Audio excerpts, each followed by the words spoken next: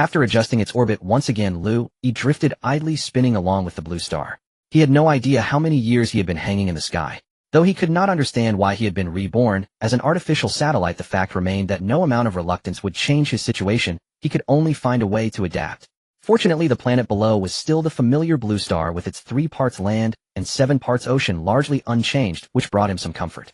However, a major problem was that Liu Yi could see no bustling cities on the land, only green fields and ruins. At night the land was pitch black, devoid of the brilliant lights he remembered. Apocalypse. Human extinction. Whether or not, when Liu Yi transmitted radio signals to the surface, he received no response at all. Moreover, his satellite had been orbiting for so long that its camera and telemetry components had aged with limited precision, allowing him only a vague view of the terrain's outline. Thus he could not clearly discern whether anyone still lived in the ruined buildings below. Ah, how lonely. Summer had arrived. Hot wind wandered through the cluttered, cramped, moldy alleys of the ruins. A worn-out cloth shoe stepped into a muddy puddle, splashing filthy water. Enduring the sting of acidic water soaking his feet, He Xiaoxu quickened his pace, a cloth bag tied to his chest. He Xiaoxu was 15, with slightly curly short hair, a thin but agile frame, and he ran swiftly through the urban ruins. Roar!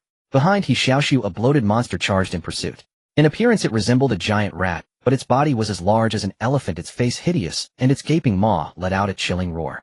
With a burst of speed, the bloated giant rat crashed into a dilapidated building, sending a shower of rubble and glass flying toward He Xiaoxu. The latter, startled, dashed into a narrow alley and narrowly escaped. But before he could feel relieved, He Xiaoxu felt a sharp pain in his leg. A fist-sized mutant rat had bitten his calf, another mutated beast similar to an ordinary rat, but with a ferocious face. Dozens more fist-sized rats were scurrying toward him from further down the alley. Damn! He kicked the small rat away, then turned and climbed the wall. His fingers dug into the crumbling cement, and in just over 10 seconds he had reached the rooftop of a 4-story building. Then he leaped across the dense buildings, quickly distancing himself from the area. The mountain-sized bloated rat, blocked by the closely packed structures, could no longer chase him. It roared in frustration and turned to seek another target. After desperately leaping across dozens of buildings, He Xiaoxu stopped on the rooftop of a 6-story building, gasping for breath. These structures, weathered for centuries, were already fragile. Several times he had landed on a rooftop that collapsed instantly. Fortunately, his reflexes were quick enough to jump to another building. Should be safe for now. He Xiaoxu cautiously scanned his surroundings while carefully opening the cloth bag tied to his chest. Inside was a flat metallic object about the size of 2 palms with a beautiful and intricate structure. Most importantly, even after centuries it remained intact.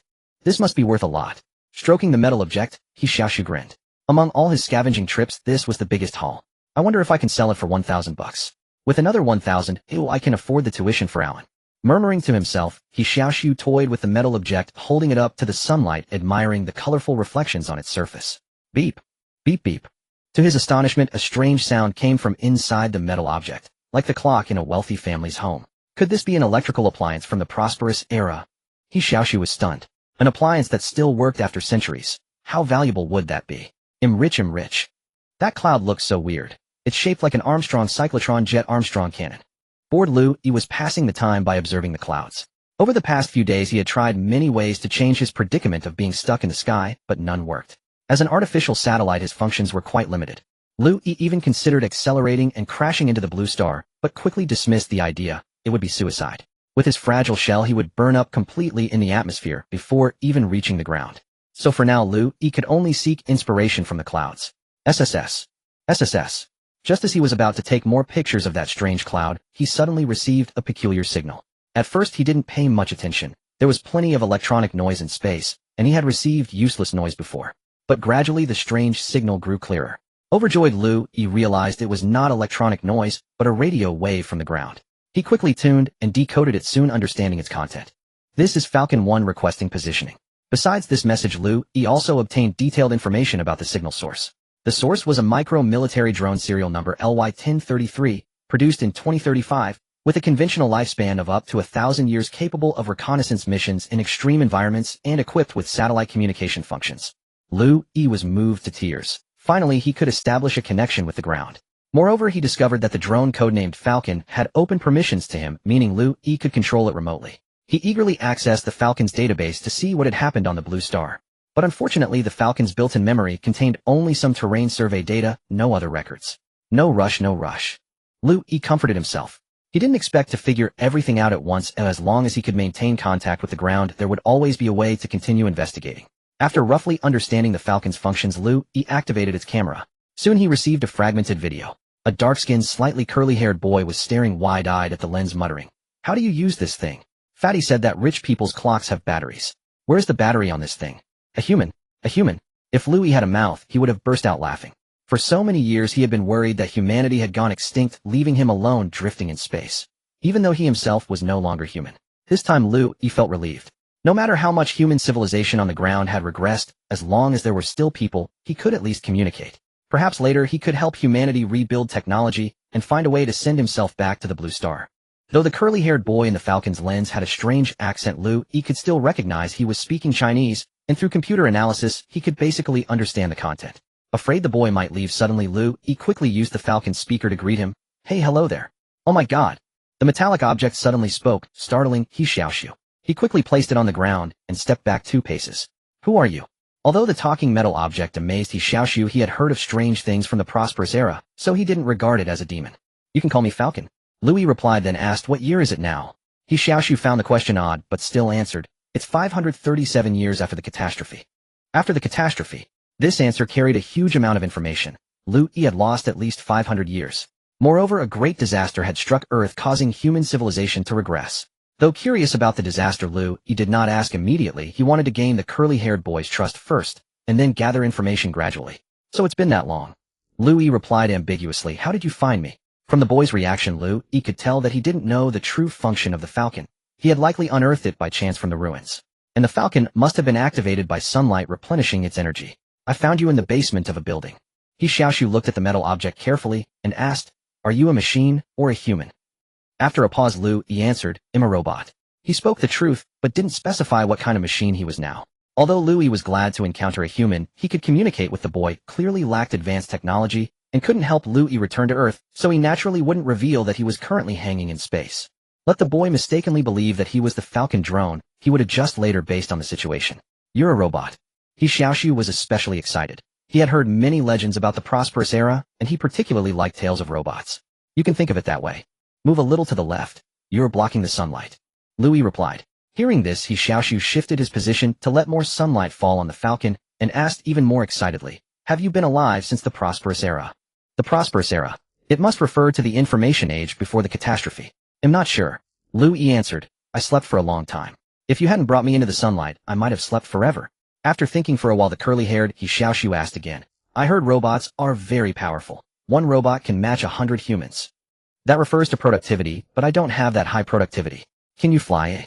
Yes, but I don't have enough energy right now. Can you refine enhancement agents?" "Enhancement agents? Sorry, I don't quite understand." Scratching his cheek, He Xiaoxu said, "That's right. You're a robot from the prosperous era, so it's normal you don't know about the catastrophe era. What is an enhancement agent?" Liu Yi asked back. Enhancement agents can strengthen a person's body, giving ordinary people abilities like mutated monsters.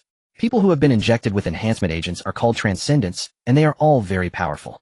If I could become a transcendent, my younger siblings could live in the inner city.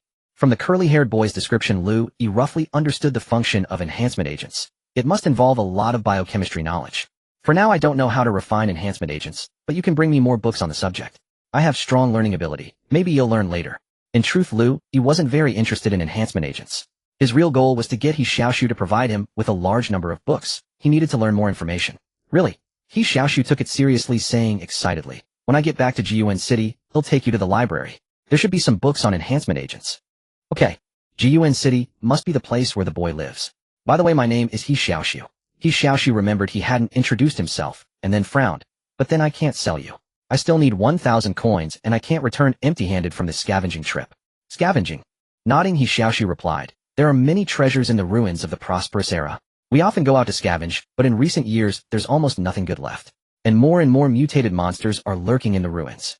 Liu Yi, hanging in space, aimed the camera at He Xiaoxu's location. He saw a circular building complex not far from the vast city ruins, covering about 100 square kilometers. At first glance it seemed connected to the ruins, but on closer inspection the circular complex was more intact and orderly. This must be Jiuan City, and Liu Yi guessed that there should be other human settlements elsewhere, but with the current precision of his camera, it was hard to distinguish them from the map. "Since you're out scavenging, why don't you travel in a team? Everyone is out to get rich. Nobody wants to share the treasures they find with others unless they are close friends." He Xiaoxu sighed. "I used to have Fatty to accompany me, but last month he joined the guard camp, so this time I'm alone." Liu Yi listened carefully to He Xiaoxu's story. Since the first human he contacted was He Xiaoxu, he would help the boy as much as he could while gathering information. After a few seconds, Liu Yi was about to ask something else, but He Xiaoxu's ear twitched. He seemed to hear something, then shouted, "Oh no, a mutated monster is approaching." With that, he grabbed the falcon and leaped to another building. Just where he had been standing, a brown-haired arm burst through the brittle cement, but grabbed nothing. Then a hideous ape broke out of the ground, screeching weirdly. This strange ape was about 2 meters long with fangs and a face like a ghost mask. "It's a ghost-faced brown ape." He Xiaoxu's face turned pale, and he turned to leap away. Ghost-faced brown apes always travel in groups.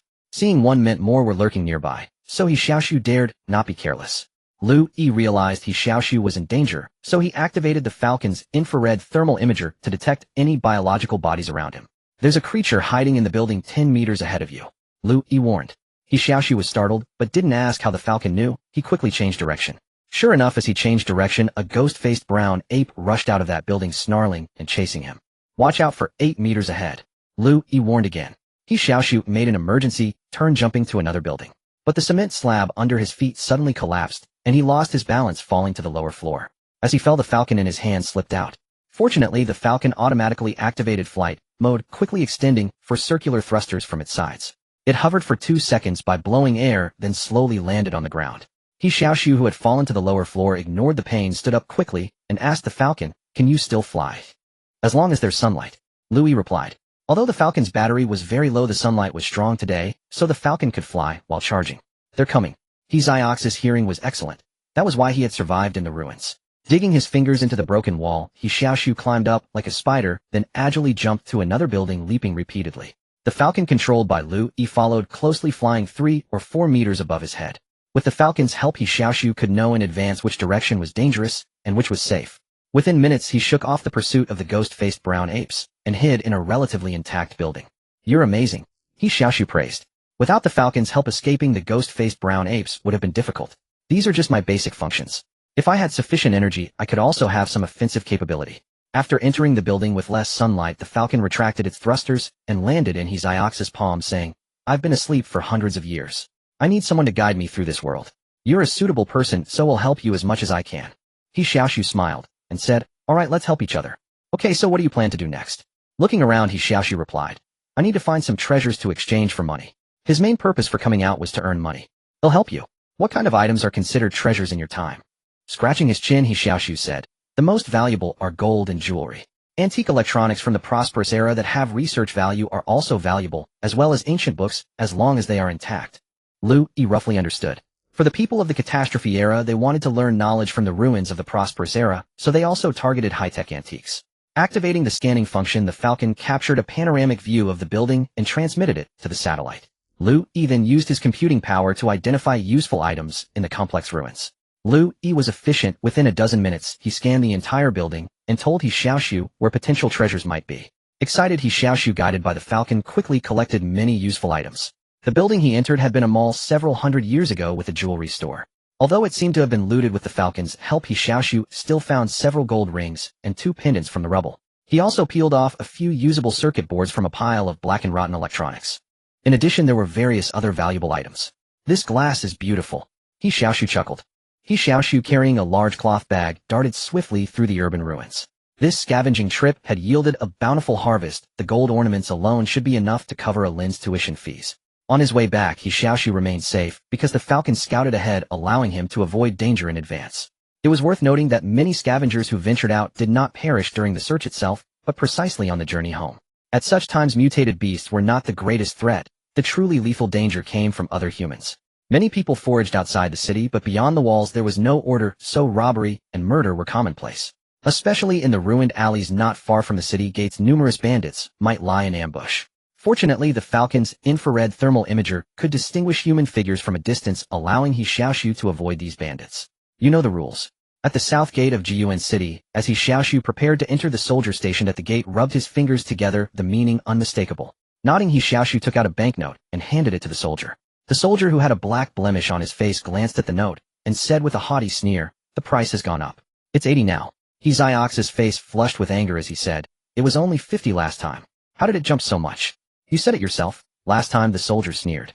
"The situation is tense now, and the higher-ups have restricted movement. Not charging you 100 is already merciful. Or, Do you want me to search you? As he spoke, the soldier stared greedily at the bundle on He Xiaoxu's back. The returns of scavengers varied. The soldier had no idea what the bundle was worth, so he dared not break the rules and rob him outright. Of course, if he knew there was gold inside, he might have acted long ago. Provided, of course, that no one else was watching. Hurry up, or the price might go up again, said another bald guard. Look at all the stuff you're carrying. You're obviously well off. It's only 30 extra, and you're already making a fuss. What I have here isn't worth much. Muttering to himself, He Xiaoxu reluctantly pulled out another 30 and handed it over. Go on in, said the bald soldier, pocketing the money and jerking his thumb toward the gate. Next time ITLL be 200. Make sure to tell your scavenger friends. What? He Xiaoxu exclaimed in fury. This is outrageous. We risk our lives to earn this money. The soldier with the blemish turned his head and sneered, got a problem. Taking a deep breath, He Xiaoxu dared not defy the soldier and entered the city with a dark scowl. The Falcon meanwhile soared to a height of several hundred meters, descended into the city at a sparsely populated spot, and then returned to He Xiaoxu. This is too much. He Xiaoxu crossed his arms and fumed. Before it was 100 to go out and 50 to come back. Now it's doubled overnight. Who would dare to go out like this? Liu Yi had already learned from He Xiaoxu that many of the lower-class residents in Jiyuan City made their living by scavenging, typically earning only 200 or 300 per trip. If the guards charged such fees, the scavengers would have to find far more valuable items just to break even, or else their efforts would be in vain. Maybe they're raising the threshold to force you scavengers to venture farther afield, Liu Yi speculated. Nodding, He Xiaoxu said grimly, I think so too. In recent years, the good stuff near the city has been getting scarcer, but the farther out you go, the more dangerous it gets. Liu Yi, who didn't know much about the situation, refrained from saying more. Through the Falcon's camera, he saw someone approaching, so he landed on He Xiaoxu's hand and said, they'll keep a low profile for now. All right. He Xiaoxu wrapped the Falcon in the cloth bag, then pushed through the crowd and hurried back to his dwelling. Jiyuan City was a typical circular city covering over 100 square kilometers with both an inner wall and an outer wall. The outer wall separated the wilderness and ruins from the city, while the inner wall separated the poor from the rich. In its early days, Jiyuan City had only the inner wall. It took decades of effort to expand and build the outer wall. Inside the outer wall was the outer city. Inside the inner wall was the inner city. However, compared to the inner wall, which stood over 10 meters high, the outer wall was only 7 or 8 meters tall and was frequently attacked by mutated beasts. Scavengers like He Xiaoxu could only live in the outer city, specifically in the 6 o'clock district, which suffered constant assaults from mutated creatures. The circular Jiyuan City was like a clock face, so the administrators divided the outer city into 12 districts named after the hours. The 6 o'clock district lay directly south of the city, dominated by farmland. The roads were muddy, and during the rainy summer the ground was covered in filthy puddles. In terms of area and population, the 6 o'clock district was roughly the size of a small rural village from the prosperous era, but its living standards were far inferior. Not only compared to the prosperous era, even compared to the feudal age, the people here lived much worse. At the root of it all was insufficient land. Within Jiyuan City, the walls and weapons offered protection, but beyond the walls, dangerous mutated beasts roamed everywhere. Ordinary people who ventured out faced a near-certain death sentence, let alone staying outside for long periods to cultivate farmland. Thus, with only 100 square kilometers of land, it was sheer fantasy for Jiyuan City to feed all its 100,000 residents. The poor were lucky to scrounge up a single meal a day to survive. 1,800. In a dimly lit shop at the central market of the 6 o'clock district, a man with wrinkled dry skin and thick messy eyebrows examined the goods He Xiaoxu had brought by the light of an oil lamp. The gold ornaments are worth 1,000, and the rest adds up to 800. Frowning, He Xiaoxu said unhappily, Old Gua, don't try to cheat me. This gold alone must be worth at least 2,000, and this battery board is still intact. Just from a research perspective, it's worth 500. Altogether, it should be at least 3,000, right? Glancing at He Xiaoxu, the man called Old Gua sneered, gold rings and battery boards are valuable, but only if you can get them into the inner city for a good price. If you can deliver them yourself, go ahead. If not, stop complaining. 1,800. Take it or leave it.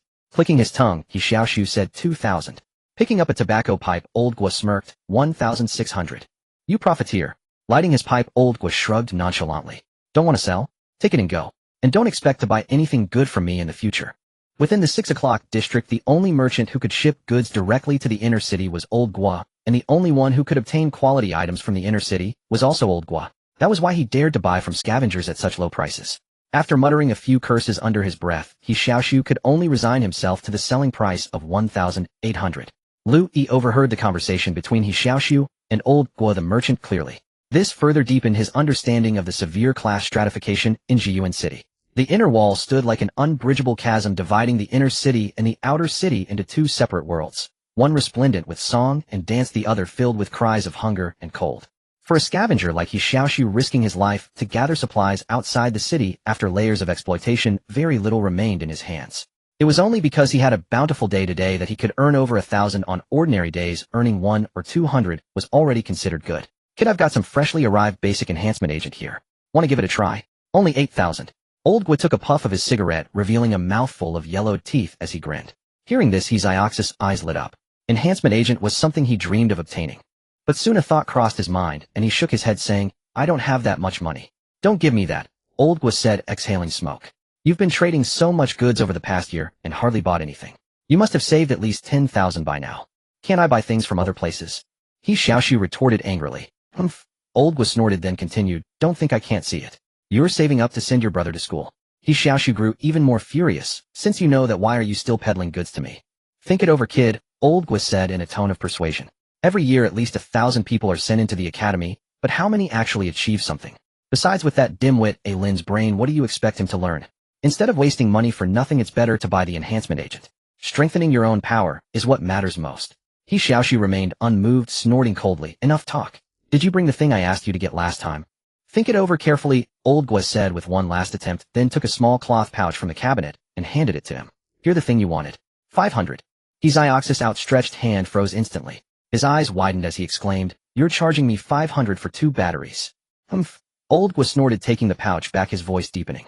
Do you have any idea how hard it is to get these? Apart from the big shots in the inner city, who in their right mind would buy this? If you don't want them, I won't sell them to you. Fine. He Xiaoxu had no choice. When it came to trading, he was no match for the cunning Old Gua. Afterward, He Xiaoxu bought some daily necessities as well, and his 1,800 quickly dwindled to just over 700. Leaving Old Gua's shop, He Xiaoxu turned his head and spat a silent curse. Did you buy the glue? The Falcon flew out from between the buildings and asked He Xiaoxu. Yes. He Xiaoxu took out a bamboo tube he had just bought and shook it twice. This should be enough to stick those mirror shards together. While collecting supplies in the ruins outside the city, Liu Yi had specifically instructed He Xiaoxu to bring a pile of mirror shards, intending to later create a reflective surface for sunlight, so the Falcon could absorb solar energy more efficiently. The purchase of glue was to piece the shards together. As long as it could reflect sunlight, whether a complete mirror or broken pieces, it was fine for Liu Yi. Alin Xiaomi Mao Mao Kai Xian him back. He Xiaoxu walked into a dilapidated courtyard and called out loudly. Soon 4 children ran out quickly. The youngest around 7 or 8, the oldest only about 12. Brother Xiaoxu, did you bring us any good food? A round-faced little boy asked, sucking his finger and looking at He Xiaoxu with hopeful eyes. All you think about is food. Another girl with a ponytail scolded the round-faced boy, then turned to He Xiaoxu with concern. Brother Xiaoxu, did you run into any danger on this scavenging trip? Are you hurt? Smiling, He Xiaoxu patted the heads of his younger siblings and said, I'm fine. This time was a big haul. Look what I bought for you. With that, He Xiaoxu opened his bundle and handed out the items he had just bought to his younger brothers and sisters. Liu Yi guided the Falcon to land on the roof of their house, watching the scene quietly. On the way back to the city, He Xiaoxu had told Liu Yi that he had 4 younger siblings, but none of them were blood-related. 6 years ago, the 6th district was attacked by mutant monsters, resulting in heavy casualties. Many were left orphaned, including He Xiaoxu and these children. Later, an officer adopted them, arranging for them to live in the shabby courtyard and raising them. However, 2 years ago, the 6th district was attacked again. That officer died in battle against the mutant monsters, leaving these children without anyone to rely on. He Xiaoxu, being the oldest, took on the responsibility of caring for his younger siblings. Over the past 2 years, he had gone out scavenging many times, working desperately to earn money so they wouldn't go hungry. Fortunately, He Xiaoxu was lucky. Despite his young age, he had ventured outside the city many times and not only survived each time, but often returned with substantial gains. This time, for instance, he had dug up the Falcon. That was a huge score. Where's Lin? He Xiaoxu noticed that one brother was missing while sharing the goodies with his siblings. He's hiding in the inner room, doing research, said the round-faced Mao Mao, while munching on a piece of dark bread, mumbling. He seems to have found something new in a book lately, and has been conducting strange experiments. Is that so? He Xiaoxu smiled, told his siblings to eat slowly, then picked up the 2 batteries and a piece of dark bread as he walked into the inner room. There, a boy of about 12 sat on the floor, surrounded by a pile of odd and ends. He was reading a book while assembling damaged parts. Alin He Xiaoxu crouched beside him and asked, What are you working on this time? Alin was small in stature with fair skin that made him look clean. With a pair of glasses on his brows, carried an air of scholarly refinement. Brother, you're back. Alin's face lit up with joy. He stopped what he was doing and asked with concern, Are you hurt? No worries. He Xiaoxu waved his hand casually. I've been outside the city so many times. With my skills, nothing can happen. Mao Mao said you've been doing experiments all day. Alin nodded, picking up a pile of loose parts. I'm trying to make a fan, but I don't have any batteries. Hearing this, He Xiaoxu smiled and took out the 2 batteries. Look what this is. Wow. Thanks, brother. Lin shouted excitedly, taking the batteries, eagerly ready to continue his experiment. Don't rush. He Xiaoxu said. Lin, I've saved up enough. 10,000. The academy is recruiting next month. Before he could finish, Lin kept shaking his head. Brother, I don't want to go. I can study on my own. Use that money for something else. No. I promised Uncle Wang I would get you back to the inner city. He Xiaoxu was adamant about this matter. Only by going to the academy can you become a researcher and be qualified to live in the inner city. The Uncle Wang He Xiaoxu mentioned was the officer who had taken them in 6 years ago, and Lin was actually that officer's biological son. Uncle Wang was originally from the inner city, but he was transferred to the 6th district in the outer city due to a mistake, and his son Lin came with him to the outer city. Among these children, only Lin could read, so He Xiaoxu had always insisted on sending Lin to the academy for a better education. I don't want to go to the inner city. Lin was stubborn. I'm perfectly fine living here. But if you don't go to the inner city, you can never learn real technology. He Xiaoxu understood that the most advanced knowledge in Jiyuan City was all concentrated in the inner city. Lin could never learn anything useful in the outer city. At that moment, the falcon slowly flew into the inner room. They'll teach him. While He Xiaoxu and Lin were conversing, Liu Yi had already used the falcon to roughly observe the various experimental parts in Lin's room. Although from Liu Yi's perspective these creations were exceedingly crude, many even fundamentally flawed, this did not detract from his recognition of Lin's unwavering dedication to science and technology. To be frank, Liu Yi had observed much during his journey into the city, and the degree of human civilization's regression struck him as almost inconceivable. Logically speaking, since the people of Jiyuan City were aware of the prosperous era that existed over 500 years ago, and had collected numerous ancient texts, the cultural rift should not have been so severe. Yet unfortunately, the vast majority of Jiyuan City's inhabitants lived a pre-industrial agrarian life, or even worse. After much deliberation, Liu Yi concluded that the sole reason was the city's diminutive size. Without sufficient raw materials to fuel industrialization, even possessing the knowledge would be futile. Even if a researcher within Jiyuan City could produce electronic instruments, mass production would remain impossible, rendering such technology obsolete over time. Liu Yi understood that to allow his true form to return to Blue Star, he would need to rely on a nation or organization with a robust industrial foundation. For now, Jiyuan City lacked such conditions. Thus, he had no choice but to gradually help the city develop. In this regard, He Xiaoxu made a promising proxy, yet Liu Yi still required technical talent to drive industrialization forward. He Xiaoxu, who could barely read a few characters, was naturally unfit to serve as technical talent. Fortunately, Lin seemed a suitable candidate. So upon overhearing the conversation between He Xiaoxu and Lin, Liu Yi proactively offered to take on the role of Lin's teacher. Brother, what is this? Wearing old spectacles, Lin spotted the falcon hovering in midair, and his eyes instantly lit up like those of a gold prospector striking a rich vein. He Xiaoxu froze for a moment, about to introduce it, but Liu Yi spoke directly through the falcon. I am Liu Yi. You may call me Falcon. I was born in the prosperous era and lay dormant in the ruins of the city for over 500 years, only recently seeing the light of day, thanks to He Xiaoxu's help. You are a robot. Lin's excitement surged. He clenched his fists and raised them halfway, exclaiming, can you truly teach me knowledge? Scanning the books on the ground through his camera, Liu Yi replied, such knowledge was the most basic in the prosperous era. Learning it is not difficult. I can also teach you higher level subjects: physics, biology, chemistry, polymer materials, and more. In the past, Liu Yi's knowledge base might have been mediocre, but now transformed into an artificial satellite. He not only possessed a database containing vast technical archives, but also a powerful central processor that allowed him to comprehend profound concepts he once could not grasp, all within a very short time. Moreover, if He Xiaoxu could procure more books for him, his knowledge reserves would skyrocket. He Xiaoxu stood dazed to the side, pondering. He realized that entrusting Lin's education to Falcon might actually be a splendid idea. After all, his goal was to turn Lin into a researcher, someone who studies the science and technology of the prosperous era. Now that a living robot from that era was right here, why bother sending Lin to the academy? Could those so-called professors possibly know more about the prosperous era than Falcon? My energy is currently insufficient to teach you right away. Once I replenish my power, I will guide you using the teaching methods of the prosperous era. Hearing this, Lin nodded excitedly, and after a long pause he asked, teacher, what must I do to help you replenish your energy? Even before the lessons began, Lin had already addressed him as teacher. Liu Yi did not answer. Instead, he directed the falcon's camera toward He Xiaoxu. After a 2-second delay, He Xiaoxu snapped back to reality and hurried out of the inner room, saying, I'll get the glue and broken mirror shards.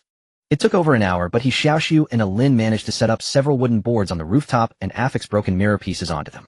Under Liu Yi's guidance, they adjusted the positions to successfully concentrate sunlight onto a single spot. Before sunset, the falcon managed to absorb over 3 hours of high-intensity solar energy, recharging its power to 15%. That amount was sufficient for the falcon to remain on standby for 15 days, or to sustain continuous flight for 150 minutes. However, if used for attack, this energy could only power a laser for 1.5 seconds. As a military drone, the Falcon naturally possessed offensive capabilities. Yet, given its small size, it could not be equipped with conventional weapons while maintaining durability. Thus, the Falcon's only attack method was a laser, a weapon that consumed energy at an extreme rate, capable of firing for only 10 seconds, even at full charge. Its lethality was nonetheless formidable. Even a laser pulse lasting just 0.1 seconds could inflict tremendous damage on a target. After nightfall, Liu Yi saw no need to keep the Falcon on the rooftop, so it flew inside the house to begin teaching Lin, continuing late into the night.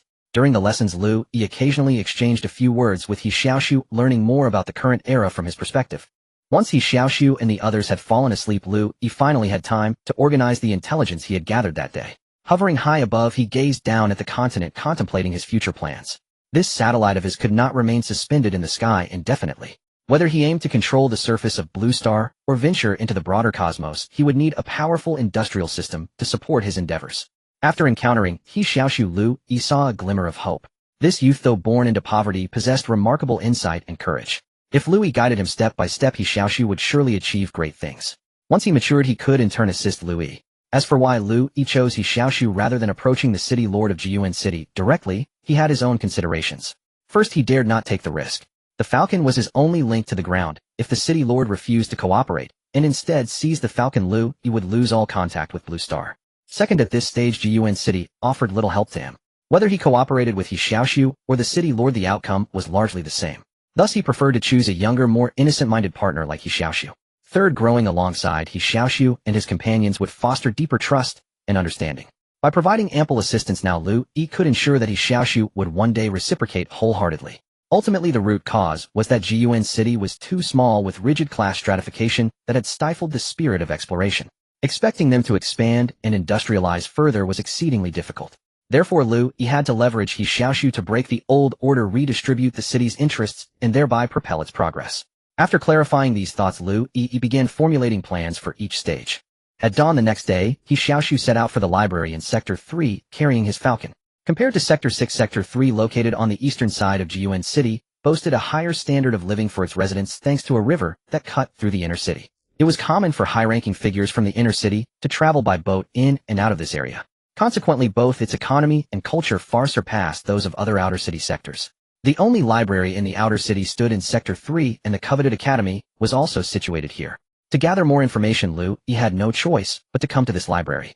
Are there also partition walls between the outer city sectors? The journey from Sector 6 to Sector 3 was not short. Even taking the main road, it was over 10 kilometers, as the entire outer city formed a ring, requiring an arc-shaped route to reach another sector. After their time together yesterday, Liu Yi and He Xiaoxu had grown quite familiar. Thus they chatted as they walked along the way. He Xiaoxu constantly inquired about the era of prosperity, while Liu Yi asked him for details about Jiyuan City. They all have partition walls, He Xiaoxu replied. It said that when the outer wall was originally expanded, it wasn't built all at once. Instead, the wall was gradually constructed in wedge-shaped sections, one after another, until all 12 sectors were completed. Then the outer wall was uniformly raised higher. He Xiaoxu carried the Falcon in his hands, wrapped in a cloth bag, with only the lens exposed. Through the Falcon, Liu Yi observed the partition wall between sectors and remarked, "I see. It looks like this partition wall is much lower than the outer wall. Don't underestimate these walls, they serve a crucial purpose." He Xiaoxu pointed to the distant outer wall and said, "The outer wall is often attacked by mutant beasts. If breached, the garrison soldiers can retreat to the partition walls, preventing the entire outer city from falling. In our Sector 6, the outer wall has been breached twice in the last decade. But after the soldiers retreat to the partition walls and regroup, they can quickly launch a counterattack, driving the mutant beasts away and reclaiming the outer wall." Indeed, the administrators of Jiyuan City were clever. Dividing the city into wedge-shaped sectors ensured orderly traffic and distributed risk, preventing the entire outer city from collapsing in an emergency. As long as the outer city was safe, the inner city could rest easy. Sector 3, Changhong Library. He Xiaoxu sat in a corner on the second floor with a pile of books spread before him. He flipped through them one page after another, but he couldn't understand a single word, yawning repeatedly. The one truly reading was Liu Yi. The Falcon sat on the table, its camera capturing the book's contents and transmitting them to the sky. With his powerful computational abilities, Liu Yi quickly recorded all the information into his database. In the span of half a day, He Xiaoxu had read several hundred books. Fortunately, the library had few visitors that day, or He Xiaoxu's strange behavior might have been mistaken for troublemaking. Books in the outer city library could only be purchased, not borrowed, so He Xiaoxu and Liu Yi had to resort to this method of recording data. After recording hundreds of books, Liu Yi finally gained a general understanding of the Great Catastrophe over 500 years ago.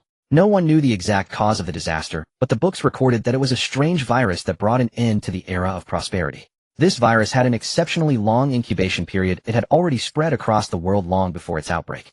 However, for those infected, it caused no severe symptoms. The true horror of the virus lay in its ability to cause severe genetic mutations in the offspring of the infected. Not only humans, but also animals and plants were affected by this virus. Whether exaggerated or not, Liu Yi read in the books that when the mutating virus fully erupted, out of 100 fetuses, only 2 or 3 showed no obvious mutations, and more than half of the mutated fetuses were no longer humanoid. When the mutating virus struck, humanity was at its peak. Naturally, when people detected mutations in fetuses through technological means, they would not allow them to be born. But animals and plants could not be aborted. Within just a few years, the entire world's flora and fauna underwent earth-shattering changes, and mutant beasts ran rampant everywhere. Humanity struggled for decades, but not only did they fail to eliminate the mutating virus and suppress the mutant beasts, they instead erupted into various wars, causing a sharp decline in population and a continuous regression of technology and civilization. Only a few survived. Because fetuses with external deformities were screened out early on, the survivors had no major physical defects and gradually adapted to the mutating virus. However, with the regression of technology, weak humans could no longer contend with the increasingly powerful mutant beasts and quickly fell from the top of the food chain to the bottom. 100 years after the catastrophe, the human population was reduced to less than 1 in 10,000. Even those who survived had degenerated intellectually to the level of savages living in caves and mountain forests, leading to a collapse of civilization. Yet at this time, human physical combat prowess was extremely formidable, and they could use the blood, organs, and plants of mutant beasts to concoct special enhancing drugs. It wasn't until 300 years after the catastrophe that humanity began to recover from the brink of extinction, building walls to block out mutant beasts. Jiuan City was founded 150 years ago, reportedly established by tribes of savages migrating from the western mountain forests. After settling, they unearthed many books from the era of prosperity from the ruins of surrounding cities, gradually regaining the knowledge of the past and developing to this day. After learning this history, Liu Yi couldn't help but sigh at the irony of fortune's wheel. Once the lords of all creation, humans now held a lowly position among the many creatures. Besides understanding human history, Liu Yi also learned a great deal about mutant beasts. After centuries of survival of the fittest, the mutant beasts that now roamed the surface were all formidable opponents. Beasts over 10 or even dozens of meters in length were not uncommon, most being descendants of pets or livestock, such as dogs, cats, pigs, chickens, ducks, cattle, and sheep. The offspring of rodents were especially numerous. In the past, these animals were human playthings or meals. Now roles were reversed, and humans had become their prey. Facing these terrifying mutant beasts, Jiuan City classified them into 10 levels of threat. The ghost-faced brown ape that chased me yesterday was only a level 2 threat, He Xiaoxu said, opening a beast illustration guide. Most of the beasts roaming the edges of the city ruins are low-level, so we ordinary people dare to scavenge there. But once you venture deep into the ruins, that's where high-level beasts roam, extremely dangerous. Liu Yi found this puzzling. Why is that? The center of the ruins is mostly concrete ground with few plants. Logically, there should be fewer creatures, right? He Xiaoxu shook his head and replied, the plants there don't necessarily rely on the ground. Huh. Liu Yi was baffled. The plants in the ruins center can move. Can plants move? Liu Yi was astonished by this. Could a plant that walks still be called a plant? He Xiaoxu was unimpressed by his doubt, saying, in the urban ruins, the most dangerous things are not animals, but plants. I heard that those mutated plants feed on human flesh. When the great disaster struck, millions of people died in the cities, and those mutated plants sustained themselves on that flesh. That sounds terrifying. I think so too. That's why almost no one dares to venture deep into the ruins except for the transcendents. He Xiaoxu spoke of transcendence with an expression of admiration. Liu Yi said, you seem to really want to become a transcendent. Of course, He Xiaoxu replied. If I became a transcendent, I wouldn't have to scavenge outside in constant fear of avoiding those mutated monsters.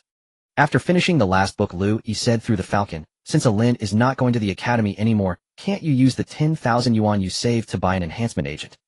I do have that plan, but I don't know what kind of enhancement agent to buy. The basic potion that Old Gua mentioned is too low quality. Fatty told me that drinking it doesn't have much effect. But I can't afford the expensive ones now. The Fatty He Xiaoxu mentioned was one of his few friends about the same age named Lin Lang. However, Fatty had now joined the garrison forces and was in training. By the way, you said yesterday that by reading books about mixing potions you might learn how to concoct enhancement agents. So do these books mention how to mix potions? This was the main reason He Xiaoxu brought Liu Yi to the library. After a few seconds of silence, Liu Yi replied, Unfortunately, these books only cover the classifications of various enhancement agents. They say nothing about how to mix them. I can't find a way to concoct them from such superficial knowledge. He Xiaoxu wasn't too disappointed, because if enhancement agents could be learned so easily from books, then anyone who could read would be able to make them, and they wouldn't be sold at such high prices. However, even though I can't mix enhancement agents, I do have a way for you to afford them. He Xiaoxu, who was putting books back on the shelves, brightened and asked, "What method?" "Make money. Make money. Yes, if you trust me, you can use the 10,000 yuan as capital to invest and gain greater returns." He Xiaoxu didn't answer immediately. Frowning, he pushed the book into the shelf, weighing the pros and cons. After all, this 10,000 yuan was what he had risked his life for over the past 2 years in the ruins. Liu Yi said nothing more, letting He Xiaoxu think it over slowly. After a few minutes of thought, He Xiaoxu said, "Okay, I trust you. Consider this 10,000 yuan as your tutoring fee for a lin. You decide how to use it." "Good. First, it's hard to achieve anything alone. You need to hire several more scavengers as helpers. For the outer city people, scavenging is not something anyone can do. Besides being physically strong, bold, and meticulous, the most important thing is not to be too greedy. First-time scavengers tend to fill their bags with anything valuable they find, but when they return to the city, the heavy bags slow them down. When encountering mutated monsters, they either abandon the items or face death. Therefore, experienced scavengers know to pick small, valuable items. However, these are only the basic conditions for an entry-level scavenger. A scavenger who can repeatedly make a fortune from danger must also be familiar with the terrain and roads of the ruins. They must know where mutated monsters are few and where to hide. He Xiaoxu is the most experienced scavenger I know. Walking on the muddy road, He Xiaoxu said, but last year he was attacked by a mutated monster during a scavenging trip and was severely injured. Even though he has recovered now, he rarely goes to the ruins anymore. The Falcon landed on He Xiaoxu's shoulder, and Liu Yi said through the drone speaker, "Why? Does he have other sources of income?" Shaking his head, He Xiaoxu said, "He has no other income besides doing some farm work on the public fields. The reason he stopped scavenging is mainly that he lost his former courage. He himself said that scavenging cannot be done with fear, otherwise death is near." "Then why did you choose him as your helper?" He Xiaoxu said in a low voice, 2 years ago when I first went out to scavenge, He Xiaoxu was the one who led me. In terms of familiarity with the ruins, no one in the Liujian district can match him. You also said that your plan is targeted scavenging. Ordinary scavengers can hardly reach the exact locations we want to go to. Alright, you choose the scavengers yourself. They'll provide the specific route map tomorrow." With that, the Falcon flew into the air. Nodding, He Xiaoxu went around a narrow alley and stopped in front of a shabby house, knocking on the door. The door was opened by a middle-aged man with dark skin, wearing a coat covered in mud, who glanced at He Xiaoxu with narrow eyes. "Curly kid, what do you want?" "Scavenging," He Xiaoxu replied succinctly. "No," He Xiaoxu said without any nonsense, and directly closed the door. He Xiaoxu was not in a hurry. He knocked again. "What is it?" He Xiaoxu opened the door again. Grinning, He Xiaoxu said, "Make money." Frowning, He Xiaoxu asked, "How much money?" 1,000 yuan for one trip to the ruins. "Can you afford that?" He Xiaoxu was surprised. A scavenging trip might not even earn you 1,000 yuan, and now the entry and exit fees have risen to 280 yuan. "You're not thinking of going deep into the ruins, are you?"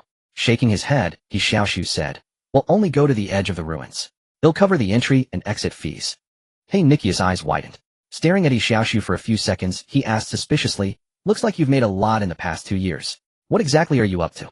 "Make money," He Xiaoxu said firmly. In one day, He Xiaoxu managed to hire 3 scavengers. He Xiaoxu had originally planned not to scavenge again, but the prospect of earning a net of 1,000 yuan per trip regardless of the haul tempted him. Relying solely on farm work, he only earned a few dozen yuan a day, which couldn't support his family. The other 2 were brought by He Xiaoxu, and He Xiaoxu would pay them 800 yuan each per trip. The 4 of them prepared and gathered at the south gate of Jiyuan City at the appointed time. Here is the route map. Your task is to reach the designated locations and retrieve the items marked there. He Xiaoxu handed the 3 hand-drawn maps to He Xiaoxu and the other 2 hired scavengers, saying, "I've already given you the deposit. Just bring the items back to me, and you'll pay the remaining balance." He Xiaoxu glanced at the map and saw that the routes avoided the dangerous layers of mutated monsters, so he nodded and said, "Okay." After confirming, the 3 left the city one after another, heading to their respective targets. He Xiaoxu looked at the 3 scavengers leaving Jiyuan City and said worriedly, "Lying, is this plan really feasible? I've just lost over 3,000 coins. If they end up embezzling the items after finding them, wouldn't I be at a loss?" Liu Yi's money-making plan for He Xiaoxu was actually quite simple. It was still scavenging. However, unlike before, Liu Yi would first control Lying to search for valuable items in the ruins and mark them, then provide a route map to He Xiaoxu, who would hire people to bring the marked items back to Jiyuan City. Because Lying had a camouflage function, it could almost become invisible in the air, and its target was very small. Those mutated beasts were no threat to Lying at all. Thus, the entire city ruins were accessible to Lying. Actually, I could bring these items back to the city by myself, He Xiaoxu muttered. Why do we have to spend money to let others fetch them? He Xiaoxu grumbled. Can you carry that much by yourself? Liu Yi retorted. Can't I just make several trips? Several trips. If we want to get rich, we have to make dozens or even hundreds of trips before it's truly getting rich. Hundreds of trips. He Xiaoxu exclaimed in surprise, then realized he was not far from the city gate and feared being heard by the guards. Covering his mouth, he walked away and whispered, impossible. There's not that many valuable things left at the edge of the ruins. Liu Yi chuckled naive. The wealth contained in a city during its prosperous era far exceeds your imagination. What you've been digging up is only the obvious part. If you search inch by inch slowly, you'll find that even hundreds of trips won't be enough to take away all these items. Of course, I understand that when you scavengers dig, you have to constantly watch for mutated beasts, so you can't search thoroughly. But now it's different. I can help you find valuable items in advance and mark them. Your task is to bring these things back to Jiyuan City. However, scavenging is still a highly risky endeavor. Even with my help scouting the way, accidents are inevitable. So you need to minimize the number of times you go out and spread the risk through hiring others. He Xiaoxu nodded to show he understood, but then reconsidered and said, but that's not right. It's still the same problem. If the people I hire find the marked items and embezzle them, won't I lose both my money and the goods? Liu Yi hovered above He Xiaoxu's head and replied, this situation is unavoidable in the early stages. But as long as someone fails to bring back the marked goods, you can simply refuse to hire him in the future.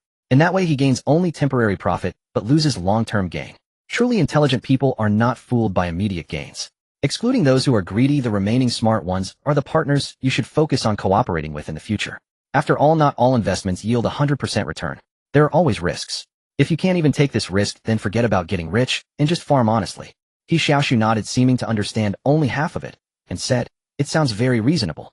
Anyway, I said this money is your tuition for teaching a Lin, so you call the shots. As they talked, He Xiaoxu returned to his residence.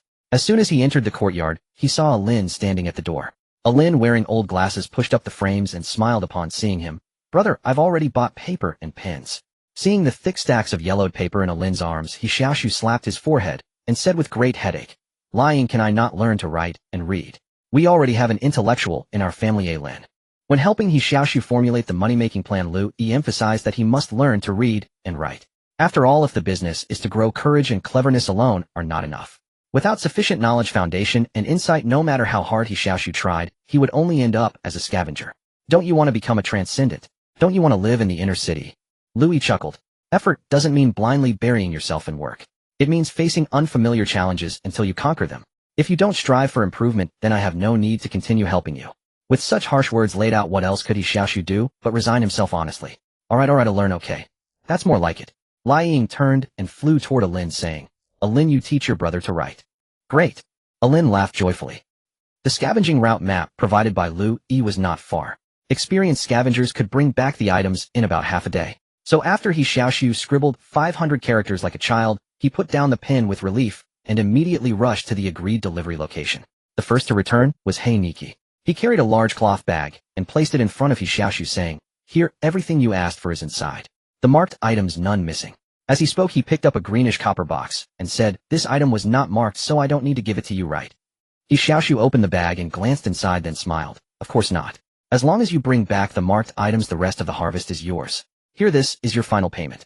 Taking the 500 coins from He Xiaoxu, He Xiaoxu frowned and said, Little Curly, how did you know those places had these things and even marked them? He Xiaoxu certainly couldn't tell him that. That's a business secret. If I told you, how could I make money? But don't worry, there will be this kind of work regularly in the future. You were the one who brought me into the scavenging business, so I trust you. Let's get rich together. Picking up the cloth bag, He Xiaoxu laughed happily. He could see that the items in the bag were all valuable, but He Xiaoxu had brought back every single one, proving that he was the smart person Liu Yi had mentioned, a partner for long-term cooperation. Staring at He Xiaoxu, He Xiaoxu was silent for a long time, then sighed. You've really grown up, kid. I never thought you could make a big business in the scavenging line. Captain Wang would be very pleased to know. The Captain Wang in He Xiaoxu's mouth referred to a Lin's father, Wang Jun. When Wang Jun was stationed in the Liudian district, He Xiaoxu served under him. So after Wang Jun died, he occasionally took care of these half-grown children. Pinching a pinch of tobacco from the cloth pouch at his waist, which he usually couldn't bear to smoke, He Xiaoxu rolled it in old paper and said, If you really have a way to get rich, then I'll entrust my old life to you. Sitting on a stone, He Xiaoxu said, Thanks, Uncle Xiaoxu. If we really make a fortune, we might even have a chance to become transcendents. He Xiaoxu struck a fire striker to light a piece of tinder, then lit his cigarette, puffing out smoke, and said, I don't dare to dream of becoming a transcendent. If I can save up enough money for my brat to go to the academy, they'll be content. He Xiaoxu waited for most of the day, but the other two scavengers never returned. Don't bother waiting any longer. They're not coming, said Black Loach, who had been waiting with him, letting out a sigh. Those two must have gotten their hands on the marked goods and figured the value exceeded your remaining payment. They've probably pocketed them and headed to the east or west gate to sell them off. He Xiaoxu looked up at the sky, showing little disappointment. Uncle Loach, find me 2 more scavengers tomorrow. Black Loach's eyes widened in astonishment. Are you out of your mind? You've lost so much money already. Are you still planning to keep losing? He Xiaoxu grinned. Big business. There are wins and losses. Black Loach stared at him intently for several seconds, realizing the kid had truly grown recently, his approach far more ambitious than before. Alright, I understand. As they talked, He Xiaoxu and Black Loach headed toward Old Gua's shop. Black Loach initially felt it inappropriate to accompany him since the goods were now He Xiaoxu's, but He Xiaoxu insisted, saying he would need Black Loach's long-term help, so he asked him to come along. Not bad, kid. Only 2 days and you've brought in so many good things. Old Gua, with his bushy, unkempt eyebrows, looked at the pile He Xiaoxu dumped on the counter. After carefully counting, he said, not bad. For all this, I'll give you 1,500. 3,000. He Xiaoxu said coldly. Old Gua raised his eyebrows, irritated. Are you robbing me? This stuff is nowhere near 3,000. He Xiaoxu crossed his arms. 3,000. Take it or leave it. Old Gua scoffed and pushed the goods forward. Fine, I won't take it. I'm being generous, offering 1,500, and you want to haggle. Suit yourself. He Xiaoxu began packing the items back one by one, casually remarking, with the recent hike in entry and exit fees, fewer people dare to scavenge. I imagine business hasn't been as good for you lately. Since you won't raise the price, I'll take the extra trip to the Wudian district and sell there. I'm sure the merchants there will welcome my goods. With that, He Xiaoxu finished packing and prepared to leave. Hold on. Old Gua grabbed He Xiaoxu's cloth bag, squinting. Fine, kid. You're getting sharper. Not at all. He Xiaoxu squinted back. We scavengers risk our lives for this stuff, but we have to fight for the best return. Alright, I'll give you 2,000. This stuff would fetch about that much in the inner city anyway. You might not even get that in the Wudian district. He Xiaoxu shook his head and yanked the bag. Old Gua's face twitched. He pressed down on the bag with both hands and muttered, 2,200 final offer. Any higher, and I'd be selling at a loss. After a long silence, He Xiaoxu stared at him. They'll compromise. 2,500. Take it or not. 2,500. I'd be bleeding money. Old Gua released the bag with a snort. Who does business like this? Take it wherever you want. It was clear that 2,500 exceeded Old Gua's bottom line. But He Xiaoxu remained unruffled, slinging the bag over his shoulder and ambling toward the door. In that case, they'll take all my goods. Today's, tomorrow's, the day after, and every day after, to the Wudian district to sell. Old Gua thought he was bluffing. Look at you strutting. As if you can get such good hauls every day. These aren't just his harvest alone. Black Loach, who had been standing by, spoke up. This is the combined harvest of several of us. Black Loach's line was something He Xiaoxu had discussed with him beforehand, before coming to the shop. Old Gua was stunned. What do you mean? Old Gua knew Black Loach well. He was one of the most experienced scavengers in the 6th district, though he hadn't scavenged much in the past year. Old Gua had already wondered why the guy was tagging along with He Xiaoxu. Now hearing this, he was even more confused. Nothing much. With the entry and exit fees so high now, we scavengers have to band together to survive. Little Curly and I are just representatives coming to sell. If you don't buy, it means you'll lose a lot of business in the future. Old Gua's eyes widened as he realized the gravity of the situation. Though Black Loach's words were vague, Old Gua was a merchant. A moment's thought told him what was going on. The scavengers must have found the entry-exit fees too high. From now on, instead of returning to the city with each haul, they would pool their goods, sending a representative back to sell, while the others continued scavenging. That would save a significant portion of the fees. That had to be it. With that thought, Old Gua grew anxious. Losing He Xiaoxu as a single customer was one thing, but if it was the combined goods of several people, he couldn't afford to refuse. Otherwise, how could he keep his business going? At that moment, He Xiaoxu had one foot out the door. Wait. A few cold beads of sweat formed on Old Gua's forehead. 2,500 it is. He Xiaoxu, standing at the entrance, turned around with a cheeky grin. See, taking that price from the start would have saved us all this trouble. As he spoke, he placed the items back on the counter. Don't worry. As long as the price is fair, the goods will only keep coming. You'll be raking it in. Wiping the sweat from his bushy brows, Old Gua took the bag behind the counter, counting out money, while muttering, save your boasting. With you jacking up the prices like this, how much profit do you think you'll make? If you don't bring in more goods in the future, don't expect me to bring you anything from the inner city again. Don't worry, don't worry. He Xiaoxu took the cash with a beaming smile, looking utterly innocent. 2,500 exactly. We'll be back tomorrow. With that, He Xiaoxu and Black Loach left the shop. Old Gua watched their retreating figures, lost in thought. After they had walked a distance, the dark-skinned Black Loach asked in confusion, Little Curly, those goods were all from my haul alone. Why did you tell him it was from several people? He Xiaoxu chuckled. We didn't lie. I paid for 3 laborers' wages. No matter how much we actually got, it's still the harvest of 3 people. And with the entry-exit fees going up, we really did team up. Everything we said was the honest truth. What old Guo makes of it is his own business. As long as we got the price we wanted, that's all that matters. Uncle Loach's wages were 1,000, the deposits from those two untrustworthy scavengers totaled 800, the exit fees for 3 people were 600, and Uncle Loach's return fee was 80. Adding it all up, your expenses are 2480, while your income is 2,500. Not bad, we still made 20 bucks. He Xiaoxu sat at the dining table at home listening to Alan help him tally the accounts. We actually made a profit. He scratched his curly hair feeling quite surprised. He had thought the day's ordeal would end in a loss. Liu Yi guided the Falcon to land on the table and said, although those two untrustworthy scavengers embezzled the goods, you only lost half the deposit. And if I'm not mistaken, Black Loach might go to find them tonight. He Xiaoxu bit into a piece of black bread and asked in surprise, why do you think so? Simple. Black Loach brought those two here, so they must have some connection. Now that he knows you're serious about building a big business, he probably doesn't want those two friends to fall out with you. He might try to persuade them to return the money from the sold goods so they can continue to work for you. That makes sense. With Liu Yi's insight, He Xiaoxu felt this possibility was quite likely. After all, Black Loach was a fairly upright man, always willing to help when someone in the neighborhood was in trouble. Given his character, it was indeed possible he would try to persuade them. If they really come tomorrow, should I still hire them? He Xiaoxu had been acting smart lately, largely because Liu Yi had planned everything for him in advance. So when faced with a new problem, he naturally turned to Liu Yi for a solution. But this time Liu Yi didn't answer directly. Instead he asked, what do you think? Should you still hire them?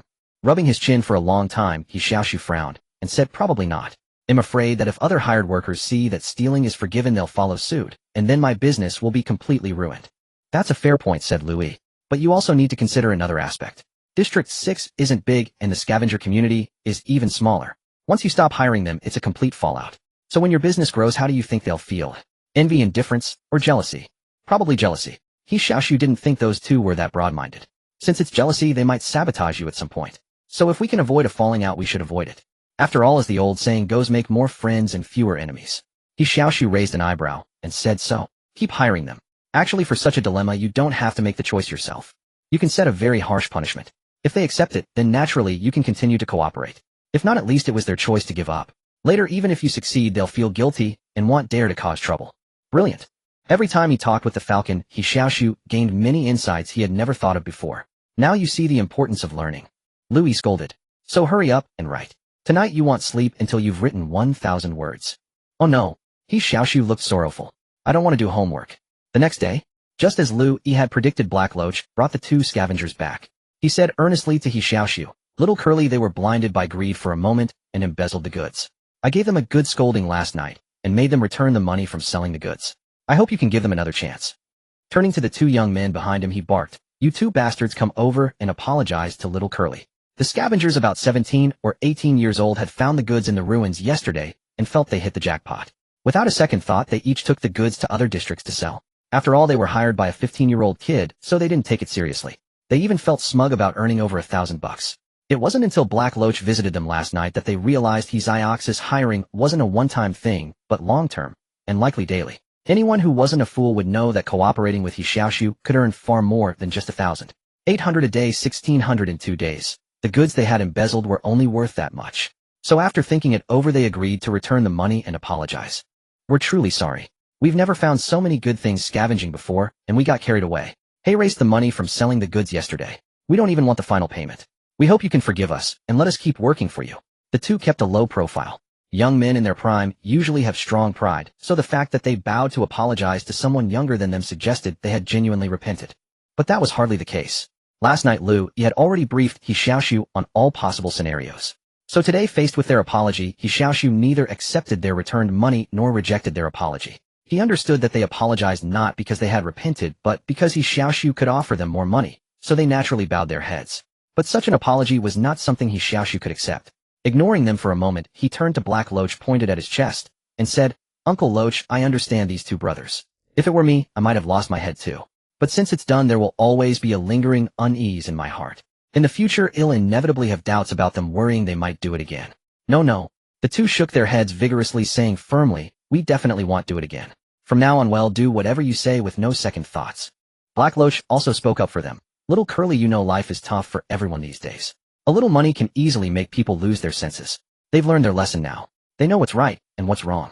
Don't worry if they ever do it again. They'll take a mallet to their house and beat them so hard their own mothers won't recognize them. He Xiaoxu kept a smile and stayed silent for a dozen seconds. Then he looked at the two and said softly, "All right, we're all from the same district. We can talk things out.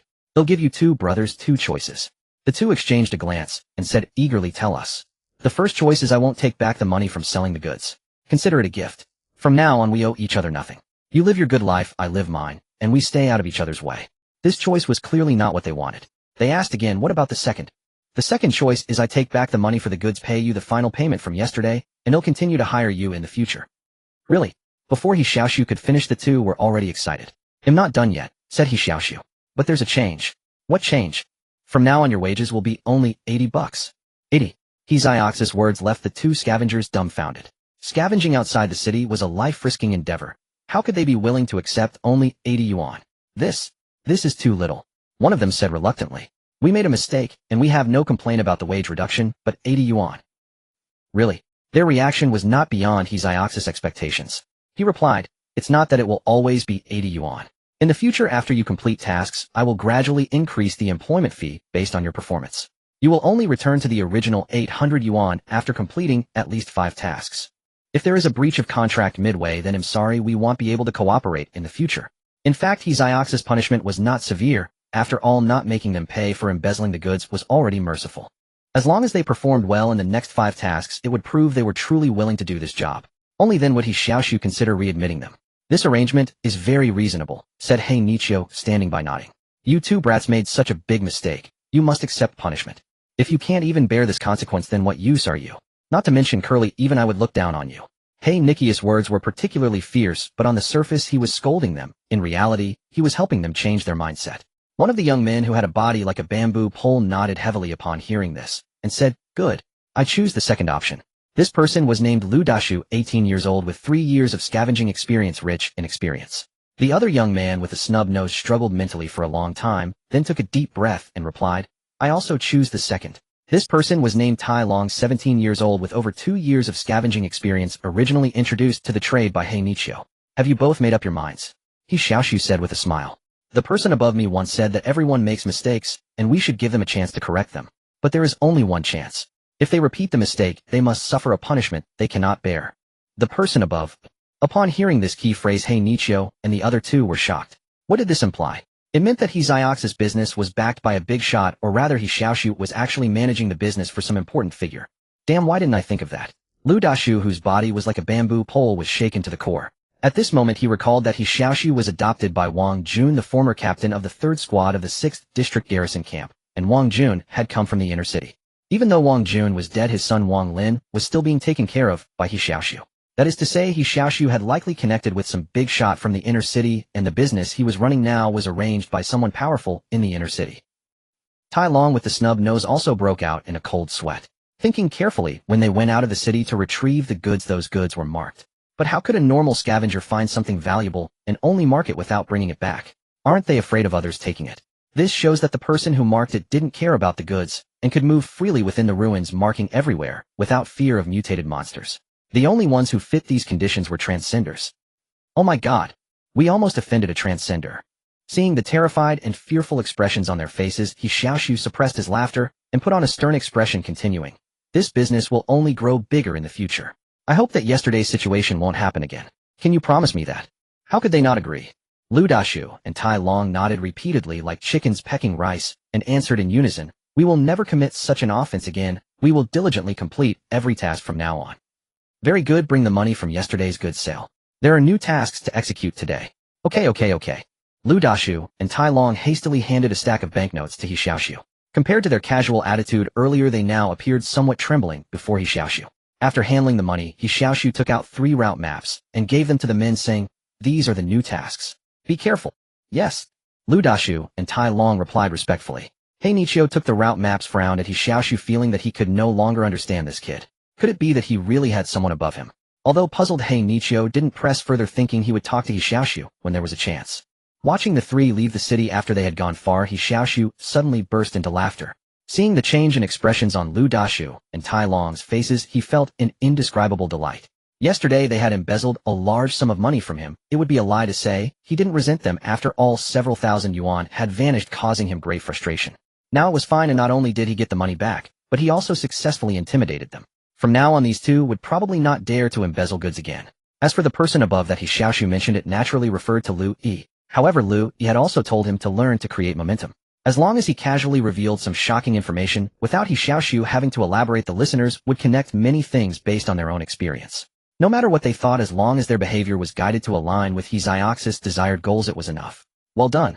When He Xiaoxu returned home, the Falcon had just returned from the inner city. Today, Liu Yi had controlled the Falcon to infiltrate the inner city to gather information, partly to understand the living environment of the central area of Jiyuan City, and partly to help He Xiaoxu inquire about enhancement potions. Because the Falcon had the ability to adjust its exterior color display, as long as its battery was sufficient, it could achieve visual invisibility for several hours. So did you find out the exact price of the real enhancement potion? He Xiaoxu asked with anticipation. The Falcon flew to the rooftop and landed in a sunny spot. Liu Yi replied, for you to become a transcender, it might not be that simple. Why? He Xiaoxu was startled, then climbed onto the roof, crouching beside it eagerly. Is it very expensive? Price is only one aspect, Liu Yi said. The main reason is that to become a transcender you need talent. Inside the inner city, there is a Transcendence Academy that mainly trains transcenders. Normal transcenders need to undergo a test of their Bodis mutation level. The higher the mutation level, the greater the chance of becoming a transcender. He Xiaoxu was confused upon hearing this, scratching the back of his head. That's not right. There are also many transcenders in the garrison, but I never heard Uncle Wang say that becoming a transcender requires talent. Most of the so-called transcenders in the garrison can only be called enhancers at best. They are only slightly stronger than ordinary people in terms of physique because they drink enhancement potions, not transcendence potions. This information is not allowed to be disclosed to out-of-city people by the Jiyuan city administrators, which is why Wang Jun never told you. The true transcendence potion can make you surpass ordinary humans and possess the abilities of monsters. In the inner city, there is a distinction between enhancement agents and transcendent agents, and naturally, there is also a distinction between enhancers and transcendents. Enhancement agents can greatly stimulate human potential, unleashing greater strength, faster speed, more tenacious vitality, and so on. These agents are mostly refined from substances extracted from mutated plants with limited improvement, and some enhancement agents can only last for a short time. Transcendent agents, on the other hand, are essentially grafting certain abilities of mutated monsters. The cause of mutated monsters appearing worldwide is the mutation virus, which has mutated almost all living beings. However, once adapted to this virus, there is actually a commonality among all living beings. Organisms with higher variability have greatly reduced rejection when receiving cell transplants from other organisms. Because the virus and the organism have achieved symbiosis, it automatically helps the organism suppress the immune system, preventing the transplanted cells from losing activity. Thus, humans can transplant the abilities of certain mutated monsters according to their needs. Can you understand what I'm saying? He Xiaoxu, with a dazed expression, shook his head after listening to Liu Yi's explanation, his eyes wide open. I got the first part, but the latter part was completely incomprehensible. No wonder he was confused. After all, He Xiaoxu had little education. Expecting him to understand terms like symbiosis and immune system was really asking too much. Simply put, take the jumping dog for example. Its legs contain certain special cells that help them jump to heights of several meters, or even over 10 meters. Human researchers can extract the jumping cells of this jumping dog and inject them into human legs. As long as there is no rejection, humans can gain extremely formidable jumping abilities. This time He Xiaoxu understood. He thought for a moment and exclaimed in astonishment. So humans can also gain the iron skin and copper bones of the iron-hide pig. I'm not sure, but it should be possible. Liu Yi had only secretly attended 2 basic classes at the inner city's Transcendent Academy, so he couldn't confirm whether all mutated monster abilities could be grafted. However, there is one point: theoretically, after transplanting monster abilities, the effect that can be exerted is relatively limited. Even if it works well, it can damage the human body. Therefore, a true transcendent needs to first take or inject enhancement agents, undergo targeted training, and only after physical functions meet the requirements will they inject transcendent agents. He Xiaoxu nodded, now having a clear understanding of enhancers and transcendents. So to become a transcendent, one must first become an enhancer. Exactly. Liu Yi explained carefully. I have installed a monitor in the inner city's Transcendent Academy. Within 15 kilometers I can receive the images and sounds from there. Later I will project the recorded footage to you so you can learn the knowledge of the Transcendent Academy remotely. As a reconnaissance military drone, the Falcon is not only powerful in itself, but also houses 4 micromonitors inside its body, which can be placed in any complex terrain. The effective signal transmission distance of the micromonitors is 10 kilometers with a maximum distance of 15 kilometers. Thus, even when the Falcon is in the outer city, it can clearly receive the surveillance footage of a certain classroom in the Transcendent Academy. Really? This news made He Xiaoxu extremely excited. He could actually learn the courses of the Transcendent Academy, just like the inner city residents. Don't get too excited. First make up for the basic literacy knowledge, and we still don't know if your variability is high enough. Upon hearing about literacy knowledge, He Xiaoxu immediately wilted. The massive amount of homework in the past 2 days had given him a headache. But fortunately, he was determined enough. Even with a headache, he gritted his teeth and continued learning. As long as he maintained this state, it wouldn't take long to master it. How can I know my variability? He Xiaoxu was still concerned about this, as it determined whether he could become a transcendent. I knew you would ask that. As Liu Yi replied, he controlled the falcon to extend a tiny mechanical arm from its underside. The falcon had a multifunctional mechanical arm at its bottom with a gripper for picking up small items and a needle for drawing liquids. Testing variability requires test liquid. Simply drop your blood into the test liquid, and by observing you can know your variability level. When I infiltrated the Transcendent Academy, I took the opportunity to draw some test liquid. Bring a piece of glass slide and drip a few drops of blood on it. Okay. He Xiaoxu excitedly followed Liu Yi's instructions, found a glass slide, and cut his finger to drip a few drops of blood. After the blood and test liquid fused, the color gradually deepened and soon turned dark brown. Not bad, your variability is about 7.5. Liu Yi explained, the darker the blood color, the higher the variability. The highest is level 10, the lowest is level 0. Normally, if it exceeds level 5, it is suitable for injecting transcendent agents. So, I am qualified to become a transcendent. He Xiaoxu was so excited, he almost jumped up. Liu Yi said dismissively, it only means you have this prerequisite, whether you can succeed is still up in the air. He Xiaoxu chuckled twice and replied, as long as there is a chance, I will definitely not miss it. Just wait, I will become a transcendent, and then I will beat up those mutated monsters and go to the ruined center to catch walking trees. Whenever this topic came up, He Xiaoxu had endless words to say. In that case, to celebrate your qualification to become a transcendent, double the homework today. Inner City Spade District Transcendent Academy Laboratory. Bai Qiuyu placed a pile of experimental equipment on the table, unbuttoned a tight button at her collar, picked up a piece of cardboard to fan herself, and muttered, it's so hot, damn it. Why are there so many annoying things on the first day of school? She was an intern researcher at the Transcendent Academy, usually responsible for preparing agents. However, Bai Qiuyu felt she was more like a handyman. Bang bang bang. Outside the lab, a teacher in a light blue uniform urged, newcomer class 6 is about to start variability testing too. Hurry up and send the test liquid over. Okay, I'll send it right away. Bai Qiuyu quickly replied obediently, but rolled her eyes after turning around. Silently complaining, she reached out to pick up the variability test liquid on the counter, only to find a gold ring beside the cabinet. How could someone leave a ring here? In the past 2 days, only she had been in and out of the lab. There was no ring here in the morning. Before she could pick up the ring, she turned her head and noticed that the test liquid in her hand was nearly half less than before. Looking at the bottle, and then at the gold ring, Bai Qiuyu suddenly realized, could it be that someone stole the test liquid, and then felt guilty and compensated with gold?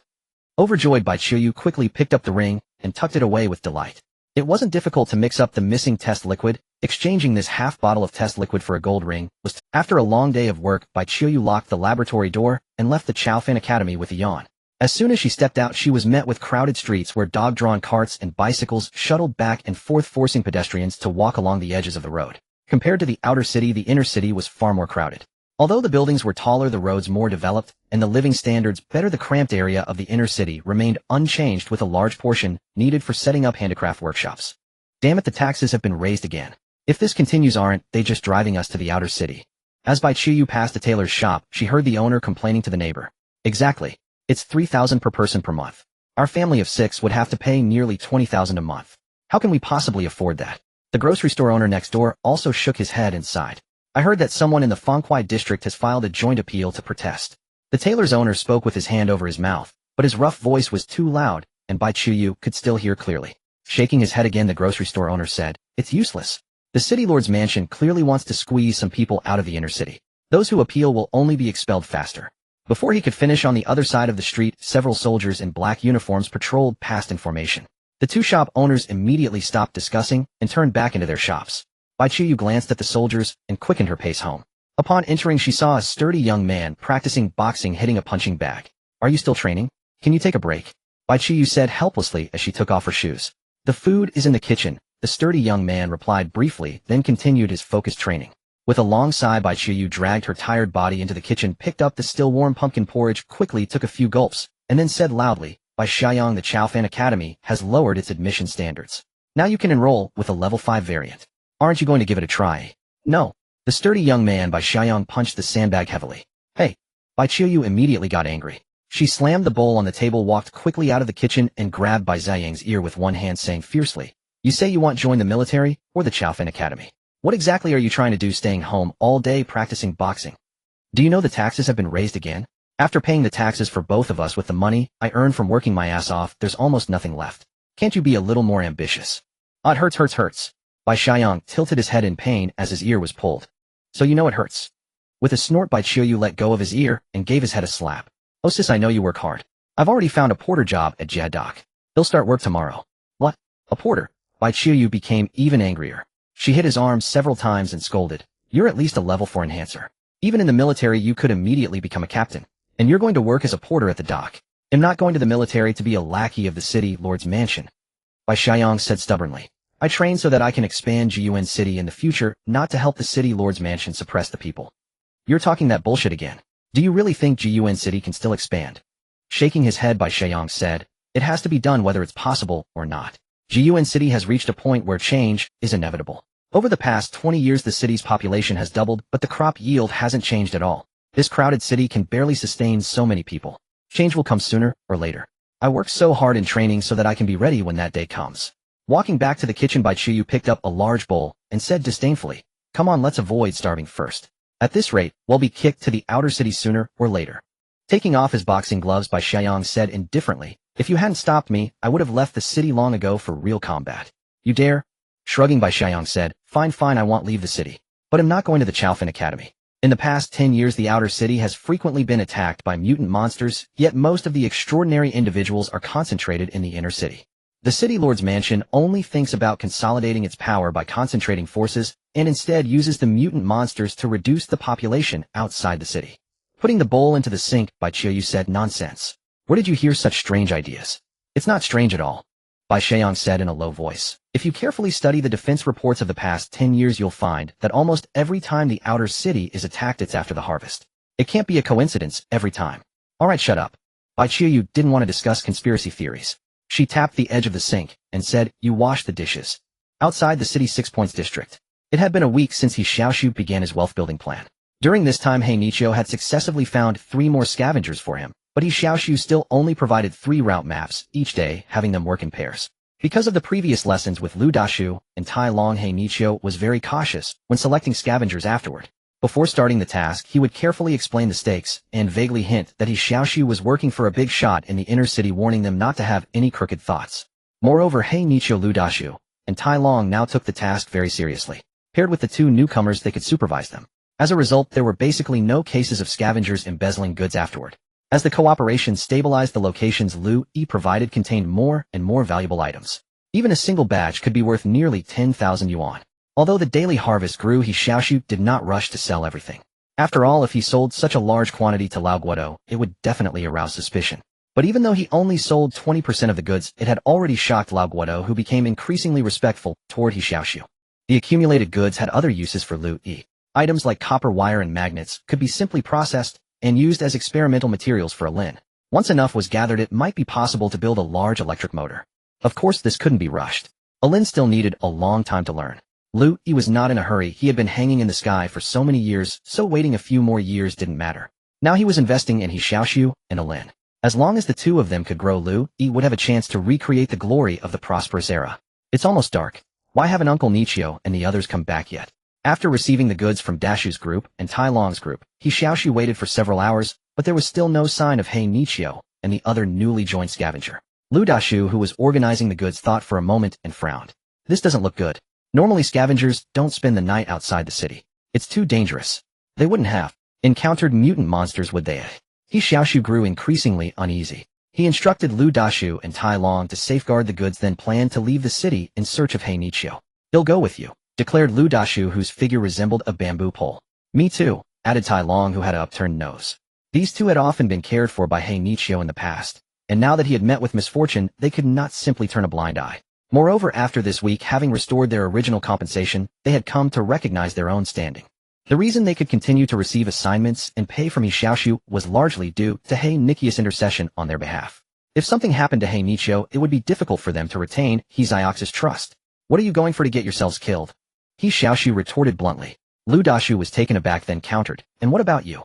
It's getting dark. Won't it be dangerous for you to go out too? I'm different, He Xiaoxu said, handing the cloth sack to Liu Dashu, then turning toward the city gate. I'm stronger than you. If you follow, you'll only slow me down. With that he strode away. Liu Dashu and Tai Long exchanged glances watching He Xiaoxu's departing figure with a mixture of astonishment and concern.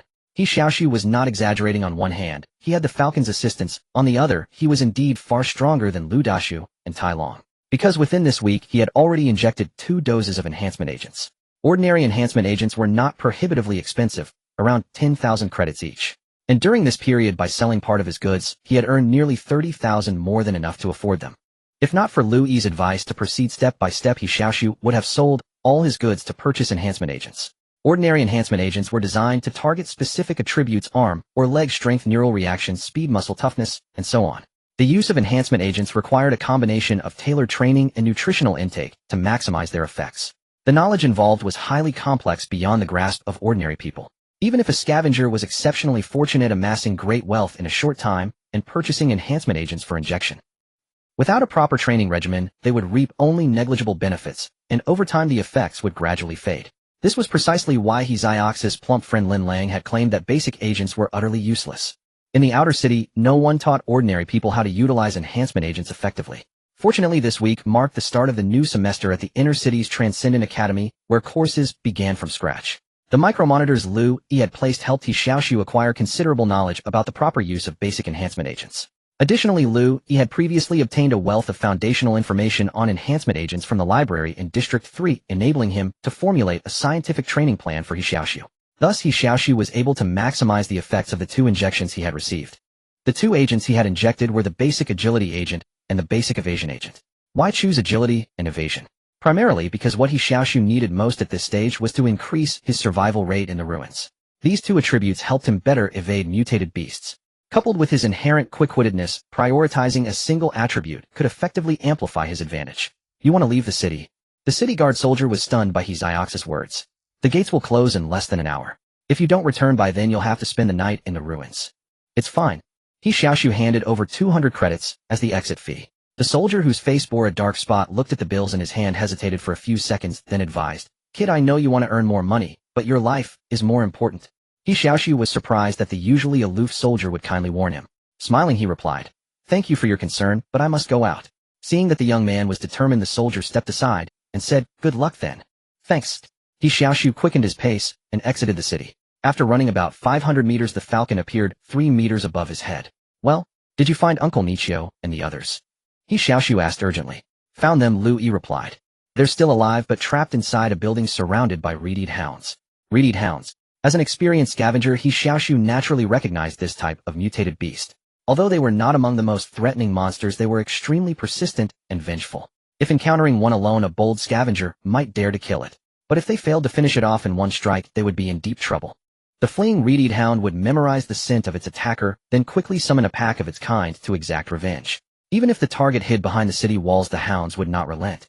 Many of the attacks on Jiyuan City by mutated beasts originated from provocation against these vengeful red-eyed hounds. A single red-eyed hound rated only a level 1 threat, but a pack of red-eyed hounds could reach level 4 or 5, even level 7 or 8. Jiyuan City classified threats into 10 levels. Levels 1 to 3 were ordinary threats, dangerous to ordinary people, requiring enhancers or transcendence to handle. Levels 4 to 6 were severe threats. Even enhancers would struggle to survive alone, needing to form teams to counter them. Only transcendence could handle them solo. Levels 7 to 9 were catastrophic threats. Mutated beasts of this tier could potentially breach the outer city walls, even cause the entire outer city to fall. Level 10 was an extinction level threat, meaning the risk of total destruction for Jiyuan City. Red-eyed hounds, this is bad. He Xiaoxu accelerated his pace, heading toward the location where He Nichio and the others were trapped. He Nichio was an elder he trusted and had returned to scavenging because of He Xiaoxu. Now that he was in danger, He Xiaoxu could not abandon him. Even facing the red-eyed hounds, he had to find a way to rescue He Nichio and the others. There are 12 red-eyed hounds in total surrounding them. They seem to be waiting for nightfall to strike. Are you sure you still want to save them? Of course. He Xiaoxu didn't hesitate, but he knew he couldn't just charge in blindly. Any good ideas to rescue them? Liu Yi replied, getting rid of 12 red-eyed hounds isn't actually difficult. The challenge is eliminating every single one without any escaping. Before you attempt the rescue, you must first camouflage your scent on your body. 12 kilometers south of Jiyuan City, amidst the ruins of a building, dark-skinned He Nichio lifted a stone to block the gap in the debris, preventing the red-eyed hounds from squeezing through. Xiaoxu, bring more stones to seal the gap over there. He Nichio ordered a young boy behind him. This boy named He Zhu was his nephew, who had just joined the scavengers 2 days ago. He Xiaoxu was about the same age as He Xiaoxu with a gaunt face and sallow complexion, clearly suffering from long-term malnutrition. Struggling to lift a stone and move it toward the gap, He Xiaoxu trembled and said, "Third uncle. Are we going to die here?" "Nonsense." He Xiaoxu glared at him fiercely. "Useless. In this line of work, we risk our lives for money. The more afraid you are, the sooner you die. Besides, those are just reed hounds outside. We haven't offended them. As long as we stay inside, they won't attack us." "Really?" He Xiaoxu felt some fear dissipate upon hearing this. "Why would I lie to you?" He Xiaoxu turned and lifted another stone, but his hands were trembling violently. "Reed hounds won't attack." "Nonsense." After more than a decade of scavenging, He Xiaoxu knew better than anyone the terror of these mutant beasts. Reed hounds were reckless creatures. Once they locked on a prey, they would never let go. The only reason they were encircling without attacking was that daylight put them at a disadvantage and made them vulnerable. Only at night could they fully unleash their cunning hunting skills. He Xiaoxu could only hope that this building ruin was sturdy enough to withstand the reed hounds. If they could survive the night, they might still have a chance to live. But the problem was that this centuries-old structure was far too fragile. "We're really going to die." He Xiaoxu recalled a similar encounter with mutant beasts 2 years ago, and the fear in his heart surged uncontrollably. Only those who had faced them up close could truly understand the horror of mutant beasts. The despair and helplessness left an indelible psychological scar. Now facing danger again, the old trauma He Xiaoxu had buried was ripped open once more. Roar! Beyond the gap in the ruins, a beast with jet-black fur and crimson eyes howled while clawing at the crumbling wall. The reed hound was about a meter long, similar in size to a large dog from the prosperous era, but far more ferocious in appearance with menacing fangs and claws like an enraged wolf. He Xiaoxu let out a scream and cowered into the corner of the crevice. He Xiaoxu, as if struck by lightning, covered his head and stood frozen. He had once told He Xiaoxu that scavengers must not harbor fear or death would be near. Now those words were proving true for him. They could have avoided being trapped here. When the first few reed hounds spotted them, He Xiaoxu could have fled with He Xiaoxu. But at that moment fear took hold. He was terrified of being caught. Instead of escaping immediately, he chose to hole up here until they were surrounded by a dozen reed hounds. "Damn it! Damn it! Damn it!" Roar! As twilight deepened, the encircling reed hounds grew restless, emitting low growls, while probing for weak points from all directions. "Third uncle, what should we do?" He Xiaoxu huddled in the corner, asking in a tearful, panicked voice. "What to do? What to do? What to do?" He Xiaoxu clenched his fists, panting heavily. "Xiaoxu, don't panic. We can't panic now." Even as he spoke, his words were already incoherent. In his younger days, he wouldn't have been afraid of such a situation. He would have grabbed a sharp stone and fought the reed hounds recklessly. But now fear gripped him. No matter how hard he tried to suppress it, he trembled all over. Crack! With a crash, a fragile section of the wall gave way. A vicious dog head pushed through the opening, its reeking mouth open with a guttural growl, struggling to squeeze in. "Move. Move, damn it." He Xiaoxu stood rooted to the spot, trembling more violently, but unable to move an inch. "Get the hell out of here." Instead, He Xiaoxu grabbed fragments of stone and hurled them at the dog's head. The beast yelped in pain and withdrew. But before He Xiaoxu could catch his breath, reed hounds broke through other gaps. One crashed down from the ceiling, landing right behind He Xiaoxu and sank its fangs into his shoulder. "Oh! Third uncle, save me! Third uncle, save me!" He Xiaoxu screamed in terror. Only then did He Xiaoxu snap out of it, charging forward and slamming his fist into the reed hound. But the beast was cunning. It released its grip and leaped sideways into the shadows. By now it was dark, and the interior of the building was pitch black. With their jet-black fur, the reed hounds were nearly invisible once they hid in the shadows. Bang! Another reed hound burst in, instantly locking onto He Xiaoxu and pouncing. Years of scavenging experience triggered He Xiaoxu's reflexes. He swung an elbow, knocking the hound away, then pulled the injured He Xiaoxu back to a corner of the building. He wanted to escape, but the structure had trapped them. There was no way out. Seeing their prey cornered, the two reed hounds didn't rush to attack. Instead, they blocked the exit, growling menacingly, while waiting for more companions to join. He Xiaoxu clutched his bleeding shoulders, sobbing, "I don't want to die. I don't want to die." He Xiaoxu didn't want to die either, but at this moment, they had no idea what to do. "It's all my fault." He Xiaoxu murmured in agony, then closed his eyes. As more reed hounds poured in, the leader lunged at He Xiaoxu with its jaws wide open. But suddenly a blinding light flared in the dark building. A beam of red light sliced through, cleaving the leaping hound in two. Then with a crash, a figure covered in mud smashed through the ceiling, dropping down. Brandishing a sharp wooden spear, it impaled a reed hound. The other hounds, startled, scattered and hid in the shadows. He Xiaoxu opened his eyes at the noise and saw He Xiaoxu standing 3 meters in front of him, pulling out the wooden spear and turning his head. "Uncle Xiaoxu, are you okay? I'm here to save you." He Xiaoxu and Liu Yi arrived just in time. If they had been any later, that He Xiaoxu and his companion would have been devoured by the reedy dogs. The reedy dogs attacked sooner than Liu Yi had expected. After all, although the sky was beginning to darken, it was not yet so dark that one couldn't see their hand in front of them. Greedy dogs known for their patience usually waited until late at night to strike. Of course, this was knowledge he had gained from books. It was unavoidable that the real situation might differ. Fortunately, He Xiaoxu had rushed over without stopping, arriving at the critical moment. In fact, when Liu Yi used Liu Yi to locate He Xiaoxu and his companion, he could have used the laser weapon to assist them. But the problem was that each use of the laser cutter consumed about 20 of the energy. So he could only kill at most 4 greedy dogs. If after killing for the remaining ones were frightened enough to abandon the siege of He Xiaoxu and the others, that would be fine. But he feared that if they were provoked they would summon even more greedy dogs, making the situation completely hopeless. Moreover, from a certain perspective, Liu Yi also felt that it was more appropriate for He Xiaoxu to rescue He Xiaoxu and He Zhu. Because this action could send a signal to He Xiaoxu, He Zhu, and even Liu Dashu Tai Long and others that He Xiaoxu truly wished to get along with them and treat them as companions. This would help Liu Yi build a solid team and facilitate his next steps. Another aspect was that for He Xiaoxu to become a transcendent and establish himself in the ruins, he needed to possess strong strength and real life-and-death combat experience. These 12 greedy dogs were just right for him to practice on. Having stabbed one greedy dog to death, He Xiaoxu wasted no time. He pulled out his wooden spear and rushed toward a gap in the building where another greedy dog was about to squeeze in.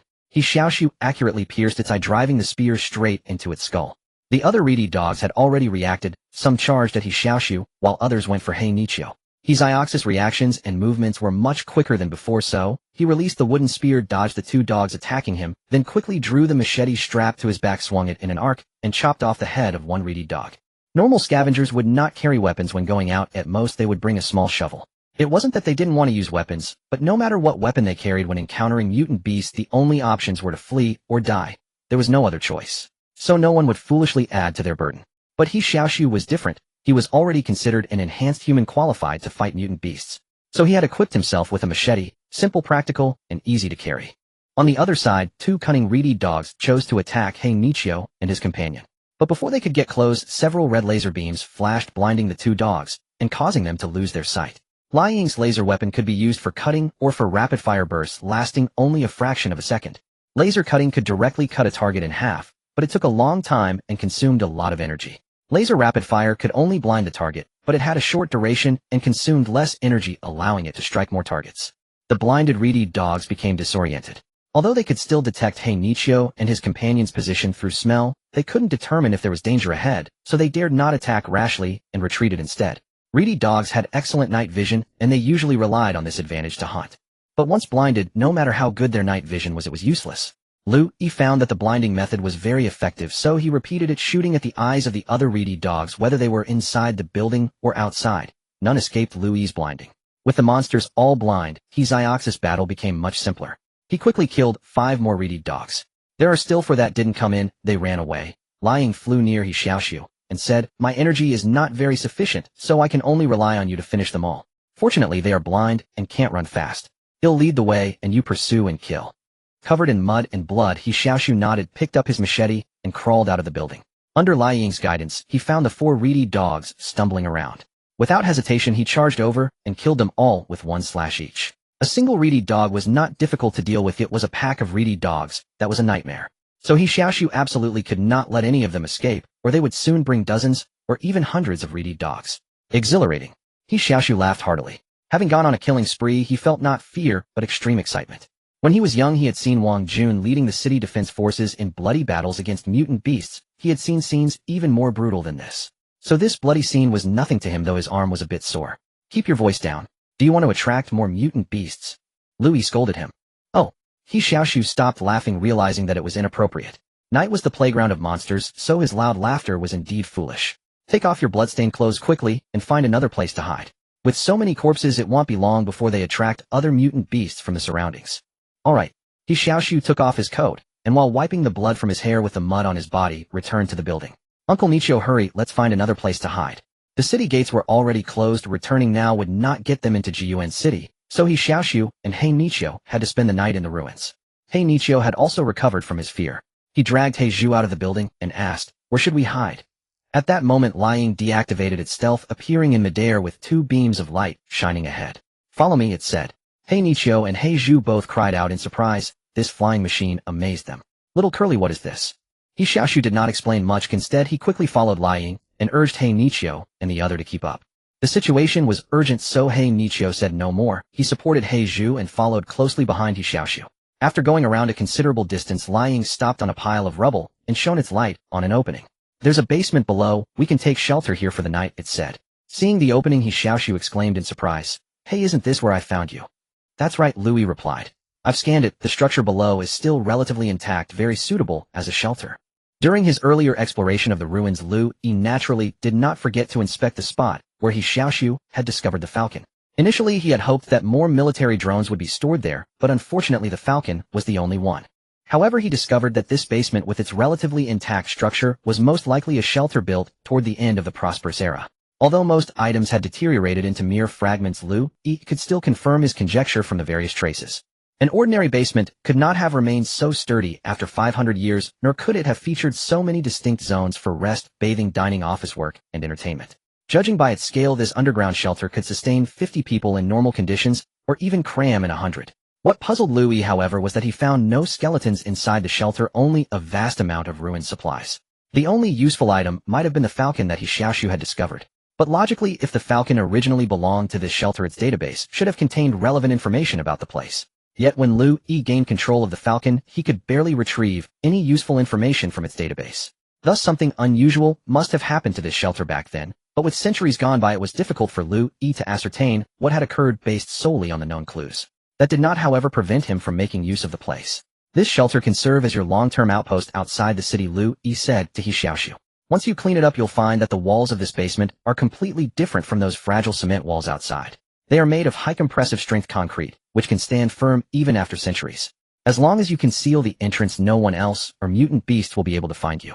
Upon hearing this, He Xiaoxu's eyes lit up. He reached out and touched the blackened walls, finding their texture indeed distinct. The walls of the ruins above could be punched through with a single blow, but he could barely scratch these walls even with a machete. They were even tougher than the current city walls of Gun. It's truly a good place, He Xiaoxu said after finishing bandaging He Zhu's wound. He glanced at the Falcon and added, now when we encounter danger and can't make it back to the city in time, we can hide here safely for a while. Though full of curiosity about the Falcon hovering beside, He Xiaoxu, He Xiaoxu chose not to ask any further questions. He surmised that He Xiaoxu's recent changes were closely related to this strange machine. He Xiaoxu had once heard Wang Jun mention that the inner city people possessed a device capable of transmitting signals over long distances. Even when inner city transcendents went on missions outside, as long as they carried the device, they could still communicate with those in the inner city. However, such a device was extremely valuable and could only be used by senior administrators of Gun City. Could the machine now communicating with He Xiaoxu be the inner city communication device? Not long after He Xiaoxu and his companions had left, a yellow-haired man carrying a bulky machine approached the blood-soaked ruins. Glancing at the corpse of a red-eyed hound at his feet, he turned and said to the person behind him, Brother Lin, the way these red-eyed hounds died is a bit strange. A tall, square-jawed, middle-aged man stepped out of the darkness, clad in a light yellow-sleeved uniform and holding a crossbow. Brother Lin nodded. Their eyes are all blinded. The two men were a transcendent squad responsible for routine clearance outside Gun City. The square-jawed man was named Lin Tongyuan, a cadre of the Inner City Military Affairs Bureau and a Level 6 Transcendent. The other, Huang Lu, was an office clerk of the same bureau and a Level 4 Transcendent. Transcendent levels were normally conferred by the Military Affairs Bureau, attainable only through examinations or specific missions. A Level 6 Transcendent title indicated that the individual was capable of resisting mutant beasts of a Level 6 threat, a rare existence in Gun City. Of course, this was a general statement, an actual combat capability depended on the situation. Still, those who earned high-level titles were undoubtedly outstanding in strength.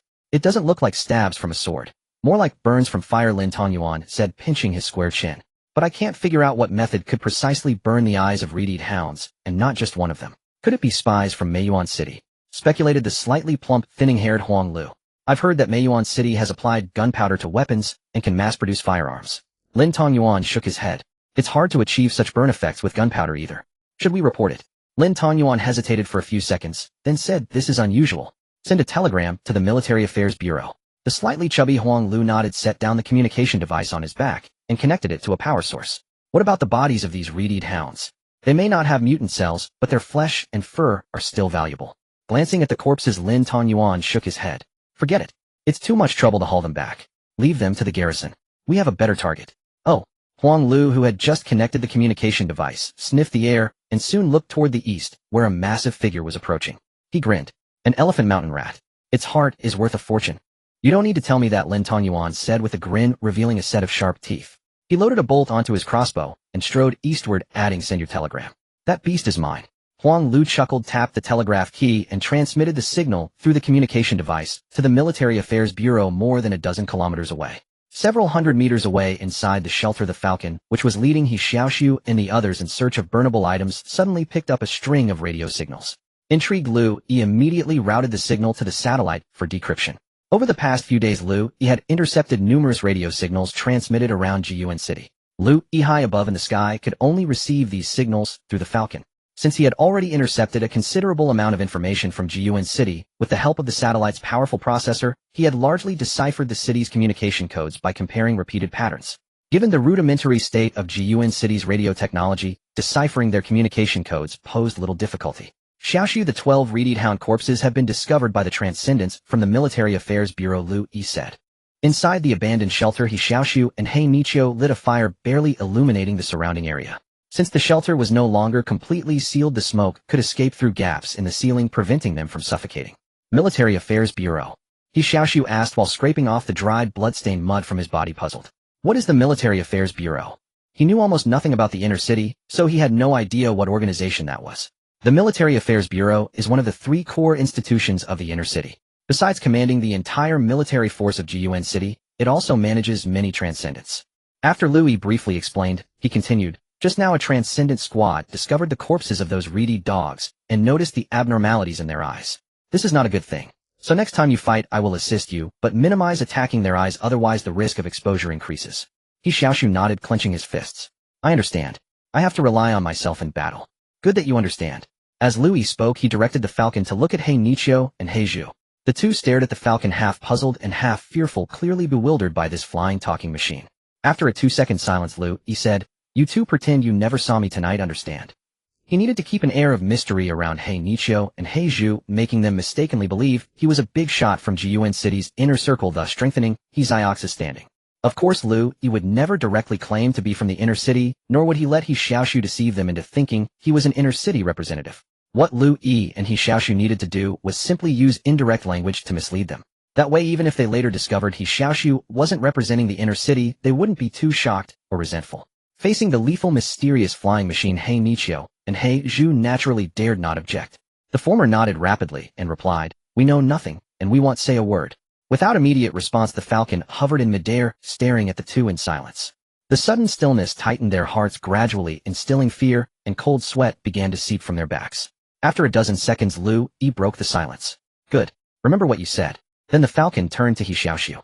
Rest here for now. He'll go out and scout the situation. He Xiaoxu nodded, signaling his understanding. He knew the Falcon was deliberately intimidating the two, and he understood the reason, so he had remained silent. After sweeping a glance over He Xiaoxu and He Xiaoxu, Liu Yi made the Falcon leave the underground shelter. Only after the Falcon left did He Xiaoxu and He Xiaoxu heave a sigh of relief. The flying machine had brought them immense pressure. They didn't even know if the flying thing was a person, a machine, or some mutated beast. Xiaoxu, that thing just now. He Xiaoxu, full of questions, started to ask He Xiaoxu about the Falcon, but He Xiaoxu quickly covered his mouth with his hand, cutting him off. Shut up. He Xiaoxu, being older, naturally understood the principle that the more you know, the sooner you die. Moreover, that machine, which might represent a big shot from the inner city, had already warned them. To ask more at this point was simply asking for death. Curly, don't mind him. By the way, we had a good haul today. Take a look. He Xiaoxu quickly changed the subject, took off his backpack, and displayed the items inside to He Xiaoxu. Even He Xiaoxu, despite his dullness, realized he had misspoken and said nothing more, instead taking out the contents of his own backpack, just like He Xiaoxu did. He Xiaoxu watched as He Xiaoxu rattled off quickly where they had picked up each item, and a bittersweet feeling rose in his heart. This elder who had once cared for him now seemed afraid of him, not even daring to look him in the eye while speaking. This one we found, and it collapsed.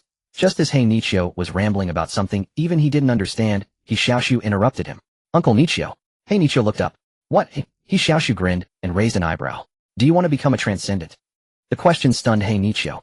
After a long pause, he said, Don't joke with me. I'm not joking. He Xiaoxu continued. Thanks to you two this past week, the Falcon. Oh, that is, the people above have gained a lot, and I've benefited too. I've already taken 2 enhancement injections.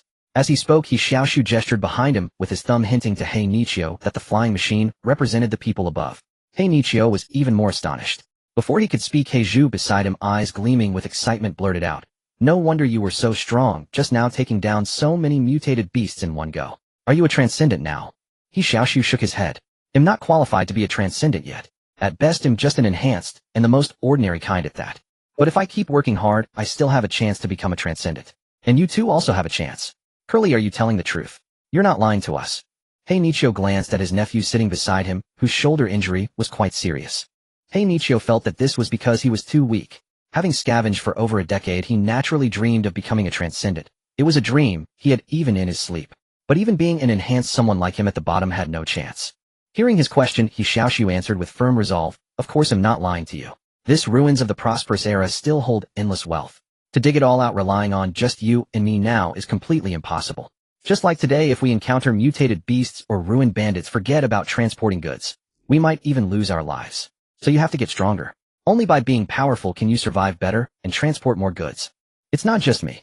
The people above also want you to return safely from missions, not to easily meet with accidents. So they've given me the authority. Anyone I trust and who performs well can receive enhancement injections and become an enhanced. Uncle Xiaoxu, after we go back this time you'll get the enhancement injection." These words made He Xiaoxu's dim eyes grow brighter and brighter. He had thought his life would end in a fog, and even a week ago, when He Xiaoxu gave him a well-paying stable job, he only hoped to save enough for his children before losing his own life. But now he realized he might have a chance to fulfill the dream he had longed for in his youth. He Xiaoxu, He Xiaoxu, and their companion were resting safely in the shelter. Meanwhile, Liu Yi was not idle. He controlled the Falcon invisible to fly over the old dilapidated building. At that moment, a middle-aged man with a square face and tall stature, holding an iron crossbow, was moving around a giant rat-like monster called the Elephant Mountain Rat, continuously shooting arrows. Not far from him, a yellow-haired man was crouching in a corner of the ruins, carefully wiping a bulky machine. The radio signal the Falcon had just received originated from this communication device, which appeared to be a crude radio transmitter. Although Jiuan City's industrial level was backward, many intellectuals in the city had absorbed considerable advanced knowledge from books of the prosperous era. For these intellectuals, producing a radio transmitter from scratch might be extremely difficult or even completely impossible. However, it was still possible to excavate useful parts from the urban ruins, reprocess them, and piece together a working machine bit by bit. Precisely because it was a patched-together device, the radio transmitter the yellow-haired man held was so bulky and prone to damage that it had to be handled with extreme care. After all, such a makeshift machine had almost no replaceable parts. If it was damaged, it would most likely be irreparable and could only be dismantled for other uses. After merely glancing at the communicator Liu, he turned his attention back to the middle-aged man who was fighting. The battle of a transcendent was extremely rare. Liu Yi had controlled the Falcon to roam the ruins many times before, but he had only seen enhanced humans fighting mutated monsters. He had seen few transcendents, and this was the first time he encountered one of such a high level as the middle-aged man below. The middle-aged man's battle process was crucial data, so Liu Yi must not miss it and had to record it. The Falcon had night vision, so even at night it could clearly record the situation on the ground, though certainly not as clearly as during the day. Swish! A short arrow cut through the air, flying toward the nearly 4-meter-tall Elephant Mountain Rat. The arrow's target was the rat's eye. However, the bulky rat was very agile. It raised its short forelimbs to block the arrow, preventing eye injury. The Elephant Mountain Rat's hide was thick and extremely tough. Thus, the half-meter-long arrow embedded less than 10 centimeters into its forelimb. This injury was utterly negligible to the rat. It then dropped to all fours, roared, and lunged toward the human, who kept jumping around it. But as before, it missed again. This beast has a thick hide. Lin Tongyuan, tall and square-faced, drew a short arrow from his quiver and leaped onto a high spot. He knocked the arrow, aimed, and shot. This arrow struck the back of the rat's neck. It was the 4th arrow since the battle began. Against ordinary small mutated monsters, the crossbow bolt was lethal. But for a giant mutated beast like the Elephant Mountain Rat, the bolt was like a toothpick pricking a human, very limited in effect. Lin Tongyuan's only purpose in shooting was to locate the target. After firing the 4th arrow, he put away the iron crossbow and took a pill from his pocket, swallowing it. Behind a broken wall in the distance, Huang Lu, with thinning hair and a slightly plump figure, couldn't help but smile upon seeing Lin's action, murmuring softly, "It's begun." But even as he spoke, his eyes held a hint of fear. It seemed that Lin Tongyuan's next action stirred some terrible memories. After swallowing the pill, Lin Tongyuan's skin gradually turned red, and at the same time his epidermis cracked like parched earth, transforming into scales in a short time.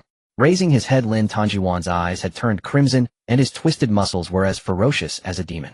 All these changes occurred within seconds. Covered in red, he roared at the sky like a beast, seemingly losing his mind. At that moment, the Elephant Mountain Rat swung its sharp claws in a sweeping attack. But before the claws could reach, Lin Tongyuan had already vanished. The next second, he appeared on the rat's shoulder. He twitched his nose, sniffing left and right as if searching for something. Soon Lin Tongyuan locked onto the scent. His gaze turned to a short arrow on the rat's shoulder, the first one he had shot. Then, before the rat's claws could strike again, he charged straight at the target and bit down with sharp teeth. At this moment, he was tearing wildly like a beast. The rat's tough and resilient skin under Lin Tongjuan's bites was as soft as bread. One bite tore off a large chunk. In just 2 seconds, he had bitten rapidly 5 times, neither chewing nor swallowing, nearly tearing away as if destroying a plush toy. Roar! The elephant mountain rat roared in pain, using its other claw to swat at its shoulder. But by then Lin Tongjuan had already leaped to another spot, landing on the rat's waist where the second short arrow was embedded. Just like before, Lin Tongjuan tore at the marked spot with incredible speed. In the blink of an eye, he had bitten a large hole in the rat's waist, as if a sharp gouge was constantly slicing away its flesh. The third short arrow was lodged in the rat's forelimb. Lin Tongjuan strode from the rat's waist, as if on level ground, ran to the forelimb, pounced, and bit fiercely. In a few bites, he snapped the rat's forelimb. The thick bone inside the limb was as brittle as a cookie under his teeth. Roar! With 3 severe wounds, the elephant mountain rat had shifted from rage to terror. It howled horribly while ramming into surrounding buildings, trying to shake off the human clinging to it. But this effort was clearly futile. Lin Tongjuan spat out the bone from his mouth, raised his head, and looked at the rat's nape. His scarlet eyes flickered as he found the last short arrow. Without any suspense, Lin Tongjuan leaped again, landed on the rat's back, and bit down at the nape, severing its entire neck. Blood gushed out like a fountain. The mutated beast's huge rat head rolled to the ground, and its bulky body collapsed with a crash. Lin Tongjuan, drenched in blood, performed a front flip and landed, then stood up, adjusting his breathing. After a dozen seconds, his ferocious face gradually softened, and the crimson in his eyes slowly faded, leaving the berserk state. Not far away, Huang Lu poked half his body out from behind the wall, shrinking his neck, and asked Boss Lin. While Lin Tongjuan was hunting the Xiangshan rat, Huang Lu dared not show himself, fearing he might be accidentally injured by the boss. Under the effects of the drug, and entering the beast transformation state, Lin Tongjuan's physical constitution was comprehensively enhanced, but he became bloodthirsty and frenzied. In this state, his consciousness tended to blur, and at times he could completely lose his reason. Therefore, to better unleash his extraordinary abilities, Lin Tongjuan would pre-mark targets with short arrows infused with pheromones. In his beast transformation state, he was extremely sensitive to the scent of pheromones, allowing him to launch attacks by merely following the odor. Once the target was destroyed, his rationality would largely return, and he would gradually exit the beast transformation state by adjusting his bodily functions. After his eyes regained full clarity, Lin Tongjuan exhaled and said, "It's done. Boss Lin is amazing." Huang Lu immediately waved his hands and walked out, gazing at the corpse of the Xiangshan rat in the distance. He chuckled. "Judging by this beast's size, its threat level must be close to grade 5, yet you took less than 15 minutes to eliminate it." Baring his bloodstained sharp teeth, Lin Tongjuan smiled. Clumsy mutant beasts like the Xiangshan rat are the easiest to hunt. And this single heart alone is worth more than our harvest from the past half-month, not to mention the other materials from its body. Huang Lu could not suppress his grin. Truly, following Boss Lin means good eats. But speaking of which, Lin Tongjuan wiped the blood from his face with a handkerchief he carried, his expression turning somewhat grave. It's rather suspicious that a Xiangshan rat of this size would appear within the patrol zone. Indeed, I heard that the garrison troops also spotted traces of the Xiangshan rat in the eastern patrol zone a week ago. This is unusual. The normal activity range of the Xiangshan rat is closer to mountainous areas, and even when it enters city ruins, it only moves through open spaces. Within the 20-kilometer patrol zone around Jiyuan City, there are many buildings with 10 or more stories, and 5 to 6-story structures are densely packed. For a creature of the Xiangshan rat size, it would be very difficult to move around. Anyway, let's first cut out the valuable materials. After the patrol ends, we'll share the intelligence with the garrison troops," said Lin Tongjuan. "All right." In midair, the invisible hawk recorded the entire process of the Xiangshan rat being savagely killed. Through the lens, Liu Yi clearly saw how the supernatural being used its mouth to bite to death a mutant beast that was twice as large as an elephant. So this is a supernatural being, though the attack method is somewhat different from what I imagined. As Liu Yi pondered, he opened the database and retrieved the data he had recorded with He Xiaoxu during their visit to the library. He quickly found a description that matched the combat style of the supernatural being he had just witnessed. Biter, upgrade supernatural agent. It comprehensively enhances the user's physical functions, and after ingesting the mutation-inducing factor to enter the beast transformation state, the constitution can be multiplied several times over. Even a frail child, once becoming a biter and entering the beast transformation state, could easily slaughter a squad of well-trained soldiers. Of course, although such supernatural beings are incredibly powerful, they come with many side effects. The most noticeable impact on daily life is that their teeth become as sharp as shark teeth, and they occasionally experience symptoms of mania. Moreover, what most people find unacceptable is that biters, after entering the beast transformation state, become highly irrational, hardly different from wild beasts. For this reason, not many choose the biter supernatural agent. However, if one can master the beast transformation ability, the biter is no less potent than an A-grade agent. In Jiyuan City, supernatural agents are normally classified into 4 grades, A, B, C, and D. A grade agents grant powerful abilities with low side effects. Grade agents grant powerful abilities with high side effects. Grade agents grant average abilities with low side effects. Grade agents grant average abilities with high side effects. The higher the grade, the more expensive the agent. Of course, the combat effectiveness of a supernatural being is not determined solely by the grade of the agent. Each person's compatibility with the agent differs, and they have their own training methods and combat experience. However, generally speaking, taking a higher grade supernatural agent is more beneficial for a supernatural being's future development. Naturally, everyone would prefer a higher grade agent, but ultimately it comes down to cost. After Liu Yi gathered the intelligence he needed, he no longer observed the two supernatural beings from Jiyuan City below. He commanded the hawk to return to the underground shelter. At that moment inside the shelter, He Xiaoxu and Black Loach were tending to Black Bamboo's wounds. Seeing the hawk return, Black Loach and Black Bamboo looked somewhat tense. Having determined that this aircraft represented an important figure from the inner city, they naturally felt a degree of fear. How are the injuries? Liu Yi took the initiative to ask. Black Bamboo quickly replied, It's nothing. It's not serious. But He Xiaoxu said, the wound is quite deep and am worried that given Black Bamboo's constitution it might become infected. Looking at Black Bamboo's frail frame, Liu Yi directed the hawk to answer. Rest well tonight. Tomorrow morning, as soon as we return to Jiyuan City, go to the medical station for treatment. Each of the 12 outer districts of Jiyuan City had a medical station. However, upon hearing this, Black Bamboo shook his head vigorously. No need. No need. It wasn't that Black Bamboo didn't want treatment. He simply couldn't afford it. The cost of treatment at the medical station was exorbitant beyond the means of ordinary people. This was only Black Bamboo's first time scavenging with his uncle, and he had no money to pay for treatment. Seeming to sense Black Bamboo's concern, He Xiaoxu said in a deep voice, You don't have to pay. They'll cover all the expenses. How can that be? Black Loach responded instinctively, then added, I've saved up a bit of money recently. They'll pay for Xiaoxu's treatment. After all, Black Bamboo was his nephew, so Black Loach naturally wouldn't neglect him. No need to argue, Liu Yi said. You were injured while under contract. It's a work injury. All medical expenses can be reimbursed. Reimbursement? Black Bamboo and He Xiaoxu were baffled by the term, having never heard of such a thing. Black Loach, however, had heard from the garrison troops that administrative officials from the inner city could often get reimbursed for many expenses related to official duties. This made him wonder if the important figure from the inner city, represented by the hawk, was an official. After a brief pause, Black Loach quickly expressed his gratitude respectfully. Black Bamboo also stopped refusing and hurriedly thanked him. Get some rest. After giving a few words of advice, Liu Yi directed the hawk toward He Xiaoxu and said, This underground shelter might still hold many secrets. Come with me to search more thoroughly. Liu Yi had already scanned the entire shelter earlier and found nothing. However, the shelter was piled with heaps of discarded garbage and many corners were unreachable by the drone. So Liu Yi wanted He Xiaoxu to move the garbage away so he could conduct a more thorough reconnaissance. The underground shelter was circular in layout, covering an area of about 200 square meters divided into multiple compartments, each cramped and narrow.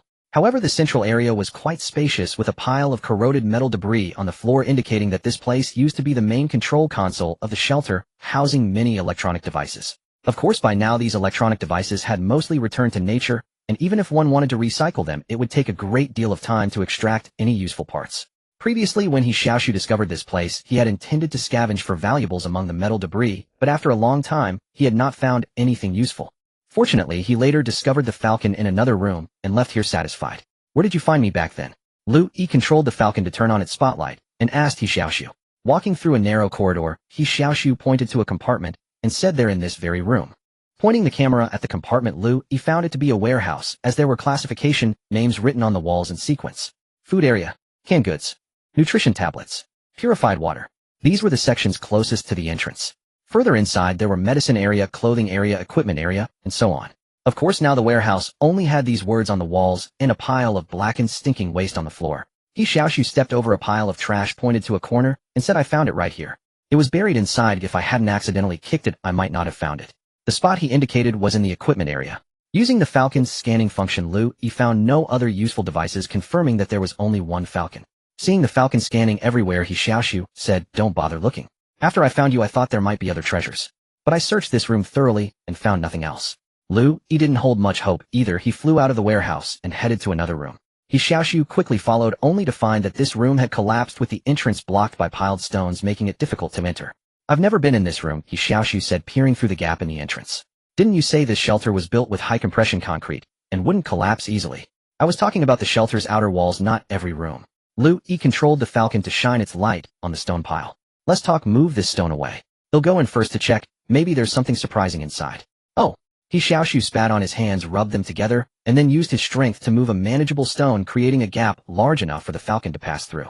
After confirming that the room had no risk of collapse, Liu Yi had He Xiaoxu continue moving the stones aside, while he controlled the Falcon to slip through the gap first. The room was still badly damaged, but the overall structure remained intact, though the walls were charred black, as if they had been through a fire. A simple scan revealed a significant discovery. In the corner of the room, there seemed to be a hidden door. This door appeared to be made of some alloy that, even after centuries, showed no signs of rust, only a darkened surface due to oxidation. What could be hidden behind the hidden door?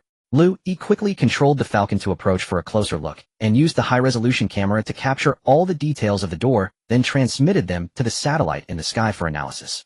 From the surface, the door seemed to be electronically controlled. Moreover, even after centuries, the door's control system didn't seem completely broken. At least the indicator light next to the switch was still glowing. When the Falcon's spotlight hit the palm-sized switch display, the indicator light flickered and emitted a faint, garbled electronic sound. Please present.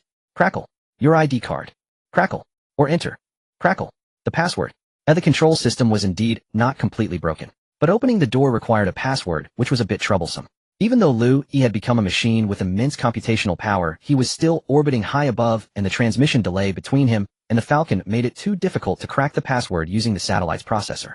The Falcon itself was a reconnaissance unit with limited processing power, so it would be difficult as well. However, Liu Yi had no choice but to attempt a hack using the Falcon. He controlled the Falcon to extend the probe from its belly connected to the door's control panel lines, and began cracking. A few minutes later, the display flashed a warning password. Crackle. Input error. The first attempt failed. Liu Yi felt even more frustrated, though he didn't have a head now. No choice but to proceed with the second attempt. But this time the display emitted a harsh warning sound: unauthorized. Crackle. Access detected. Current access request. Crackle. Denied. Requires highest. Crackle. Authority to access. Was the access locked? Damn. No way. The security level of this door control system was too high. Liu Yi tried again, but this time the system didn't respond at all, and he couldn't even connect. The password cracking attempt failed. Falcon, any findings? At that moment, He Xiaoxu, who had cleared away some of the stones at the entrance, squeezed through a small hole. Liu Yi replied helplessly, found a hidden door, but can't open it. Haha, with your tiny size you definitely can't open it. Let me try. As he spoke, He Xiaoxu took out his machete, intending to pry it open. He Xiaoxu knew nothing about electronic controls. To him, a door was opened by hand, or with a tool if necessary. Liu Yi thought for a moment, and agreed. In this era, electronic controls were all nonsense. For a door like this, perhaps only brute force could open it. He Xiaoxu swung his machete directly into the gap between the two doors of the hidden door. As the metal surface had softened due to oxidation, the blade lodged in smoothly. Then he strained to pry it open, and surprisingly the small door loosened with a crack sound, the gap widening. He Xiaoxu wedged the blade deeper, and with a loud roar used all his strength to pry the door. But this time the metal door remained motionless. At that moment, He Xiaoxu, who was outside, heard the noise, and came over thinking something had happened. What's going on? Liu Yi controlled the Falcon to reply, perfect timing, help open the door. Earlier, when Liu Yi and He Xiaoxu had entered the shelter to search, He Xiaoxu had deliberately stayed outside, fearing he might overstep the Falcon's rules. But now, hearing the Falcon's command, He Xiaoxu didn't hesitate. He entered the room to help, and together with He Xiaoxu, they each grabbed one side of the split metal door. With their continuous effort, the hidden door, which had been closed for centuries, slowly began to open. Crack, crack, crack. Under the strenuous efforts of He Xiaoxu and He Xiaoxu, the gap of the hidden door was finally pried open to a width of over 30 centimeters. This width was enough for an ordinary person to squeeze through sideways. However, Liu Yi did not enter immediately. Instead, he first aimed his flashlight into the hidden door, peering through the gap to inspect the interior. Through the faint light, Liu Yi saw rows of electronic devices stacked against the walls of the room. Unlike the discarded waste in the outer shelter hall, these devices were not severely damaged, likely only suffering from aging. As the camera panned, Liu Yi noticed several enormous glass jars, each 2 meters tall, placed on the left side of the room, surrounded by various instruments resembling experimental equipment. Was this a laboratory? Should we go in? He Xiaoxu asked Falcon. Liu Yi replied, no rush. Let's first eliminate any potential danger. As he spoke, a miniature monitor the size of a dragonfly flew out from Falcon's abdomen, fluttering its wings and entering the room. Falcon was equipped with 4 miniature monitors besides a fixed high-definition monitor placed in the inner city. He also had a flying monitor, a crawling monitor, and a diving monitor. These 4 types could adapt to various terrains, making them excellent reconnaissance tools. Liu Yi named them Big Eye, Dragonfly, Spider, and Tadpole respectively. As Dragonfly entered the room, Liu Yi gained a broader view, allowing him to roughly see all the items in the room. As he had anticipated, it was a laboratory about 30 square meters in area. 5 computer devices were lined up like cabinets in the right corner, forming an L shape. In the center of the room were several experimental tables pushed together. After centuries their surfaces had become brittle and cracked, seeming as if they would shatter with a single forceful tap. The tables were cluttered with various bottles, jars, and experimental instruments.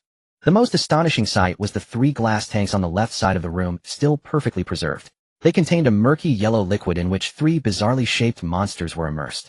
Liu Yi had never seen these 3 monsters in the monster catalog of Jiyuan City Library, suggesting they appeared shortly after the Great Catastrophe. What surprised him was that the corpses of these 3 monsters had been preserved for centuries. 10 minutes later, Dragonfly returned to Falcon's body. Liu Yi said, "No danger inside. Let's go in." With that he guided Falcon inside, and He Xiaoxu followed without hesitation. He Xiaoxu stood outside on his own accord. Noticing He Xiaoxu's behavior, Liu Yi had Falcon say to him, "Come in. As long as you don't reveal what's in here, it's fine." Through a week of observation, Liu Yi had come to understand He Xiaoxu very well and trusted him. That was why he had suggested He Xiaoxu offer He Xiaoxu a strengthening agent, and allowing him to know more information was not a bad idea. However, to Liu Yi's surprise, He Xiaoxu shook his head and replied, "Xiaoxu is still injured. I can't leave him alone outside. I need to take care of him." With that he walked slowly toward the stone-piled entrance and slipped out of the collapsed compartment. Liu Yi did not insist on him entering, but continued to have Falcon explore the laboratory. He Xiaoxu glanced at the departing He Xiaoxu, then turned to Falcon and said, "Falcon, I think Uncle Xiaoxu is completely trustworthy. We could tell him more. We don't have to lie that we represent the inner city." He Xiaoxu had grown up watching He Xiaoxu, and after Wang Jun's death He Xiaoxu was the closest elder to him. "We can tell him, but not now," Liu Yi replied. "Later when the opportunity arises you can gradually reveal things to him, including how you found me. After all, you'll definitely need more helpers in the future. For now He Xiaoxu is indeed the best choice." Pausing, Liu Yi added, "Besides, he's better at dealing with people than you are." He Xiaoxu couldn't argue with that. He Xiaoxu was indeed very popular in District 6, especially among many scavengers who had a good relationship with him. "Let's check this place out first," Liu Yi said, examining the 3 glass tanks more closely. When Falcon's searchlight illuminated the 3 glass tanks, He Xiaoxu let out a startled, "Whoa," and stepped back. The laboratory was pitch dark. Liu Yi could see clearly because Falcon had night vision, while He Xiaoxu could only see parts with the help of Falcon's searchlight. Seeing 3 grotesque monsters suddenly in the dark environment was naturally startling. "Don't worry, they're dead," Liu Yi said. "These are likely the earliest mutated monsters from the Great Catastrophe, important specimens. I suspect this laboratory's purpose back then was to study mutated monsters in an attempt to crack the rampant mutation virus." After a few seconds of shock, He Xiaoxu stepped closer to observe the glass tanks, murmuring, "How did the mutated monsters back then look so horribly deformed?" "It's normal," Liu Yi explained. "After the mutation virus ran rampant, the genes of all living beings' offspring underwent random mutations. Over 90% of these mutations were malignant, so it's no wonder they turned out this deformed. Of course, deformed creatures usually suffer from various severe diseases, cannot survive long, or struggle to leave offspring.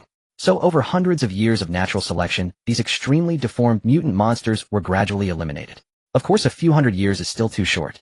Most surviving mutant monsters today can hardly be considered benign in terms of genes. Mutations still exist, only relatively stable. Perhaps only after thousands, tens of thousands, or even hundreds of thousands of years will the effects of the mutation virus subside."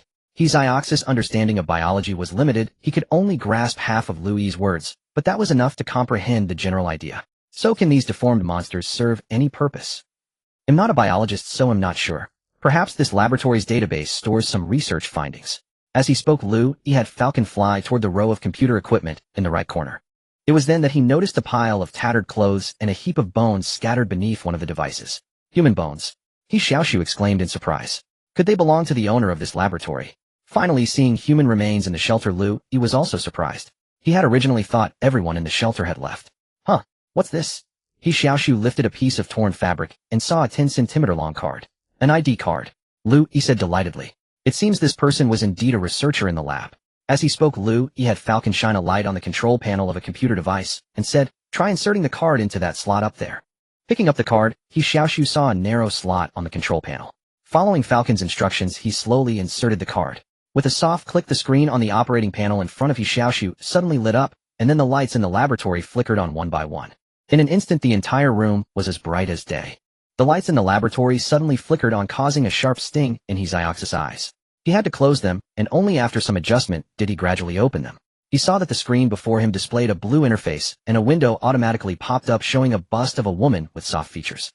"Good evening, Mr. Ziyu." The woman displayed a standard smile, looking straight ahead, and said in a clear, ethereal voice, "What assistance do you need?" Seeing this sudden appearance, He Xiaoxu stepped back in fright, again his mouth agape in astonishment. She. Where did she come from? Because this computer had a multi-layered curved display that could render more three-dimensional images, He Xiaoxu, who had barely seen any electronic display images, momentarily mistook the person inside as real. Where did she come from?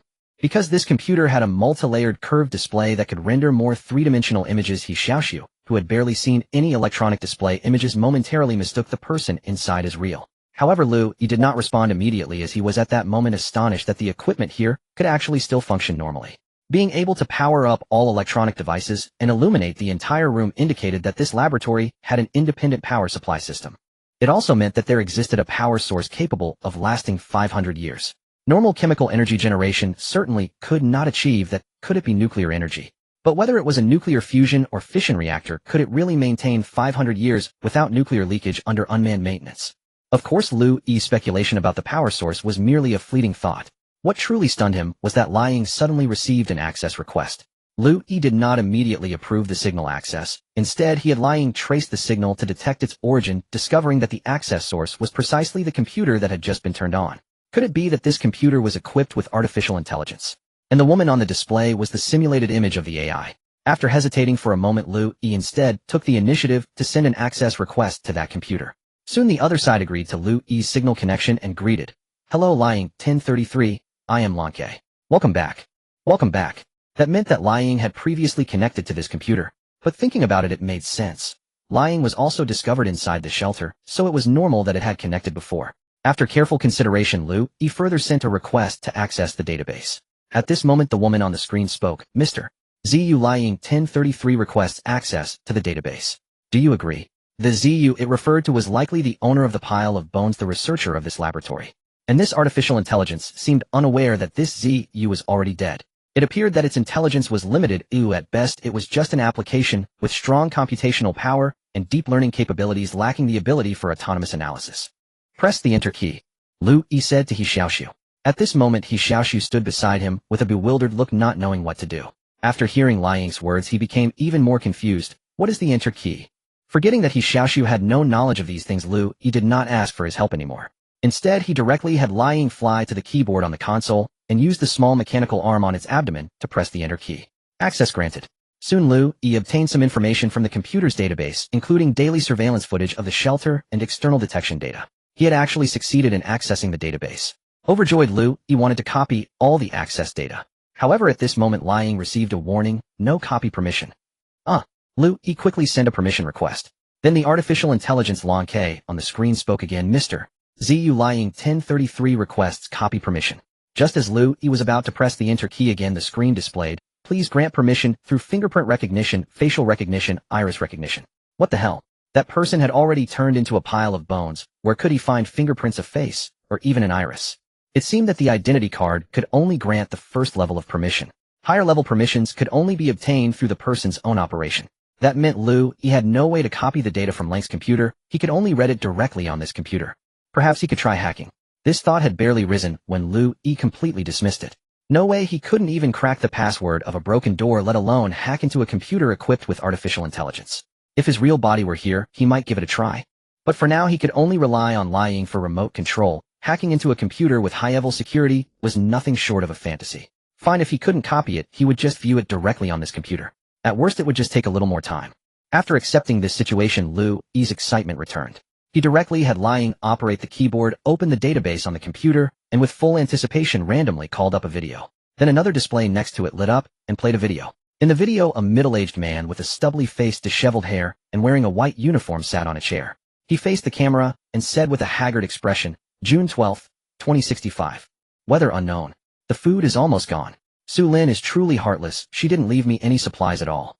As he spoke, he sighed, his face full of sorrow. He Xiaoxu, who had been completely bewildered, gradually understood after watching this video that the person on the screen was not real, but rather a recorded image, just like the projection Liu Yi had shown him earlier. And he also realized to some extent that the person in the video was likely the owner of this laboratory, who had recorded the video before his death and stored it in the devices in this room. It was only after Liu Yi performed some operations that it was opened. Having come to his senses, he stopped thinking about other things, focused his attention, and quietly listened to the person in the video narrating. "Actually, I can understand them." The middle-aged man named Ziyu lowered his head and murmured in a low voice, "For 30 years, not only have we not received any news of the war ending, but the signals we can receive have become fewer and fewer. We sent out drones to survey, and all we saw on the ground were ferocious mutated monsters. The entire city had become a monster's paradise. Truly the end of the world. Back then we prepared enough food to last 50 years and confidently brought self-sufficient crop cultivation dishes. Who knew that all the cultivated crops would mutate? Not only were they inedible, but they also gave rise to new strains of pathogens that contaminated all unsealed food. Of course we can't blame Sun Tzu either. He proposed self-sufficient cultivation to help the shelter last longer. It's just our bad luck. Sigh. Once the food was consumed, the shelter became uninhabitable. Outside were the ruins of the city with no way to directly obtain food. Fortunately, the drones detected a surviving human settlement in the mountains 100 kilometers away. AI Lin then proposed leaving the shelter to join that settlement. Everyone else agreed, only I refused. As he said this, Ziyu looked up and smiled at the camera. I thought rather than struggling to survive in this apocalypse, I would rather stay here and before my life and figure out what the hell this mutated virus is. In the underground shelter's laboratory, He Xiaoxu and Liu Yi quietly watched the screen before them, listening to a man who had lived for centuries narrate his story. The mutated virus appeared too abruptly. Before the simultaneous deformities in newborns occurred, people didn't even know of its existence. It can be said that the apocalypse originated entirely from the mutated virus. So I don't want to die without knowing what exactly this world-destroying virus is. Even if I can't find a solution, at least I can provide some useful data for those who come after, if there are any left. Inside the screen, a man with a stubbly face named Ziffin muttered to himself while stroking his chin. The mutated virus was first discovered at the end of 2030. The earliest mutations occurred in animals, including humans. This led to riots across various regions, which eventually escalated into war. At that time, our boss, Su Lin's father, was the CEO of Shinkong Company. Before the war spread completely, he gathered all the company's resources and built this shelter. As for me, as a technician in the company's biological research department, I was granted access to this shelter. From the very beginning, my task was to analyze the effects of the mutated virus on the human body and find a solution. Unfortunately, 30 years have passed. Although I have obtained a large amount of experimental observation data, I still cannot crack the secret of the mutated virus. As he said this, Ziyu leaned back, clasped his hands behind his head and muttered, "Actually, for the first 10 years when we could still receive information from outside, people's hearts were stable and I could conduct experiments peacefully. But as the situation outside grew increasingly severe, people in the shelter became restless and arguments broke out frequently. Gradually, many developed psychological problems, refusing to work and even resorting to violence. And all of this became even more chaotic after the boss died of illness, eventually triggering an internal conflict. Fortunately, Su Lin was a ruthless person, even more ruthless than her father. She used some extreme measures to suppress everyone. Unfortunately, that internal conflict damaged many supplies, and with the energy supply gradually dwindling, my experiments were halted. Now it's fine. They've all left. The whole shelter is left with only me. Lin Ziyu can do whatever experiments I want, haha." He exaggeratedly laughed, but after a few laughs his expression turned helpless, and he complained. "The only problem is I have no food." After saying this, he shook his head, reached out to touch the camera, and said, "Let's call it a day for now. Before I die, I will record a video every day. Perhaps some future person with affinity will see it. Or perhaps not. Anyway, that's it." As his words fell, the screen went dark. Clearly this was Lin Ziyu's daily record before his death. He didn't die of hunger in the end, did he? He Xiaoxu asked Liu Yi. Liu Yi glanced at the video files in the database and found that there were over 2,000 of them, with the last update time being March 2072. This person not only didn't starve to death, but lived for another 7 years, Liu Yi replied. Perhaps he found a way to survive. As he spoke, Liu Yi opened the next video. June 13th, 2065. It seems to be raining. In the footage, Lin Ziyu had shaved off his stubble and looked quite happy. Guess what I found today? After a 2-second pause, he suddenly lifted a football-sized roasted rat carcass from under the table and laughed. A great harvest today. After starving for so many days, I can finally have a full meal.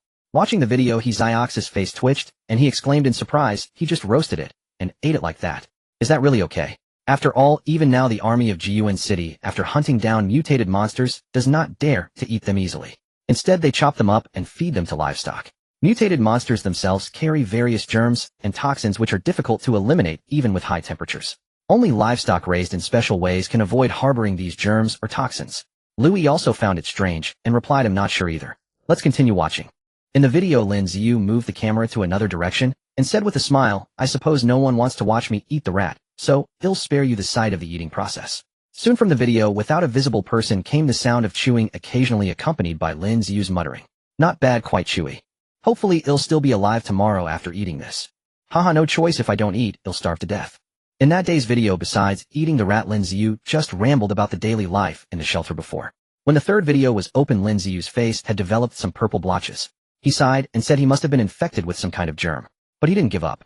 This ruthless man actually used his own body for experiments, and in less than 2 days he found a way to suppress the germs in his body. Then this guy actually climbed to the surface and directly dragged some mutated monster carcasses back to the shelter to make food. Although the surface was a monster paradise, it was still a place of survival of the fittest. Some mutated beasts after killing their prey would abandon the leftovers if they couldn't finish them. Lin Ziyu's target was these leftover carrion. The rotten meat of mutated monsters was even more toxic. However, Lin Ziyu concocted various medicines, and even after being infected with several kinds of germs, he still stubbornly survived. But his appearance became increasingly hideous with more and more purple blotches covering his body. Not bad, I managed to survive 2 months. At this moment, Lin Ziyu in the picture, even when smiling, looked hideous and terrifying. But he seemed completely unconcerned, continuing to enthusiastically share his latest discoveries with the camera. I was especially lucky today. I actually found an arsenal. Lin Ziyu picked up one gun after another, introducing them happily. With these guns, going out in the future will be much easier. If I encounter some weaker mutant monsters, maybe I can even hunt them down. Oh, and there's this. In the video, Lin Ziyu put on a gauntlet and introduced it. This is an infrasound gauntlet said to be the newest type of close-quarters weapon before the disaster. It has a built-in smart chip that can release infrasound waves based on voice recognition. The release mechanism is located at the raised positions on the index and little fingers of the fist.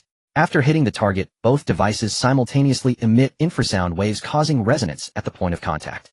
Within 30 centimeters, as long as resonance is successfully triggered, even a soldier in power armor can have his heart. But once the distance exceeds 30 centimeters, infrasound waves with the same amplitude but opposite phases cancel each other out, preventing harm to any companions who might be standing behind. This greatly reduces the possibility of friendly fire, making it much safer than previous infrasound weapons. Unfortunately, it's a melee weapon with an attack range of only 30 centimeters. I can't use it at all right now. Let alone 30 centimeters. I doubt I could survive getting within 3 meters of those monsters. Sure enough, guns are more practical.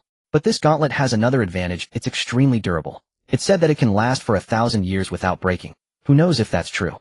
An infrasonic glove that can last 1,000 years. Isn't that just like the Falcon? It was late at night. Liu Yi had already sent He Xiaoxu to rest. In the lab, only the Falcon had 4 screens open simultaneously, watching 4 videos. As for the various firearms Lin Ziyu had mentioned earlier, Liu Yi paid them no mind. After all, even if those weapons survived to the present, they would be nothing but scrap metal, and the ammunition would certainly be unusable. But this infrasonic glove was different. Since it could last 1,000 years in theory, it should still be functional now. He just didn't know where it had been placed in the end. With that thought, Liu Yi paused the video and began a thorough search of the lab. After entering this room, he had been so focused on watching the videos that he hadn't yet had time to search for usable supplies. The lab seemed to have a specialized air conditioning system that could control the humidity, keeping it dry for extended periods. Thus, compared to the outside, it was less prone to oxidation, allowing various equipment to be preserved for longer. Of course, it only delayed the inevitable.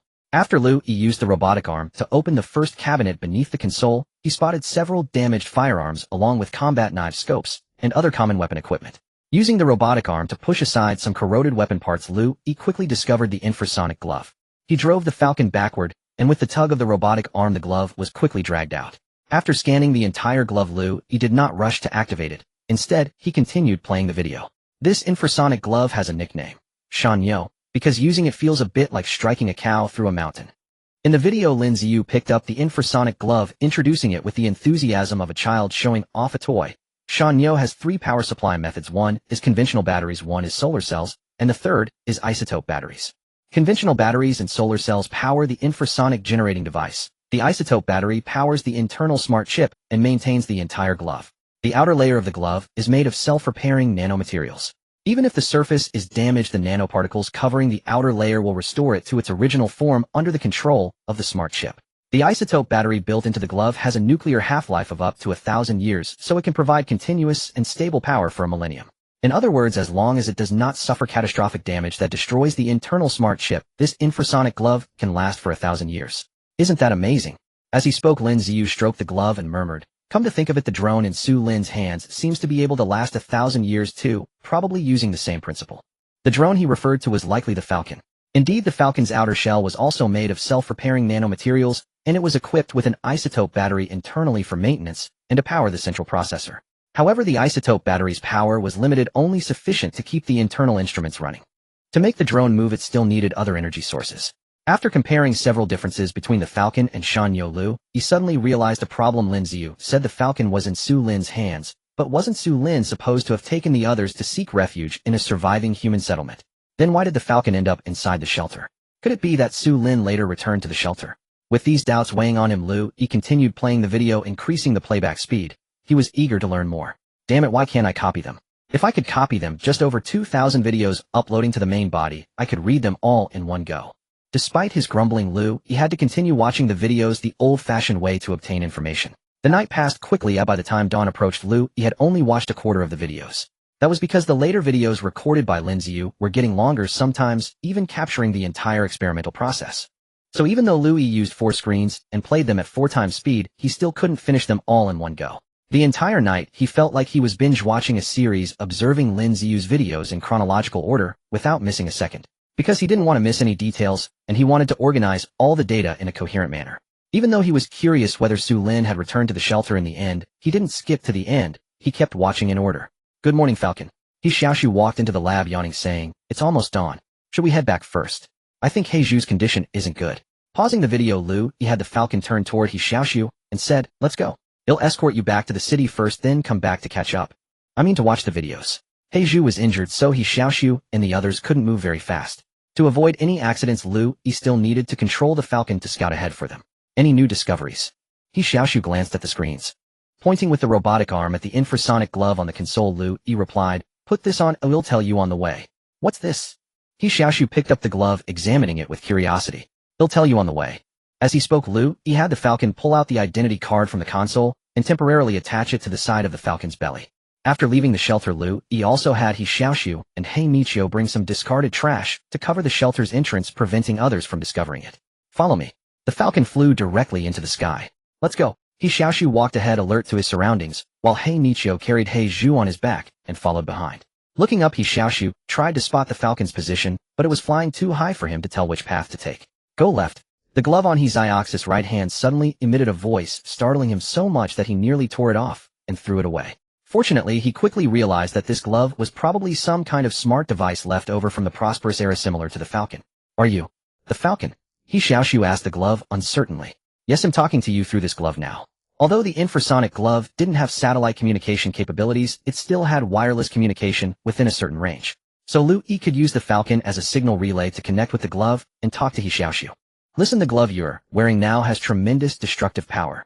When we get back, I'll teach you how to use it. With this, even if you encounter a stronger mutant beast in the future, you'll have the ability to deal with it." With the Falcon scouting ahead, the return journey for He Xiaoxu and his companions was naturally quite safe. Along the way, Liu Yi also shared some of the intelligence he had obtained the previous night. That Lin Ziyu, after finding the armory and acquiring a large number of weapons, expanded his exploration range, scouring the city for various supplies, even capturing small mutated beasts alive and bringing them back to the shelter for further experiments. The 3 deformed monsters we saw in the lab were the ones he captured later. He Xiaoxu pressed the gauntlet to his ear as he walked forward, asking in astonishment, "He's that impressive? Those creatures in the glass tanks. They look even more terrifying than many of the mutated beasts out there now. That guy is a madman, completely indifferent to life and death, obsessed only with his experiments. Without fear, he ironically has a better chance of survival," Liu Yi replied. "His experiments have yielded some significant results, but I haven't finished reviewing them yet. Once I've obtained and analyzed the complete data, I'll tell you more." He Xiaoxu nodded, indicating there was no rush. After all, Liu Yi had said he probably wouldn't understand most of it anyway. "Let's talk about this gauntlet instead," Liu Yi said. "This gauntlet is called Shanyu. When it makes contact with a target, it can release infrasound waves within a 30-centimeter range in front of you, dealing powerful damage. This can greatly compensate for your lack of offensive power. At the same time, you're extremely agile. With enough training, you can get close to mutated beasts and release the infrasound waves. To be more specific, Shanyu has 3 functions. First, communication. Like now, it allows us to have long-distance conversations with a maximum range of 30 kilometers. Second, it can release infrasound waves to attack targets within 30 centimeters. The natural frequency of normal biological internal organs is between 4 and 18 Hz. Infrasound waves can cause strong resonance, leading to ruptured blood vessels and internal injuries. If the amplitude is adjusted to a high intensity, it can even shatter the target's heart directly. Third, it can detect the target's natural frequency. Not all objects have the same natural frequency. To achieve more accurate resonance, you can touch the target with the gauntlet before attacking, and it will detect its natural frequency. Hearing the 3 functions, He Xiaoxu was completely baffled. Words like infrasound waves, natural frequency, hertz, resonance, amplitude. He understood none of them. Liu Yi added helplessly, "Forget it, just telling you want help. You'll understand once you try it back at the shelter. You can always ask me through the gauntlet." Alright. Soon He Xiaoxu and his companions safely reached the city of Jiyuan in District 6. "Hey, you're still alive." The soldier guarding the gate was quite surprised to see He Xiaoxu. After all, he had left the city near dusk last night, a time when the chances of returning alive were slim. Haha, lucky to be alive. I managed to escape with my life, He Xiaoxu said with a laugh as he paid the entry fee. The gate soldier took the cash and teased, "Didn't expect you to have some skill, kid." Though surprised, the soldier wasn't overly astonished. Scavengers had spent nights outside the city before, but seeing someone as young as He Xiaoxu was unprecedented. Go on in. After passing through the gate, He Xiaoxu and He Xiaoxu quickly took He Zhu to the medical station. The Falcon, which had completed its escort mission, didn't follow them. After a moment's hesitation, Liu Yi didn't send the Falcon back to the shelter either, instead directing it toward the inner city. Although Lin Ziyu's video allowed Liu Yi to obtain a wealth of intelligence, he wasn't in a hurry. After all, the shelter was right there. He could visit it whenever he wanted. Inner City Spade District Transcendent Academy Laboratory. The invisible Falcon flew in through the window, activated its thermal imager to scan the surroundings, and confirmed no one was present before heading toward a cabinet. It then extended a mechanical arm, retrieved a key from a crack in the wall behind the cabinet, and skillfully opened the cabinet. Inside the cabinet were 2 thin syringes along with a small note. These are the listening potion and the sprint potion. The cost is 45,000 yuan, equivalent to 20 grams of gold. The note was left by Qiu, the intern researcher. In fact, over the past week, Liu Yi had already completed 3 transactions with Qiu. Ever since he had infiltrated the Academy's laboratory a week ago, he had been looking for a potential collaborator. Initially, he stole some test liquids and left a gold ring here. This wasn't an act of generosity. He was using it to bait a trap. At the same time, Liu Yi had placed a crawling surveillance device spider in a corner of the Academy's laboratory to observe. Later, he saw that the intern researcher Qiu had noticed the missing test liquids, but found the ring instead. She neither reported it to her superiors nor hesitated to keep the ring for herself. This showed she was greedy enough and had little attachment to the Academy, making her a suitable trading partner. So Liu Yi later left another gold ring with a note. "I need an agility potion. This is the payment." When Qiu discovered the note, she was quite surprised and a bit flustered. But after a long internal struggle, she chose to keep the gold ring. The next day, she placed the agility potion on the lab counter. After she left, Liu Yi controlled the Falcon to retrieve the potion. And just like that, the deal was made. Once there was a first, a second followed. 2 days later, Liu Yi left another note requesting a dodge potion. This time, Qiu didn't hesitate. She delivered the potion that same afternoon. Thus, Liu Yi smoothly established a cooperative relationship with Qiu. So the 2 enhancement potions that He Xiaoxu had injected were purchased from her. In fact, the enhancement potions in the inner city were not only more effective than those sold in the outer city, but also cheaper. Most of the prices for enhancement potions in the outer city were inflated by intermediaries. There was also gold. A gram of gold in the inner city could sell for 1 to 2,000 yuan, or even more, while merchants in the outer city often bought it for less than 100 yuan per gram. A profit margin of over 10 times. Of course, even the intermediaries had multiple layers. For instance, Old Gua at the grocery store in District 6 was just the lowest rung of the middlemen. The real profits were pocketed by the merchants or officials who controlled the supply channels. Liu Yi commanded the Falcon to secure the 2 potions. As he picked up the note, he found another folded beneath it with an additional line of text. "Trading inside the Academy isn't safe. Let's change the location. You choose a place. Change the transaction location." Liu Yi had the same thought. This laboratory was not solely used by Qiu. Other researchers occasionally came as well, so even if they used a locked cabinet for transactions, there was still a risk of exposure. Thus, Liu Yi controlled the mechanical arm extending from the Falcon's belly to write down a location on the paper and pen on the nearby table. Since he would need more transactions in the future, not just with Qiu, he had already scouted the inner city and found several suitable spots. After locking the note and a gold necklace in the cabinet, Liu Yi left the Transcendent Academy with the potions. About an hour later, Qiu, wearing a white lab coat and her hair tied in a ponytail, opened the laboratory door. After checking that no one else was around, she carefully closed and locked the door, then tiptoed toward the cabinet. Fumbling out the key to open the cabinet, her fair face lit up with a radiant smile upon seeing its contents. Gently lifting the gold necklace, Qiu's eyes sparkled with excitement as she stomped her feet in joy. She carried the necklace to the nearby experiment table and weighed it with a pharmaceutical scale, a full 23 grams. This necklace, if sold at a gold shop, could fetch at least 40,000 yuan, and if the quality were slightly better, even 50,000. In comparison, Qiu's monthly salary was only 7,000 yuan. In just a week, she had profited at least 80,000 from this peculiar transaction method. First time, half a bottle of testing solution for a gold ring, about 6 grams. Second time, a bottle of agility potion for another gold ring, about 7 grams. Third time, a bottle of dodge potion for 2 rings, about 12 grams. This time, a bottle of sound sensing potion and a bottle of sprint potion for a 23-gram gold necklace. In total, that was 48 grams of gold. At a price of about 2,000 yuan per gram, it was nearly 100,000. Of course, she had to cover some costs to obtain these potions. However, she was an alchemist herself, able to concoct common enhancement potions like the agility potion on her own. She did not know how to make the dodge sound sensing and sprint potions, but she could purchase them through her alchemist friends at a price far lower than market value, costing less than 20,000 GUN in total. I'm rich. Bai Qiuyu clenched her fists and waved her elbows repeatedly. If not for the fear of being discovered, she would have danced on the spot. After the excitement subsided, she carefully stowed the necklace and turned her attention to the cabinet where a small note remained.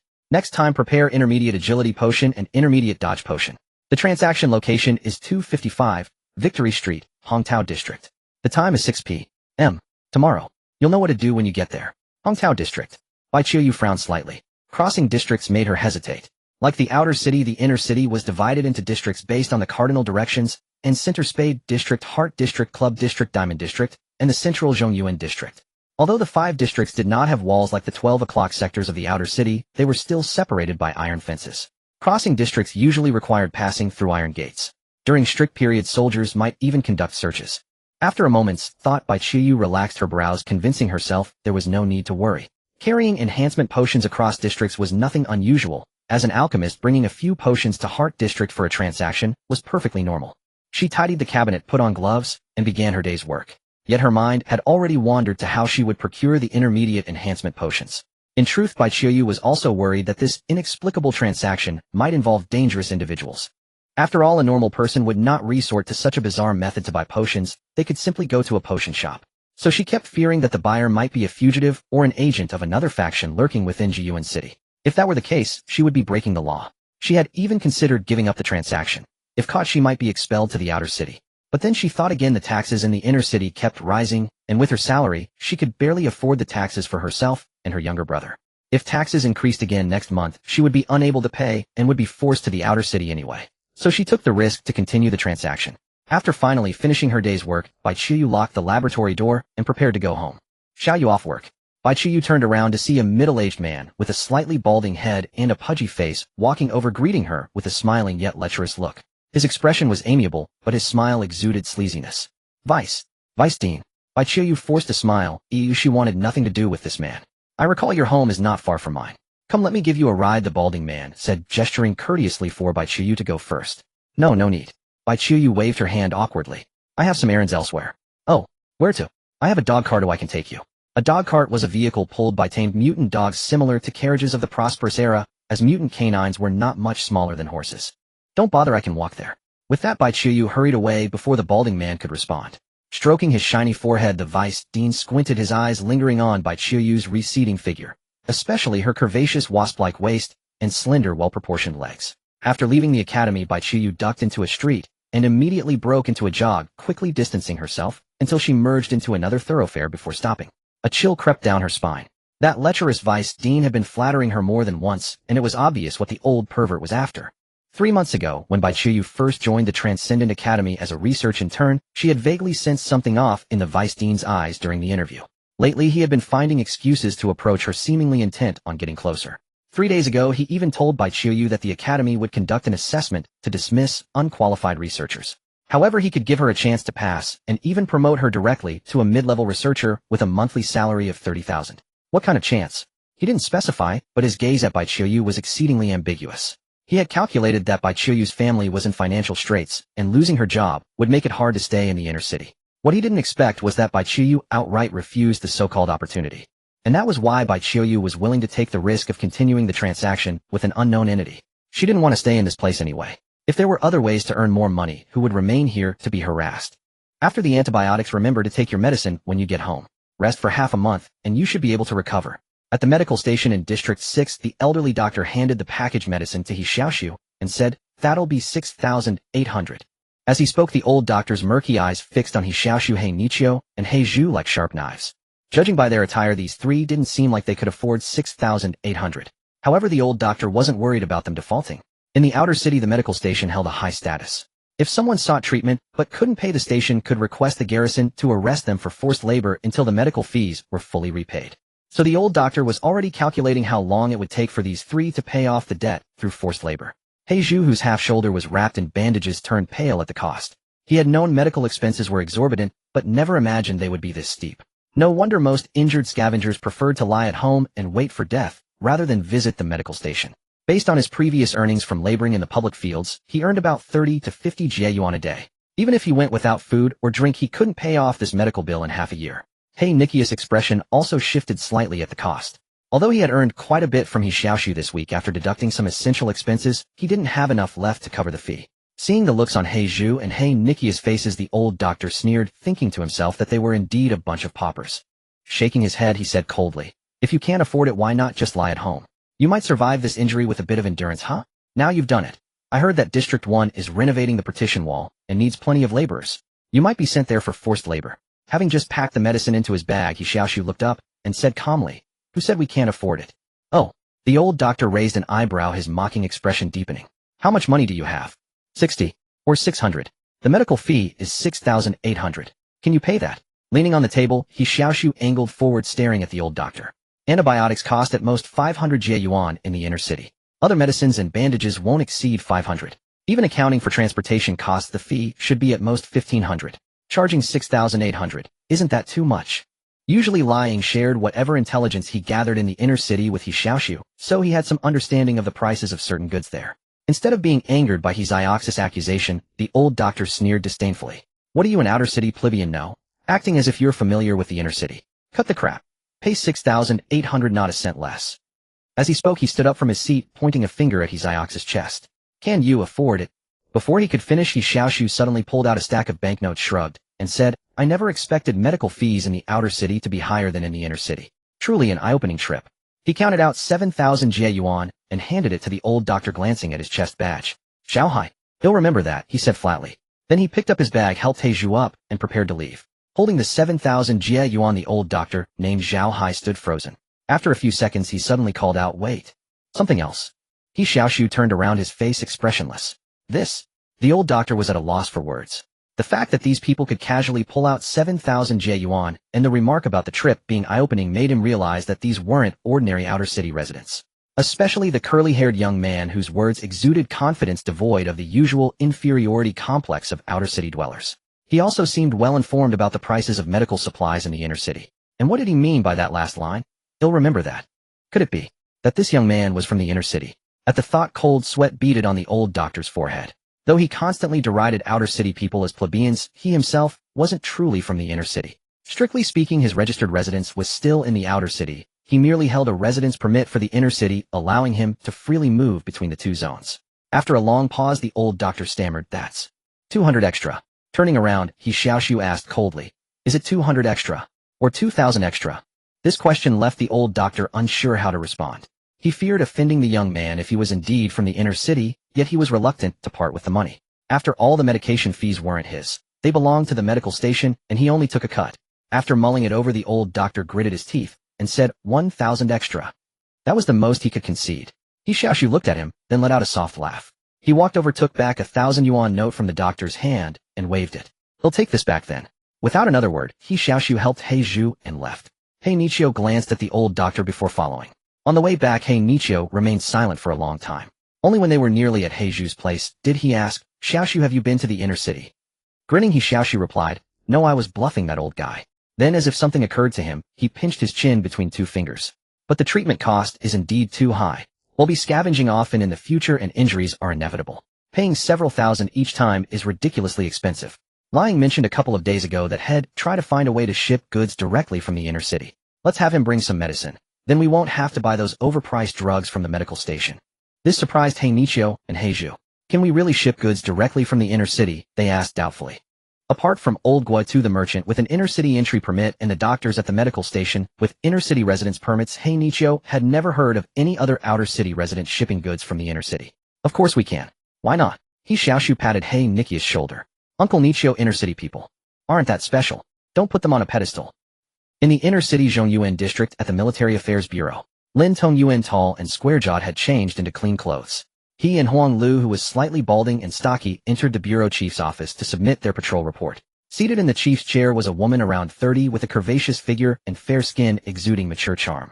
She crossed her slender legs, sheathed in black stockings, leaned back against her chair, holding the report in her left hand, while twisting a candy in her right.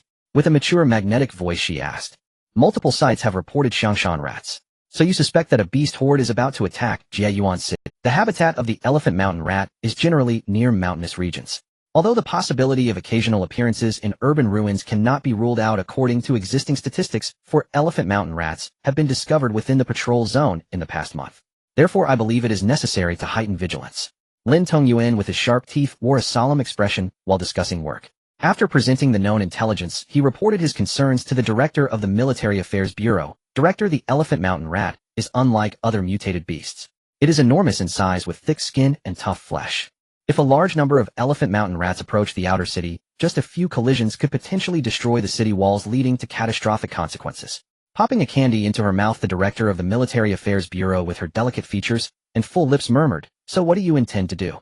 Lin Tongyuan did not answer immediately. He lifted his head and gazed at the woman seated before him. As the director of the Military Affairs Bureau, one of the three major institutions of the inner city, this woman wielded immense power. Her name was Su Yuntong. Not only was she born into a prestigious family, but she was also one of the top transcendents in Jiyuan City. Before the age of 30, she had ascended to the position of director of the Military Affairs Bureau, commanding the military might of most of Jiyuan City. From the outside, this woman appeared dignified, elegant, sensuous, and mature, a goddess desired by countless men. Yet those who truly knew her understood that she had not attained this position through her appearance, but through unscrupulous means. The throne beneath her was built upon a mountain of bleached bones. I suggest organizing garrison troops to construct fortifications and traps outside the city, preparing in advance. Su Yuntong raised her bright eyes, propping her chin with one hand, and said with a faint smile, "The outer city is vast. Where do you propose to build these fortifications?" After a moment of contemplation, Lin Tongyuan replied, "The elephant mountain rats have mostly appeared in the eastern and southern areas. I recommend constructing fortifications outside the city in the range from Sector 2 to Sector 7. Closing the patrol report, Su Yuntong pondered for a moment before answering, "I understand. You may leave now." "Yes." Outer City Sector 6. He Xiaoxu returned home. After comforting his younger siblings who had been worried all night, he placed the gauntlet Shan Yo on the table and said to his younger brother Alan, "This gauntlet is called Shan Yo. The Falcon discovered it in a basement in the city ruins. It allows us to have long-distance voice communication with the Falcon directly. In the future, the Falcon may be very busy. If you have any questions about your studies, you can ask him through Shan Yo." Alan, wearing glasses and fair-skinned, leaned over the edge of the table, his eyes gleaming as he looked at the gauntlet. "Can this glove really make calls?" "Yes," Liu Yi's voice emanated from the gauntlet. "Alan, you must intensify your study of the physics fundamentals I transcribed for you a few days ago. When the opportunity arises, let Xiaoxu take you to the shelter. There are several computer devices there storing vast knowledge from the Golden Age. Once there, you will learn even more." The more Alan listened, the wider his eyes grew and his speech became slightly stammered. "Computers. Are those the electronic brains mentioned in books? One of the most important tools of the Golden Age?" "Yes. I will free up one for you then. For now, you need to master various fundamental knowledge as quickly as possible. I have many tasks waiting for your help." "Understood. I will work hard." Alan nodded incessantly. Then he pulled a notebook from a drawer and said, "Falcon, in the test paper you gave me yesterday, there are a few problems I don't quite understand." He reiterated the questions he didn't grasp, and Liu Yi promptly provided a detailed explanation based on Alan's current learning level. Seeing his younger brother immersed in earnest study, He Xiaoxu revealed a gratified smile. He struggled to earn money so that his younger siblings could have a better life in the future. Especially for Alan, He Xiaoxu felt that only by nurturing him into a great scientist could he repay the kindness of Uncle Wang who had raised him. After a moment's thought, He Xiaoxu decided not to disturb his brother's studies and rose to leave. "Where are you going?" Liu Yi's voice suddenly turned cold, pausing mid-explanation. "Have you written your 500 characters today?" The smile gradually faded from He Xiaoxu's face. With no other choice, he sat back down and picked up the pen that felt as heavy as 1,000 pounds. "He'll write. He'll write all right." Inner City Red Peach District. Liu Yi, with his multi-core processing capabilities, could simultaneously tutor Alan while controlling the Falcon to carry out other tasks. After obtaining the potion from Bai Chiyu, Liu Yi did not immediately send the Falcon back. Instead, he guided it along a small alley into a room cluttered with wires and bulky mechanical equipment. This was the communication station of Red Peach District, connected to the telegraph lines of the entire district. After over a century of development, Jiyuan City had long mastered wired telegraph technology. After all, the principle was not difficult. The people of Jiyuan City had gathered numerous surviving books from the Golden Age in the urban ruins, which contained detailed records. After nearly 100 years of exploration, they had become proficient. Moreover, there was an abundance of copper wire in the city ruins. Jiyuan City only needed to collect, resmelt, and draw it for use. A major problem, however, was that after several centuries, the insulation of the Golden Age wires had long since dried and cracked. Additionally, the limited area of Jiyuan City provided no space for planting rubber trees. Later they found an alternative method extracting a special grease from a mutated insect known as the black fat bug, which could be used to create insulation for the wires. Thus for residents of the inner city, wired telegraphs were nothing unusual. Public telegraph machines were available on the streets, and affluent families even had one installed at home. Of course, the most important function of Jiyuan City's wired telegraphs was to connect the 17 districts of the inner and outer cities.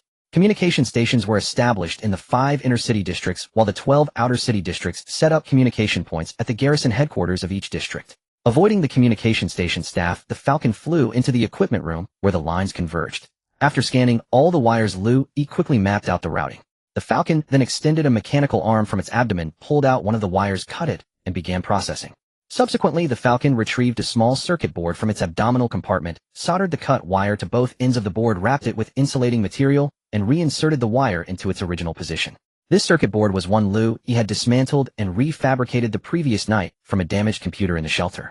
The shelter housed 5 computers, only 4 of which were functional. The damaged one lacked parts for repair, so Liu Yi had dismantled it for other uses. With his multi-core processing, he could easily watch videos while doing other things. Thus the previous night he had already removed numerous components and modified some small instruments. This circuit board was one of the results from last night. Once soldered into the wire, it could record all signals passing through.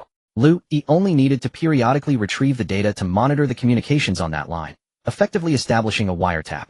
Furthermore, the circuit board could send and receive wireless signals within a 10-meter range. Liu Yi could directly use this line to send telegrams to all stations within Jiyuan City. After handling the wire, Liu Yi connected the circuit board and sent out a telegram. In the Red Peach district at the Black Iron Bar, Han Li, known as the Swift Runner, sat on a leather sofa, smoking a cigarette, listening to his subordinate report the bar's monthly earnings. What? The turnover dropped by 100,000 this month. Though already past 30, his face still bore a youthful look. Han Li forced a fierce expression and growled at his subordinate. What did I tell you? Sell more at a lower price. Once the price drops, customers will come in droves. A burly bald lackey muttered under his breath, but even after lowering the price, not many customers came, so the turnover fell by 100,000. Are you saying my strategy is wrong? Han Li slapped the bald lackey on the head, fuming. It must be your poor service. Yes. Several subordinates quickly nodded. As he was reprimanding them, a heavily made-up woman knocked on the door and entered, saying, Han Li, there's a telegram for you.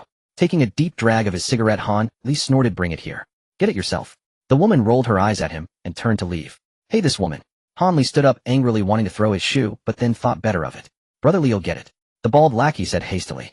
Pushing the lackey's face away, Han Li said disdainfully, get lost. Can you even read a telegram? Go find a way to boost the turnover. Yes. After cursing a few more subordinates, Han Li left the room, walked down a corridor, and arrived at the Black Iron Bar's core, the telegram room. On the table inside the room rested a heavy device from which a dozen long strips of paper had already been printed. The strips were lined with neat rows of holes, some large, some small. Small holes represented 0, and large holes represented 1. These holes actually recorded binary information. As long as there were enough holes, complex information could be transmitted. Pulling out a telegram codebook from his pocket, Han Li quickly began decoding. Mission. Commission. Transport. Supplies. To the outer city. Oh, a mission. Having been a smuggler for 10 years, Han Li quickly realized a big deal was coming. He had dealt with many clients who preferred to commission tasks via telegram without showing their faces, so he was no stranger to this situation. Excitedly, he picked up the next strip and continued decoding. After reading all the strips, he burst into a broad grin. Although this was a new client, the quantity of supplies demanded was large, and they promised long-term commissions. The new client's remuneration was also tempting. They offered photos from the prosperous era. Photos. Priceless photos. For people of the catastrophe era, nothing was more longed for than the life of the prosperous era. But centuries had passed, and no one truly knew what life was like back then. Even though stories were passed down orally after so many generations, the tales had lost their essence. Perhaps some surviving books could offer glimpses, but nothing was as vivid as photos. Just as people in the prosperous era cherished ancient calligraphy and paintings, the wealthy and powerful of Jiyuan City took pride in collecting prosperous era photos. Moreover, photos that survived to this day were extremely rare and hard to forge. After all, the life of the prosperous era could never be recreated, and Jiyuan City lacked proper photography technology. At best, they could produce blurry black and white images using photosensitive materials. Thus, even a damaged prosperous era photo could sell for tens of thousands, even hundreds of thousands. Well-preserved ones could fetch hundreds of thousands, even millions. Just as Han Li was fantasizing about what photo he might receive, the telegram puncher on the table suddenly emitted a beeping sound. Then, like a sewing machine from the prosperous era, the puncher's tapered needle rhythmically pierced the paper, printing rows of holes. When the puncher received signal 0, it dropped halfway, making a small hole. When it received 1, it dropped fully, making a large hole. Han Li's eyes fixed on the puncher as he watched the holes print out simultaneously decoding using the codebook. Open the drawer in front of you. After fully decoding, Han Li's eyes widened, momentarily stunned. After a long pause, he looked at the drawer in front of him and slowly opened it. Inside, amidst a clutter of documents, lay a square, slightly yellowed photo. At that instant, instead of excitement, Han Li felt a chill run down his spine. He stepped back. Who had placed the photo in the telegram room unnoticed? This was his stronghold with men everywhere. No one should have been able to sneak in. The telegram puncher beeped again. Fear flickered in Han Li's eyes as he looked up at the printing strip and decoded, "Don't be nervous. This is your reward.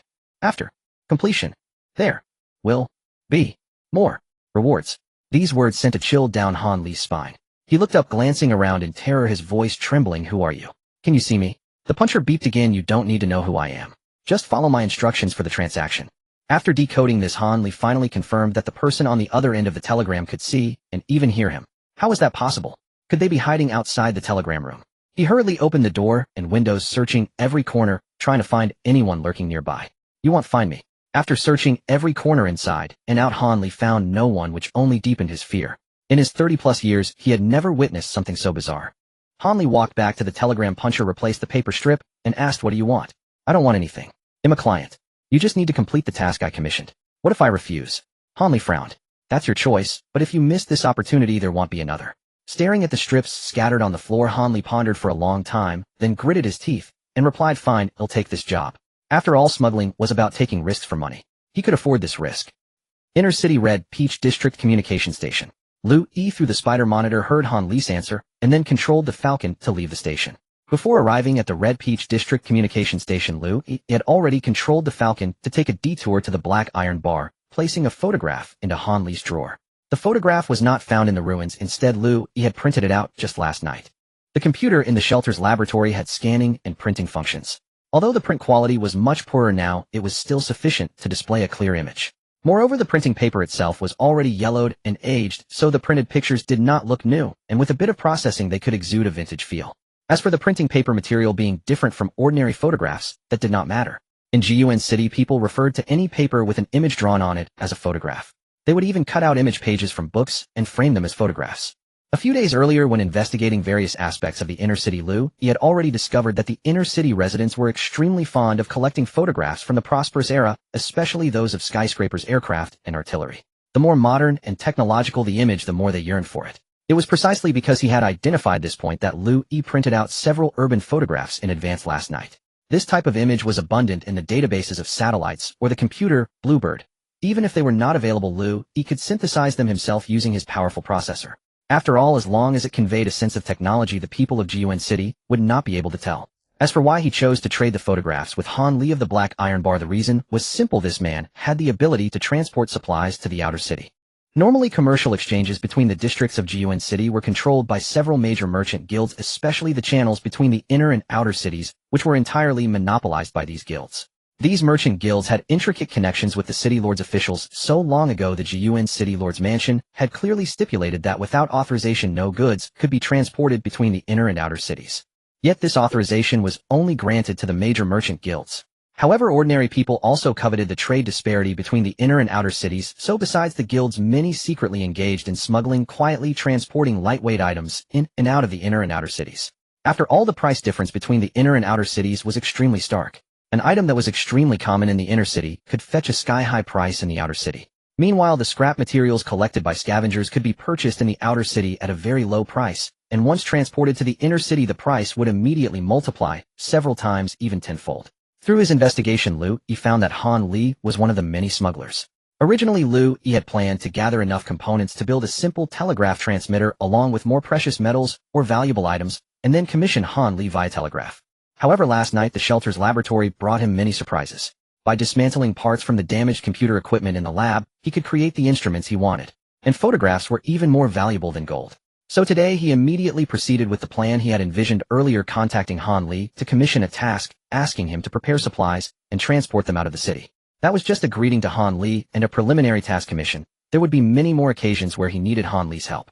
After making the arrangements, Liu Yi left the spider monitor at the Black Iron Bar to observe Han Li, then controlled the Falcon to return to the outer city, taking the medicine to He Xiaoxu.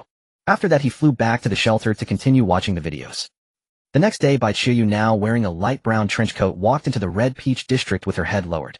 She adjusted her soft beret, observing her surroundings. Red Peach district. Victory Street. No. 253. No. 254. Following the note given by the mysterious trader yesterday, Bai Qiuyu checked the building numbers along the street one by one. No. 255, that's it. Lifting her head, Bai Qiuyu looked at the sign of the shop before her, and read Black Iron Bar. Frowning slightly, she found it strange. Why would the transaction be arranged in such a noisy place? Despite her doubts, she thought for a moment, and then strode inside. As soon as she entered, she saw many people sitting at the bar or gathered around round tables, drinking heartily and laughing. Please sit inside. Beside the bar, a heavily made-up woman wearing a strapless outfit saw Bai Qiuyu enter, took a drag of her cigarette, and exhaled a cloud of smoke, saying, "New face. First time here." After a momentary pause, Bai Qiuyu did not immediately respond. Instead, she found a nearby seat at the bar and sat down. "What would you like?"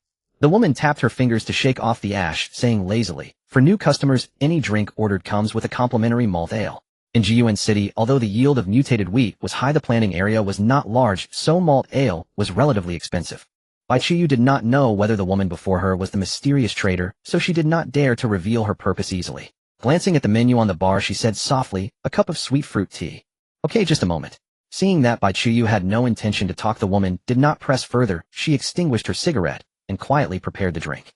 During this time, Bai Qiuyu slightly turned her head to look around, searching for the mysterious trader. He Xiaoxu, come have a drink with me." At that moment, a drunken man with thick eyebrows staggered over, leaned against the bar, and said to the bartending woman with a lecherous grin, "Accompany me for a drink tonight. Anything you want."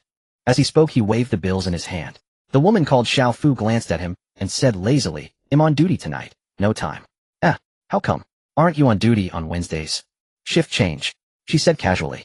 The thick-browed man instantly became furious and said disdainfully, "Every time I ask you to drink with me, you say it's a shift change." As he spoke, he reached out to grab Xiaofu behind the bar, but his feet slipped, and with a bang, he collapsed onto the bar counter. Bai Qiuyu, sitting nearby, was startled and stood up. Turning his head, the thick-browed man noticed Bai Qiuyu beside him, and his eyes lit up immediately. Up close, even with the hat and trench coat concealing her, this girl's face and figure were still outstanding, completely capturing his attention.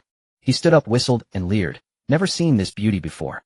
Are you new here? Come have a few drinks with me." As he spoke, he reached out to embrace Bai Qiuyu. Bai Qiuyu immediately stepped back, her right hand reaching into her trench coat pocket, already planning to take out the lethal spray she had concocted. At that moment, a cold knife suddenly pressed against the thick-browed man's neck, startling him into freezing, not daring to move. The youthful-looking Han Li appeared behind the thick-browed man, his eyes filled with coldness, and said in a cold voice, "You scared my customer." Han Li, having driven away the bushy-browed man who was harassing the guests, invited Bai Qiuyu from the front hall to the inner hall. Sitting on the soft sofa, Bai Qiuyu still wore her hat, her eyes scanning the surroundings, warily afraid of encountering any mishap in the unfamiliar environment. In fact, after being harassed by that drunkard, she had begun to regret her decision, not for coming to the transaction, but for not bringing her younger brother along. Although Bai Qiuyu was also an enhancer, she lacked training, and was only a Tier 3 enhancer, having never engaged in any combat. Even though she carried some defensive tools, if something truly happened, she might not be able to handle it. Thus, she was very worried about potential accidents, her body tense, ready to flee at any moment. Han Li struck a match, tiptoed slightly, and lit the gas lamp on the wall, gradually brightening the entire inner hall. Turning around to look at the somewhat uneasy Bai Qiuyu, Han Li smiled, and said, "You're the apothecary, right? Did Falcon send you?" "Falcon?" Bai Qiuyu thought that the mysterious person she was trading with was called Falcon, though it could just be a code name. Adhering to the principle of speaking less to avoid mistakes, she merely nodded lightly, and said nothing more. Noticing her wariness, Han Li leaned against the sofa a fair distance away from Bai Qiuyu, flashed a reasonably handsome smile, and continued, "To avoid any misunderstanding, could you tell me the item you're here to trade today?" "2 potions, just name one." This morning, Han Li had received another telegram from Falcon instructing him to receive an apothecary at 6 o'clock this evening to conduct the transaction.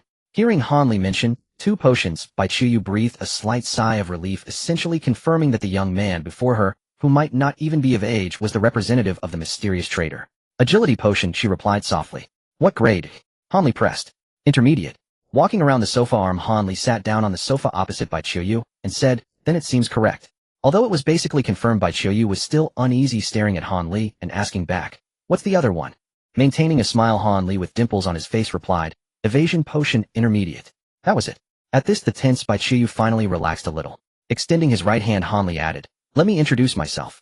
I'm Han Li. You can call me Swift Legs or Wine Merchant." "Wine Merchant," was the code name given by Falcon just as he had given by Qiuyu the code name, apothecary. After a moment's hesitation by Qiuyu raised her right hand to shake his responding simply apothecary. She dared not reveal her real name. After a brief shake Han Li released his hand and smiled. Alright then we'll address each other by our code names. Then taking out a stack of banknotes from his pocket Han Li continued, since we've confirmed each other's identities, I won't beat around the bush. According to Falcon's instructions, this is the payment for the transaction, 1500 Jie Yuan in total. Please count them. 150000. Bai Qiuyu stared in astonishment at the banknotes on the table, momentarily speechless. Previously, the highest amount she had traded with Falcon was at most 4000 to 5000, but this time, it was actually 1500. The intermediate agility potion and intermediate evasion potion she had prepared today were much more expensive than the basic ones, but through her friend's channel, she had managed to buy both for about 6500. She had originally expected to receive around 100, which would have been a huge profit, but unexpectedly the other party had directly offered 1500. Seeing Bai Qiu's expression, wine merchant Han Li smiled and said, generous isn't it? I was also quite surprised when I found out. The market price of intermediate agility potion in the inner city is just over 300, and intermediate evasion potion is a bit more expensive, around 4000. The two together cost only about 800, yet Falcon paid a premium of 700. If he hadn't instructed me to buy from you, I would have gone directly to the potion market myself to pocket that difference. After a few seconds of stunned silence, Bai Qiuyu took a palm-sized box from the inner pocket of her trench coat, placed it on the table, and slowly pushed it over, saying, both potions are here. Similarly pushing the banknotes over, Han Li picked up the box, opened it, glanced inside, and said, these are indeed the two potions. Picking up the banknotes, Bai Qiuyu carefully confirmed they were not counterfeit, then, without counting, she struggled to stay calm, and stuffed the money into her pocket. Over 100,000 Jie Yuan. She had never held so much money in her life. Then pleasant cooperation. Han Li extended his hand once more. After a brief handshake, Bai Qiuyu stood up, and said, pleasant cooperation. We'll be heading back now. She couldn't wait to go home and count the money. Wait a moment, Han Li suddenly said as he stood up. Startled by this, Bai Qiuyu, who was carrying a large sum of money, became nervous, afraid that Han Li might suddenly change his mind. She asked, is there something else? Walking toward the entrance of the inner hall, Han Li beckoned and said, Falcon has another task for you. Follow me. Another task? Was it a follow-up transaction? After a slight hesitation, Bai Qiuyu still followed, but she slipped her right hand into her trench coat pocket and gripped the spray. She would not let her guard down just because the previous transaction had gone smoothly. Even though Han Li seemed harmless, it was always right to maintain full vigilance. Walking through the corridor, Han Li led Bai Qiuyu to the telegraph room. Pointing to the open door, he said, do you know how to encode a telegram? Glancing at the telegraph punching machine inside the room, Bai Qiuyu replied, I learned it before, but am not very skilled. It's fine, there's a telegraph code table here. Han Li took out a manual and handed it to her. Reaching out, Bai Qiuyu had just taken the code table when the telegraph punching machine in the room suddenly started ringing. Drip, drip, drip. Huh. Such a coincidence that a telegram arrived just then. Bai Qiuyu looked at Han Li in surprise. Pointing around, Han Li said, he can see us and hear us talking. He Bai Qiuyu looked around and asked in confusion, where is he? Shrugging, Han Li replied, I don't know that either. Perhaps. He is everywhere. Oh.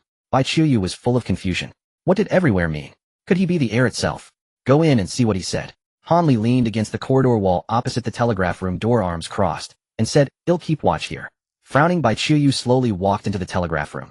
After confirming there were no traps inside, she approached the telegraph punching machine, picked up the long strip of paper, and began to decode. The opening was just a greeting, cooperation. Pleasant. Apothecary. After making a few mistakes due to her lack of skill, Bai Qiuyu finally recalled the method of decoding, and following the code table's index, quickly deciphered, the next task is to purchase a transcendent potion. Supernatural potion. Upon reading the telegram, Bai Qiuyu was utterly dumbfounded. An ordinary person could hardly afford a supernatural potion. After all, supernatural potions were entirely different from enhancement potions. They were miraculous concoctions capable of transforming an ordinary human into a supernatural being. Apart from students of the Supernatural Academy and officers of the Inner City Guard, most who could receive a supernatural potion were either wealthy or influential, leaving commoners with no means to acquire one. How could this possibly be done? Bai Qiuyu muttered. Beep, beep, beep. The telegram printer sounded again and continued to print. You can do it. Hey. This telegram line startled Bai Qiuyu immensely. The person on the other end had actually heard her speak. She quickly turned to check her surroundings. Soon she recalled what Han Li had said earlier, he can see us, and he can hear us. He might be everywhere. Could this Falcon truly be omnipresent? Beep, beep, beep. The telegram sounded again, startling Bai Qiuyu and filling her with a hint of fear. She watched the paper as it gradually printed, slowly decoding. This is a long-term mission, not requiring immediate completion, but rather to be carried out step by step. Before purchasing the supernatural potion, you must first become a formal researcher at the Supernatural Academy so that you qualify to buy it. Become a formal researcher. That was no easy feat. Each year the Supernatural Academy recruited a large number of intern researchers, yet the actual work they performed was menial labor.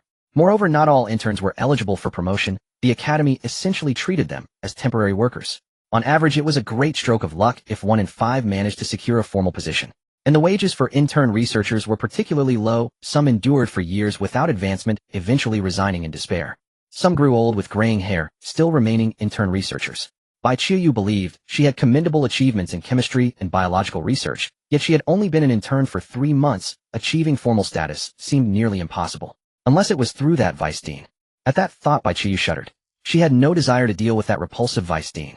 It was precisely to escape him that she had chosen to take the risk and come here for the transaction. Beep beep beep.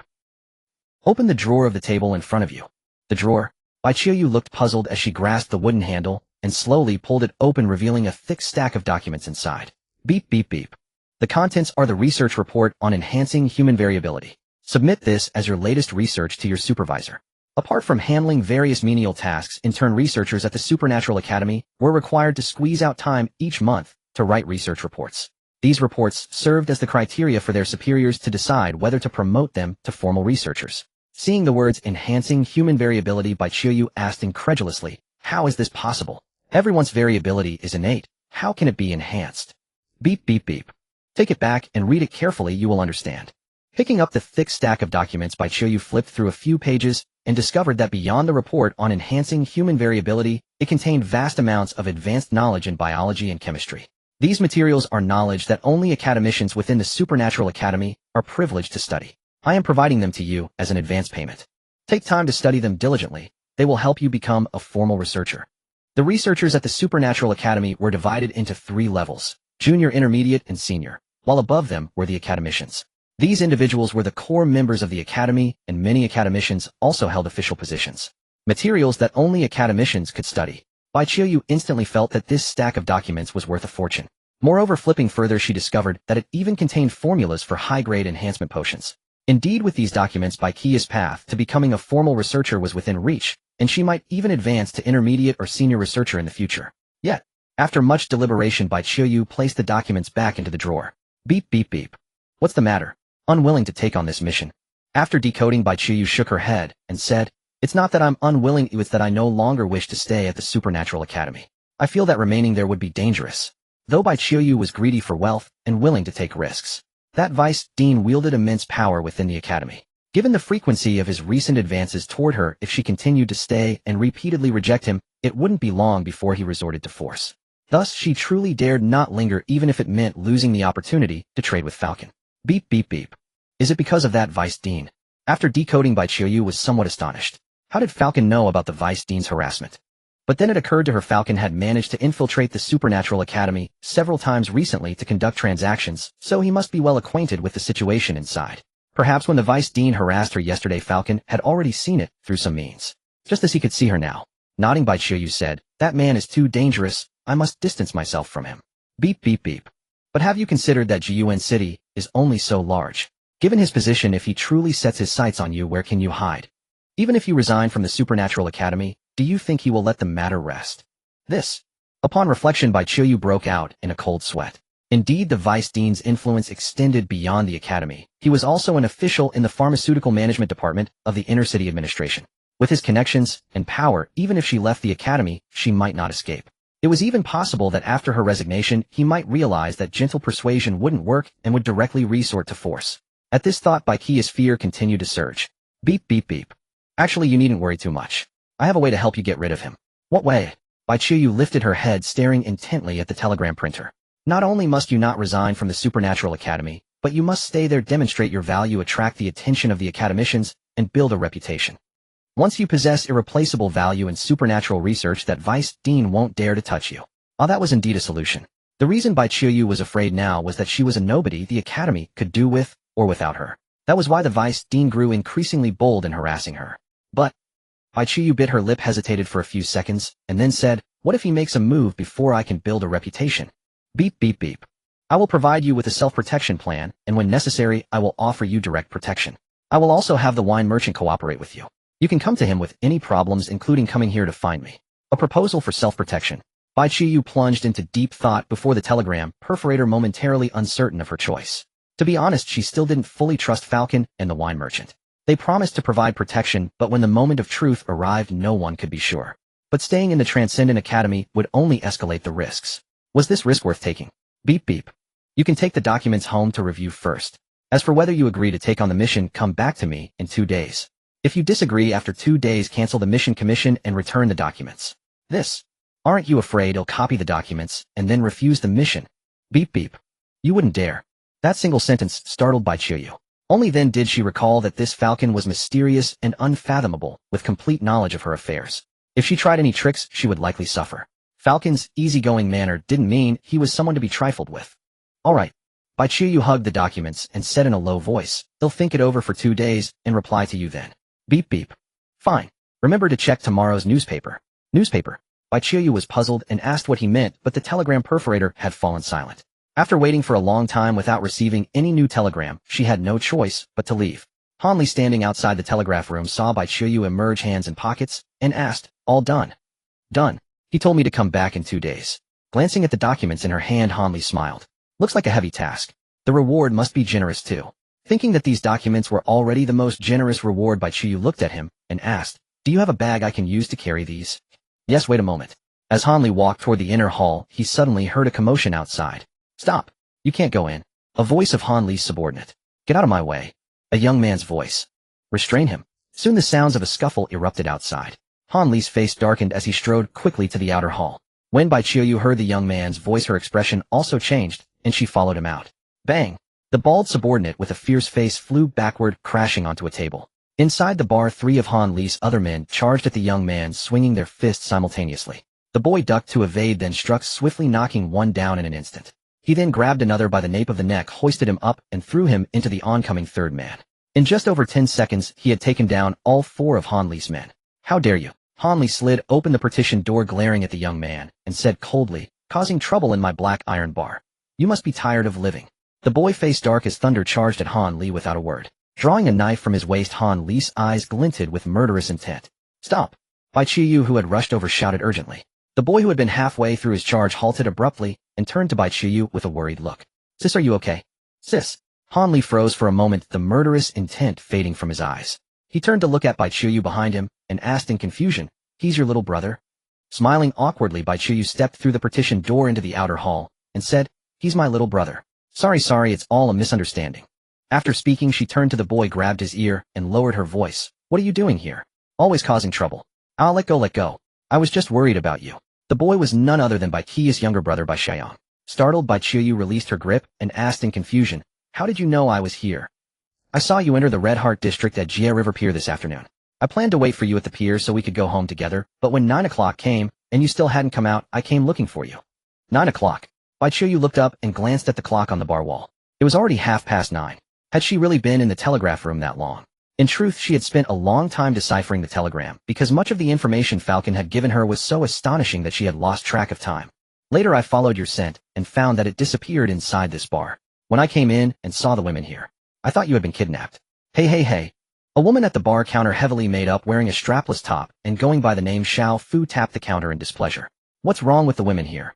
Ignoring her, the young man, Bai Xiaoxu, whispered to Bai Qiu, "Sis, are you okay? What are you doing here?" "I'm fine. Don't worry about it." After appeasing her brother, Bai Qiu turned to Han Li with an apologetic expression. "I'm really sorry. My little brother is inexperienced and caused such a big misunderstanding." "No harm done." Han Li put away his knife and helped his fallen men to their feet. "But your brother has quite the moves. Would you consider having him work for me?" No. Seeing the injuries on the men's faces, Bai Qiu quickly pressed down on Bai Ziyang's head and said in a low voice, apologized to them immediately. Knowing he had been impulsive, Bai Xiaoxu walked over and sincerely apologized. "He'll pay for the damages and the medical expenses." Bai Qiu also apologized. Waving his hand, Han Li said, "No need. He'll handle it." He glanced at the documents in Bai Qiu's hand and added, "Just take care of your mission." Clutching the documents tightly, Bai Qiu's expression turned complex.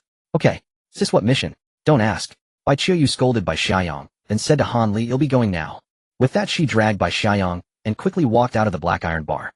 "Boss, what's the background of those two?" the bald subordinate with a fierce face asked, covering his eye. "That kid's got some serious strength. Look at you. Can't even stop a little brat. What good are you?" Hanli snorted and barked. Get to the back hall, and stay there. Oh. The men slunk away dejectedly. Hanli then turned to Xiaofu behind the bar and asked, where's the first aid kit? On the bar's crossbeam, the dragonfly monitor had recorded everything and transmitted it to a communication station not far from the bar. After learning that Bai Qiuyu had a younger brother, Liu Yi became intrigued.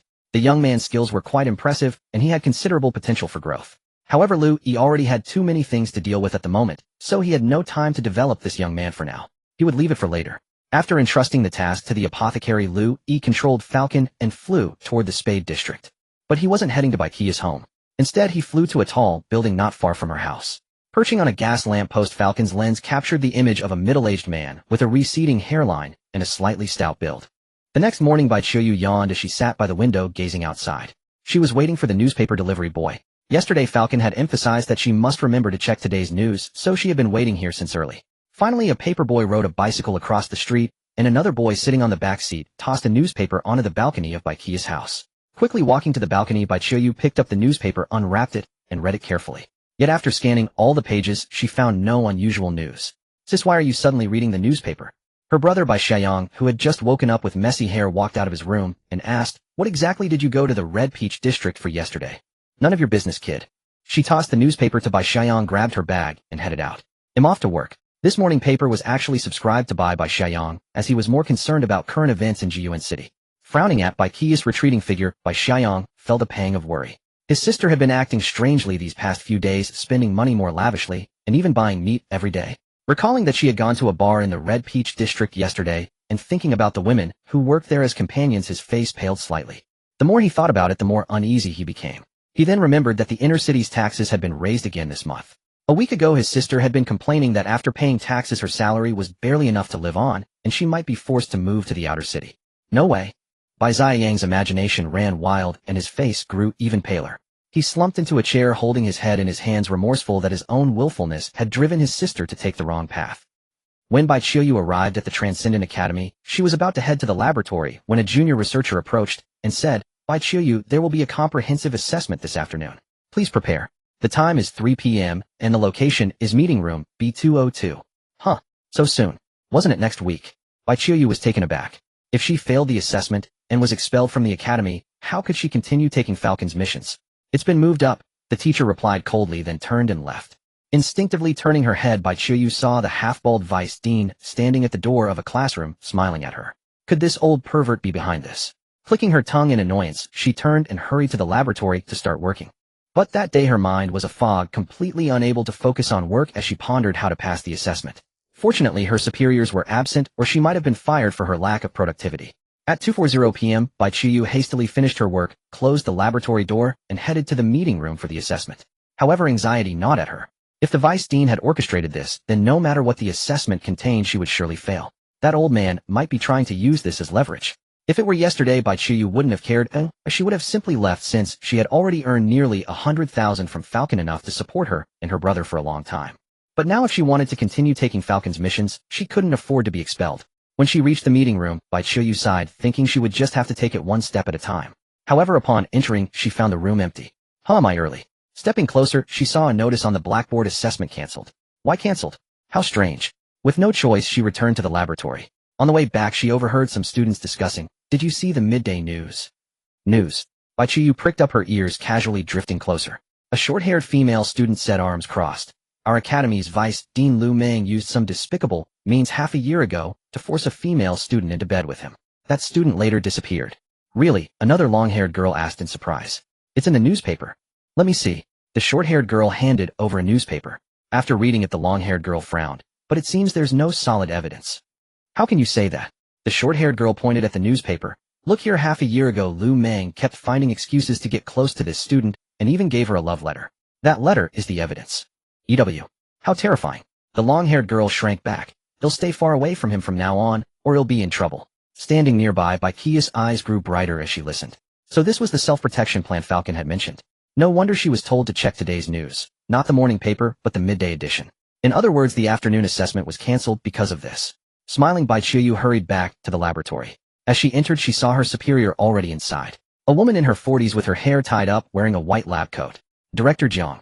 You're back. Bai Qiuyu felt a pang of guilt because she hadn't finished her tasks during this period. However, Director Jiang didn't immediately ask about work. Instead, she walked over, gently placed her hands on Bai Qiu's shoulders, and asked softly, "Qiu, are you alright lately?"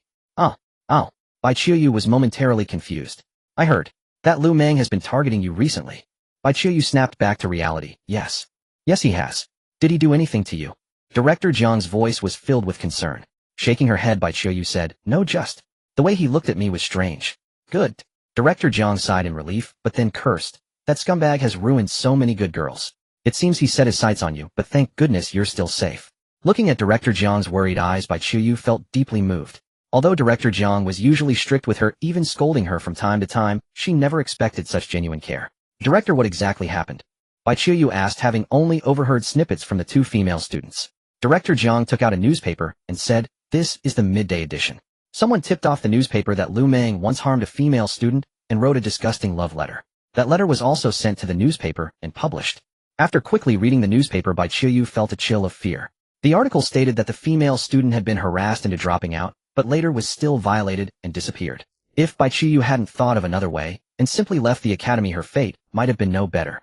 Returning the newspaper to Director Jiang, Bai Qiu said with emotion, "Director, did you come back early because you saw the newspaper and were worried about me?" Waving her hand, Director Jiang replied, "I don't want my subordinates to get into trouble because of my negligence. By the way, have you finished preparing the batch of reagents I asked you to mix?" Bai Qiu, who had been touched just moments ago, immediately changed expression and replied, awkwardly, Still working on it."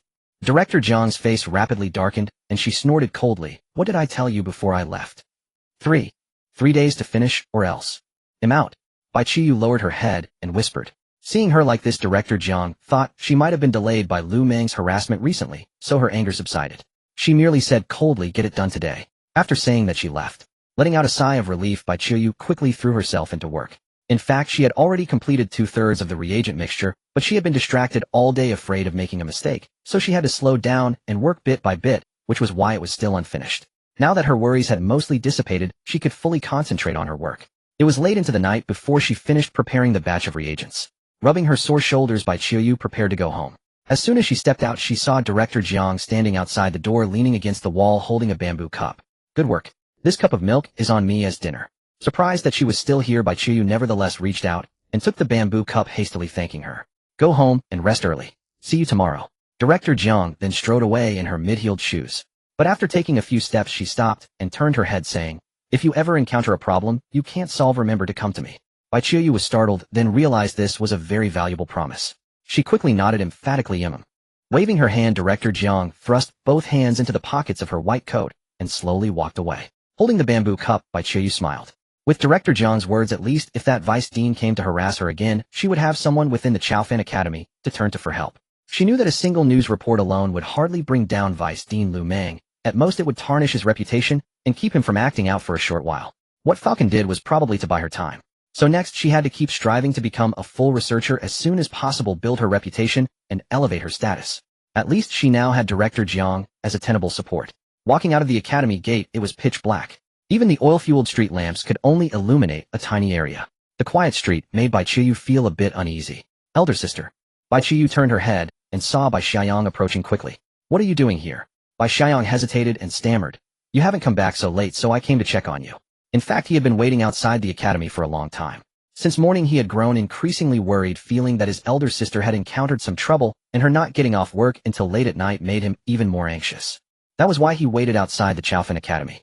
If he hadn't been sure that his sister's scent was still inside the academy, he would have rushed in long ago. Of course, he was self-aware, with his meager strength, attempting to storm the Chaofan Academy would only lead to certain death.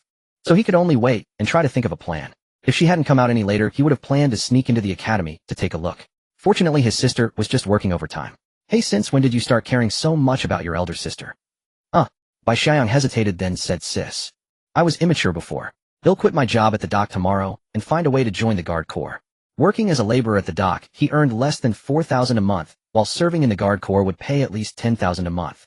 With Bai Xiaoxu's skills, getting into the Guard Corps wouldn't be difficult. Looking at her younger brother, who now stood half a head taller than her, Bai Qiu asked in surprise, "What made you suddenly wise up? Before you would rather die than join the military. How come you're now volunteering for the Guard Corps?" "I should start earning money to support the family." Bai Xiaoxu lowered his head and murmured, "So sis, could you stop working at that bar part-time?" Bai Qiu was stunned and asked, "What part-time job?" That kind. Before he could stammer it out, Bai Qiuyu had already slapped him hard on the head. What are you thinking? What are you thinking? She hit him while scolding. Who would go to a bar for that kind of part-time job? Off. Bai Xiaoyang held his head and asked in confusion. Then what were you doing there yesterday? And you've been spending money so freely these days. Hearing this, Bai Qiuyu grew even angrier and continued hitting him while saying, I was running errands for someone selling some goods. Running errands. So that's it. Bai Xiaoyang finally realized he had overthought things and immediately blushed. What goods were you selling and where? Grabbing Bai Ziyang's ear, Bai Qiuyu squeezed out words through clenched teeth. Your sister is an apothecary. What else would I sell other than reagents? Ouch, ouch, ouch. I get it, let go, let go. Letting go, Bai Qiuyu was still angry and snorted. In your eyes, am I that kind of person? No, no. Bai Xiaoyang quickly shook his head like a rattledrum, saying, it's just that taxes have been going up. I had a former female classmate who had to take up that kind of work because her family couldn't afford the taxes, so I accidentally thought in that direction. She kicked Bai Xiaoyang and scolded, if your sister is really forced to that point, it will be your fault, you brat. My fault, my fault. Bai Xiaoyang quickly said, that's why I said I'm going to the guard corps. That won't be necessary. Bai Qiu's anger had mostly subsided. She said, quit the doc job. Let's find a way to get you into the Chaofan Academy for study. Chaofan Academy? Bai Xiaoyang asked in confusion, since the entrance exam week for Chaofan Academy is long over. Besides, my mutation level is only 5. Passing the exam is basically impossible. What exam? Just pay the tuition and attend classes. Bai Xiaoyang was even more confused. Sis, a self-funded student at Chaofan Academy costs 80,000 Jie Yuan a month. The Chaofan Academy generally had 2 types of students: selected candidates and self-funded students. Selected candidates had to pass a rigorous entrance exam to enroll with very low tuition, and most were exceptionally talented. Self-funded students only needed to meet the basic admission requirements, but the tuition was extremely high, 80,000 Jie Yuan a month, and that was only for first-year students. For second-year students, the tuition doubled, and it doubled further for higher levels. It's only 80,000. Bai Qiuyu put her hands on her hips and lifted her chin, saying, we can afford it. Only after finishing did Bai Qiuyu realize she had spoken too loudly. Discussing such matters on the street was unwise. She quickly covered her mouth and whispered, let's talk about it at home. With that, she hurried toward home, and Bai Xiaoyang promptly followed. After trotting all the way home, they took off their shoes and closed the door. Bai Xiaoyang said, sis, forget about entering the Extraordinary Academy. I don't know how much you earned from running errands for others, but that's your hard-earned money.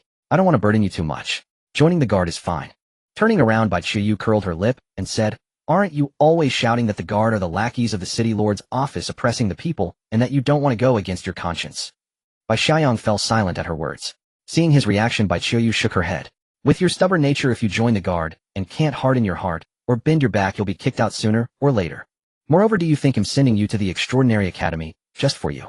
Hearing this, Bai Xiaoyang looked up with a grave expression. Is it because of that, Vice Dean? Do you want me to go to the academy to protect you? Bai Qiuyu asked in surprise. How do you know about him? Taking out a newspaper, Bai Xiaoyang said, I saw the midday paper. There was a sketch of him in the news.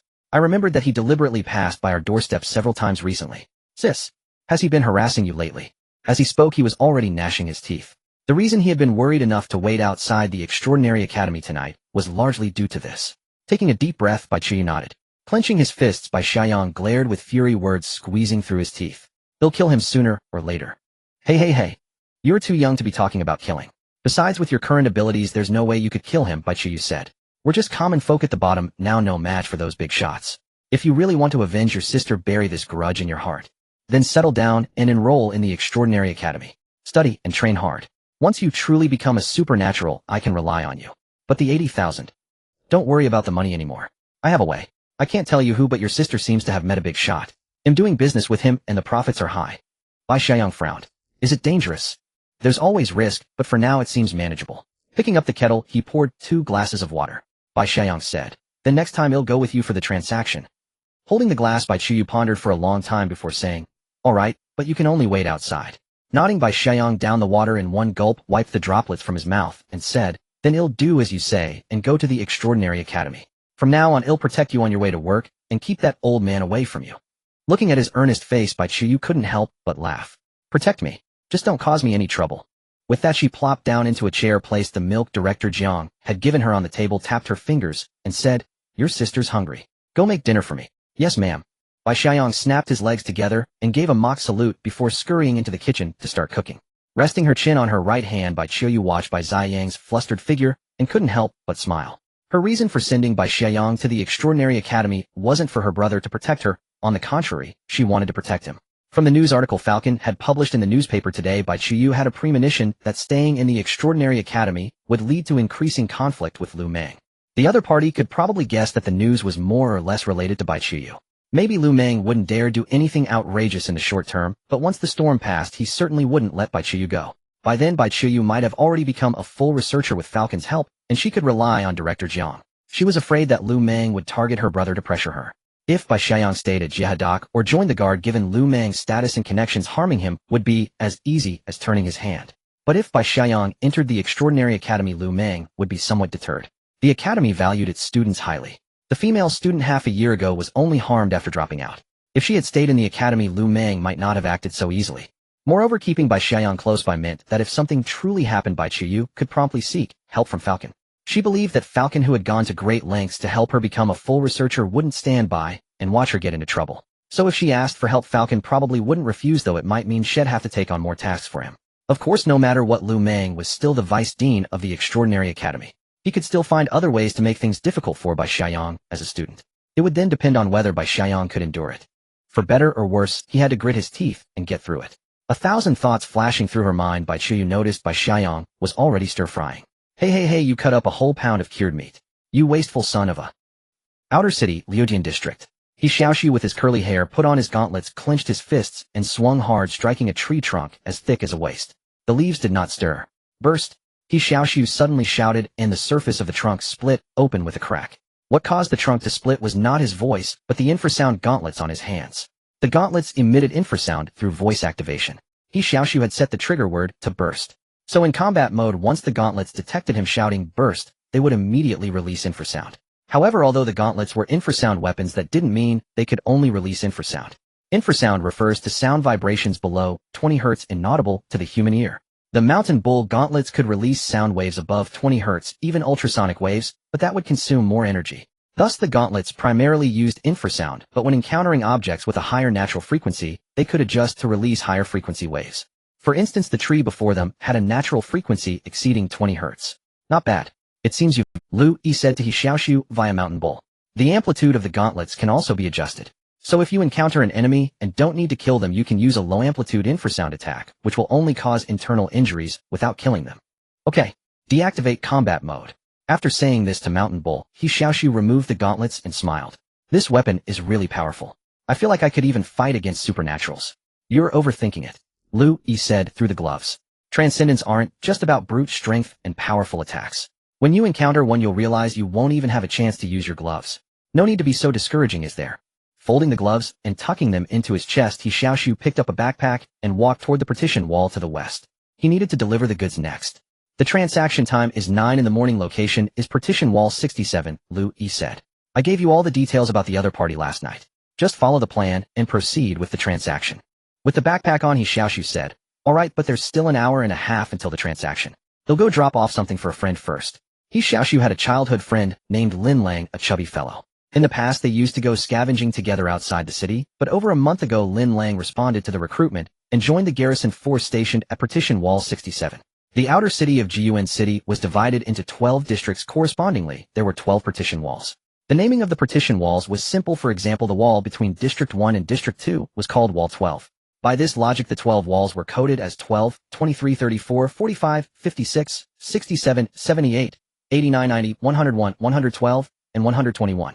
Partition wall 67 stood between District 6 and District 7, about 5 meters high. In the prosperous era, this height wouldn't even reach 2 stories. Yet its role was immensely significant. Even if the outer wall of a district collapsed, as long as the partition wall stood, the danger would be confined to that single district. Moreover, the garrison troops could use the roads atop the partition walls to quickly reach the outer wall and repair the collapsed sections. Thus, besides separating the 2 districts, the partition walls served an even more crucial function: transportation. It connected the inner wall and the outer wall, so most inner-city residents who wanted to go outside the city didn't use the gates of the inner wall. Instead, they often took the roads on the partition walls. Halt! What are you doing? As He Xiaoxu approached partition wall 67, a soldier with a flat nose clad in gray uniform stopped him. Raising his backpack, He Xiaoxu replied, I'm here to deliver something to my friend.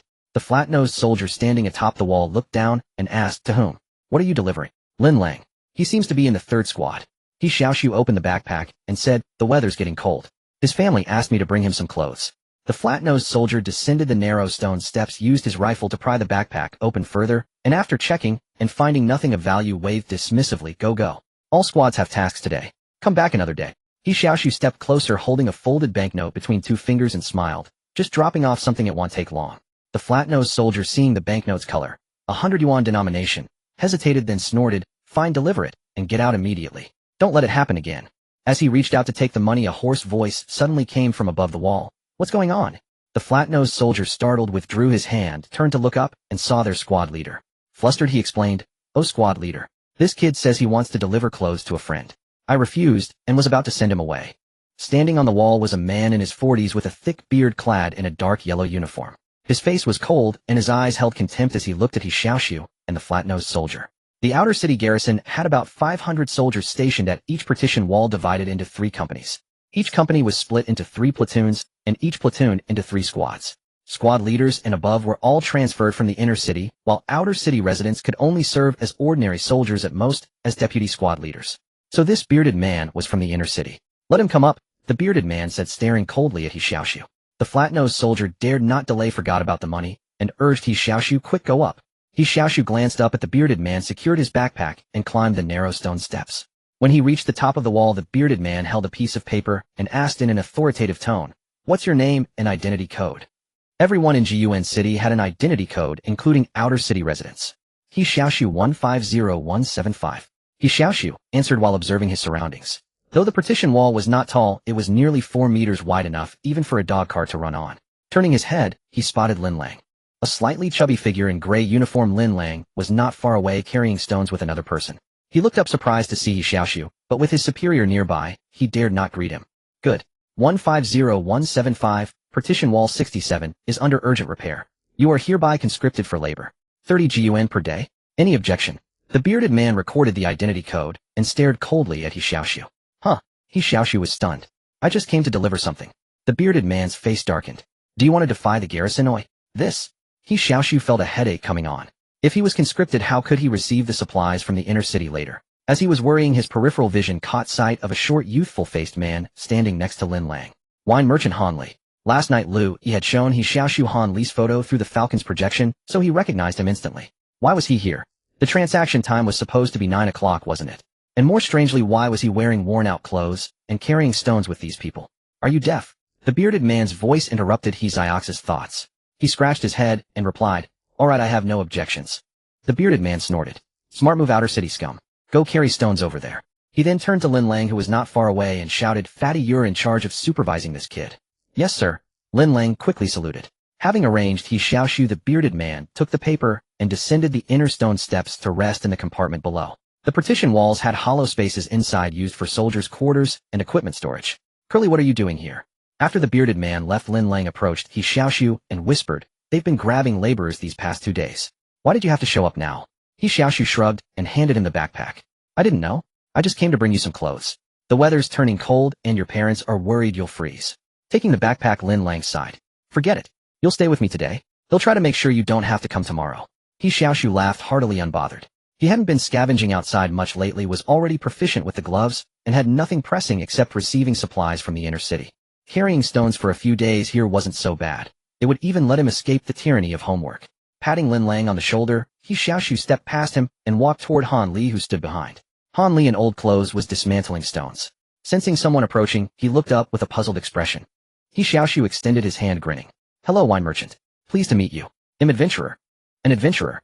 Looking at the 15-year-old youth before him, Han Li remarked with surprise, "You're younger than I imagined." Han Li had accepted Falcon's commission and was here today to deliver the goods. Falcon had said the recipient went by the codename Adventurer, which should be this youth. He Xiaoxu also chuckled. "You're quite young yourself. You look even younger than me." Han Li was about to say he was already 30, but the chubby kid Lin Lang interrupted their conversation. "Do you two know each other?" "Haha, sort of." He Xiaoxu, with an air of familiarity, slung an arm around Han Li's shoulder and laughed. "A new friend. We'll be seeing each other often. By the way, where's the stuff?" Being treated like this by a brat, Han Li felt somewhat uncomfortable. He forced a smile and said, "It's not time yet. Don't rush." "True."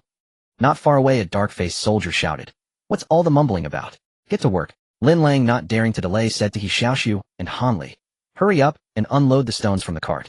They'll go get the tools." He Xiaoxu exchanged a glance with Han Li, shrugged with a smile, and together they began lifting the heavy stones off the cart. Why are you dressed like that, and working here? He Xiaoxu asked curiously. Han Li was an inner-city resident. It was indeed strange for him to be doing manual labor in the outer city. I came out early and had nothing much to do. I thought I'd experience life in the outer city a bit. When I passed by here I was forcibly recruited. Since I had time to kill, moving some stones seemed like a good way to loosen up. And you? Why are you here? Han Li didn't believe this adventurer was an outer city native. Someone who could represent Falcon to collect goods couldn't be an ordinary person. So Han Li guessed that this adventurer must have settled in the outer city long-term for convenience. Spreading his hands, He Xiaoxu said helplessly, "This is my life." Han Li chuckled. "You're quite good at joking." As he spoke, he easily lifted a large square stone and placed it on the ground. With his strength, moving these stones was not strenuous.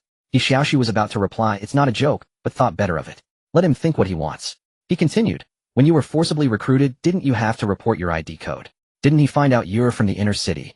Placing another stone on the ground, Han Li replied, "That's simple. In our line of work, we often have to go to the outer city, so we always prepare a few fake ID codes in advance. In the outer city, people often died from scavenging or other causes.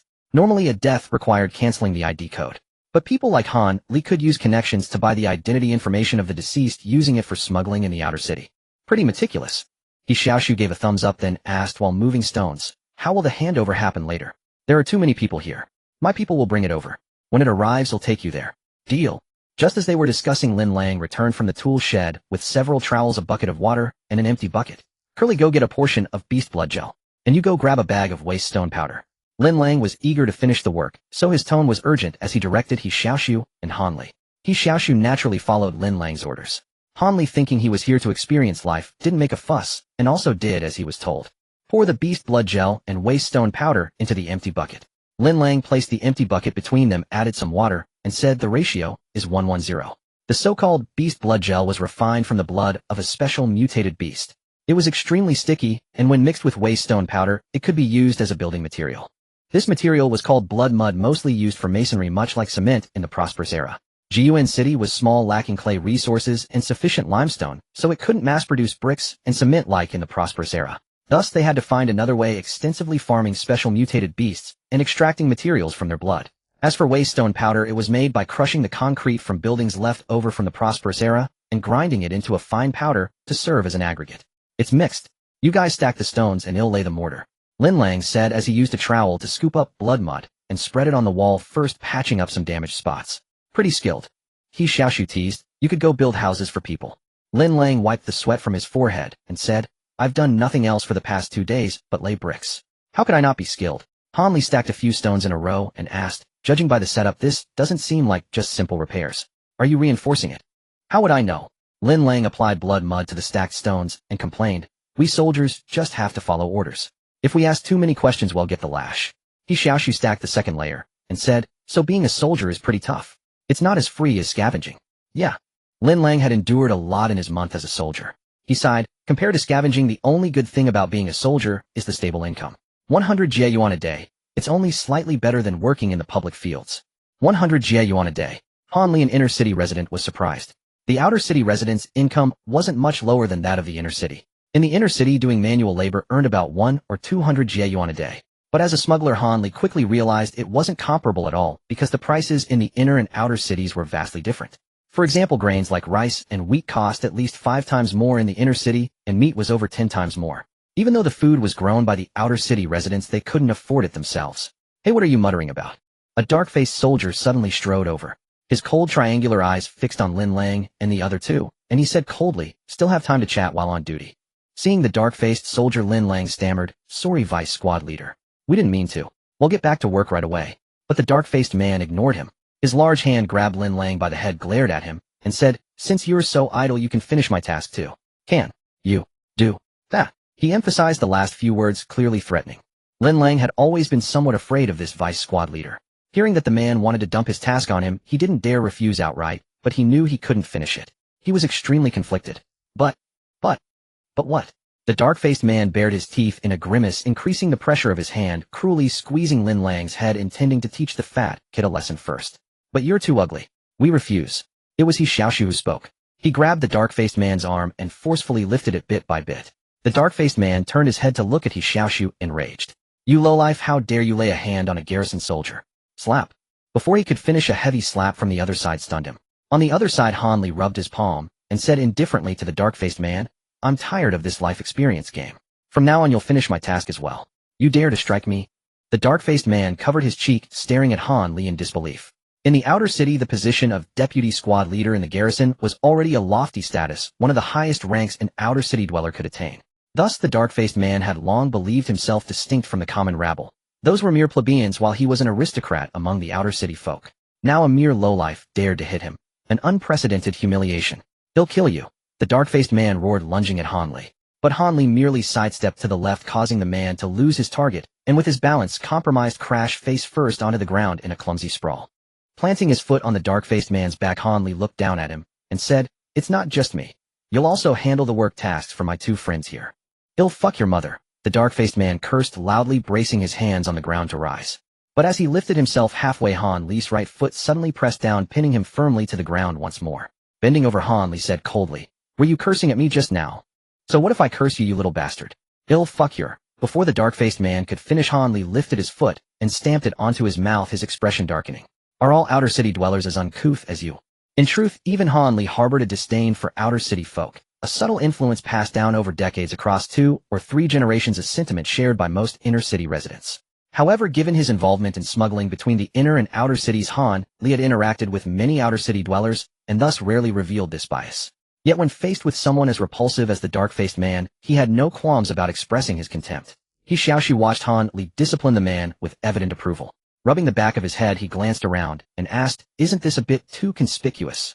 He hadn't forgotten they were here for a transaction. In He Xiaoxu's understanding, shouldn't smuggling be conducted discreetly? Otherwise, why would the wine merchant conceal his identity? "Is it a?" Han Li replied nonchalantly. "As long as no one dies, it's not really drawing attention." With that, he lifted his foot and asked the dark-faced man, still sprawled on the ground, "Is this conspicuous?" The dark-faced man had no intention of answering. Seizing the opportunity, he crawled forward a few paces to escape Han Li, then flipped to his feet and bellowed at the other soldiers, "What are you all standing around for? Kill them." Most of the surrounding soldiers had already stopped their work, some even grasping their weapons. At the dark-faced man's command, 5 or 6 soldiers immediately drew blades and encircled them. "Li Go, don't cause another death like last time." From a room beneath the partition wall came the lazy voice of the squad leader, a bearded man. He clearly had no intention of stopping the deputy squad leader, merely reminding him not to go too far. The dark-faced man grinned maliciously and shouted back, "Got it, brother-in-law. At worst he'll just cripple them." With that, he took a blade from another soldier and advanced step by step toward Han Li and the others. The chubby Lin Lang, seeing the soldiers closing in under the dark-faced man's orders, turned pale. Grabbing He Xiaoxu's hand, he urged, "Curly, let's run. Climb over the wall." The partition wall was only 5 meters high, jumping down wouldn't be fatal, with proper landing control, at most minor injuries. "Run? Why should we?" He Xiaoxu's face lit up with excitement. He slipped on his knuckle dusters and said to Han Li, "You said it yourself. As long as no one dies, it's not drawing attention." Glancing at He Xiaoxu's expression, Han Li smiled. "A bit of fun isn't drawing attention. Then he'll let loose and have some fun." He Xiaoxu chuckled. Activating combat mode. As they spoke, 3 soldiers charged with drawn blades, aiming at Han Li, He Xiaoxu, and Lin Lang respectively. These soldiers were the dark-faced man's lackeys, showing no mercy, even though Lin Lang was their comrade in the same squad. Han Li stepped forward, and before the opponent's blade could descend, he swung his dagger, slashing the soldier's hand and causing him to drop his weapon. Meanwhile, He Xiaoxu dodged left and then drove a fist into the bridge of his opponent's nose.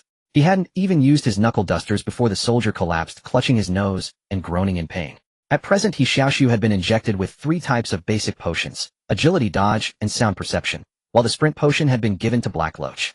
With 3 basic potions and proper training, He Xiaoxu's strength was close to that of a level 2 enhancer.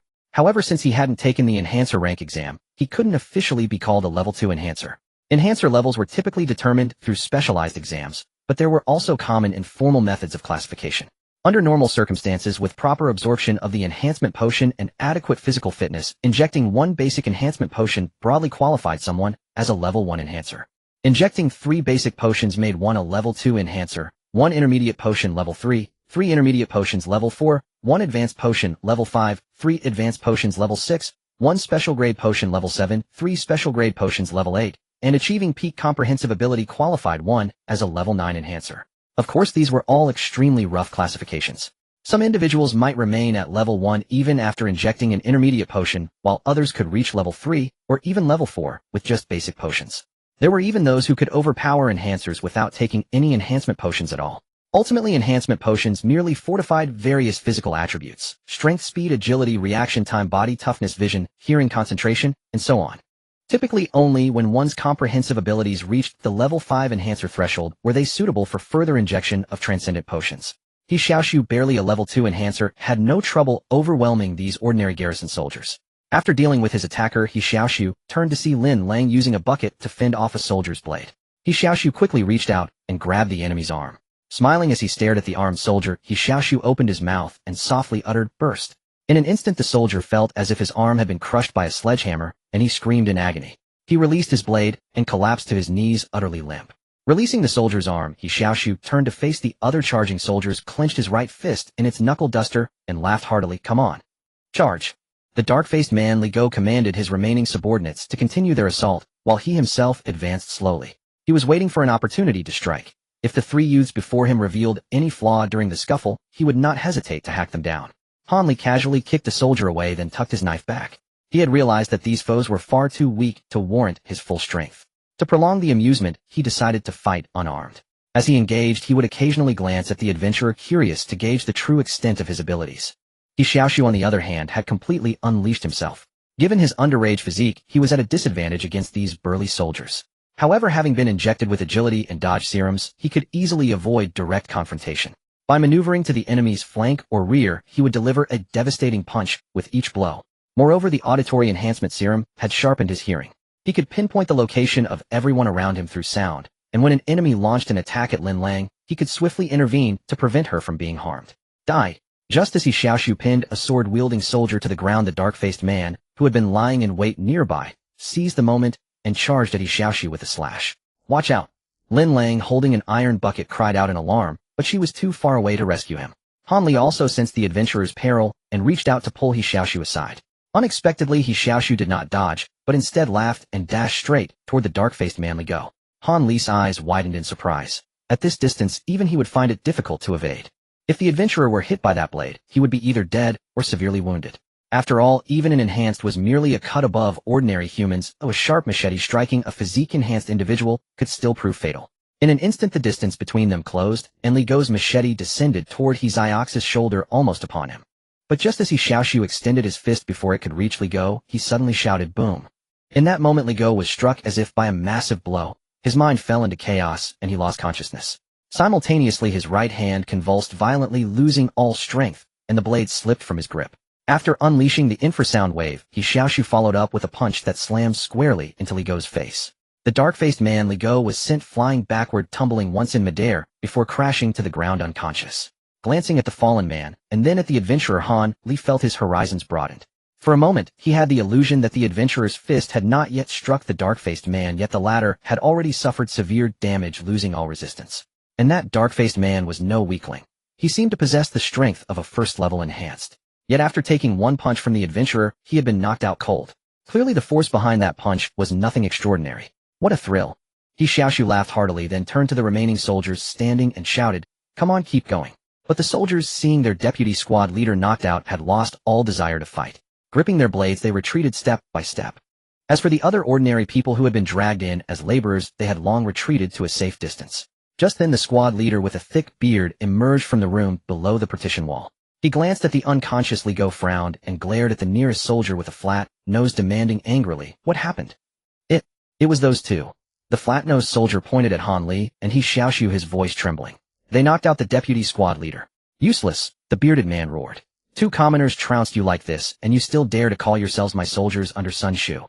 The soldiers dared not retort, lowering their heads in silence. The bearded man Sun Shu ignored Han Li and the others for the moment, instead walking over to the fallen Li Go. He felt his neck to confirm he was still alive, then called out, "Old medicine turtle, come up." The room below the partition had not only housed Sun Shu, there was another person visiting. Soon an old doctor in a yellowed white coat climbed up carrying a medical kit. Bowing slightly with a fawning smile, he said, "Here, I am squad leader's son." "Oh, isn't this deputy squad leader Li? Why is he lying on the ground?" "Check if he's alright." Li Go, lying on the ground, was Sun Shu's brother-in-law. After Sun Shu had been transferred to the outer city, he had taken a moderately attractive woman as his concubine, and then arranged for her younger brother to serve as his deputy squad leader. Though he looked down on outer city folk, Sun Shu still had to look after his brother-in-law and ensure he came to no harm. The old doctor called Old Medicine Turtle set down his kit and took out a stethoscope to examine Li Go. Just then Han Li yawned and said, "Are we fighting or not? If not, I'm leaving." Old Medicine Turtle looked up, and as his gaze fell on Han Li, he noticed He Xiaoxu beside him. His eyes widened, and he blurted out, "It's you." He Xiaoxu, who had been hesitating whether to take the initiative, turned to look at the old doctor. He quickly recognized him as the physician who had treated Black Bamboo at the medical station last time. "So what if it's me?"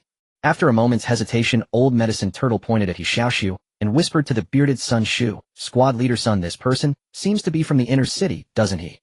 The old doctor hadn't forgotten that the curly-haired youth's mannerisms were distinctly unlike those of an outer city dweller, and he had casually spent 7,000 yuan while displaying an intimate knowledge of inner city prices. Thus Old Medicine Turtle had always believed him to be an inner city man. "He's from the inner city." Sun Shu frowned, looking at He Xiaoxu. "How could that brat be from the inner city?" A soldier holding a machete nearby said, "He grew up as a poor boy in District 6. He would have starved to death if Wang Jun hadn't taken him in. After Wang Jun died, he followed Black Loach scavenging."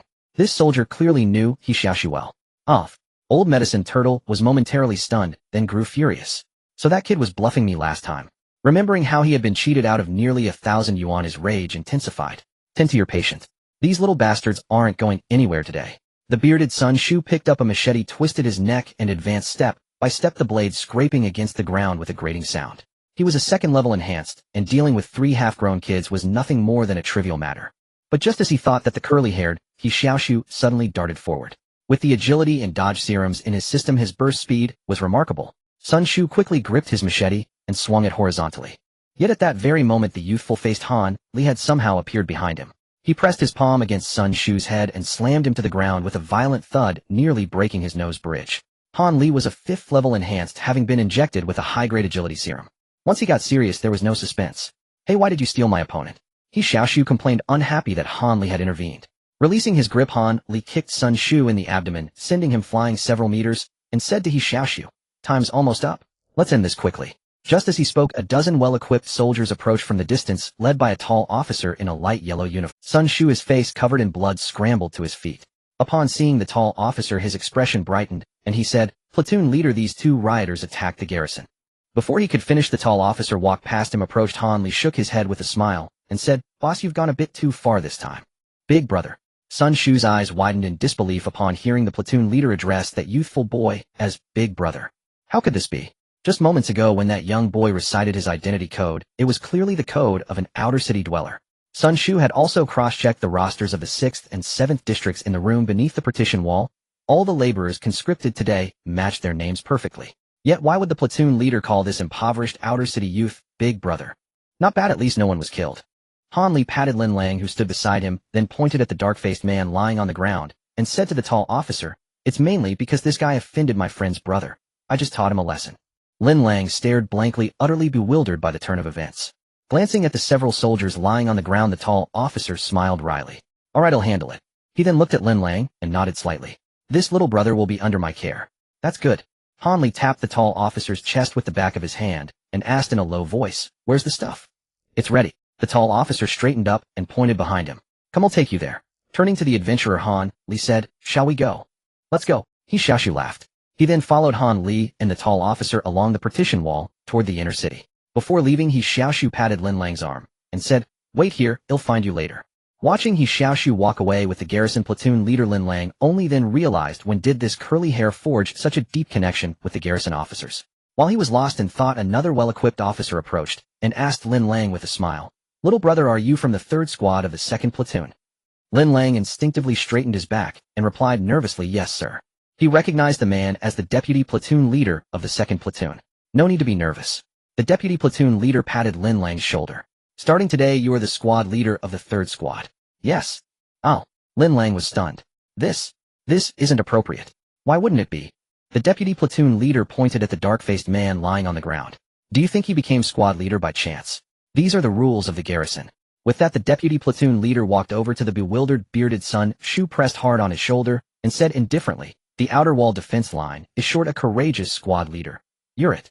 Within the garrison, the post at the partition wall was relatively safe, since mutated beasts rarely breached the barrier. In contrast, the outer wall defense line was the most dangerous. Mutated beasts attacked every few days, and sometimes soldiers stationed there were even ordered to fight outside the city. It was a high-risk post, and casualties were common. Hearing the deputy platoon leader's words, Sun Shu shuddered and snapped out of his daze. He grabbed the deputy platoon leader's arm and stammered, "No, Deputy Lin, please spare me. I can't go to the outer defense line. I..." Before he could finish, the deputy platoon leader shook off his hand, pointed at Lin Lang, and said coldly, "Beg him." Sun Shu turned stiffly to look at the chubby Lin Lang. He opened his mouth, moving his lips, but no words came out. He had always regarded himself as an inner-city dweller and looked down upon outer-city people. Now being forced to lower his head and plead with an outer-city youth was something he couldn't bring himself to do. Lin Lang didn't know how to respond either. He gently waved his hand and was about to say forget it when the deputy platoon leader interrupted him coldly. "Little fatty, in this age of disaster, making concessions out of kindness doesn't mean others will be grateful. On the contrary, if they ever get the chance to turn the tables, they will show you no mercy. Even if you do nothing wrong today, you'll still be the easiest target." Sun Shu immediately swore he would never seek revenge. But the deputy platoon leader ignored him, his eyes fixed on Lin Lang, waiting for his answer. Lin Lang's eyes lost focus as he stared at the ground, sinking into thought. The deputy platoon leader's words struck him like a thunderbolt, offering profound insight. It was true, he had always been easygoing, yet for some reason, he had always been the one most easily bullied. He was tired of it. Why must he always yield? Seeing Lin Lang's reaction, Sun Shu grew more panicked. He glanced at the deputy platoon leader, then at Lin Lang, struggling inwardly whether to completely abandon his dignity and beg the chubby youth. But before he could make a decision, Lin Lang looked up at the deputy platoon leader with a determined gaze. "Deputy platoon leader, in the month and a half since I joined the garrison, squad leader Sun has whipped me 12 times, and my daily tasks have been overwhelming. It would be a lie to say I don't resent him. So, if possible, I don't want to see him anymore." The deputy platoon leader smiled approvingly. This little fatty wasn't too naive. There was room for growth. Throughout history, in chaotic times, the foolish and kind-hearted died the fastest. Only if Lin Lang showed enough ruthlessness could the deputy platoon leader continue to help him. Otherwise, this would be a one-time favor, and he wouldn't bother intervening again. Turning his head, the deputy platoon leader glared at Sun Shu and said coldly, "Did you hear that? When you do too much evil, you must be prepared to face the consequences. Pack your things. Tomorrow you and your brother-in-law report to the 3rd platoon of the 3rd company." The 67th partition wall garrison had 3 companies. The 3rd company was responsible for defending the section near the outer wall. The 3rd company was always short of manpower, so even a deputy platoon leader could transfer soldiers there. Sun Shu felt as if struck by lightning. He collapsed to the ground, dazed and spiritless. "Little fatty, come with me," the deputy platoon leader called to Lin Lang, then walked toward the room under the partition wall with his hands in his pockets. Lin Lang glanced at Sun Shu, dismissed all thoughts, and quickly followed. After they left, the old medicine turtle, clutching his medical kit, stood there bewildered, feeling that the recent events had reversed too quickly. As an outer-city doctor, he always tried to curry favor with those from the inner city. Sun Shu was a connection he had painstakingly cultivated, yet now he had been abruptly transferred to the outer wall defense line. Turning around, he looked in the direction He Xiaoxu had left and muttered to himself, "That curly hair. He really seems to be from the inner city." In the 6th district, 300 meters from the 67th partition wall, the tall officer led Han Li and He Xiaoxu into a low-roofed house. He pointed at 3 large boxes inside. "Big brother, everything you asked me to transport is here. Check if anything is missing." Han Li scanned the boxes. "That's all. Thank you for the trouble." "No trouble at all. If you say the word, I'd die for you." The tall officer laughed. "All right, you two talk. He'll stand guard outside. Call me if you need anything." He then left the room, leaving Han Li and He Xiaoxu to talk. Watching the tall officer leave, He Xiaoxu turned to Han Li and smiled. "I never expected you at about my age to hold such a high position." Han Li could no longer tolerate it. He might look young, but in terms of age he was twice as old as this brat. Opening his mouth, he intended to emphasize that he was 30 years old. But the moment he uttered the first word, the gauntlet on He Xiaoxu's hand suddenly emitted a voice. "Wine merchant, congratulations on successfully completing the delivery mission. Adventurer, pay him the final reward." Widening his eyes, Han Li realized that the adventurer had not spoken and there was no one else around. Finally, he discerned that the voice came from the gauntlet on the adventurer's hand. This. He Xiaoxu was also surprised, never expecting the Falcon to speak at this moment. Yet since the Falcon had done so, there must be a reason. Thus He Xiaoxu raised his hand to make the gauntlet's voice clearer. By now Han Li was utterly dumbfounded. Even though he was well-traveled within the inner city, he had never seen a talking gauntlet, which directly rivaled the legends and the tales of the flourishing era. Although he had heard from some information channels that the Academy of the Central District had already modified telephones capable of long-distance communication from components of the flourishing era, that telephone required wires. The gauntlet in the adventurer's hand showed no sign of any wire connection. Moreover, judging by the weapon, the speaker should be the Falcon who had entrusted him with the delivery task. Following the Falcon's instructions, He Xiaoxu took out a photo and handed it to Han Li, saying, "Here, this is the final payment." Still reeling from the shock of the gauntlet, Han Li instinctively took the photo. A glance at it left him even more stunned. The photo depicted a highly futuristic car, one that Liu Yi had specifically chosen based on the fantasies of most inner-city residents about the flourishing era. In simple terms, such a photo particularly struck a chord with the inner-city dwellers. Thus, upon seeing the photo, Han Li was instantly immersed in it, unable to tear himself away. "Are you satisfied with the final payment, wine merchant?" Liu Yi asked through the mountain ox. Hearing the voice, Han Li snapped back to reality, let out a long breath, and said, "Satisfied." Given his understanding of the inner-city market, a photo, so well-preserved, and with such impactful content, could easily sell for 1 million yuan. If he added some story packaging, he could even add another few hundred thousand. After all, the truly powerful were not short of money, and their pursuit of the flourishing era was far more intense than that of ordinary people. Good. Next, you need to undertake a second task. Instinctively straightening his posture, Han Li said with a grave expression, "Please speak." Your next task is to apply to become a formal merchant of the inner and outer cities, and to gain control of the trade channels in District 6. A formal merchant? Han Li asked in surprise. That's impossible. Merchants who controlled channels in the inner city almost all had backing from powerful figures in the central district obtaining commercial authorization. Someone like Han Li, who had no connections in the central district, could never obtain authorization. Otherwise, he wouldn't be smuggling. If legitimate channels could make money, why would he take such risks? Zheng Xiao of the Commerce Management Section of the Administration Department is seeking political funds. He has the authority to grant commercial rights.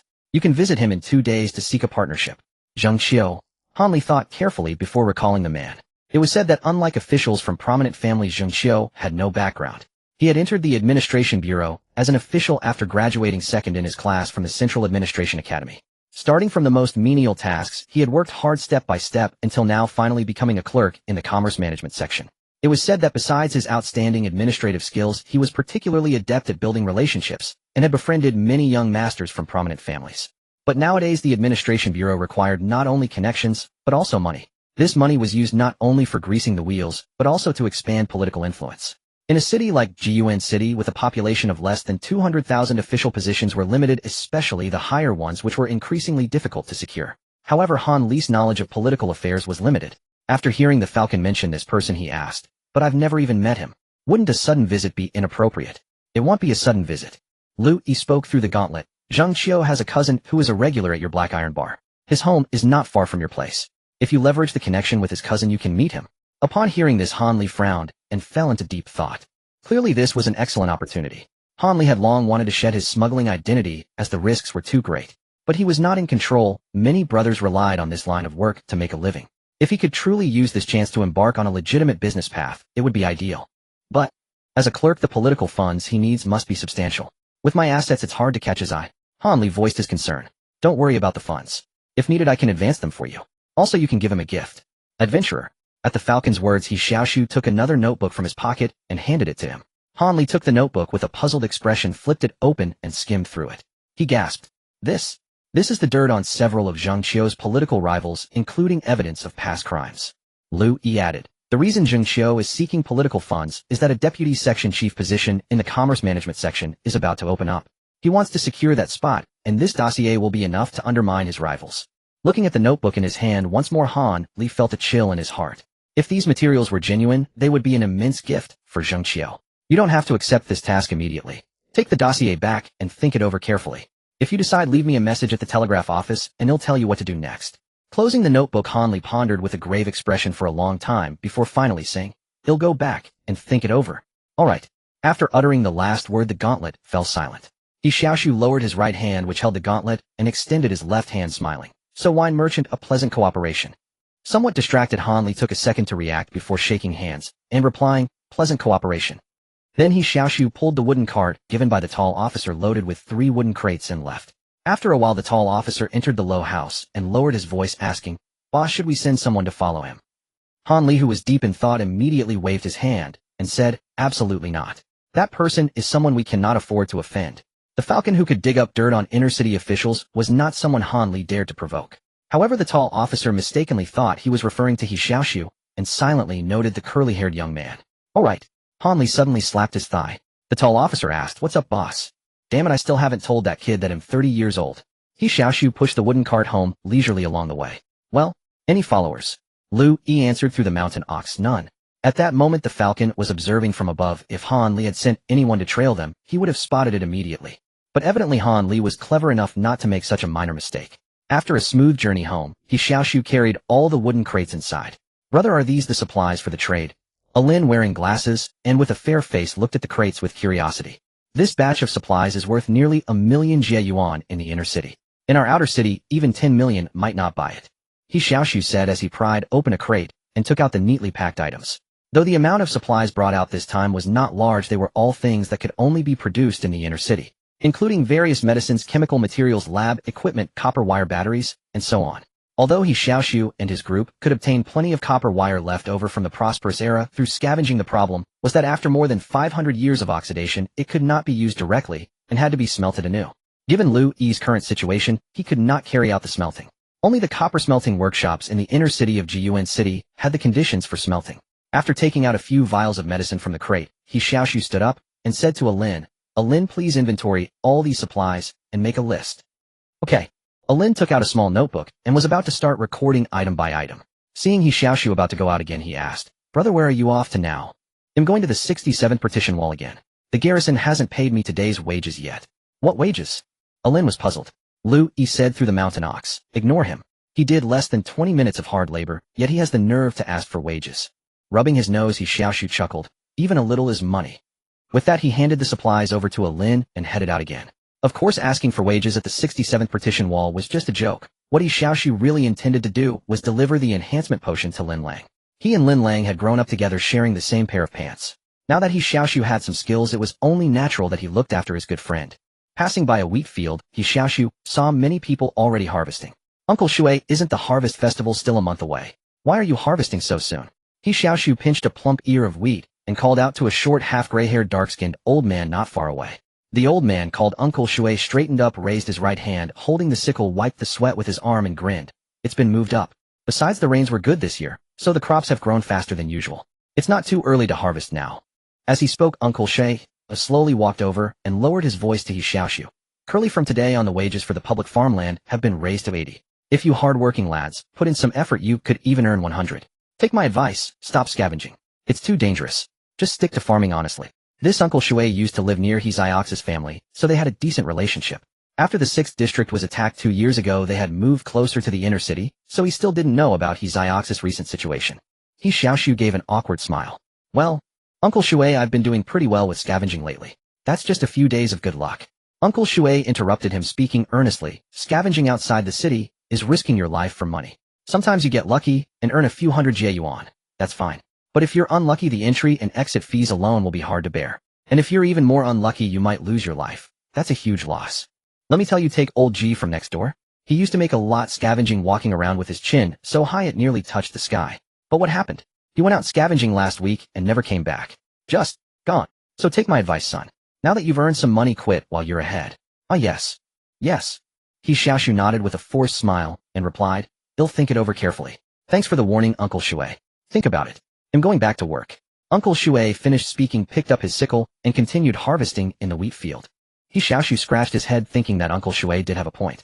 If he hadn't encountered the Falcon, he might have ended up like old G. But now he had a better path to follow. How could he be content with farming?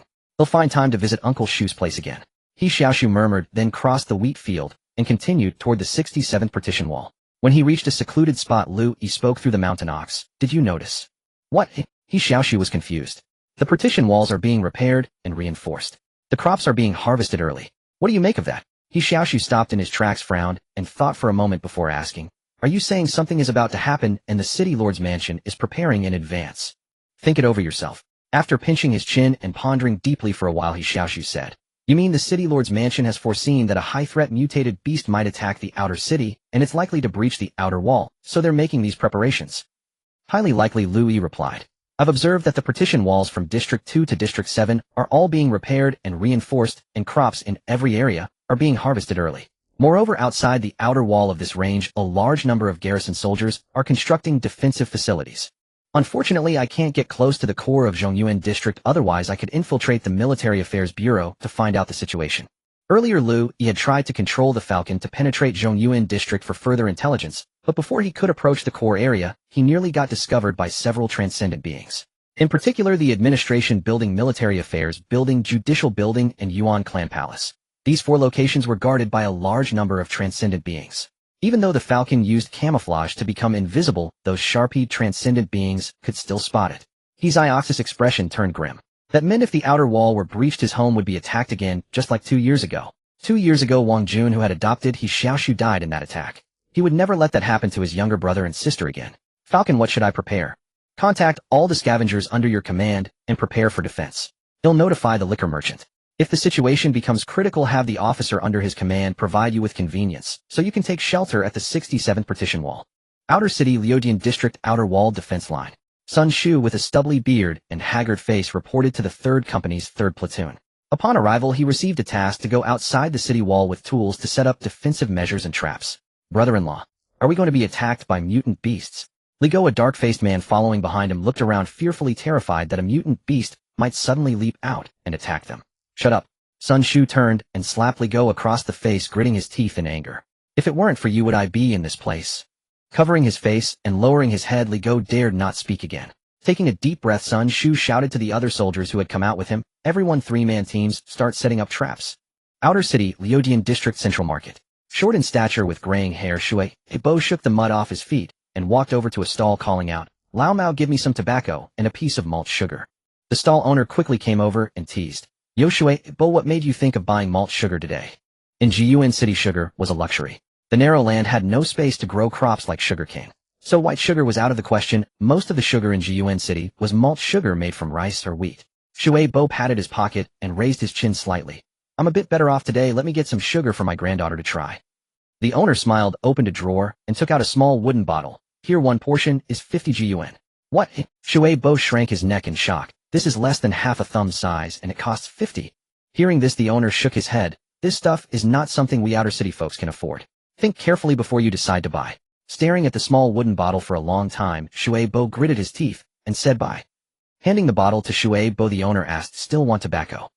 Shui Bo smacked his lips twice, stared at the tobacco on the stall for a long time, then finally shook his head, pulled a crumpled cigarette from his pocket, and said, "I still have one left, no rush to buy." The owner didn't say much, but pointed to a small box on the stall. "Want some matches? This thing is much more convenient than a fire striker, and the price is cheaper than before."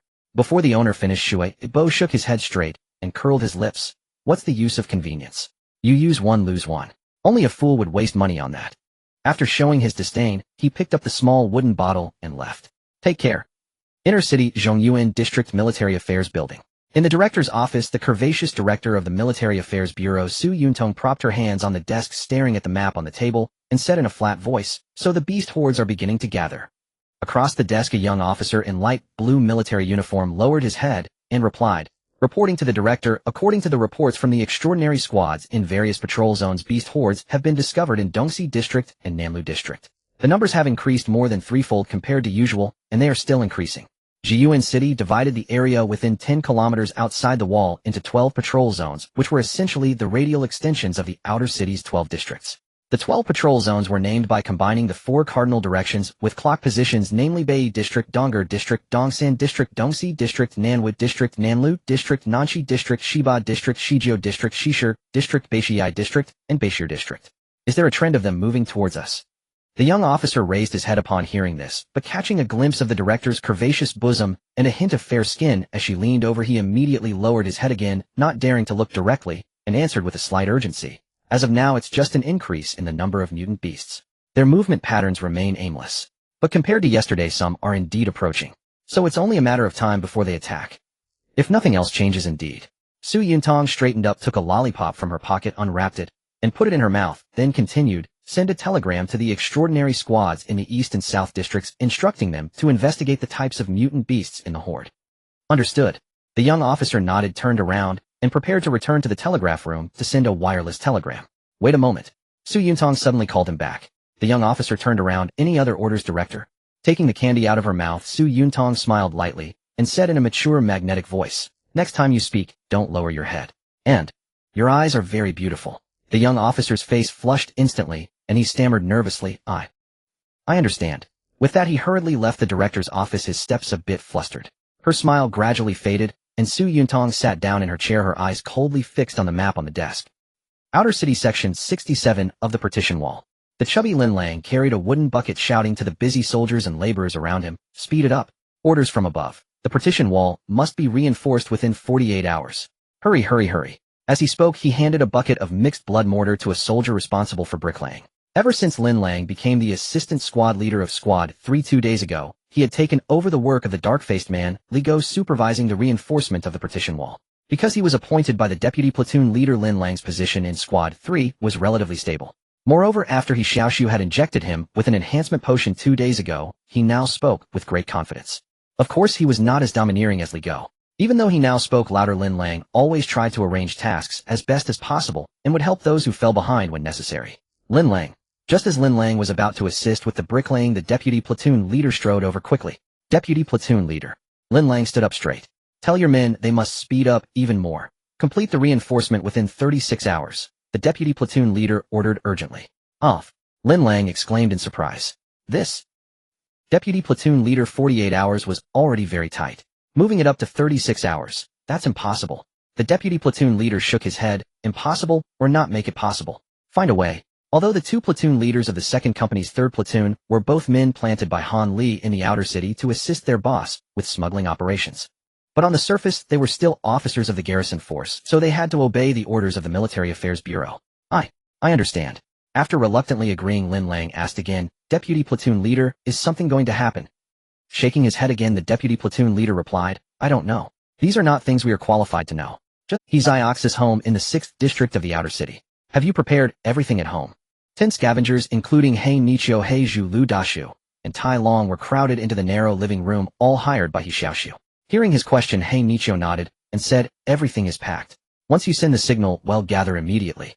Over the past 2 days, He Xiaoxu had told He Xiaoxu and the others that a beast horde might attack the outer wall in the coming days, so they should stop scavenging and pack their belongings. If the outer wall was breached, they would assemble and head to the 67th partition wall. Xiaoxu, are the beasts really going to attack Jiyuan City? Liu Yi, whose frame was as thin as a bamboo pole, asked with concern. Our homes are close to the outer wall. If the beasts attack, isn't it dangerous? He Xiaoxu looked at him and replied, according to information from above, a large number of mutated beasts have gathered about 7 or 8 kilometers outside the city and are slowly approaching. That's why I want you to prepare in advance. You haven't forgotten the attack 2 years ago, have you? Although the outer wall wasn't breached, that time many small beasts still got in. Our area is close to the outer wall, so the chance of an attack is high. When danger truly strikes, don't be reluctant to abandon your homes. They can be rebuilt, but if you lose your life, everything is gone. He Xiaoxu, sitting beside, He Xiaoxu, nodded and added. He Xiaoxu had once served in the garrison under Wang's command, so he had seen many who died because they hesitated to leave their homes only to be killed by mutated beasts. Glancing around at everyone, He Xiaoxu said to He Xiaoxu, Uncle Xiaoxu, you've served in the military and know how the garrison commands. Let's form a squad privately, and you'll be the squad leader. When we evacuate to the 67th partition wall, you'll lead the team and protect our families. Form a squad. The others were surprised. Forming a private army was illegal. Don't worry, we're not starting a rebellion. It's just a temporary group for self-defense. Only by sticking together can we protect our families. Everyone nodded in agreement. He Xiaoxu pulled a box from under the table and opened it. These are from the garrison. Keep them safe and don't use them recklessly. Only in dire need to fight back. Inside were 10 cleavers wrapped in cloth, longer than the legal limit, weapons only the garrison could use. Though surprised, everyone accepted them. Such contraband blades were not uncommon among the stronger scavengers in the outer city, so it wasn't a big deal. That's all for now. Go back and wait for the signal. The others left with their cleavers, leaving only He Xiaoxu, Liu Yi, and Tai Long. How are you all adapting to the enhancement potions? He Xiaoxu had given Liu Yi and Tai Long each a vial a couple of days ago, due to the urgent situation. These potions were from the batch Han Li had smuggled out earlier. I feel stronger, and my body is tougher, said Tai Long, who had a turned-up nose. If only we had a few more days to adapt. There might not be enough time, He Xiaoxu said. Just do your best. But remember, if you encounter mutated beasts, try to flee and avoid battle. If a fight is unavoidable, don't be afraid to die. Give everything to protect our families. Survive this, and you'll still have plenty of opportunities for you to earn money. Liu Yi and Tai Long responded loudly, understood. Though they had made mistakes when first hired, they had worked harder than anyone after realizing their errors. After 10 days of interaction, they were now very obedient to He Xiaoxu's arrangements, at least for the sake of the money and enhancement potions. He Xiaoxu gripped his cleaver, took a deep breath, and said, 2 years ago squad leader Wang died protecting the 6th district, and I couldn't help him. This time, though I can't defend the whole district, I will protect my family and friends. Meanwhile, in the South 5th district of the outer city, Lin Tongyuan, tall and square-jawed, was sprinting through the ruins with a crossbow and a quiver of arrows. Behind him, Huang Lu, with sparse yellow hair, was also running swiftly while carrying a bulky communicator. Though Huang Lu was stout and burdened with heavy equipment, he ran no slower than Lin Tongyuan. He had been injected with a superior sprint potion, and his training focused on this aspect. After all, the transcendent squads that patrolled outside the city needed radio communicators and thus required support members like Huang Lu. Boss Lin, we can't go any further. Just a few dozen meters, and well, enter the black-armored lizard's detection range. Hearing Huang Lu's warning, Lin Tongyuan stopped and stared ahead. Several hundred meters away, a massive lizard was slowly moving on its four legs. It was at least 50 meters long, and when lying down it was taller than some low buildings. From a distance, it looked like a moving mountain of flesh. A black-armored lizard. Threat level 8. Huang Lu's face paled as he gazed at the moving mountain. If that thing gets close, the outer wall will definitely be destroyed. Mutated beasts with threat levels from 7 to 9 could cause the outer wall to collapse and the outer city to fall. This is not a monster I can handle. Lin Tongyuan stared at the black-armored lizard with a grave expression. At least 10 high-level transcendent squads working together would have a chance to hunt it. A high-level transcendent squad meant at least one member of level 6 or above, like Lin Tongyuan himself, who was a level 6 transcendent. But even then the losses would be severe. Jiyuan City had a limited number of high-level transcendent squads, and heavy losses would take years or even a decade to recover. Beep, beep, beep. The communicator on Huang Lu's back sounded. He quickly grabbed paper and a pen to record the signal. What did the director say? Where should we ambush this monster? Huang Lu finished decoding and looked up with a grim expression.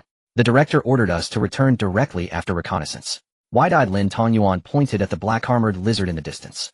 Didn't you report that there's a black-armored lizard? I did, but the director told us not to interfere and just return. Lin Tongyuan frowned, finding it hard to understand. The black-armored lizard was now only 5 kilometers from the outer wall. If they didn't act now, when would they? After much thought, Lin Tongyuan had no choice but to obey the order and turn back.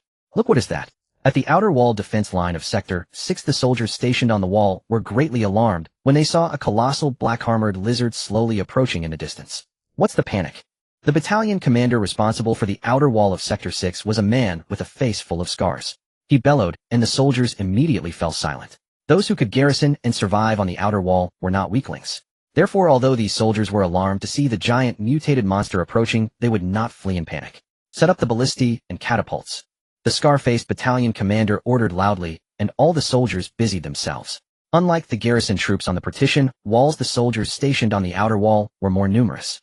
For example, the 6th Battalion of Sector 6, though still consisting of 3 companies, had nearly 200 men in each company. The entire battalion, including the independent crossbow platoon, had over 800 men. This was more than double the number of the 67th Battalion guarding the 67th partition wall. Among them, over a third were responsible for operating mechanical devices. Load the arrows, the scar-faced battalion commander ordered. The signalman standing beside him immediately sent telegrams to the 3 companies distributed in other positions via wired telegraph. Upon receiving the order, the soldiers of each company hurriedly moved giant arrows from the equipment boxes. The ballistae on the outer wall defense line were a full 4 meters in length and width, taller than a man. It required a dozen soldiers to simultaneously turn the winches, taking several minutes to complete the cocking. The ballista bolts were also exaggeratedly large, over 3 meters long and about as thick as an arm. This type of ballista was used to deal with giant mutated monsters such as the elephant mountain rat. Correspondingly, there were also catapults capable of launching vast amounts of rubble to cover a large area. This was mainly used to deal with larger numbers of small mutated beasts such as the red-eyed dog. However, against the black-armored lizard, these 2 devices seemed somewhat ineffective. All crossbow platoons and artillery platoons are ready. The signalman standing beside the scar-faced battalion commander received the telegram and immediately reported to the company commander. The company commander, whose face was covered in scars, then shouted, "Pass the order. After the battle begins, do not attack the black-armored lizard. Use all weapons to attack the other mutated beasts." The signalman was surprised. Company commander not attack the black-armored lizard. Turning around, he grabbed the signalman's clothes and said viciously, "Do you think we can deal with the black-armored lizard? Rather than waste our weapons, it's better to use our strength to deal with the other mutated beasts. Don't forget, this is a beast horde attack. The black-armored lizard is not the only thing to fear, understand?" I understand." The signalman nodded heavily, then tapped the telegraph key to start sending the telegram. As the outer wall was an extremely important defense line of Jiyuan City, the entire ring of the wall was equipped with telegraph lines. After all, the outer wall had always faced the threat of mutated beasts, and only with the telegraph could they quickly adjust their formations. It should be noted that just this small section of the outer wall in Sector 6 was nearly 4 kilometers long. At this moment, the massive black-armored lizard was only 4 kilometers away from Jiyuan City. How is the situation? He Xiaoxu stood at his doorstep, gazing at the southern wall, and asked the gauntlet on his hand. Not good. At this moment, Liu Yi was controlling a falcon flying above the outer wall, observing the slowly approaching black-armored lizard. He spoke to He Xiaoxu through the Shanyu gauntlet. Although the outer wall's defense equipment is sufficient, it is impossible to deal with the black-armored lizard. Even artillery can only inflict minor injuries on such a behemoth. Moreover, the outer wall defense line doesn't even have artillery. Although Gun City had the technology to produce artillery, the lack of sulfur mines prevented mass production of gunpowder, making it difficult to deploy artillery in actual combat. As Liu Yi spoke, a Lin wearing glasses came out of the house, carrying a backpack. He wiped the dust off his face and said, "Brother, the chimney has been lit. Uncle Nichio and the others should arrive soon after seeing the black smoke." The other younger siblings also came out with backpacks. The youngest Mao Mao was only 9 years old. He seemed to remember how his parents had died in a mutated beast attack 2 years ago, so he couldn't help but tremble, with fear tears already welling up in his eyes. "Don't cry." Xiaomi, who wore a ponytail and was the same age as Lin at 13, held Mao Mao's hand and scolded him with a stern face. Turning around, He Xiaoxu said to the 4 younger siblings, "Don't be afraid. Just stay close to your brother and don't run around. It will be fine soon." Children who had suffered hardship from a young age matured early, so they did not cry or fuss, but nodded obediently. More than 10 minutes later, He Nichio and the others gathered one after another at He Xiaoxu's doorstep. They had all brought their families, and together with the scavengers there were more than 60 people. "Fallen," He Xiaoxu shouted. Soon He Nichio, Lu Dashu, Tai Long, and 10 other scavengers gathered holding machetes. "Uncle Nichio, take 2 people and walk in front. Dashu and Tai Long each take 2 people on the left and right. Heiju, you're injured, stay in the middle. They'll cover the rear." After quickly assigning positions, He Xiaoxu ordered the group to quickly move toward the 67th partition wall. Sector 6 was not very large. It was only about a kilometer from He Xiaoxu's home to the 67th partition wall. So after a brisk walk of more than 10 minutes, they were already approaching the partition wall. Just as they arrived at the 67th partition wall, the faint sound of booming came from the outer wall. "Fire!" On the outer wall defense line, as the scar-faced battalion commander gave the order, the ballistae and catapults roared in succession, attacking the mutated beasts that had already approached within 500 meters of the wall. Normally, mutated beasts only attacked Gun City when they were hungry and needed to hunt. But now, for some unknown reason, the mutated monsters outside the wall were rushing toward the outer wall in groups, and they were not jostling each other. There was even a faint semblance of formation. For example, large mutated beasts like the elephant mountain rat charged at the front, while the most numerous small mutated beasts like the reed dogs spread out, approaching with red eyes. Ray shields, throw fire oil. The scar-faced battalion commander, seeing that some mutated beasts had already climbed onto the wall, hurriedly shouted orders. Looking up into the distance, he noticed that the traps set by the garrison troops a few days ago had not yet been triggered. "Send a telegram to the Military Affairs Bureau and ask why the traps haven't been activated," the scar-faced battalion commander shouted to the signalman, who immediately sent a telegram upon hearing. The ones responsible for setting the traps were not the garrison troops. Rather, the garrison troops had dispatched personnel to be commanded by the Transcendent Squad. After all, the area outside the wall was patrolled, and the command authority was in the hands of the Transcendent Squad. And only the Military Affairs Bureau could command the Transcendent Squad. "The Military Affairs Bureau told us not to worry about the traps, and just hold the outer wall." This answer made the scar-faced battalion commander quite displeased, but he had no choice but to focus on the defense of the outer wall. Seeing a few ghost-faced brown apes climbing onto the wall, the scar-faced battalion commander dashed over in a single stride and punched the head of a ghost-faced brown ape, exploding it. Looking up, he saw that the black-armored lizard was less than 2 kilometers from the outer wall. Outer City, 67th partition wall. After He Xiaoxu and the others arrived at the partition wall, with Lin Lang's assistance, they prepared to ascend the wall one by one along the narrow stone steps. Because Liu Yi had already informed Han Li in advance, the tall officer platoon leader in charge of guarding this section of the partition wall did not stop them, but instead warned them to be careful when climbing the wall. "What are you doing? Get down." But at this moment, a squad of soldiers in black uniforms walked briskly along the partition wall. The leader raised a crossbow at them and shouted angrily, "Who allowed you to come up here?" The tall officer platoon leader turned his head, and upon seeing their uniforms instantly changed color, "Guard squad." Before he could say anything more, a black-clad soldier quickly subdued him. He Xiaoxu, standing below the partition wall, looked up at the black-clad soldiers, and his expression also turned unpleasant. "The guard squad from the inner city, how did they get here?" Before He Xiaoxu could figure it out, the guard squad soldiers had already blocked several stone steps, preventing those who were about to ascend. "Little Curly, what do we do?" He Nichio, seeing the sudden appearance of the guard squad, was at a loss. He Xiaoxu was also surprised. He was just about to speak to negotiate with the guard squad when he heard them say loudly, "From now on, the 67th partition wall is taken over by the guard squad. By order of the Military Affairs Bureau, all garrison soldiers here are to support the outer wall defense line immediately." To the outer wall defense line, all soldiers of the 2nd Company 3rd Platoon of the 67th Geqiang, including Lin Lang, were greatly startled. Many of them were new recruits. Few had ever faced mutated beasts, let alone participated in battle. "Sir, we The deputy platoon leader began to speak, but a guard officer turned around and stared coldly at him, producing a signed order from the Military Affairs Bureau. "Do you wish to defy orders?" he said. At the same time, several fine crossbows were aimed at the deputy platoon leader.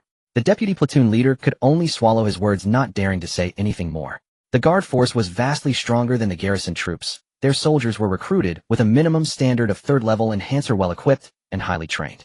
Any one of them could easily overwhelm the garrison platoon leaders. In such a situation, defying orders would only lead to a quicker death. "Go now." Under the aim of dozens of crossbows, the garrison soldiers reluctantly moved toward the outer wall. Lin Lang was no exception. Before leaving, he shouted to He Xiaoxu under the partition wall, "Curly, take care of my parents." He Xiaoxu had informed them earlier, so when Lin Lang's parents came to take refuge at the 67th Keqiang, they accompanied him. Seeing that Lin Lang was being sent to the outer wall defense line, his mother burst into tears, covering her mouth, and tried to follow the wall, but fortunately Black Loach held her back. Lin Lang's father, his eyes red, clenched his fists, blaming himself for having allowed him to join the garrison. He Xiaoxu watched helplessly as his best friend was about to head to the battlefield, unable to offer any help. In this situation, he had to first ensure the safety of his younger siblings and Lin Lang's parents. Pressing the gauntlet to his chin, He Xiaoxu asked anxiously, "Falcon, what should I do?" Feeling a slight vibration from the gauntlet, he put it to his ear and heard Liu Yi reply, "I'm on my way back. Don't act rashly, prioritize the safety of the team and avoid conflict with the guard force." Liu Yi had been controlling the Falcon to observe above the outer wall, but he hadn't expected the guard force from the inner city to suddenly emerge and take over the defense of the partition wall. The drone was fast. Within less than 2 minutes, the Falcon had reached the sky above the 67th Keqiang. However, by then the guard force had fully taken over the 67th Keqiang, with hundreds of guards distributed along the wall, standing like stone statues. In this situation, if He Xiaoxu were alone with the help of the Falcon, he might have been able to force a breakthrough climbing over the 67th Keqiang to reach the Chidian district. But now He Xiaoxu was leading a large group, forcing a breakthrough would result in heavy casualties for those behind him. First, evacuate from the 67th Keqiang and move toward the inner wall. Liu Yi could only offer a temporary plan. They would need to find another way next. In the Liudian district, a residential area, near the inner wall, the short, half-gray-haired Uncle Shui was waiting at his doorstep. Suddenly, he seemed to hear something and looked up toward the south. He recalled that last night He Xiaoxu had specifically come to tell him that a beast horde was about to attack Jiyuan City, advising him to be careful and, if necessary, to take refuge with him at the 67th Keqiang. At that time, Uncle Shui didn't believe it. After all, even garrison officers might not know about a beast horde attack. How could a scavenger know so clearly? Moreover, even if a beast horde were to attack Jiyuan City, Uncle Shui's home was located inside the Liudian district, very close to the inner wall. In the past decade or so, although beast hordes often attacked Jiyuan City, they only ravaged the outer areas and never reached the inner wall. So in Uncle Shui's view, it was safer to stay at home than to flee to the 67th Keqiang for refuge. Although he didn't believe it, Uncle Shui still made preparations, taking out the wooden crate he had built before and repairing it. 2 years ago, when his family lived closer to the outer city, his son and daughter-in-law died in a mutated beast attack, while he and his wife, along with their granddaughter, survived because they were visiting someone else's home. After that, he spent all his savings to move his home to the inner side. To avoid being attacked by mutated beasts again, he even tried to dig a basement, but since they were near the riverbed, water seeped in after digging less than half a meter, so he had to give up. Later, Uncle Shui found a way to build a sturdy wooden crate himself, even reinforcing the corners with iron sheets. Unfortunately, he didn't have enough money. Wood was not cheap in Jiyuan City and iron sheets were exorbitantly expensive. So his crate couldn't be made too large, it could only fit 1 or 2 people at most. Hearing faint sounds from the outer wall, Uncle Shui immediately stood up and went back inside. Quick, lock the doors and windows. Inside, his wife was helping their 5-year-old granddaughter get dressed. Hearing his words, she asked in confusion, "What's happening?" "There might be a beast horde attack. Hide quickly." At the outer wall defense line, more and more mutated monsters were attacking the wall. Many soldiers in a panic had not yet loaded crossbow bolts or stones before the monsters were already upon the wall. "Hold them! Hold them!" The Scarface battalion commander swung his machete, killing the monsters climbing up the wall. But not all soldiers had his skills. Most garrison soldiers were ordinary people. Only squad leaders and above were enhancers, platoon leaders were at most 3rd-level enhancers, and company commanders were 5th-level enhancers. In this entire battalion, only he, the battalion commander, was a transcendent. In fact, even a transcendent could not exert full strength on the wall. The main reliance of the outer wall was on large war machines and the shield soldiers formation. These two were enough to hold off most mutated beasts. But today, the number of mutated monsters attacking the outer wall was far too many to withstand. Normally at such times, the transcendent teams stationed in the patrol zone would come to assist. Yet until now, the Scarface battalion commander had not seen any transcendent team intervene. That could be tolerated, but why hadn't the preset traps been triggered? Battalion Commander the Black-Armored Lizard is only 500 meters away. The communications soldier beside the Scarface Battalion Commander was terrified, almost ready to flee. Because the Black-Armored Lizard was coming straight at them. If it kept coming, everyone here would be crushed to death. What did the Military Affairs Bureau say? The readied Scarface Battalion Commander roared. They didn't reply. The communications soldier's voice trembled. I've been sending telegrams non-stop, but they haven't replied for 10 minutes. Su Yuntong. The Scarface Battalion Commander gritted his teeth and cursed, is that son of a bitch really going to abandon the outer wall? The soldiers on the wall, seeing the Black-Armored Lizard drawing closer, were demoralized and had thoughts of retreat. Some soldiers from the crossbow platoon couldn't help but fire a bolt at the Black-Armored Lizard, but the massive bolt that could pierce an elephant mountain rat shattered upon hitting the lizard's hard carapace, causing no damage at all. Battalion Commander, what should we do? Some soldiers had already given up resisting and began to retreat. Seeing that the Black-Armored Lizard was less than 100 meters from the wall, it would crash into it in less than half a minute. And at this moment no transcendent team had yet appeared. Gritting his teeth, the Scarface Battalion Commander shouted, everyone abandon the position and scatter to both sides. Hearing the order, all soldiers relieved hurriedly scattered left and right, while some even climbed down the wall and fled into the city. The line collapsed in an instant. The Scarface Battalion Commander had already anticipated this, so he said nothing more. He planted his feet in a horse stance, standing firm, staring intently at the approaching Black-Armored Lizard. At least someone had to hold the line until the end. Wang Jun, I owe you nothing. As he roared, the Black-Armored Lizard finally arrived, its hard head crashing through the wall and striding into the city. The outer wall of the Liudian district has been breached. Inside the inner city in the Zhongyuan district, the Military Affairs Bureau. Su Yuntong leaned back in her chair, crossing her long legs on the desk, listening to her subordinate's report. A young officer in a light blue military uniform stood before her, holding a stack of papers and reporting. According to the 5th group's report, the black-scaled lizard broke through the center of the outer wall of the Liudian district. The 6th garrison's defense collapsed. Apart from some soldiers on both flanks retreating to the partition walls, the rest fled into the city. Upon hearing about the collapse of the outer wall, the director of the Military Affairs Bureau, Su Yuntong, showed little concern. Instead, she picked up a glass, took a light sip of syrup-infused tea, and asked, what about Zhao Qiudao? The young officer hesitated, then replied, according to the 5th group's report, before the black-scaled lizard crashed into the outer wall, Zhao Qiudao ordered the soldiers to abandon the front line and remained alone on the wall. He was struck heat-in by the black-scaled lizard, and his fate is unknown. Still that stubborn, obstinate temper. Dying completely pointlessly. Su Yuntong shook her head, her tone dripping with disdain for Zhao Qiudao. Continue. Yes. The young officer switched to the next paper and said the 3rd and 4th brigades of the guard have taken over partition walls 56 and 67. They are fully deployed and awaiting orders. Next. Just as Su Yuntong began to speak, the telephone on her desk suddenly rang. Within Jiyuan City, telephone technology had been mastered, but due to a lack of materials and production capacity, lines were only connected between key departments in the Zhongyuan district. Picking up the phone, Su Yuntong softened her tone. Hello. Xiaodong, you've gone too far this time. A low, hoarse voice came from the other end. She chuckled lightly and replied, City Lord, you've already approved this plan. You wouldn't call it off at this point, would you? That's a black-scaled lizard. Are you sure there won't be any problems? Don't let it threaten the inner wall. Her tone grew more serious. Rest assured, City Lord. I wouldn't do this without absolute certainty. A sigh came from the other end. All right, handle it as you see fit. But if you fail, you know the consequences.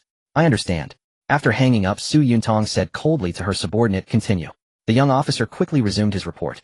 The 2nd, 3rd, 4th, 5th, and 7th groups report that they have successfully herded the scattered mutated beasts into the South Liudian district. Officer Lin of the 6th group asks again, under what conditions should the trap be activated? Control groups A, B, C, and D have arrived at their designated positions and are standing by.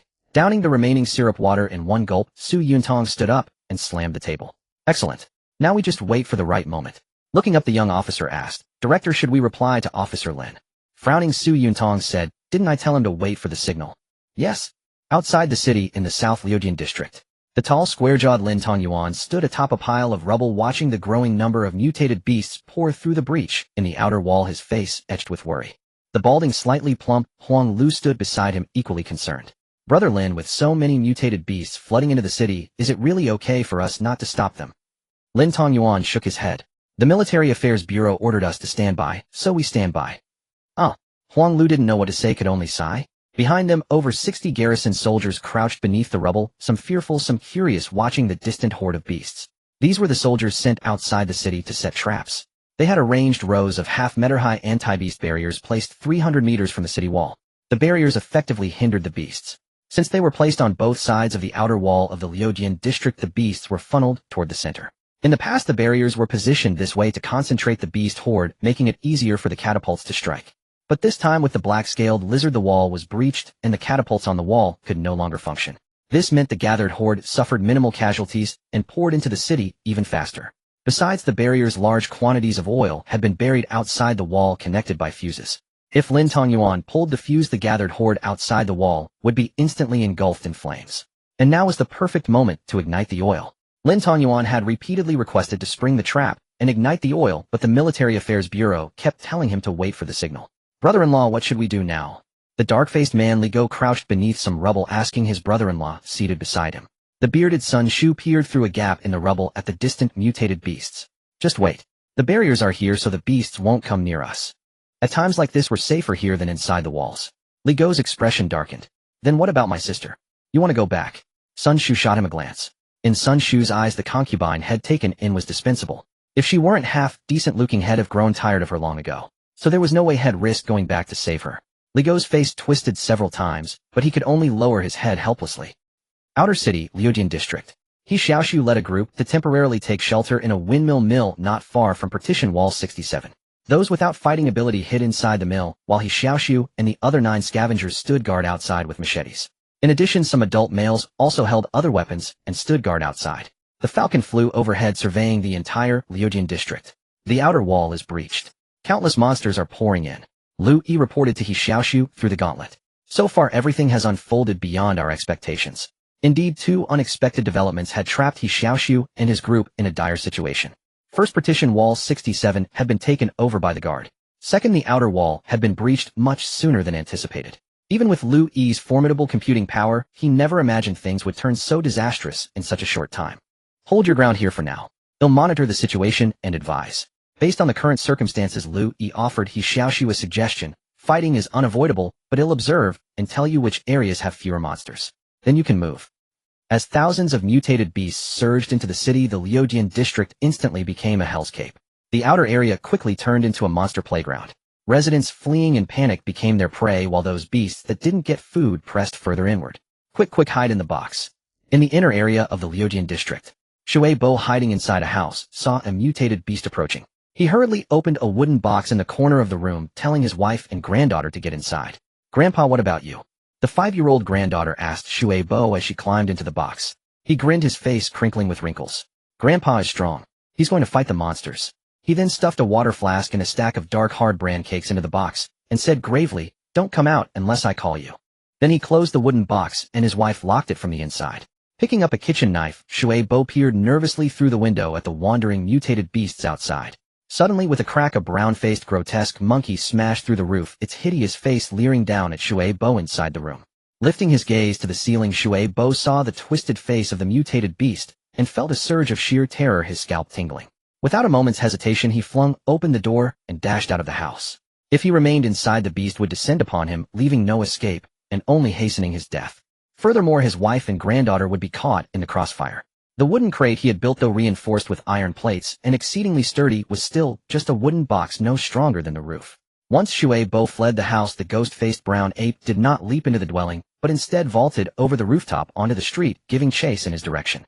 He stumbled frantically between houses, his legs aching, yet he was forced to endure the pain and run for his life. With a roar, the ghost-faced brown ape cleared another roof, instantly blocking his path. It opened its foul-smelling maw and lunged at him.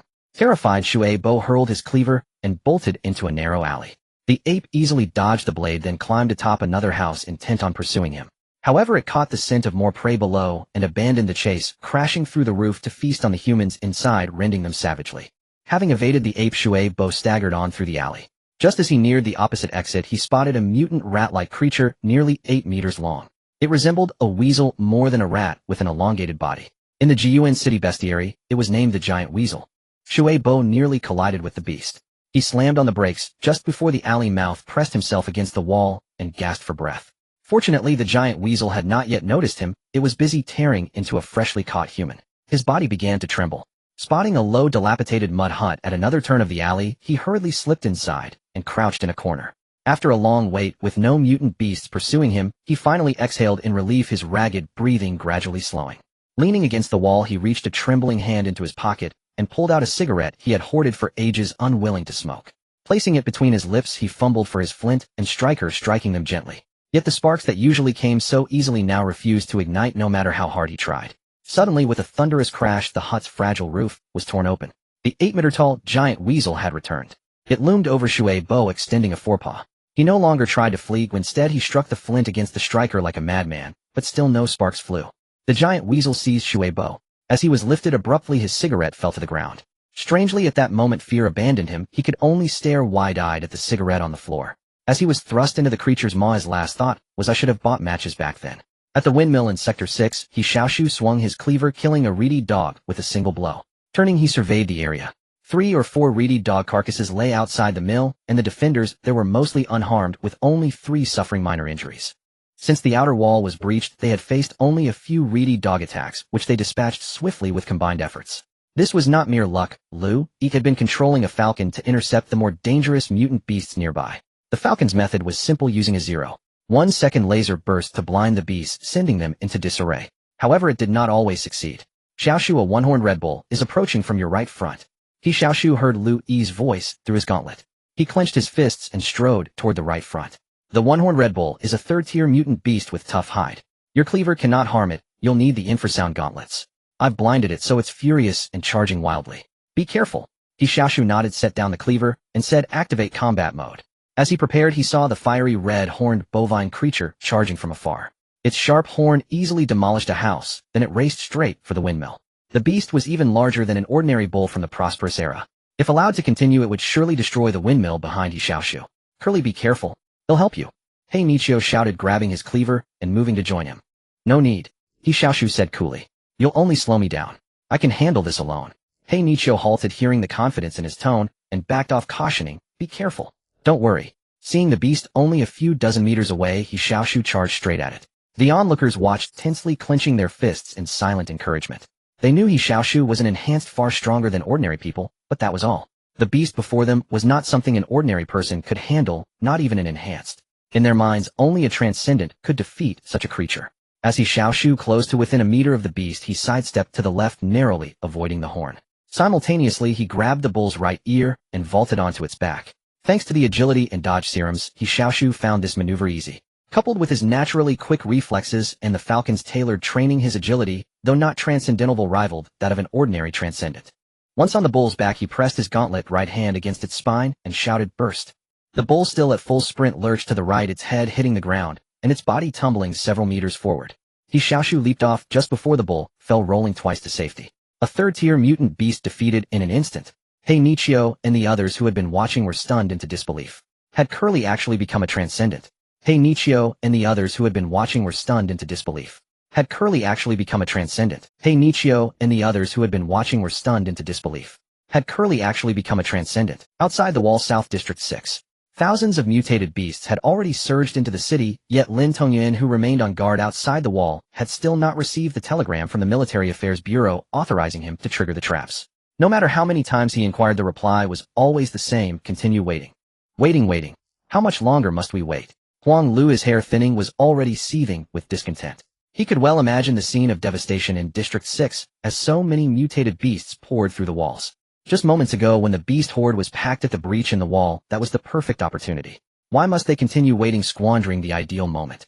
Lin Tongyuan, his face square and teeth sharp, remained expressionless. He raised his crossbow, shot down a small mutated beast attempting to draw near, and said in a low voice, Huang Lu, I've told you many times, obey orders. Whatever the order, even if it means charging to your death, you must obey. But, sigh.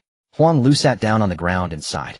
I became a transcendent to protect Jiyuan City. Now, watching so many of its citizens being slaughtered by the beast horde, it truly pains me. Pain is pain, obedience is obedience. They don't conflict. Lin Tongyuan's face remained impassive, but his left hand clasped behind his back was clenched so tight that veins bulged. Suddenly, as if sensing something, he looked up into the distance. To his sight came a man and a woman approaching. Like Lin Tongyuan and his team, they wore light yellow short-sleeved military uniforms. The man carried a communicator on his back, while the woman bore a massive sword utterly disproportionate to her frame. Hey, old Lin. The woman with the massive sword appeared to be in her 20s, short in stature, less than 1.6 meters, with a bun tied on her head and a bandage on her cheek. These two were Transcendent Squad 7, responsible for patrolling South District 7. Lin Tongyuan gave a slight nod in greeting, then asked, Son, have you completed your mission? Drawing closer, Sun Yu with her bun drove the great sword into the ground, revealing her white teeth in a grin. Done. I killed at least 50 mutated beasts today. Huang Lu stood up and looked at Sun Yu. What was your mission? To drive the mutated beasts toward you. Sun Yu shielded her eyes with her hand, looked left and right, then asked with confusion, didn't you set up a fire oil trap earlier? We were supposed to drive the beasts here for a concentrated strike. Why hasn't it been triggered? The Military Affairs Bureau forbade us from triggering it. What? Sun Yu covered her mouth in astonishment. That means... What was the director thinking? Lin Tongyuan shook his head. I don't know. I can't fathom it. In District 6, the black-armored lizard, over 50 meters in length, continued to advance. It had crushed countless houses and now reached the very center of District 6. Suddenly, from a spot not far from the black-armored lizard, a green signal flare shot into the sky, trailing a long ribbon of smoke. Lin Tongyuan in South District 6, Lin Lang at the outer wall defenses, and He Xiaoxu at the windmill in District 6 could all clearly see the green signal streak in midair. The falcon above the windmill rose higher, and Liu Yi observed the position of the black-armored lizard. Soon he spotted 4 large mutated beasts approaching the lizard from 4 directions. But upon closer inspection, Liu Yi realized they were not merely beasts. Each large beast carried a person on its back. Liu Yi then ordered the falcon to launch a dragonfly toward the black-armored lizard for close observation. By the time the dragonfly arrived, the 4 large mutated beasts had already taken positions on either side of the lizard, moving alongside it. Only when the dragonfly drew closer did Liu Yi see that from the back of each person's neck extended a tube, as thick as a thumb, connecting to the mutated beast's back. Could it be that these 4 individuals were controlling the mutated beasts through those strange tubes? Lowering the dragonfly further, Liu Yi observed that the 4 large mutated beasts had vacant eyes, seemingly unconscious, yet they continued to move using all 4 limbs. This was sufficient evidence that the beasts were in a state of control. Yet Liu Yi had never encountered such a method of control in the books of the Outer City Library, nor had he heard of any capability to control mutated beasts in all his intelligence gathering within the inner city. Could this be a secret weapon? Indeed, using mutated beasts to fight mutated beasts would be far more effective. Human intelligence combined with the bodies of mutated beasts, their combined power would likely surpass that of ordinary transcendence. After cross-referencing the database, Liu Yi finally identified the 4 controlled beasts: Moon Shadow Cat, threat level 6, 5 meters in length, extremely fast; Boulder Shattering Ape, threat level 6, 7 meters in length, arms as hard as iron hammers capable of smashing rocks; Thunder Hound, threat level 6, 6 meters in length, with 2 tentacles on its head that can discharge lightning upon contact; Ear Rat, threat level 5, 5 meters in length, with enormous ears, adept at leaping. Once the 4 large mutated beasts closed in on the black-armored lizard, the 4 soldiers seated atop them, all in short-sleeved light yellow uniforms, each produced a fist-sized orb and threw it at the lizard. The orb stuck to the lizard's surface as if adhesive, then gradually melted and seeped through the gaps between the scales on its hide. Roar! The massive black-armored lizard sensed the anomaly, turned its head, and bellowed. In an instant, sand and stones flew. Some nearby houses collapsed directly under the force of its roar. The soldiers atop the Moon Shadow Cat, Boulder Shattering Ape, Thunder Hound, and Ear Rat immediately ordered their beasts to leap away, yet they still maintained a distance of 50 meters from the lizard. The dragonfly monitor was extremely small. When the black-armored lizard roared, it was blown far away by the gale. Liu Yi considered that keeping the dragonfly hovering nearby might be unwise, and it would consume considerable power. So he directed it to land on the Moon Shadow Cat not far away, fold its wings, and secure itself to a long, thick strand of fur. Beep, beep, beep. Through the dragonfly, Liu Yi heard the sound of a telegraph machine from atop the Moon Shadow Cat. The soldier controlling the beast also carried a compact wireless telegraph communicator. This device appeared smaller than the one Huang Lu carried, and seemed more robust and durable. The soldier tapped the telegraph key rapidly, transmitting wireless signals. Liu Yi, receiving the signal through the falcon, deciphered it without difficulty. The message was: a spine-dissolving fluid has been successfully applied to the surface of the black-armored lizard. Spine-eating liquid. While gathering information in the inner city, Liu Yi had heard of the term spine-eating liquid, but hadn't yet determined its function. However, judging from how the soldiers controlling the mutated beasts used it against the black-armored lizard, the spine-eating liquid appeared to be a crucial item. Beep, beep, beep. Not long after the soldier controlling the Moon Shadow Cat sent the telegram, he received a reply from the Military Affairs Bureau. Deploy all your spine-eating liquid. It takes time to take effect, so try to exhaust the black-armored lizard's stamina. This radio message was also received and deciphered by Liu Yi. In fact, ever since the beast horde began attacking, the outer wall, radio signals inside and outside Jiyuan City had become frequent, and Liu Yi had intercepted them all without exception. This included the Military Affairs Bureau ordering the Transcendent groups outside the wall to drive the beast horde to South 6 District, Lin Tongyuan of Transcendent Group 6 repeatedly requesting to activate traps, but being denied, and the Bureau commanding manipulation groups A, B, C, and D to begin operations. From what he had gathered, these 4 soldiers controlling the mutated beasts were likely the so-called manipulation group. However, despite receiving many radio signals, Liu Yi was still puzzled by the current chaos in the 6th district area. At first, he thought the Military Affairs Bureau had been actively setting traps outside the city to guard against the beast horde. But even after the outer wall was breached, the traps were never triggered. Furthermore, the transcendent groups were driving the beast horde towards South 6th District, making it appear as though the Military Affairs Bureau had intentionally allowed the mutated beasts to flood into the 6th District.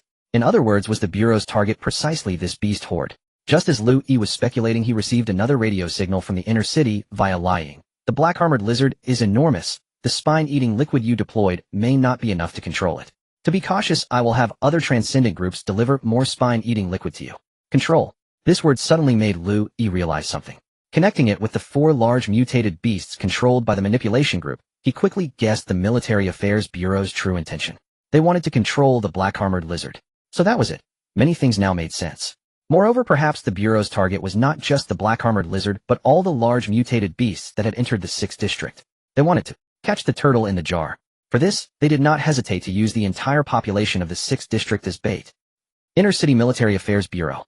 Su Yuntong, with her graceful figure and curvaceous silhouette, draped a white civilian coat over her shoulders, walked out of the Military Affairs building and boarded a dog-drawn carriage. Accompanying her was the young officer in a light blue military uniform, carrying a radio communicator on his back, ready to send and receive telegrams for the bureau director at any moment. The dog cart passed through Red Peach District and arrived at the inner wall of Red Peach District. The battalion commander of the guard stationed at Red Peach Wall, upon seeing Su Yuntong's arrival, hurried down from the wall to greet her. Taking the telescope from the battalion commander's hand, Su Yuntong strode up the stone steps mounted Red Peach Wall and peered into the distance. The enormous black-armored lizard was visible at a glance. It was now less than 1500 meters from the inner wall. Because Jiyuan City itself was not large, a circular area with a radius of less than 6 kilometers, and the outer city's width was only 3 kilometers. So if the black-armored lizard continued at this speed, it would soon crash into the inner wall. Notify the manipulation group to divert the black-armored lizard's attention and prevent it from getting too close to the inner wall. After instructing the young officer to send the telegram, Su Yuntong turned to the battalion commander beside her and said, "Prepare for defense. If the black-armored lizard approaches within 500 meters of the inner wall, you must go out and intercept it." He nodded heavily, and the battalion commander replied, "Rest assured, Director. A mere level 8 mutated beast poses no threat to our inner wall. Do not be careless." After this admonition, she added, "Where is your wired telegraph?" "Reporting to the director, it's here." A guard soldier eagerly pushed a wooden cart over. The bulky telegraph was placed on it with a long wire extending to the communications room beneath the wall. Reaching out, Su Yuntong skillfully tapped the key and sent telegrams to partition walls 56 and 67. Normally, the Military Affairs Bureau communicated with the transcendent groups using wireless telegraphs. However, when contacting the garrison forces and the guard, they used wired telegraphs. This was because the garrison and guard were stationed at fixed positions, the outer wall, partition walls, and inner wall, while the transcendent groups moved around, hence the need for wireless telegraphs. Partition Wall 67. After receiving Su Yuntong's telegram, the guard company commander in charge of Partition Wall 67 loudly ordered the surrounding guard soldiers, "Attention all. From now on, anyone who approaches the partition wall will be killed without mercy." The soldiers obeyed, raising their crossbows and aiming at the outer city residents hiding near the partition wall. In fact, it wasn't just He Xiaoxu and his group. After the outer wall was breached, many residents of the 6th district seeking refuge from the mutated beasts had gathered more or less near the partition wall. 2 years ago, many outer city residents had escaped calamity by hiding inside the partition wall. So this time, a large number of outer city residents were converging on partition wall 67. Some had connections with the garrison soldiers stationed there and had hoped to be let in, but when they arrived, they found the partition wall had been taken over by the guard. After being rebuked by the guard, some fled elsewhere. But others still refused to give up, believing the partition wall was the safest place, so they hid nearby. Moreover, these people gradually shifted their positions, inching closer to the partition wall. A few of the bolder ones even moved to the base of the wall, pressing against it. They thought they could stay hidden there indefinitely, until the guard raised their crossbows and shot them dead on the spot. The outer city residents hiding nearby were horrified and quickly fled, forced to seek shelter elsewhere. Central area of the 6th district. The soldier of manipulation group A controlled the moon shadow cat to move in front of the black-armored lizard, raised his crossbow, and aimed at the lizard's eye. The black-armored lizard shut its eyes, and its hard eyelids easily deflected the crossbow bolt. However, the soldier's intent was not to kill the black-armored lizard, but to enrage the beast. Quite evidently, his tactic worked. The black-armored lizard let out a furious roar, spun around, and swiped a claw at the Moonshadow cat. He quickly controlled the mutated cat to dodge, and Manipulation Group narrowly evaded the attack. Then Manipulation Group CS Thunderdog took the opportunity to approach the black-armored lizard from the other side, using the two antennae on its head to discharge electricity across the lizard's body. Although the Thunderdog's electric shock couldn't inflict much damage, just as a person would flinch at a small spark, the black-armored lizard was startled by the sudden jolt. It became even more enraged, turned in another direction, and lunged at the Thunderdog. But the Thunderdog, having already prepared to escape, quickly fled. The four manipulation groups took turns enraging the black-armored lizard, smoothly preventing it from advancing further toward the inner wall. The black-armored lizard, enraged, roared and attacked with its claws and tail. However, the manipulated beasts under the control group were all agile types, so the lizard failed to strike its target several times. In a fit of fury, the lizard suddenly opened its mouth, and from the glands on both sides of its oral cavity, it sprayed two types of volatile, oily gases. The two gases instantly ignited as they collided and rubbed against each other in the air, making it appear as if the black-armored lizard was breathing fire. The soldier from Squad C who was controlling the Thunderhound couldn't evade in time, and most of his body caught fire. The control straps for the beast were also damaged. After the Thunderhound stumbled a distance away, the soldier quickly detached the straps hanging from the back of his neck, leaped off the beast, shed his burning clothes, and rolled on the ground, using sand to extinguish the flames on his body. Seeing their comrade injured, the other three control groups launched an attack from another direction to prevent him from being further targeted. The soldier from Squad D ordered the ear mouse to leap onto the black-armored lizard's back, drop a box, and then quickly jump away. Seconds later, the box exploded violently, spraying a large amount of sparks. Although Jiayuanxing could not mass-produce gunpowder with their rudimentary chemical technology, they were capable of producing other types of explosives. However, the quantity was limited, used only under special circumstances. The violent explosion only cracked a tiny bit of the scales on the black-armored lizard's back, causing little damage. Ignoring the explosion on its back, the lizard directly extended its massive front claw and swatted at the Thunderhound. Without its controller, the Thunderhound stood dazed, showing no reaction until it was crushed into a pulp by the lizard. Meanwhile, the soldier from Squad C who had controlled the Thunderhound leaped away with all his might, narrowly dodging the lizard's front claw. However, the flames on his body were still burning, so he calmly ran toward the nearest water source. He found a water tank and submerged most of his body into it, finally extinguishing the fire. By then, the soldier from Squad C had severe burns all over his upper body except for his right arm, and his face had become horrifically disfigured. Having lost his Thunderhound, he did not remain on the battlefield, but agilely moved toward the inner wall, needing to receive medical treatment. The Thunderhound is dead. Squad C is out of combat. The soldier from Squad A controlling the Moonshadow cat reported the situation to the Military Affairs Bureau and then further distanced himself from the black-armored lizard. They had successfully achieved their goal of enraging the lizard, so there was no need to continue close-quarters combat. What they needed to do next was to maintain distance, leading the black-armored lizard around to exhaust its stamina. At the Liujian District outer wall defensive line, Lin Lang, after transferring with the entire 67th Garrison Battalion to the outer wall, was ordered to guard the wall and block the mutant beasts. Strangely, they were not meant to prevent the mutant beasts from entering the city. On the contrary, their task was to stop the beasts that had already entered from leaving. All the garrison soldiers were both terrified and bewildered. Wouldn't it be better to let the beasts leave? Why trap them inside the city? Yet no one answered their question. Only the soldiers of the guard squad intimidated them into staying at their posts. Lin Lang's position was relatively favorable, at the corner where the 67th partition wall met the outer wall, making it easier to defend. He and a dozen other soldiers from his squad raised their spears, thrusting back the mutant beasts that attempted to climb the wall. Seeing that the humans on the wall were not easy prey, the beasts turned and fled to other parts of the city. Watching more and more mutant beasts penetrate deep into the inner side of Liujian District, Lin Lang's face was filled with worry. He didn't know how his parents and little Curly were doing. Could they survive with so many beasts around? Several times Lin Lang wanted to desert his post, but behind him the guard squad soldiers oversaw the battle holding crossbows. If he showed any sign of fleeing, he would be shot down instantly. Why had things come to this? What was happening in Liujian District? Lin Lang screamed, inwardly growing more anxious. At the Liujian District Windmill Mill, He Xiaoxu slid into a slide underneath a blind cat-like mutant beast, extending his mountain bull gauntlet against its chest. Boom! With He Xiaoxu's loud shout, the cat mutant beast's heart was instantly shattered by infrasound waves, and it collapsed dead. Pushing aside the beast's corpse, He Xiaoxu turned to look at the windmill mill, and saw He Xiaoxu and the others had already dealt with several small mutant beasts. However, they did not dispatch the beasts as easily as He Xiaoxu. 10 scavengers and over a dozen adult men struggled desperately against 3 small mutant beasts. Among the 20-odd people, 3 had died, 3 were severely injured, and half of the rest were lightly wounded. He Xiaoxu had half his face scratched, and his right eye was blinded. He He Xiaoxu alone had already eliminated 7 medium-sized mutant beasts, but the situation remained perilous.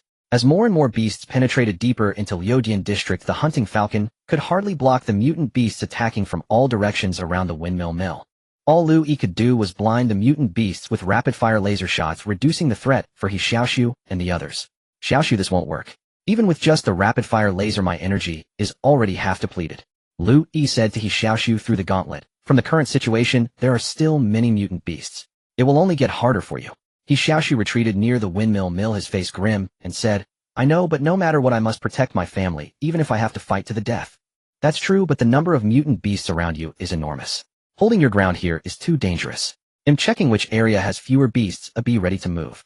As he spoke, Liu Yi ordered the falcon to fly higher, surveying the entire Liudian district. Suddenly, he spotted a giant weasel approaching the windmill mill from the east. Watch out to the south. A giant weasel over 8 meters tall is approaching, threat level 6, only 100 meters away. Hearing Liu Yi's warning, He Xiaoxu's face turned pale. He had struggled even with mutant beasts of threat level 3 or 4. How could he possibly fight a level 6?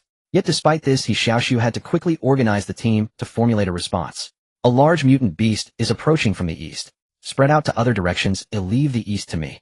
As he spoke, He Xiaoxu walked toward the east. One-eyed He Xiaoxu, upon hearing large mutant beast, his face changed drastically, and he asked worriedly, Little Curly, can you handle a large mutant beast?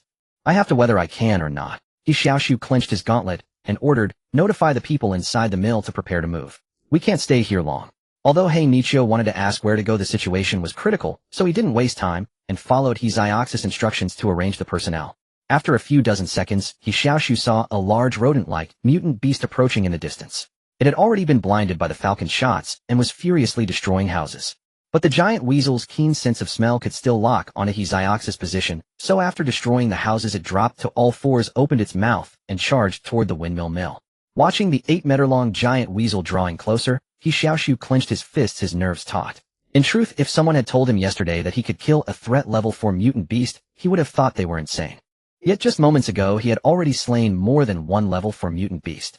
Although it was thanks to the falcon's assistance in blinding the beasts, reducing their threat, they were still mutant beasts. After several battles, He Xiaoxu had gained a clear understanding of the power of the infrasound gloves, which bolstered his confidence to lead his family and friends through this catastrophe. So what if it's a threat level 6 mutant beast? Bring it on. He Xiaoxu showed no fear, crouching to gather strength, ready to charge into battle. Above him, Liu Yi controlled the falcon, prepared to expend energy and use a sustained laser to cleave the giant weasel in half if He Xiaoxu seemed outmatched.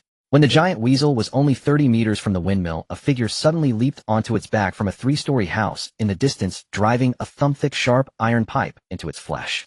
Though the weasel was 8 meters long, when it moved on all fours, it stood only 3 or 4 meters tall. The giant weasel roared in pain, stopping its charge and reaching for its back. The figure on its back agilely dodged, ran along its arm to the front, and thrust another iron pipe into the weasel's shoulder, stomping it deep into the mutant beast's flesh.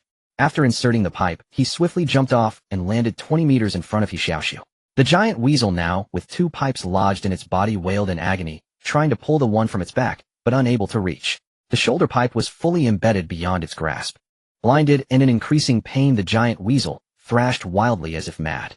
Within 2 minutes, it grew weaker, collapsing to the ground with feeble roars. Such a massive mutant beast taken down so easily. He Xiaoxu was astonished. He studied the figure before him, who carried a row of iron pipes on his back. The man was dressed entirely in black with a black hood. From his movements, he was clearly a supernatural, perhaps a rescue team from the inner city sent to the Liudian district. As he pondered, the all-black-clad figure turned around. He wore a black mask, revealing only his eyes as he stared at He Xiaoxu and the others. He Xiaoxu opened his mouth to thank him, but the man suddenly raised a crossbow and fired an arrow at him. With keen instincts and having been injected with intermediate agility and dodge serums, He Xiaoxu sidestepped on reflex, narrowly dodging the arrow. The bolt grazed past his face and struck the wall behind him, guarding the windmill. Glancing back to ensure no one was hit, He Xiaoxu turned to glare at the man in black. What are you doing? He demanded. TCHU dodged it. The man pulled out another bolt and loaded it, sneering. What am I doing? Do you really think you can just carry on as if nothing happened and live on? Naive. Perhaps annoyed that an outer city dweller had evaded his attack, the man cursed under his breath and raised the crossbow again at He Xiaoxu. He Xiaoxu tensed every muscle, ready to evade. But after a moment's thought, the man aimed the crossbow at the others. The curly-haired youth had glanced back quickly after dodging the arrow, showing he cared about his companions. The best way to deal with such a person was to target his friends. As expected, the curly-haired youth roared and charged when he saw his companions in danger. Ha fell for it. The man grinned and swiftly swung the crossbow back at the youth. A seasoned veteran, he knew the curly-haired youth who could dodge bolts was the most dangerous of the group, so he prioritized eliminating him. If his supernatural abilities weren't already showing side effects, he wouldn't have bothered with tricks against these outer city folk. But now exhausted, he decided to play it safe and take out the curly-haired youth first. Leaning forward made dodging difficult, and at such close range, even a supernatural couldn't outrun a bolt. Just as the man was about to pull the trigger, two beams of red light flashed, and searing pain struck his eyes, blinding him. The sudden shock caused his arm to jerk upward, sending the bolt flying over He Xiaoxu's head. Seizing the moment, He Xiaoxu closed the distance.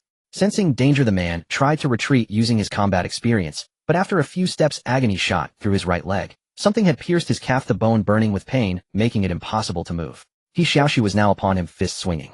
Despite being a level 6 supernatural with side effects, kicking and blindness, and a severely injured leg, the man could still judge the youth's distance by sound. Pivoting on his left leg, he spun away from the fist, dropped the crossbow, and yanked out a dagger from his waist, turning 180 degrees to stab at the back of the curly-haired youth's neck. But before the blade struck, the same searing pain erupted in his wrist. An unknown object had pierced through his artery and bone. Unable to grip the dagger, his arm veered off course, missing the target. He Xiaoxu seized the chance, turning to grab the man.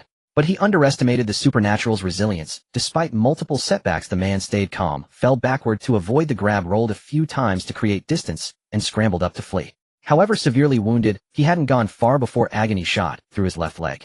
With both legs injured, he collapsed, unable to rise, and lay still. Seeing an opportunity, He Xiaoxu moved to finish him.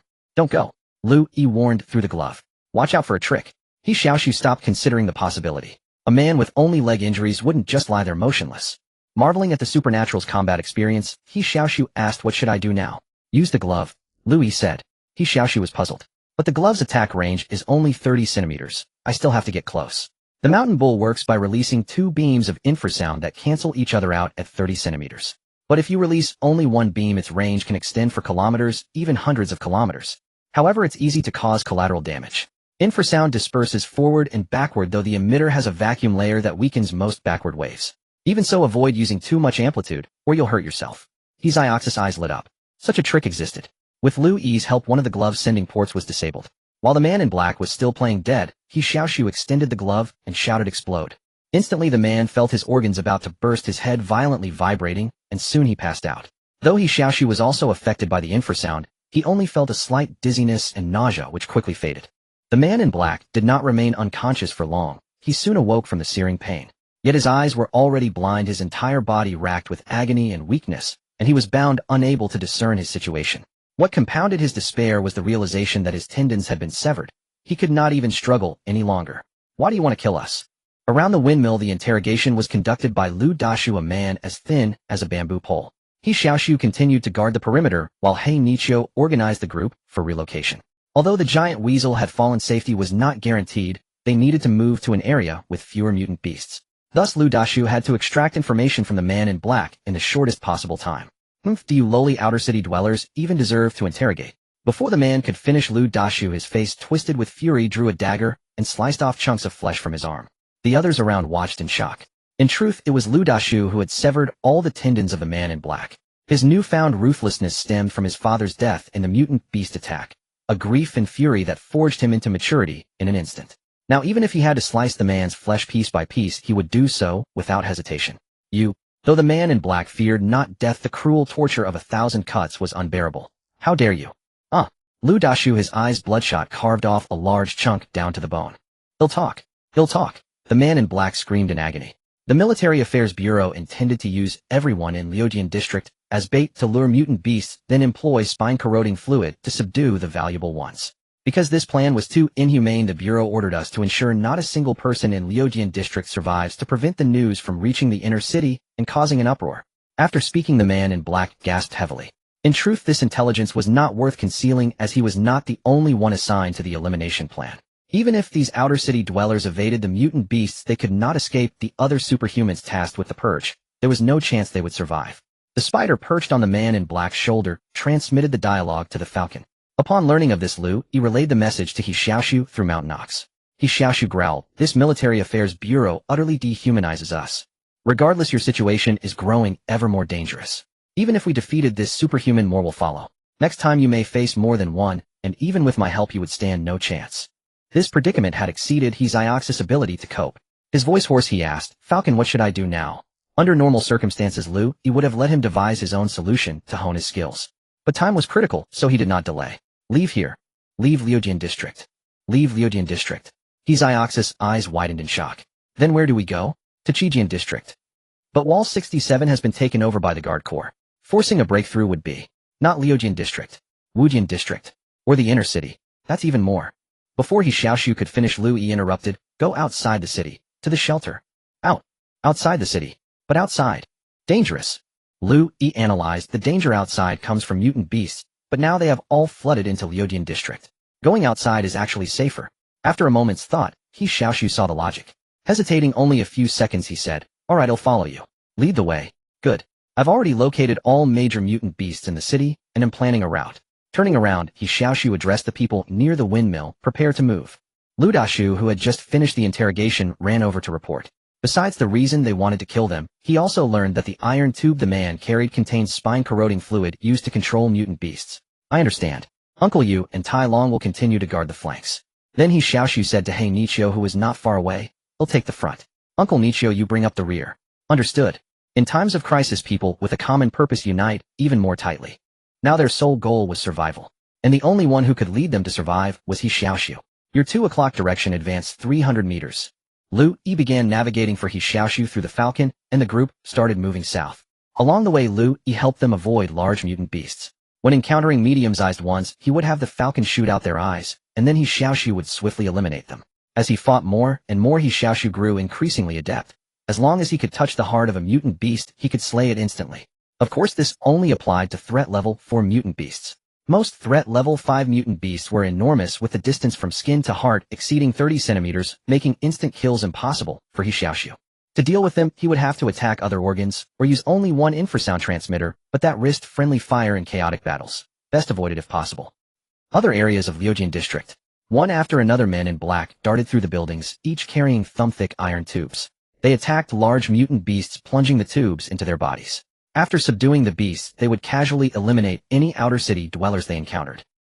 In the central area of Liujian district, the control group wore down the black armor lizard's stamina. This enormous mutant beast was kited around several times, its crawling pace slowing. The spine-corroding fluid was taking effect. The soldiers of the control group were elated. Spine-corroding fluid was essentially a colony of active pathogens.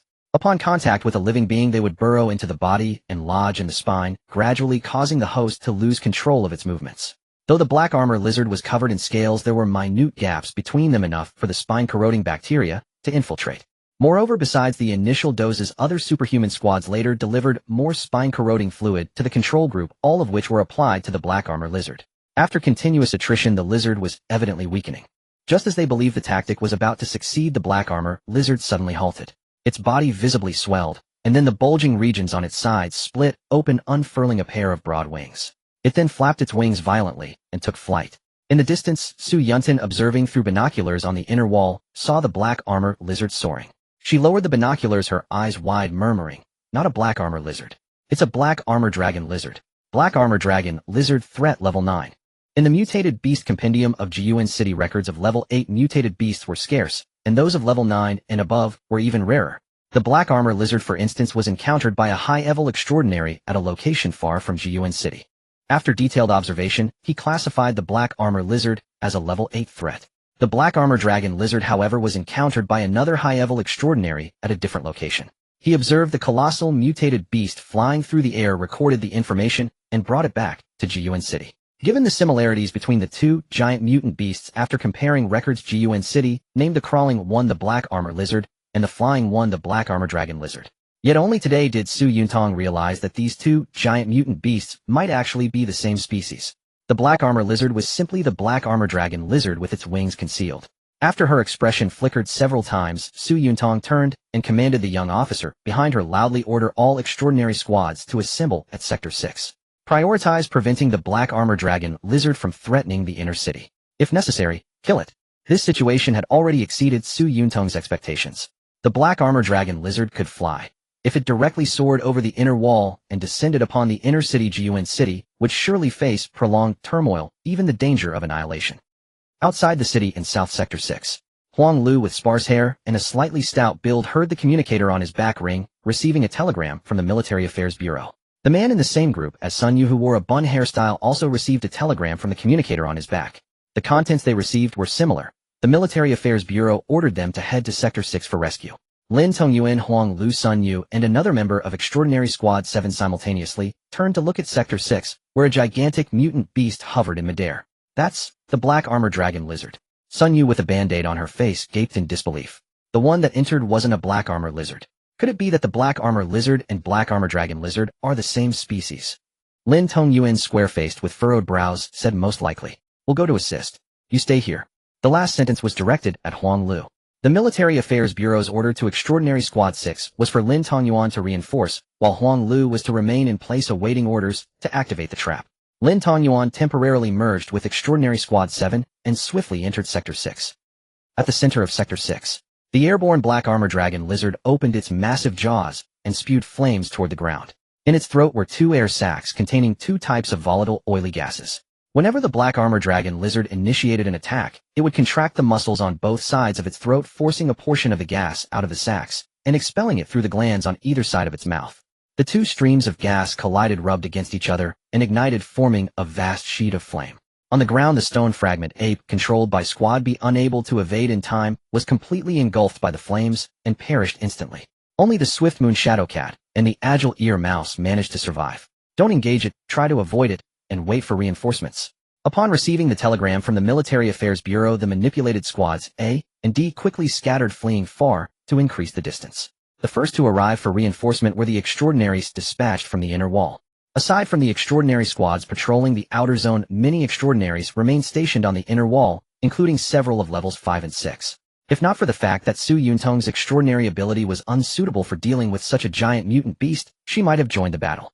Maintain distance, exhaust its stamina as much as possible. It contains a significant amount of spinal-eating fluid, it won't last long. Under Su Yuntong's telegram command, the first Extraordinaries to arrive dispersed and attacked using their respective methods. One of the Extraordinaries leaped dozens of meters in a single bound, using buildings to land directly onto the back of the Black Armor Dragon Lizard. This was the class Extraordinary Agent Leaper. After landing on the beast's back, the Leaper quickly pulled high explosives from his waist pouch and hurled them toward its wing. Unlike the rest of its body covered in scales, the Black Armor Dragon Lizard's wings were relatively fragile. Otherwise, it would not normally conceal them. As the explosives detonated, a bloody hole was blasted into the wing, gushing blood. On the other side, another Extraordinary used his immensely exaggerated arm strength to throw a black bomb at the Black Armor Dragon Lizard, targeting its wing once again. This was the class Extraordinary Agent Divine Arm. Under the effect of two bombs, the beast's wing was indeed damaged. It flapped its wings, attempting to fly higher, but the spine-eating bacteria within its body began to take effect, leaving it somewhat weak and forcing it to land again. A golden opportunity. The Divine Arm grabbed another black bomb from his backpack, intending to strike the wing once more. But at that moment, the Black Armor Dragon Lizard opened its mouth and spewed flames over its entire surroundings, turning a radius of 200 meters into a sea of fire. The Divine Arm could not evade in time and was burned to death. Sector 6 Outer Wall Defense Line. He Xiaoxu and the others, guided by the Falcon, finally reached the outer wall after a perilous journey. During the journey, they encountered several medium and small-sized mutant beasts, with 2 sacrifices in the process. But at least they had managed to avoid the most densely populated areas of mutants.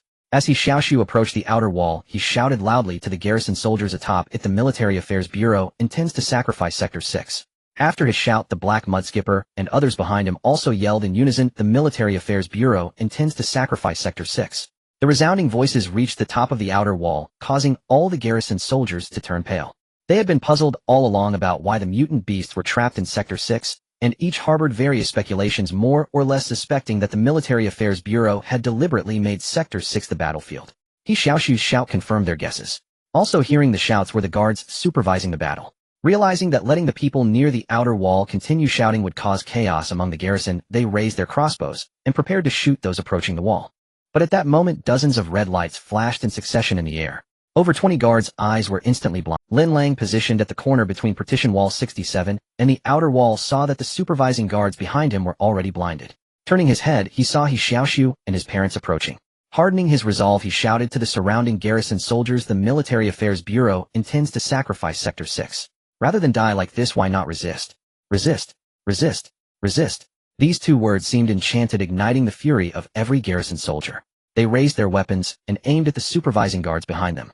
"What is this, a rebellion?" the supervising guard soldier shouted as he heard the garrison troops erupting into chaos. He immediately used his crossbow to randomly shoot a few of them dead, then bellowed, "Do you all want to die?" The garrison soldiers, intimidated by the guards, instinctively hesitated. Death is certain either way, so why fear him? Lin Lang had made up his mind. He grabbed a spear and charged directly at the blind guard soldier. Hearing the noise, the guard soldier shot an arrow in Lin Lang's direction, but the moment the arrow left the bow, a spear pierced his heart, killing him instantly. Under normal circumstances, the guard soldier would have dodged easily. But now he was blind, and in the chaos he never anticipated a spear coming at him. His arrow only struck Lin Lang's arm. Ignoring the pain in his arm, Lin Lang shouted to the other garrison soldiers, "The guards are nothing to fear. Charge everyone." Seeing Lin Lang's actions, the garrison soldiers were once again emboldened. They charged at the supervising guard soldiers without any further hesitation. Most of the guard soldiers supervising here were level 4 or level 5 enhancers, with a few being first-level transcendents who had injected superhuman serums. Although they could hold off 10 men each, the problem was that they were atop the city wall, and the crowd was dense, making it difficult for them to fully exert their power. Moreover, more than 20 guard soldiers had been blinded by the flash. Under the mass assault, the scattered guards were quickly surrounded. The weaker ones resisted for a while before being overwhelmed by weapons. The stronger ones, seeing the situation was dire, leaped off the city wall and fled. Among them, a transcendent from the guard jumped down and ran toward He Xiaoxu and his group. He intended to flay and gut these lowly outlanders who had stirred up trouble. But before he could get close, grinding his teeth in rage, a red light flashed in the air, and he too went blind. What was happening? The guard transcendent was dumbfounded. What kind of technique was this? Before he could figure it out, He Xiaoxu had already rushed in front of him and pressed his gauntlet against the man's forehead. Burst! In an instant, the first-level transcendent's brain violently convulsed. He fell backward, alive or dead, unknown. Without even a glance at the fallen guard transcendent, He Xiaoxu led his team onward toward the outer wall. In the distance, other guard soldiers, seeing how ferocious this group was, even the transcendent platoon leader had been instantly killed, immediately abandoned any thought of attacking and fled. On the city wall, chaos reigned among the garrison troops. After killing or driving off the guards, a large portion of them chose to descend from the wall and run into the city. Their families were still inside, frantic with worry. They had long wanted to leave this damned wall and return to the Liu Yi district to protect their loved ones. So by the time He Xiaoxu and his group reached the outer wall, only 1/5 of the garrison soldiers remained. Lin Lang squeezed down the stone steps, came over to He Xiaoxu, and embraced his parents. Then he said to He Xiaoxu, "Curly, thank you. Thank you." Lin Lang's eyes were filled with tears. Ever since he saw so many mutant beasts flooding into the Liu Yi district, he had been terrified that his parents had already perished. He never expected that He Xiaoxu had protected them. Although Lin Lang's father had suffered some minor injuries, they were not serious. We'll talk about that later. Let's get out of the outer city first. He Xiaoxu swept his eyes over the outer wall and saw that there were still many mutant beasts near the distant breach. Exiting through there would be dangerous. After a moment's thought, he asked Lin Lang, "Are there any ropes on the outer wall?" Lin Lang nodded and quickly replied, "Yes, plenty." "Good, let's quickly climb the outer wall and descend using the ropes." The outer wall was about 8 meters high. Although there were no stone steps on the outside, there were always ropes kept ready for the garrison soldiers to ascend and descend the wall. Under He Xiaoxu's organization, everyone climbed onto the wall one after another. He Xiaoxu, who was last, had just stepped onto the stone steps when he suddenly heard a roar behind him. Turning around, he saw the black-armored dragon lizard in the distance, its wings spread, moving toward the outer wall in a halfling, half-crawling manner. It turned out that after all the transcendent teams had gathered in the center of the Liu Yi district, they had concentrated their power to launch various attacks on the black-armored dragon lizard. During this, Gun City had lost many powerful transcendents, but they had also inflicted further heavy damage on the dragon lizard's wings. The black-armored dragon lizard, which already had difficulty taking off from flat ground, found it even harder to fly after its wings were attacked. Moreover, as time passed, the dragon lizard felt its body becoming increasingly uncontrollable. Filled with fear, it chose to retreat. Lin Tongyuan, tall and square-faced, now activated his Ripper ability. Seizing the moment when the dragon lizard was not flapping its wings, he climbed onto its body with incredible speed, like a spider. In the dragon lizard's wings were stuck several short arrows coated with pheromones, which Lin Tongyuan had shot before activating his transcendent ability.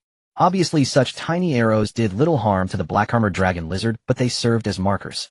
Now, like a wild beast, Lin Tongyuan recklessly crawled onto the dragon lizard's body, then leaped onto its wing, opened his mouth, and bit down at the marked spot. In his beastified state, Lin Tongyuan was not completely unconscious, so he did not simply bite once. Instead, he crawled on all fours, tearing and biting as he moved.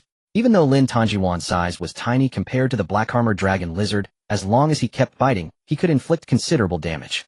Feeling pain in its wings, the black-armored dragon lizard stopped flapping and instead curled them up, tucking them against its body.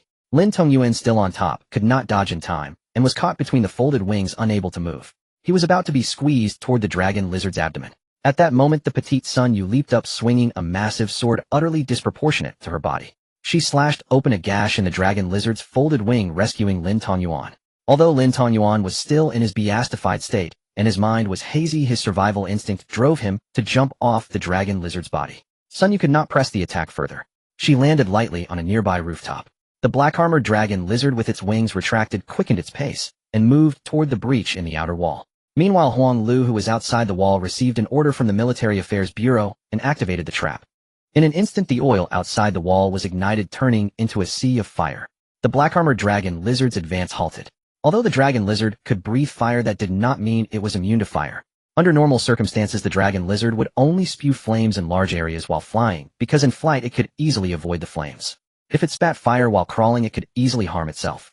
Just earlier, the dragon lizard had spewed much fire in the Liujian district, igniting many houses, and some of the flames had even burned itself. However, as long as the contact with the flames was brief, it was not a serious problem. But now outside the wall was a vast sea of fire, ignited by oil and piled with a large amount of combustible material. The temperature was far higher than the flames the dragon lizard could spew. Already weakened, the black-armored dragon lizard did not want to risk crossing the sea of fire. So it adjusted its direction, intending to crash through the wall at the junction of partition 67 and the outer wall. And He Xiaoxu and his group were exactly at that junction. Danger! The black-armored dragon lizard is approaching you. Although it has slowed down, it will reach you in less than 4 minutes. Liu Yi warned He Xiaoxu through his gauntlet. He Xiaoxu, who had just stepped onto the wall, was horrified by the news. He shouted to Lin Lang and the others behind him, "Quick! Get out of here fast! The giant mutant beast is coming!" Lin Lang was holding a rope and turned around in panic, saying, "It's no good. They just went down." At that moment, children and elderly were slowly descending the rope. 8 meters might not be high, but for the old and young it was not easy to get down. Even after they reached the ground, they would still need time to untie the ropes before fleeing. 4 minutes was simply not enough. He Xiaoxu immediately broke into a sweat. "Xiaoxu, there's a signal transmitter in your backpack. If you can place it on the black-armored dragon lizard within 3 minutes, I can kill it." Without a moment's hesitation, He Xiaoxu ran along the wall toward the direction of the dragon lizard. In low orbit around launching Liu Yi, now a large satellite with slight surface damage was circling the planet. At that moment, he aimed his base at a certain location on launching and slowly opened the launch channel. In low Earth orbit, Liu Yi successfully deployed the weapon and roughly locked onto the location of Jiyuan City, then began launching. It was a miniature missile crafted from tungsten alloy with a high melting point capable of withstanding the intense heat generated by atmospheric friction during high-speed flight. Under the dual effects of the missile's acceleration and gravitational acceleration, its maximum speed upon reaching the ground could reach Mach 40, or 40 times the speed of sound. Despite its modest size, the power it unleashed with Mach 40 was absolutely terrifying. In fact, Liu Yi's satellite was equipped with more than just missiles. It also carried a laser cannon capable of instantly striking the ground. However, the problem was that many of its telemetry components had aged, significantly reducing the accuracy of ground monitoring. The margin of error could reach hundreds or even thousands of meters. If he used the laser cannon, he might miss the target and accidentally injure He Xiaoxu and the others. Of course, launching a missile also had accuracy issues with the same potential for hundreds to thousands of meters of error. However, the miniature missile's guidance system included a homing function. In addition to guidance from Liu Yi's own satellite, and the missile's automatic guidance, a third party could also provide guidance. The Falcon, a military reconnaissance drone on the ground, was capable of providing guidance for the missile. However, if Liu Yi remotely controlled the Falcon to guide the missile, there was another problem: latency. Liu Yi's satellite was nearly 1,000 kilometers away from Blue Star, and the signal connection to the ground had a delay of 7 to 8 milliseconds, sometimes even more than 10 milliseconds. If it were controlling the Falcon for some routine tasks, a delay of over 10 milliseconds would be completely negligible. But what he needed to do now was to have the Falcon guide a missile traveling at nearly Mach 40. Even a 1 millisecond delay could cause a serious error. After much deliberation, Liu Yi concluded that there was only one solution: let the Falcon guide automatically. That way there would be no latency. However, for the Falcon to perform automatic guidance, the target needed to have a clear signal source, preferably electromagnetic waves. Therefore, Liu Yi had He Xiaoxu place a signal transmitter on the black armored dragon lizard. Only then could the Falcon accurately lock onto the moving creature. The signal transmitter in He Xiaoxu's backpack was part of the supplies that Han Li had sent out from the inner city 2 days ago. Originally, Liu Yi had planned to use this signal transmitter to set up a fixed signal relay point at He Xiaoxu's home, allowing him to communicate with a Lin at any time. But unexpectedly, the beast swarm attacked Jiyuan City, so now Liu Yi had to sacrifice this signal transmitter to save He Xiaoxu, a Lin, and others. The only problem now was that the missile would take 3 minutes to reach the ground after launch. He Xiaoxu had to place the signal transmitter on the black armored dragon lizard within those 3 minutes. If He Xiaoxu did not succeed until the last 10 seconds, Liu Yi would abandon the attack on the black armored dragon lizard and guide the missile to the city ruins several kilometers away instead. So whether the black armored dragon lizard could be prevented from harming He Xiaoxu's family and friends depended on whether He Xiaoxu could succeed within those 3 minutes. The outer wall of District 6. He Xiaoxu sprinted along the city wall at full speed, rapidly closing in on the black armored dragon lizard. Liu Yi controlled the Falcon flying overhead, observing the black armored dragon lizard while assisting He Xiaoxu in the operation. 800 meters ahead to the left, there's a watchtower. In about 105 seconds, the black armored dragon lizard will approach that watchtower. Liu Yi analyzed rapidly for He Xiaoxu. Reach the watchtower as fast as you can, then jump onto the black armored dragon lizard's back from the watchtower. He Xiaoxu fully followed Liu Yi's guidance, gritting his teeth and speeding up his run. Get out of the way. Everyone get out of my way, he roared as he ran. Although the garrison troops on the outer wall were much fewer than before, there were still some people. Seeing He Xiaoxu charging recklessly, they all made way. What is he doing? A garrison soldier, almost knocked over, exclaimed in surprise. Another garrison soldier shouted loudly. He's the one who warned us that the Military Affairs Bureau would sacrifice District 6. Isn't that Xiao Wanmao? A bald soldier who usually guarded the gate also recognized He Xiaoxu. Is he charging at the black armored dragon lizard? Someone said in disbelief. Don't worry about that, I run for your lives. The black armored dragon lizard is about to crash into us. A garrison soldier, while speaking, descended a rope to the outside of the city, while others squeezed through the stone steps into the city. As everyone fled, a tall garrison platoon leader stared at He Xiaoxu's back. Somehow a bizarre guess arose in his heart. Was this curly-haired youth going to fight the black armored dragon lizard? This platoon leader was precisely the platoon leader of the 3rd Platoon 2nd Company's 67th Battalion, the same subordinate Han Li had placed outside the city to assist with smuggling. He had seen this curly-haired youth trading with his boss before and had wanted to send someone to tail the youth, but his boss had stopped him. His boss said that this person was not someone they could afford to provoke. Perhaps this youth really had something extraordinary about him. On the inner wall, Su Yuntong with her curvaceous figure held a telescope, observing the black armored dragon lizard's every move. To capture this level 9 threat mutant beast, they had sacrificed many supernatural beings. Now the black armored dragon lizard was exhausted, and capturing it would no longer be difficult. However, the problem was that the various supernatural teams were also suffering casualties and injuries, and some members had overused their supernatural abilities, beginning to show side effects. Under these circumstances, they could hardly mount any effective attack against the black armored dragon lizard. All they could do was continue pursuing the beast until the spinal erosion bacteria completely took over its spine, rendering it immobile. Even if it ran outside the city, as long as it wasn't too far away, it would be acceptable. As Su Yuntong was intently observing, she moved her telescope slightly and unexpectedly spotted a figure jumping from the city wall onto the watchtower. He Xiaoxu leaped nearly 10 meters, landing on the 3rd floor of the watchtower, barely managing to land. 15 seconds left. Hearing Liu Yi's reminder, He Xiaoxu reached out, grabbed the protruding structures on the tower's exterior, and climbed upward rapidly. Just like when he scavenged in the city ruins, he often climbed those dilapidated buildings. In a dozen seconds, with astonishing speed, He Xiaoxu climbed directly to the top of the 6th floor of the watchtower. Just as he climbed up, the black armored dragon lizard had already arrived and crashed into the watchtower. Even though his footing was unstable, He Xiaoxu leaped up calmly and landed on the black armored dragon lizard's back. With limbs spread downward, he barely managed to land on the beast's back, then set down his backpack and hooked the strap onto a damaged scale on the creature's back. The explosion will happen in 20 seconds. Run! Without pausing to catch his breath, He Xiaoxu sprinted across the black armored dragon lizard's back and jumped off from the right side to the ground. The black armored dragon lizard, 50 meters in length, stood 8 or 9 meters tall, even higher than the city wall. From such a height, He Xiaoxu had no choice but to jump directly.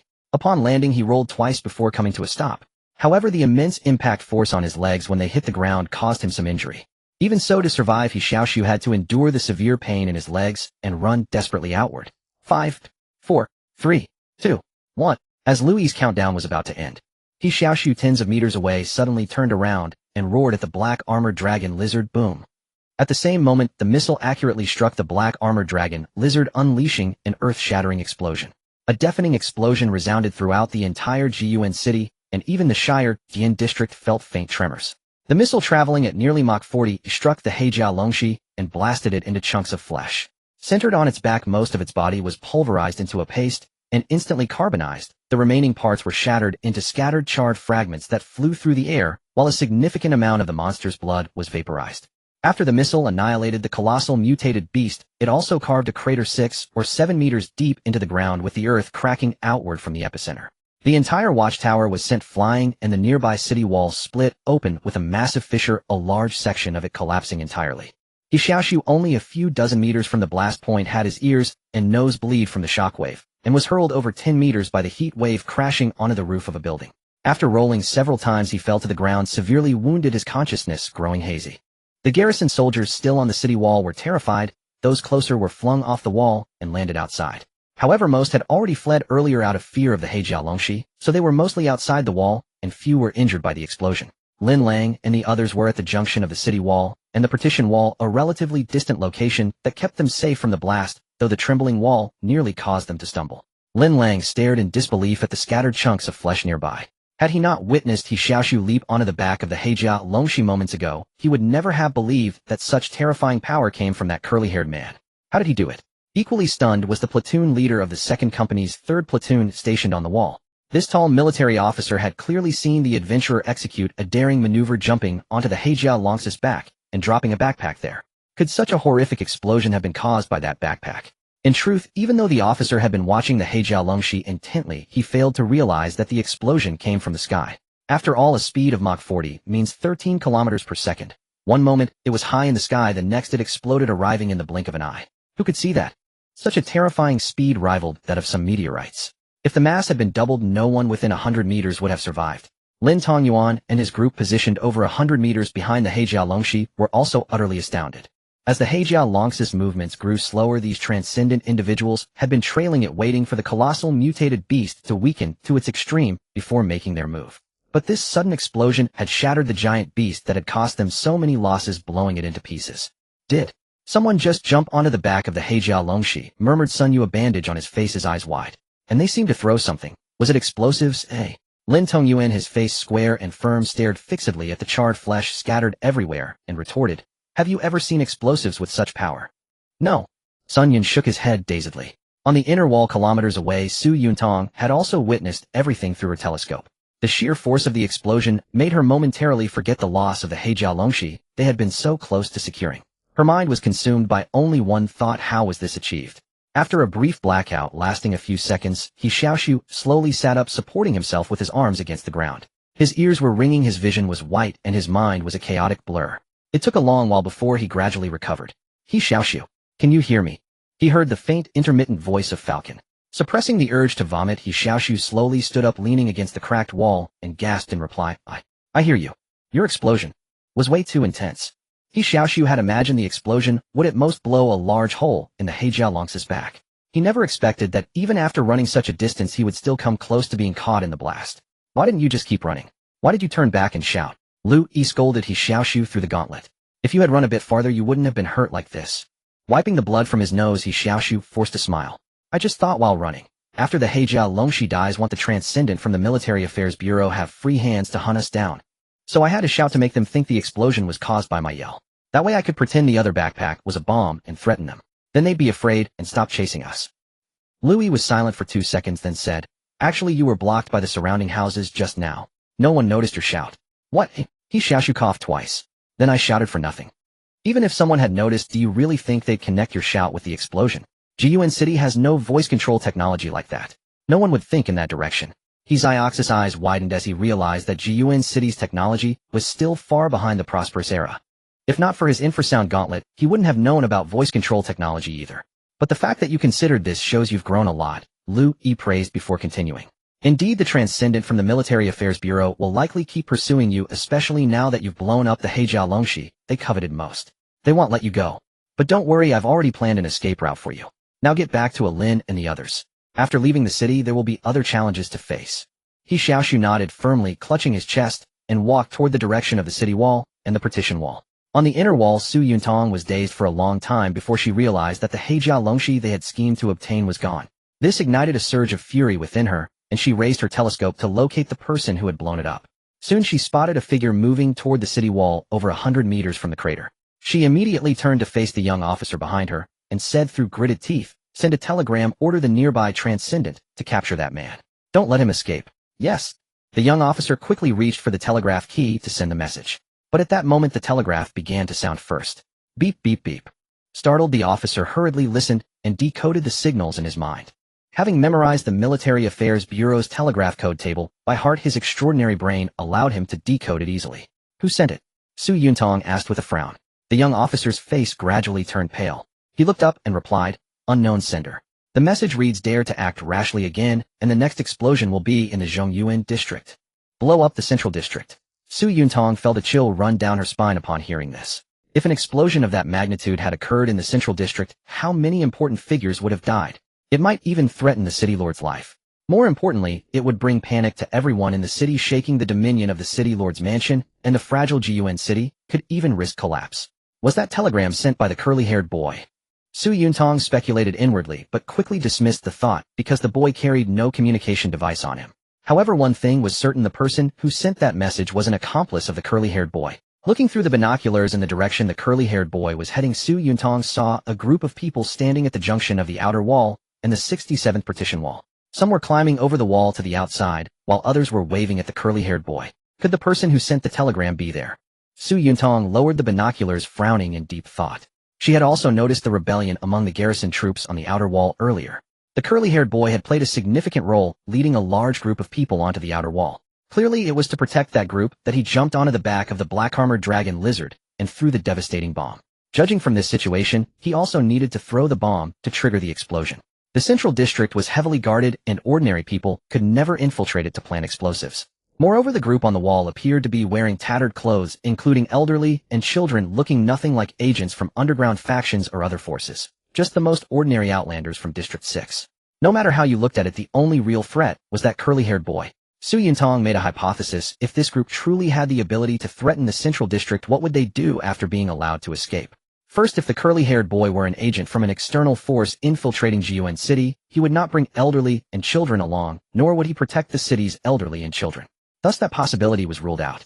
Second, if he were just an ordinary outlander, he could not possess such terrifying bombs and a telegram communicator. Even if he had scavenged them from the city ruins, he would not know how to use them. So that was also ruled out.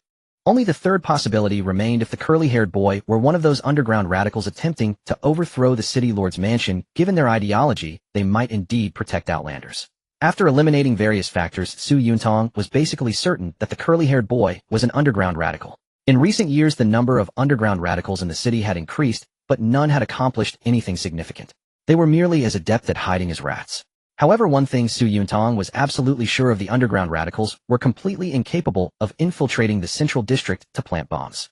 The security level there was extremely strict. Even Su Yuntong, as the director of the Military Affairs Bureau, had to undergo a body search when entering the central district. Even if hypothetically they could trigger an explosion in the central district, they would have done so long ago. Even if they didn't do it now, they would eventually do it to overthrow the city lord's mansion. So no matter what Su Yuntong did now, it wouldn't make much difference. From all the analysis, it was highly likely that these cunning underground radicals had somehow cracked the Military Affairs Bureau's telegram code. Previously, they had only been eavesdropping, and now, to protect the curly-haired boy, they sent a threatening telegram. If that were the case, then he must not be allowed to escape. Having figured everything out, Su Yuntong grew even angrier. The Military Affairs Bureau had invested so much manpower and resources into today's plan. The most crucial black-armored dragon lizard had been destroyed. How could she allow the culprit to just run away? Once they succeeded in controlling the black-armored dragon lizard, Jiyuan City's strength would have increased dramatically. This was their best opportunity to rise, but it had been interrupted. Eyes blazing with fury, Su Yuntong shouted to the young officer, "Order the nearby transcendent teams to capture them. Don't let them escape." The young officer was taken aback. "But that telegram just now. Ignore it. Are you scared off by a mere threat?" Su Yuntong sneered. If planting explosives in the central district were so easy, the city lord's mansion would not have remained safe for decades. The young officer thought about it and found it reasonable. The central district was nothing like District 6. So he followed the order and sent the telegram. Besides Su Yuntong, all the transcendent teams on the front line also received the threatening telegram. They had been hesitant to act, only watching the curly-haired boy who had blown up the black-armored dragon lizard walk step by step toward the city wall. Beep, beep, beep. The telegram sounded. After decoding it, the member of Transcendent Team 7 carrying the communicator said to Lin Tongyuan, Sun Yu, and the others, "The Military Affairs Bureau orders us to move. Capture that curly-haired boy." The dozen or so transcendents gathered together, exchanged glances, thought for a moment, and finally decided to obey the order, charging toward the severely wounded curly-haired boy. He Xiaoxu saw the group approaching from the flank, but did not panic. Instead, he calmly turned to face them. Falcon had relayed the Military Affairs Bureau's telegram to him. These people were ordered to capture him, so as long as he did not resist he would not be killed. Moreover, Falcon was protecting him from above. He Xiaoxu smiled, and said, "Aren't you afraid the central district will be blown up too? Stop your scare tactics." A transcendent charged forward without hesitation. At that moment He Xiaoxu turned sideways, pointed toward the central district, and shouted boom. As if in response, 2 seconds later an explosion sounded from the central district. All the transcendents surrounding him were stunned. The threatening telegram, and what the boy said were true. On the inner wall, Su Yuntong, who had been observing the situation through binoculars, heard the explosion behind her. Her body trembled, her face turned pale, and the binoculars fell to the ground. How is this possible? Her eyes wide, she grabbed the wall parapet for support, but her legs gave way, and she collapsed to the ground. What? How did he do it?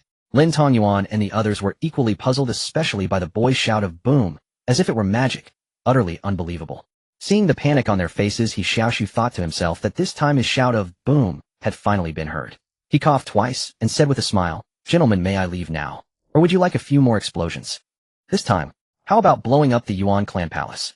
The explosion in the Zhongyuan district had already made the dozen or so superhumans surrounding He Xiaoxu dare not act rashly. Originally the curly-haired youth had instilled fear in them when he blew up the black-armored dragon lizard, and now, with just a low shout, he could cause an explosion in the Zhongyuan district miles away. They could not be certain whether further provoking this curly-haired youth would indeed lead him to blow up the Yuanzhou Palace. In a sense, the Yuanzhou Palace was the very foundation of Jiyuan City, but once the high-ranking figures residing there were killed, the city would essentially be doomed. Seeing the dozen superhumans frozen like wooden statues, He Xiaoxu smiled, turned around, and continued walking toward the outer wall. Since a section of the wall had already collapsed and fractured, there was no need for him to climb over it. He could simply head toward the breach. By then Lin and the others were already waiting for him at the collapsed spot. When they saw He Xiaoxu returning covered in wounds, they hurriedly rushed over. 9-year-old Mao Mao quickly ran over, wrapped his arms around He Xiaoxu's waist, and buried his head in silence. Patting Dodo's head, He Xiaoxu looked at Lin Xiaomi and Kai Xian, and said with a faint smile, "Brother is fine. We might not be able to go back to our old home, but we'll go to a new one from now on, okay?" The younger siblings all nodded firmly, speaking in unison, "Wherever Brother Xiaoxu goes, we go." His smile widening, He Xiaoxu turned to Lin Lang and asked, "Fatty coming with us?" "Of course." Lin Lang glanced at the mutant beast still rampaging in the distance, and said, "If I go back now, the Military Affairs Bureau won't let us off. Only by sticking with you can I survive. I trust you." Gently tapping Lin Lang's chest with his fist, He Xiaoxu grinned. "Good brother, don't worry. Heaven never seals off all exits." He turned to survey the entire group around him, his gaze meeting theirs for a few seconds. Then taking a deep breath, he turned around and shouted, "Move out. To our new home." With that he led the way. Lin Lang, He Nichio, and dozens of others quickly followed. The garrison soldiers stationed near the outer wall exchanged glances, hesitated for a moment, then silently fell in behind He Xiaoxu's group, keeping a considerable distance. They had clearly witnessed how He Xiaoxu had single-handedly blown up a giant mutant beast.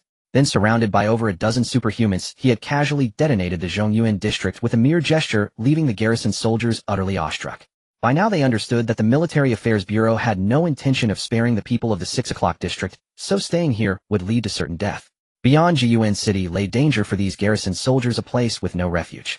Thus they resolved to follow the curly-haired youth, hoping to find a glimmer of survival from him. Also trailing behind He Xiaoxu's group were the platoon leader and deputy platoon leader of the 67th Battalion 2nd Company 3rd Platoon, the two subordinates of Han Li. Although they had originally come from the inner city, once assigned to the outer city, it was nearly impossible to be recalled unless they rendered outstanding service. The two had long resigned themselves to spending the rest of their lives in the outer city. Moreover, the Military Affairs Bureau's inhumane plan today, which sacrificed the 6 o'clock district, would surely lead to their elimination as well.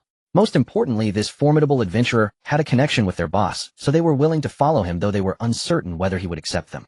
"Those garrison soldiers are following you," Liu Yi said to He Xiaoxu through the gauntlet. "What do you plan to do with them?" Glancing back over his shoulder, He Xiaoxu frowned. "The shelter can't hold that many people." The shelter, a relic from the prosperous era, could normally accommodate about 100 people, but due to years of disrepair it could now only house around 50. He Xiaoxu's group already numbered over 50, so the shelter was just barely enough. "You can't only think about the present," Liu Yi advised. "With just your group it's hard to survive long in the shelter. Those behind you are all able-bodied laborers." His eyes lighting up, He Xiaoxu said, "You mean I should take them in and establish a stronghold around the shelter?" "Not bad, your mind's working fast now," Liu Yi added. "That's exactly what I mean, but I suggest you don't accept them too quickly. Though you've established your authority, they'll likely mistake you for a top-tier superhuman. Remember, at best you're only a level 4 enhancer." Rubbing his nose, He Xiaoxu chuckled. "But I have Shan Yo. Shan Yo has its limits too. Don't get too complacent. I'm just reminding you to maintain some distance, so they can't fathom your true situation. Only then can you control them most effectively. Nodding, He Xiaoxu said earnestly, showing off, huh? I'm already good at that. Liu Yi. Just as He Xiaoxu led his group away from Jiyuan City, Huang Lu with thinning hair and a slightly stout build stood atop a pile of rubble watching the departing group with a complex expression. When the curly-haired youth had blown up the black-armored dragon, lizard Huang Lu had observed it from outside the city. After all, the lizard, even when lying down, was taller than the city wall, so Huang Lu had a clear view of its back. Additionally, he had received the mysterious threatening telegram and noticed the explosion in the Zhongyuan district. Thus, even though he was now not far from the group, he dared not intercept them. He could only watch helplessly as the band ignored the garrison soldiers, setting traps around them, slipped through the gaps between the barricades, and headed southward into the distance. Sun Shu with a bushy beard hid behind a pile of rocks, terrified of being discovered by the curly-haired youth He Xiaoxu. Dark-faced Li Go crouched beside him, his voice trembling. Brother-in-law, isn't that curly-haired youth the one from the 67 Guxiang a few days ago? Shut up. Sun Shu was growing increasingly impatient with his brother-in-law. If it weren't for this troublemaker, he wouldn't be hiding from the curly-haired youth now. Seeing that some of the garrison soldiers assigned to set traps had also followed the curly-haired youth's group, Sun Shu grew even more agitated. He had no idea what had happened in the 6 o'clock district. He was deeply worried about where he should go from here. Given the style of the Military Affairs Bureau, returning to the inner city was impossible. The best outcome would be reassignment to another clock district. The worst, he dared not even think about it.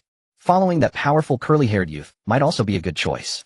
But Sun Shu had offended him earlier, and he was uncertain whether the youth would take him in. Even if he did, Sun Shu would surely endure contempt. Raising his head to glance at the yellow-haired superhuman standing atop the rubble, Sun Shu could only pray that these big shots would grant him a way out. On the inner wall, Su Yuntong slowly stood up, bracing herself against the parapet. Pale-faced, she turned to look at the Zhongyuan district, and only after confirming that the towering Yuanzhu Palace had not suffered significant damage did she breathe a sigh of relief. Judging by the smoke, the bombed building was the Military Affairs Building. For Jiyuan City, this was a tremendous loss, but at least it wouldn't shake the city's foundation. Turning her gaze back to the direction the curly-haired youth and his group had departed, Su Yuntong said weakly to the young officer behind her, "Order all superhuman teams to quickly contain all the mutant beasts within the city." Although they had lost the black-armored dragon lizard, quite a few large mutant beasts had entered the 6 o'clock district. As long as they could control these large ones, the Military Affairs Bureau's failure this time wouldn't be total. Gripping the wall tightly, Su Yuntong murmured softly, "I hope those old geezers will let me live."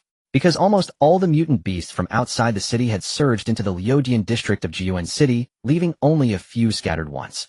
Liu Yi could scout ahead and notify He Xiaoxu in advance, allowing their team to simply take a slight detour to avoid them. The journey of over 10 kilometers took them more than an hour to complete. Uncle Nichio, take them inside first and treat the wounded. When they reached the entrance of the shelter, He Xiaoxu said to He Nichio, who had one eye bandaged, "Make sure no one wanders into that room." He Nichio knew which room he meant, so he nodded and said, "I know, I won't let anyone else in." Then he found the hidden entrance and helped the injured people enter the shelter one by one. After signaling for his younger siblings to follow inside, He Xiaoxu turned around and looked at the garrison soldiers who were following dozens of meters behind. Scratching his head, He Xiaoxu organized his thoughts and then walked toward them. When the 56 garrison soldiers saw He Xiaoxu approaching, they immediately stopped and watched the curly-haired boy with uneasy hearts. "What are you following for?" He Xiaoxu deliberately spoke coldly, his tone like an interrogation. Some of the garrison soldiers, hearing the tone in his words, became even more terrified, fearing that he might anger and give them a blast as well. The platoon leader of the 3rd Platoon's 2nd Company, who was standing in front, took half a step forward and said reluctantly, "We have nowhere else to." "I remember you," He Xiaoxu interrupted. "You're a subordinate of the wine merchant, right?" "Wine merchant?"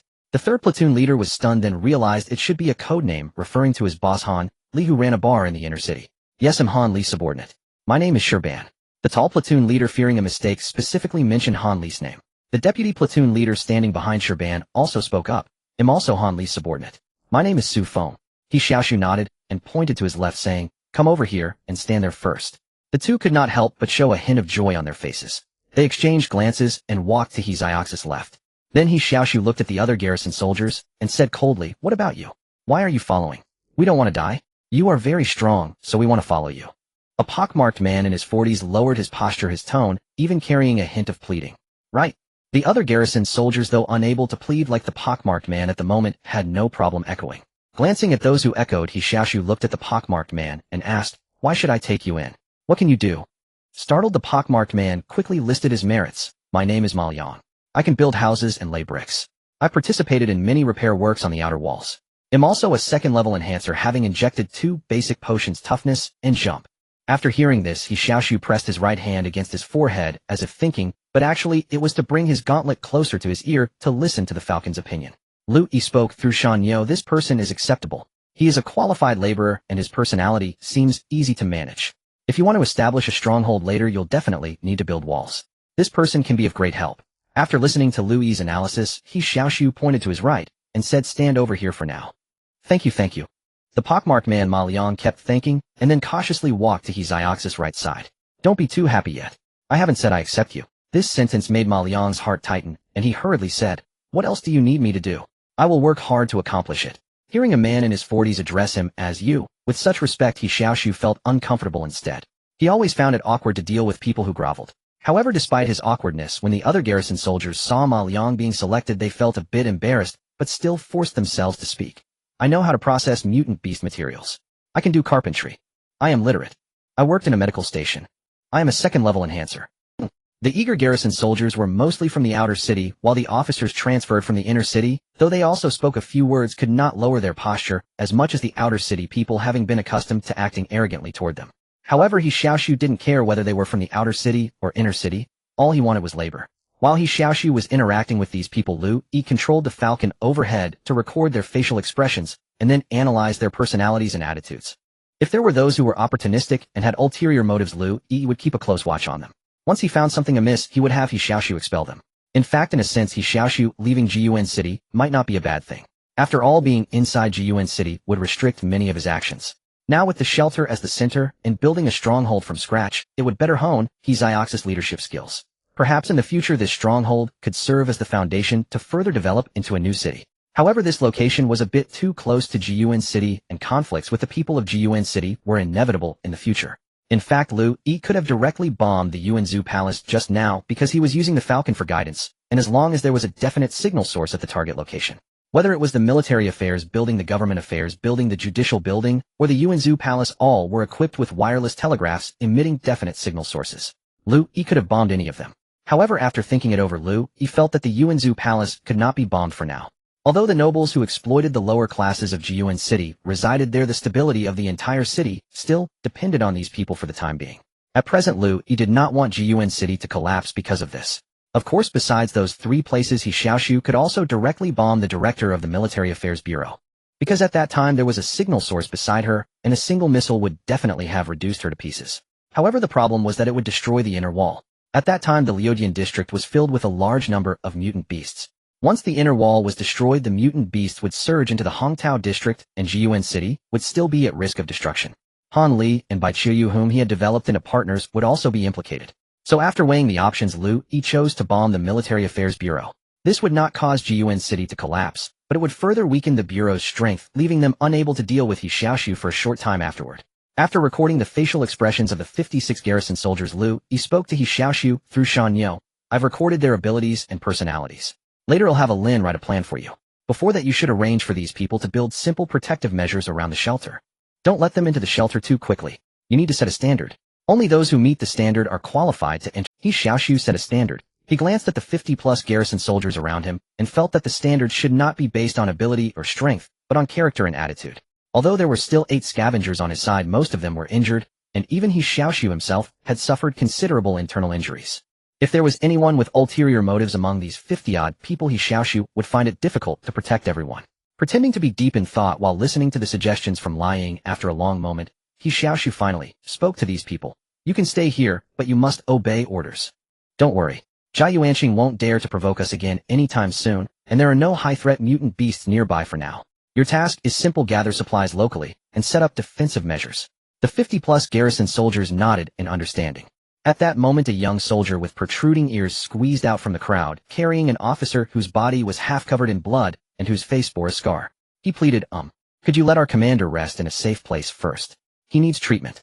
He Xiaoxu was taken aback, looking at the officer who had fainted lying on the back of the young soldier with protruding ears.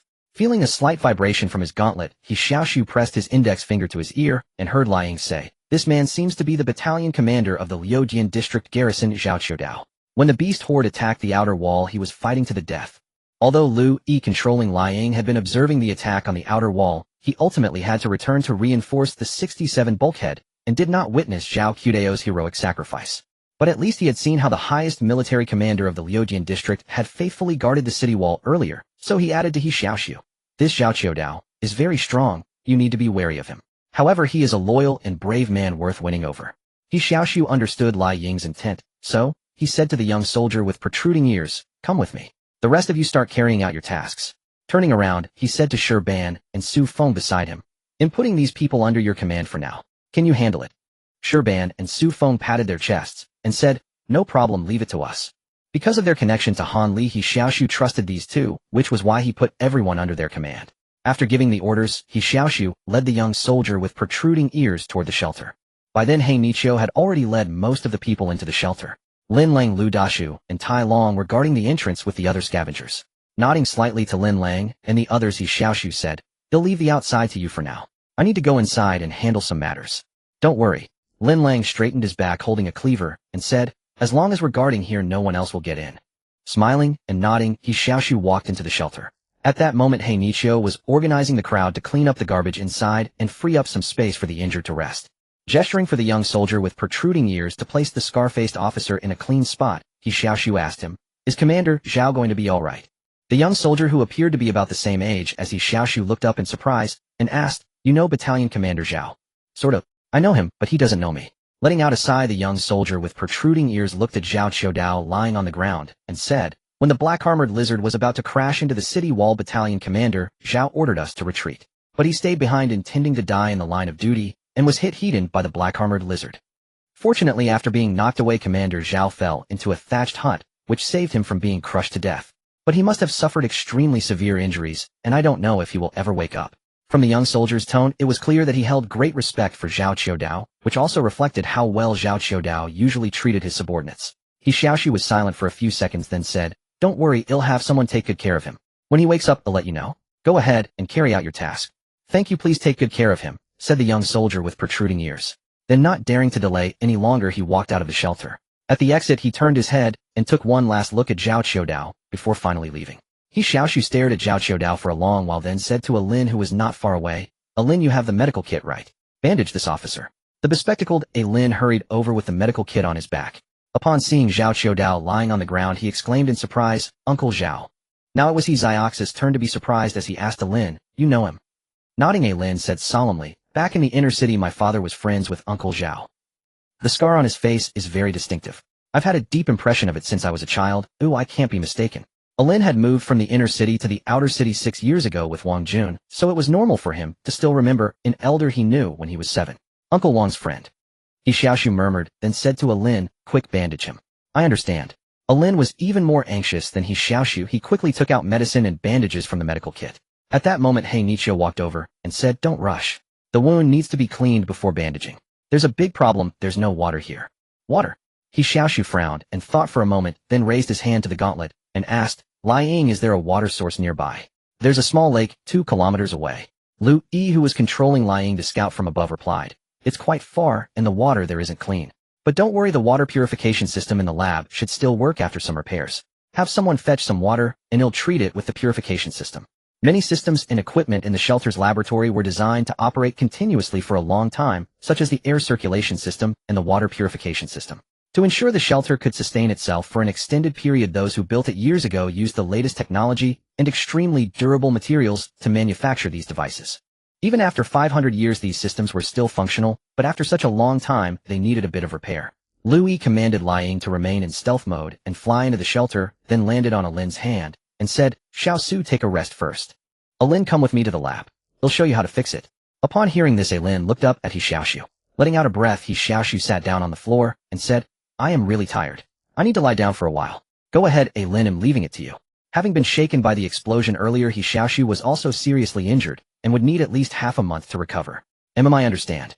Lin handed the medical kit to He Nichio, then took Li Ying and headed toward the laboratory. Earlier, He Nichio had emphasized to them that there was one room they must not enter.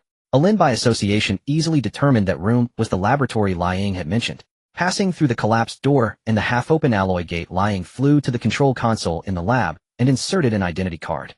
As the lights came on, Liu Yi said to Lin, "From now on, many of the mechanical devices in this shelter will need to be maintained by you. Besides the water purification system, there are many other pieces of equipment that need repair, including the satellite antenna upstairs, which is completely damaged. When He Xiaoxu and the others settled down in the sanctuary, the battle in Jiyuan City gradually drew to a close. Thanks to the efforts of numerous transcendents, over 80% of the mutant beasts were confined within the 6th district. Those of threat level 4 and below were mostly hunted down directly, with a few captured. As for those above level 5, the majority were subdued by the transcendents of the Military Affairs Bureau using spine-eating bacteria, while only a small, uncontrollable portion were slain outright. The Bureau had originally intended to retain all the mutant beasts, and Director Su Ruodong had even erected a wall of fire outside the city to prevent any escape. However, He Xiaoxu later incited a mutiny among the garrison troops, leaving the outer wall unguarded. Subsequently, a section of the wall collapsed, allowing 20% of the mutant beasts to flee. Director, here is the summary report. On the Hongtao wall, a transcendent soldier of the Military Affairs Bureau handed a document to Su Yuntong. Extending her slender hand to receive the report, Su Yuntong opened it and read. The beginning listed the gains from the battle. The Bureau had captured 1 levels even mutant beast, 12 level 6, and 33 level 5. To some extent, this achievement was undoubtedly immense. Yet compared to the price they had paid, it seemed somewhat inadequate. Scrolling down, she saw the corpse tally for the 6th district. A total of 9,290 bodies had been processed. Even those that were not corpses soon became ones. Compared to the registered population of the 6th district, partition wall 56, partition wall 67, and the outer wall, approximately 2,800 people were missing. Most of the missing were likely devoured by the mutant beasts, while a very few were taken away by that curly-haired youth. The remainder, over 100 garrison soldiers, were temporarily assigned to repair the outer wall. Their fate after completing the repairs depended entirely on Su Yuntong's mood. At that moment, Su Yuntong's mood was exceedingly foul. Because aside from the 6th district, a place destined for sacrifice, the Military Affairs building had also been bombed, destroying the vast supplies stored within. In Su Yuntong's view, this loss was greater than the death of over 10,000 people in the 6th district. Issue the order, have the researchers begin modifying the controlled mutant beasts, Su Yuntong said, turning to the young officer behind her. Also direct the Guard Corps to seal off partition wall 56 and partition wall 67, preventing anyone from the 5th and 7th districts from spying on the situation here. The young officer nodded while sending a telegram. The mutant beasts previously controlled by the manipulation squad had first been immobilized by spine-eating fluid, then handed over to the researchers for modification. Although Jiyuan City still lacked many advanced technologies, at least in the realm of biology, their expertise was already quite mature. Had it not been for the absence of high-precision instruments, the city's biotech level might have rivaled that of the prosperous era. Moreover, now in Jiyuan City, biological technology achieved major breakthroughs every so often. Just like the spine-eating fluid deployed today by the Military Affairs Bureau, a technology that had only matured in recent years. Spine-eating fluid is essentially a colony of spine-eating bacteria. Cultivating these bacteria is not particularly difficult, but once they leave the laboratory and are exposed to air, their activity steadily declines, surviving at most 4 hours. Hence, under normal circumstances, the transcendents of Jiyuan City could not carry this fluid out of the city for combat, as they would be unlikely to quickly locate high-threat mutant beasts in the wild. If a transcendent ran a long distance without finding a suitable mutant beast only to have the spine-eating bacteria expire, the effort would be counterproductive. Therefore, to maximize the utility of the bacteria, the Military Affairs Bureau had devised this plan. Furthermore, the beast horde's assault on Jiyuan City was not a mere coincidence. After confirming through binoculars that the 6th district was free of further issues, Su Yuntong took a deep breath and set off back to the central district. Yet compared to her earlier excitement, when leaving, she now felt as though a 1,000-pound boulder weighed on her heart, making it hard to breathe. After arriving at the central district in a special vehicle, Su Yuntong's first priority was to visit the bombed ruins of the Military Affairs Bureau. Having seen it, her worst fears were confirmed. Not only was the entire building destroyed, but the 3 underground military laboratories beneath it were also obliterated. The 3rd underground laboratory housed a large quantity of experimental instruments and supplies, and more importantly, the spine-eating bacteria were cultivated there. The only thing that gave her relief was that most of the researchers were not inside when the explosion occurred. As long as these talents survived, rebuilding the military laboratory was still possible. It would just take time. Director Su. Just as Su Yuntong was staring blankly at the ruins of the Military Affairs building, a stern-faced officer approached from behind. Turning her head, Su Yuntong's face darkened further upon seeing him. "What is it?" she asked in a low voice. The stern-faced officer fixed his gaze on her and said, "The Elder Council requests your presence." Clenching her fists, Su Yuntong murmured, "I understand." In the inner city Hongtao district, Hanli, a man past 30 but with a still youthful face, squeezed out of the crowd and said to the guard soldier at the gate, "Brother Li'll trouble you. I need to go to the outer city." The soldier blocked him, his expression grim, and whispered, "Not this time." The higher-ups have issued a strict order no one is allowed out during this special period. But Han Li's voice was urgent. That morning after visiting Zheng Xiu, a clerk in the commercial management section of the government affairs department, he had just returned to the bar when he heard continuous roars, screams, and explosions from the outer city. Knowing something was wrong, he had wanted to go out and check the situation immediately. But at that time, Hongtao district had been placed under martial law forbidding anyone from moving. Now that the lockdown was lifted, Han Li was desperate to leave the city. Discreetly slipping a stack of banknotes into the soldier's hand, Han Li begged, "Brother Li, please do me a favor." "I said no, and that's final." The soldier's face hardened, and he lowered his voice menacingly. "If you keep this up, don't blame me for arresting you." The soldier, who had cooperated with Han Li many times before, was now adamant about letting no one through. After repeated attempts in vain, Han Li had no choice but to return dejected. Sitting despondently in the bar's telegraph room, Han Li could only pray that his two subordinates would survive the ordeal safely. Beep, beep, beep. At that moment, the telegraph machine sounded. Han Li looked up, quickly examined the printed perforations, picked up the telegraph codebook, and decoded, "Your 2 men are safe." In Heitao district, down a hidden alley, Bai Xiaoyang, a robust man with a loose-fitting coat, half covered his face with his collar as he entered a dilapidated house.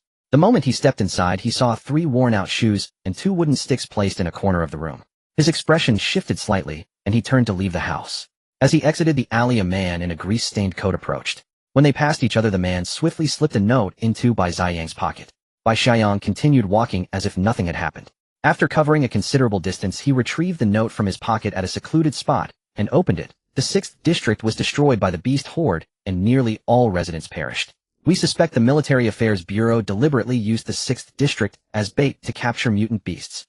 Additionally, be extra cautious lately. Lie low. The purge is about to begin again. Cancel all meetings for the next few weeks and await further notice. Inner City Spade District. Sissimbak.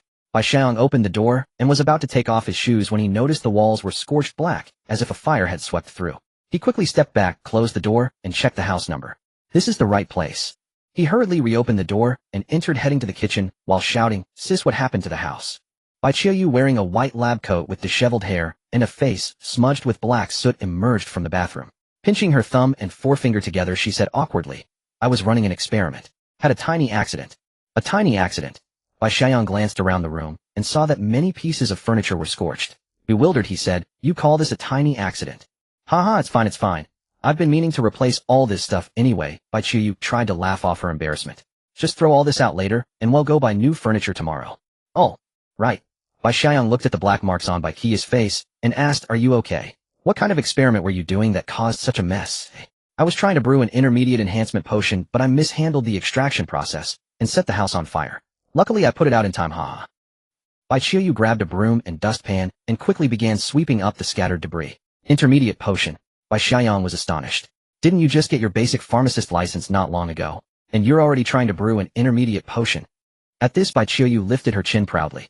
"Who do you think your sister is? Believe me, in a few months, I'll have my advanced pharmacist license too, just you wait." "Awesome, that's my sister. One day you're definitely going to become a master-level pharmacist." Bai Xiaoyang raised both thumbs in praise. "Of course." Bai Qiuyu accepted the compliment without modesty. After dumping the swept trash into the bin, she asked, "By the way, I sent you to buy something. Why did it take so long?" "Jiyuan City isn't safe today. Don't wander around. The shop I usually go to is out of stock, so I had to go a bit farther." Bai Xiaoyang's expression shifted slightly as he tried to keep his tone normal. Bai Qiuyu didn't notice his expression and continued cleaning. "I don't know what happened in the outer city today, but even the central Yuan district heard explosions. I heard someone said a beast horde attacked the 6 o'clock district and the Military Affairs Bureau went to reinforce it. Meanwhile, those underground elements took advantage of the chaos to attack the central Yuan district, which is why we heard explosions. Since noon, the guard force has been hunting down underground elements. The world is getting more and more unstable." Hearing Bai Qiu's words, Bai Xiaoyang's face turned grim. He opened his mouth as if to argue, but after thinking it over, he swallowed his words. Bai Qiuyu still didn't notice his expression. She patted the scorched furniture and said, "Move all this out. After we clean up, we'll head to the Heart District later." "For a deal." "Yes." Inner City Heart District Black Iron Bar. Bai Qiuyu, now wearing a light brown trench coat, walked into the bar shoulder to shoulder with Bai Xiaoyang. After sitting at the counter, she smiled at the woman mixing drinks and said, "A cup of sweet fruit tea, please." "A cup of sweet fruit tea, please." Xiao Fu, heavily made up and wearing a strapless top, looked at them and smiled. "I remember you too." She pointed at Bai Xiaoyang with a cigarette between her fingers and said, "Especially you. You left quite an impression last time." A few days ago, Bai Xiaoyang had mistakenly thought his sister was in trouble at the Black Iron Bar and had caused quite a scene. Bai Xiaoyang smiled awkwardly. "That was all a misunderstanding, a misunderstanding." Xiaofu stubbed out her cigarette and began mixing the drink while speaking to Bai Qiyu. The boss is in the back room. He said if you came you could go straight in. All right. Bai Qiyu didn't move immediately, but instead smiled. Last time you mentioned that new customers get a complimentary malt ale. I haven't had mine yet. In fact, this wasn't Bai Qiu's second visit. She had come here 2 days ago for a transaction, but Xiaofu hadn't been on duty then. Xiaofu laughed heartily. You've got it. A few minutes later, Bai Qiu carried her malt ale and walked into the back room. Han Li, who had already been informed by his subordinates of her arrival, was sitting on the sofa waiting for her. On the table was a pile of money which he was counting one by one. Seeing the money, Bai Qiu's eyes lit up a bit more than usual. She walked over and sat across from Han Li. All this money. Is it all for me? Paying is no problem, but I need to see the goods first. Han Li finished counting the last stack of bills. Besides the 6 basic potions and 3 intermediate potions, did you bring the 5 special potions I asked for earlier? Besides the 6 basic potions and 3 intermediate potions, did you bring the 5 special potions I asked for earlier? Previously, Liu Yi had assigned Bai Qiu the task of purchasing supernatural potions, and he also continued to have her buy enhancement potions. The enhancement potion that He Xiaoxu had given to Lin Lang was also prepared by Bai Qiu. How could I neglect a task given by Falcon? Of course I brought everything. Bai Qiu took a sip of malt ale, set the glass on the table, and took off her small bag, handing it to Han Li. After opening it and checking the contents, Han Li confirmed everything was in order. 350000. It's all here. Although the price Falcon offered this time was relatively less inflated compared to before, the overall profit was still very high for Bai Qiu. About 100 or so GUN dollars. Put it away safely. Han Li leaned back on the sofa. Falcon has a new task for you. Go to the telegraph room. Bai Qiu put away the cash first, then smiled and said no problem. She walked to the telegraph room with practiced ease. As soon as she entered, the telegraph machine's punch started rattling. Bai Qiu was already used to this. I'm entrusting you with a new task. Purchase some special chemical items. The list is in the drawer. I'm entrusting you with a new task. Purchase some special chemical items. The list is in the drawer. After decoding the message and understanding the task, Bai Qiu opened the drawer and looked at the list inside. These are all raw materials for making potions, and many of them are controlled substances. Bai Qiu said in surprise. I can't buy controlled substances. The telegraph machine clattered again. Precisely because they are controlled, I need you to use your channels to acquire them. Find a way to solve it. Flip to the back. I've noted the price I can pay. Bai Qiu flipped to the back and saw the amount. Her eyes widened. 3 million. After Bai Qiu left, Han Li entered the telegraph room to receive Falcon's new task. You already know that the 6 o'clock district has been destroyed. Your previous task of becoming a formal merchant of the inner and outer city channels remains, but this time you can choose either the 5 o'clock district or the 7 o'clock district. I will arrange for someone else to connect with you. Your previous task of becoming a formal merchant of the inner and outer city channels remains, but this time you can choose either the 5 o'clock district or the 7 o'clock district. I will arrange for someone else to connect with you. There is a procurement list in the drawer. For small items, you can simply leave them in the telegraph room, and I will pick them up on a regular schedule. For large items, continue using the smuggling channels. I will inform you later when you can start transporting goods. The next day, the morning newspaper was distributed to every household in the inner city. Several street vendors discussed the news after reading the paper. So yesterday, a threat, a level 9 mutant beast attacked the 6 o'clock district. The Military Affairs Bureau mobilized all its forces to defend the district, and after heavy casualties, they finally killed the black-armored dragon lizard. A level 9 mutant beast. If it had gotten out of hand, even our inner city would have been in danger. The Military Affairs Bureau may oppress us usually, but at critical moments we still rely on them. Exactly. Without the Military Affairs Bureau, who knows if we'd even be alive today. But those underground elements are despicable, attacking the Military Affairs Bureau when Jiyuan City was in crisis, and even blowing up the military building. A vendor gritted his teeth and said, those bastards. If I ever run into them, I'll skin them alive. 13 kilometers south of Jiyuan City, the shelter. After 3 days of hard work, Sherban and Su Feng, along with over 50 garrison soldiers, successfully erected a stone fence with a diameter of 100 meters around the shelter. Influenced by Jiyuan City, they still adopted a circular structure. Due to the temporary lack of blood mud, they could only stack fragile concrete blocks. This stone fence had little defensive capability, but it could still serve as a cover and provide some psychological comfort to those inside. He Xiaoxu, having been injured and needing to rest, did not undertake any tasks. Apart from occasionally checking what needed to be arranged for the shelter, he spent the rest of his time happily doing homework assigned by Liu Yi. Currently, the shelter is temporarily managed by a Lin He Nichio and Lin Lang. Lin Lang, who was originally just a recruit in the garrison, now suddenly transformed into the manager of all garrison soldiers within the shelter. Those officers who were once transferred from the inner city and held themselves high had now become his subordinates, having to act according to his mood.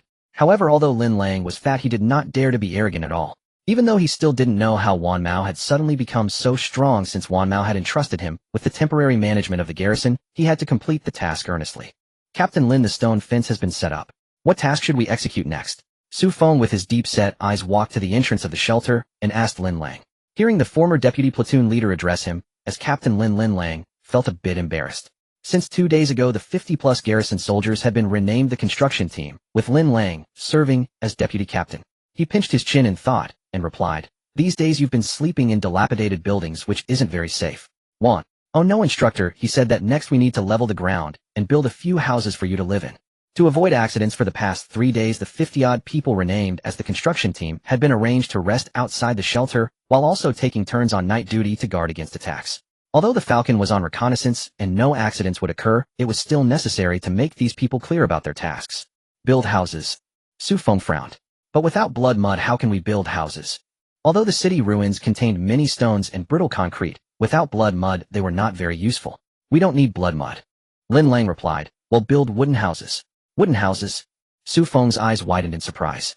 In Jiyuan City, the most common were stone houses and thatched houses. Wooden houses were relatively rare. The reason was simple: Jiyuan City lacked timber.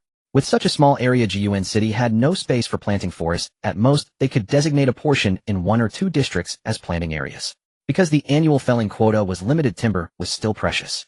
The main fuel for the inner city of Jiyuan was still biogas, while the outer city relied mainly on straw. There don't seem to be any trees nearby. There are. Wait until the scavenging team returns, you'll see. Lin Lang looked up at the sun and said they should be back soon. As soon as he finished speaking, Lin Lang heard a creaking sound. He saw He Xiaoxu and others pulling several makeshift wooden carts dragging the corpses of a few first-level mutant beasts back. The wheels of the wooden carts were simply cross-sections of large tree trunks hollowed out in the middle with wooden poles inserted. When carrying the mutant beasts, the wooden carts creaked loudly, as if they might fall apart at any moment. For the past 3 days, scavengers like He Xiaoxu had still been going out to perform tasks.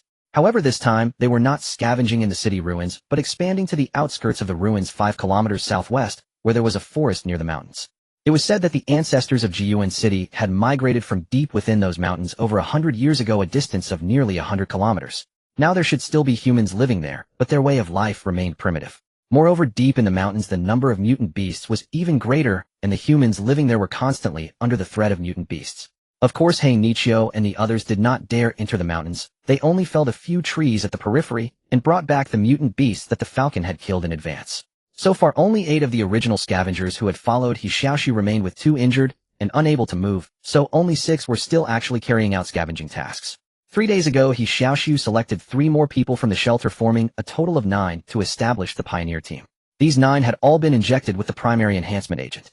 Although their strength might temporarily be inferior to officers like Ban and Su Feng from the former garrison, they were He Xiaoxu's core team, so no resource investment was excessive. At least for now, these 9 would not betray He Xiaoxu, because their families were all inside the shelter.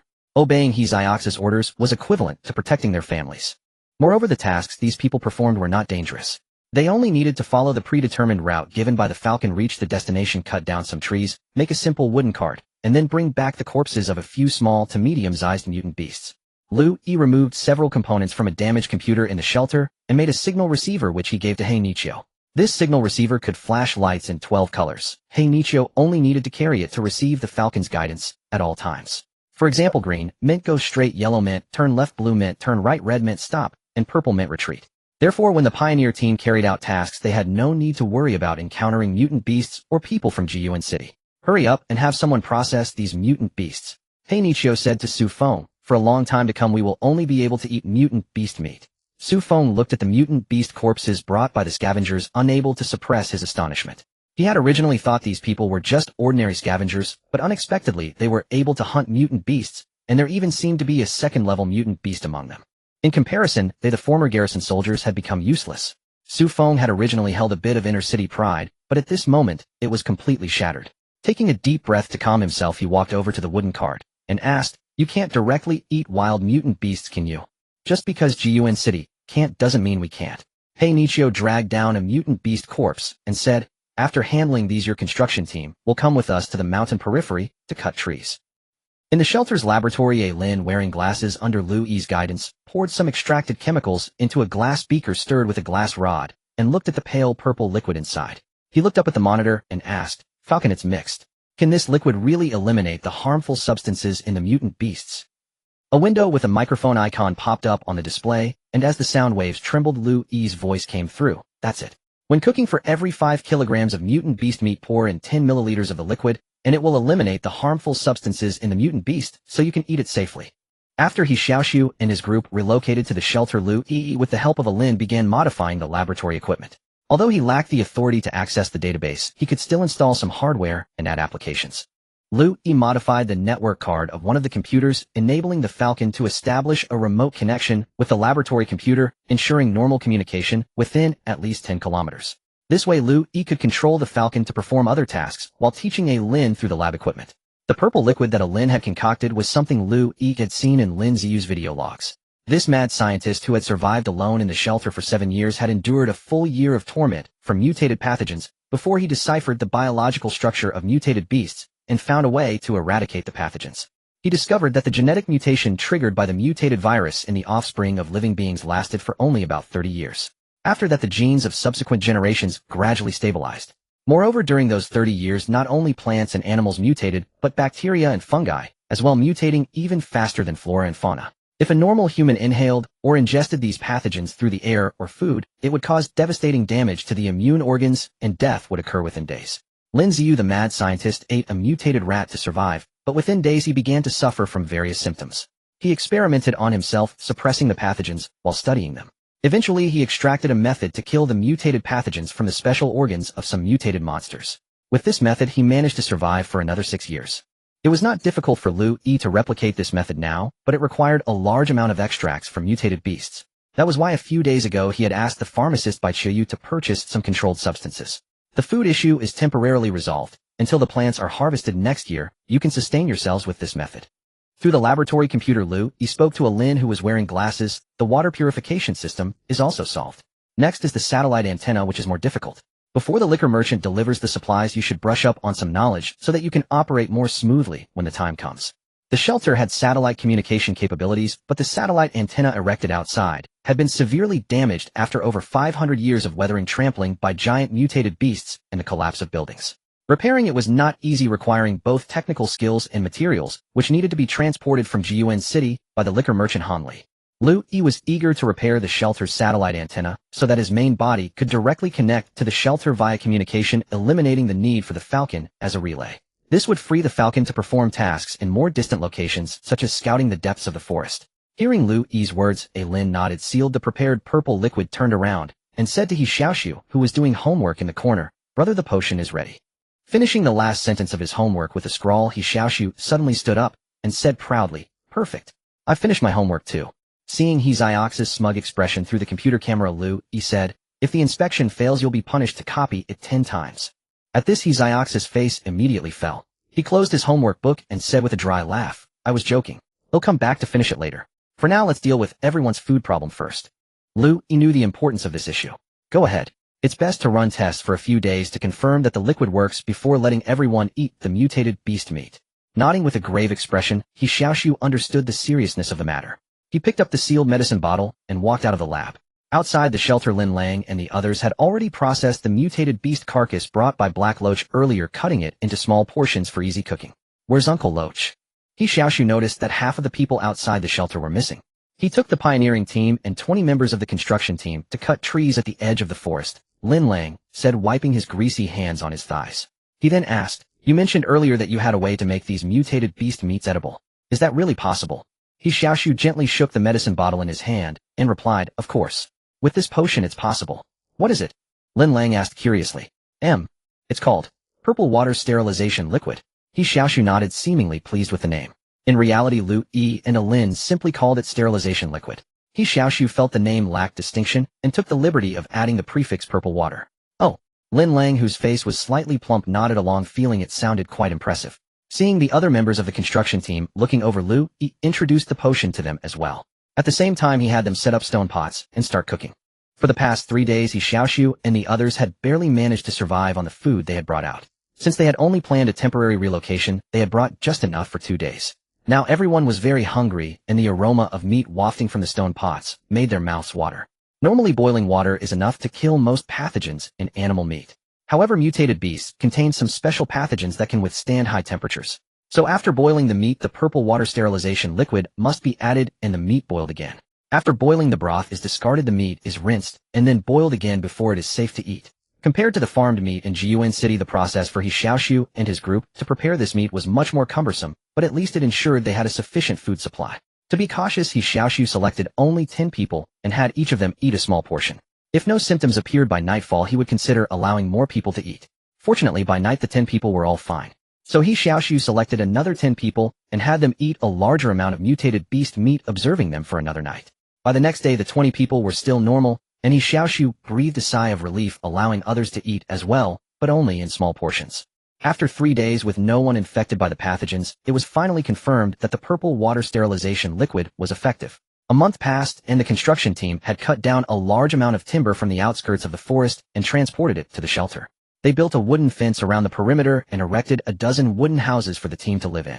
During this time, the liquor merchant Han Li successfully established a connection with Zheng Xiu, a clerk in the Commerce Management section of the Administration Bureau, and obtained business licenses for District 5 and District 7, allowing him to transport large quantities of supplies to the outer city. Meanwhile, with Liu Yi's help, He Xiaoxu formed partnerships with many scavengers from Districts 5 and 7, paying them to discreetly transport the liquor merchant's supplies out of the city.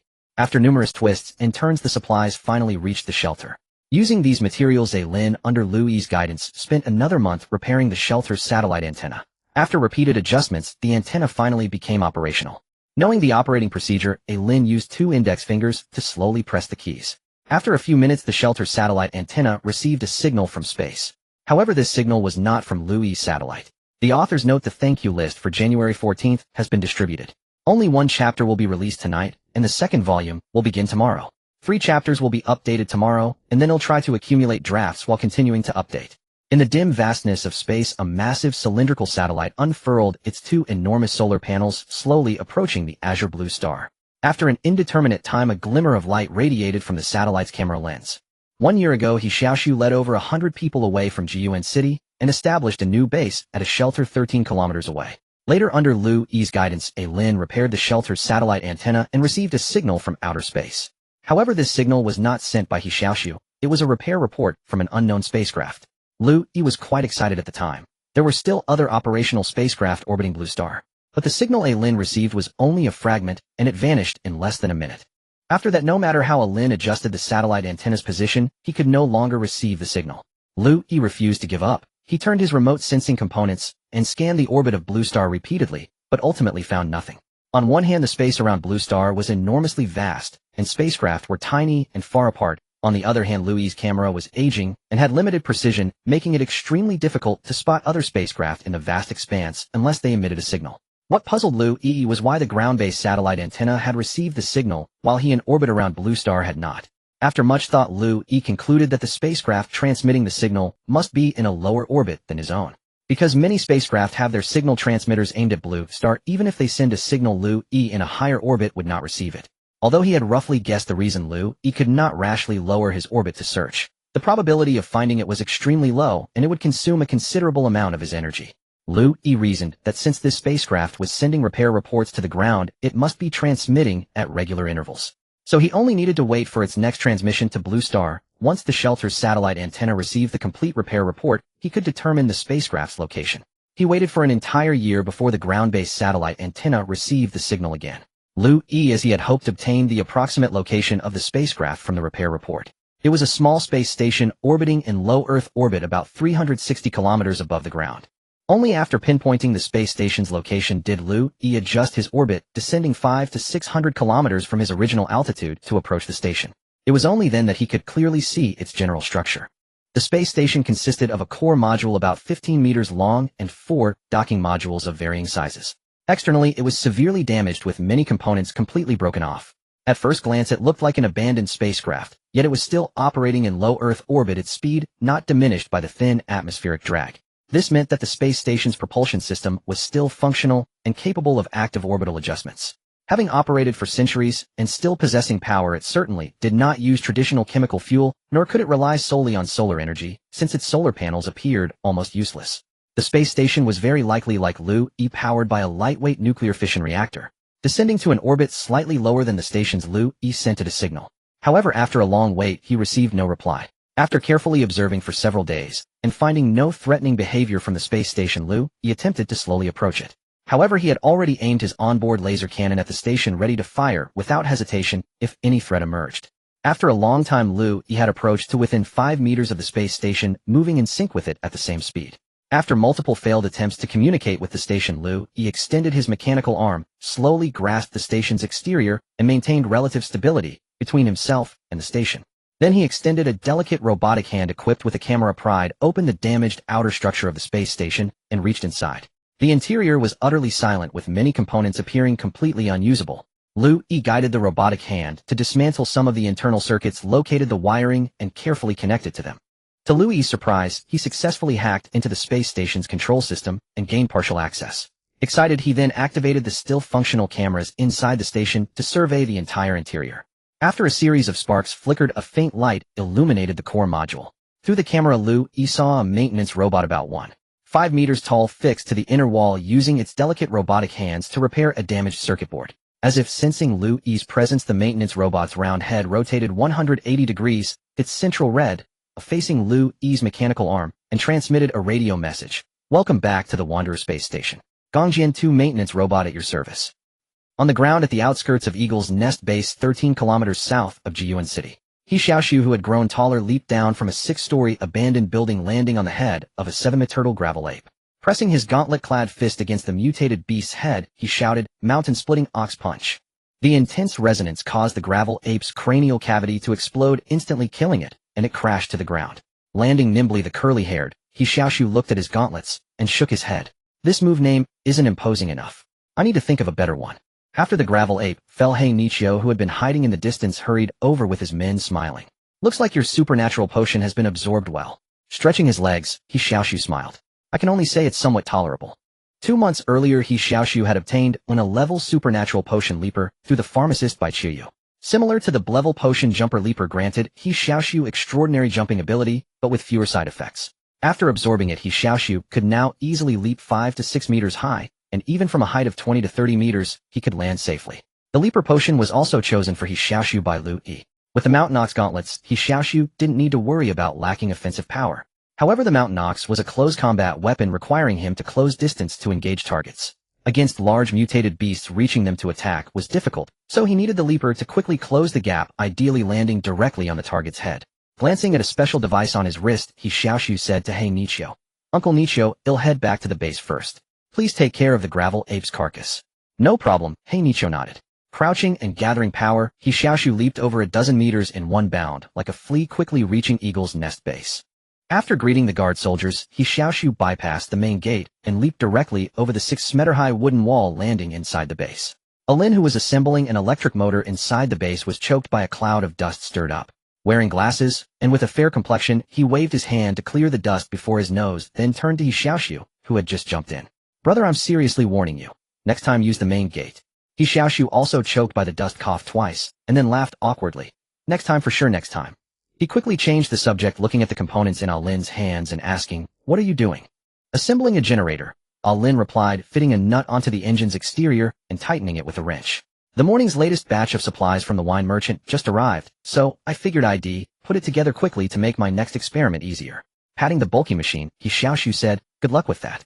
By the way, any news from Falcon?" "Not yet," Alin shook his head. He said he has important matters to handle, at the earliest 10 days, at the latest a month, and it's only been 6 days now.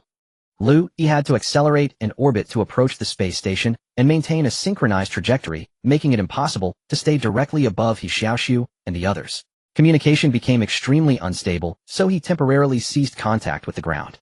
Moreover, the Eagle's Nest outpost centered around the shelter no longer required Falcon's reconnaissance. Liu Yi had handed over control of the Dragonfly monitor to Alin. Alin only needed to operate the Dragonfly via the shelter's laboratory computer to survey the surroundings of the Eagle's Nest outpost. Additionally, Liu Yi set Falcon to automatic patrol mode, shuttling between Jiyuan City and Eagle's Nest, automatically transmitting recorded videos to the laboratory computer.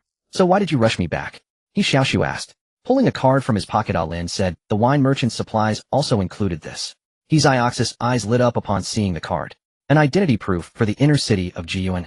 Handing the card to He Xiaoxu, Alin explained, "Yes, the owner of this identity is Wang Rin, 2 years older than you, with curly hair, just like yours." Falcon investigated a few weeks ago. He has few relatives or friends, and not many people know him. Yesterday, the wine merchant lured him out of the inner city with a high price, then tied him up in District 5. He's now confined in a hidden stronghold in District 5, being well-fed and treated. Holding the card, He Xiaoxu smiled. So I can move freely in the inner city using his identity. You could, Lin said with some concern. But a year ago when you blew up the Black Armor Dragon Lizard, many people saw you. I'm afraid you might be recognized if you're not careful. Don't worry about that. He Xiaoxu put away the card. After the explosion, my face was covered in dust and grime. Even if those people saw me, they'd at most remember my curly hair. And I'm much stronger now than a year ago. With a bit of disguise, even acquaintances might not recognize me. He paused, then added, besides, everyone else from District 6 was killed back then. In the city, besides the wine merchant, no one knows me anymore. Lin fell silent for a long moment before saying, Aunt Lin, Uncle Shui, Aunt Li, Uncle Mao. They all perished in that disaster too. He Xiaoxu clenched his fists. A year ago the situation was urgent and my abilities were limited. I could only save those of us here. The Military Affairs Bureau killed everyone in District 6. I will avenge this. Though Uncle Shui and the others weren't very close to He Xiaoxu and his group, they had interacted occasionally, being people from their childhood environment, so there was some emotional attachment. Nodding, Lin said, you must be careful when infiltrating the inner city. Maybe we should wait until Falcon contacts us before acting. Frowning slightly, He Xiaoxu rubbed his chin. With Falcon's help it would certainly be safer. But you saw the images from Spider yesterday. The underground elements action might be within the next couple of days. Falcon's Dragonfly monitor remained at the Eagle's Nest outpost, but the Spider monitor and Big Eye monitor were still in Jiyuan City. Big Eye stayed in the Transcendent Academy classroom, recording lessons. Since Big Eye was stationary, it consumed little power, and Liu Yi only needed to control Falcon to recharge it every half-month. The Spider, on the other hand, moved around Jiyuan City. With Lin's assistance, Liu Yi had created a battery placed in the wine merchant's telegraph room where Spider could crawl to recharge. Liu Yi would also periodically recharge that battery.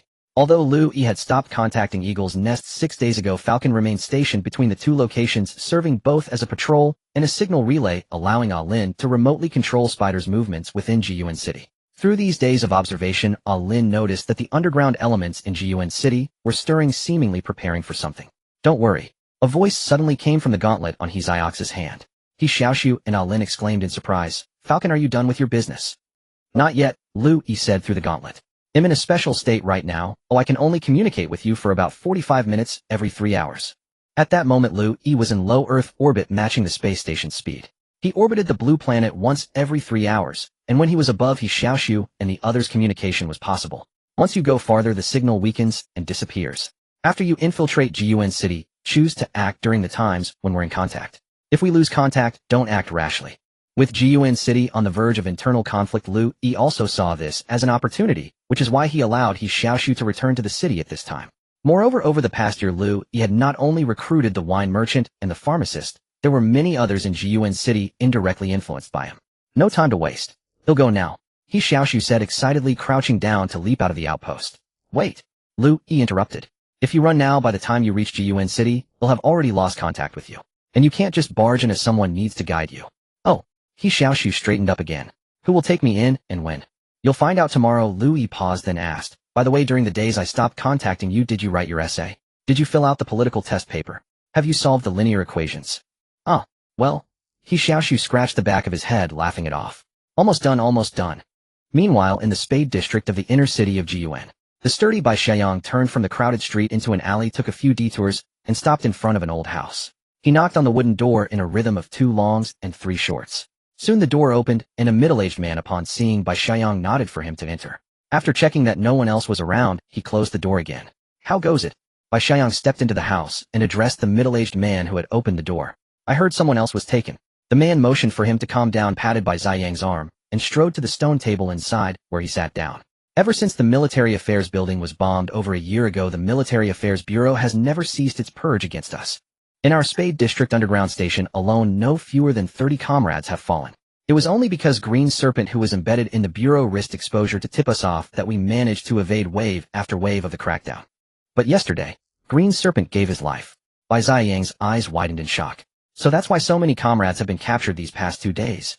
The middle-aged man nodded. To carry out the upcoming plan, the chief has decided to activate our last sleeper agent in the Bureau, codenamed Black Wolf. Black Wolf. Bai Xiaoyang had been with the new faction for over 2 years, but had never heard that codename. Black Wolf may not contact us directly. He'll use an indirect method of communication, and you Ares are the liaison. Me, Bai Xiaoyang was astonished. But I don't know him. The middle-aged man patted his shoulder. I heard you've done well at the Transcendent Academy and are already eligible for field training with the Transcendent Squad. Bai Xiaoyang nodded. Yes, the training groups were assigned 2 days ago. Who is your training instructor? He paused. A level 6 Transcendent Wu Mo. The middle-aged man took a deep breath. He is Black Wolf. 5 kilometers southwest of Jiyuan City, a curly-haired young man, named He Xiaoxu, sat atop a low, dilapidated building, idly tossing stones at a window across the street. His aim was terrible. He never hit the target. After a moment, his gauntlet vibrated, and Liu Yi's voice came through. He's here. He Xiaoxu turned and saw a man in his 20s walking slowly toward him. The man had wheat-colored skin and a gray scarf wrapped around his neck. Drawing closer, the man looked up at He Xiaoxu. You're the adventurer? That's right. He Xiaoxu grinned, jumped straight down from the rooftop, and landed before the scarved man. And you're the reformer. Besides the wine merchant and the apothecary Liu, he had recruited many members in Jiyuan City, and this reformer was one of them. The man was silent for a moment. Just call me Black Wolf. Hey, you new faction people really like animal code names. He Xiaoxu rubbed his chin. Then I'll have to think of one too. Suit yourself. Black Wolf shoved his hands into the pockets of his loose jacket and turned toward Jiyuan City. Since Falcon specifically asked me to look after you, I'll do my duty. But I don't want you meddling in new faction affairs. He Xiaoxu hurried to catch up. With your strength, you can't overthrow the current government. Rash action will only lead to death. Even if we are ground to dust, we will not flinch. Walking beside him, He Xiaoxu added, that's not what I meant. I'm saying we can cooperate. Black Wolf stopped and turned his head, his voice low. If I'm not mistaken, you're the leader of the Hawk's Nest. The one who really killed the black armored lizard a year ago. He Xiaoxu shrugged. That wasn't my bomb. Falcon did it. I figured as much. Black Wolf resumed walking. You don't look like someone who could kill a level 9 mutant beast. He Xiaoxu felt the sting of contempt, but he couldn't deny it. He switched topics. Since you know I'm the leader of the Hawk's Nest, I won't hide it. My goal is to take Jiyuan City. Black Wolf whirled around, staring at He Xiaoxu with a dark expression. If this adventurer aimed to seize the entire city, he might be the new faction's enemy. Don't look at me like that. He Xiaoxu spread his hands. Everyone in the Hawk's Nest is from Jiyuan City. We were forced out by the Military Affairs Bureau's brutality. In a sense, the Hawk's Nest is still part of Jiyuan City. Your new faction wants to overthrow the existing government. So does the Hawk's Nest. On that we agree. The only dispute is who will hold power after the old regime falls. Black Wolf did not reply, but his face grew darker. Even if the new faction fought for the oppressed, they would never relinquish leadership of Jiyuan City after victory. Not even share it. You look upset. He Xiaoxu leaned back slightly. If I said the Hawk's Nest would take power, would you attack me right now? Black Wolf touched the folding crossbow strapped to his thigh, his face cold. What do you think? All right. He Xiaoxu waved his hands, laughing it off. No more jokes. Honestly, I'm not interested in Jiyuan City. If we cooperate after the uprising, the city is yours, but you must allow free movement of people out. Black Wolf frowned. You want people, eh? Of course. He Xiaoxu said. The Hawk's Nest needs to grow. How can we do that without population? Black Wolf pondered for a few seconds. I can't decide that on my own.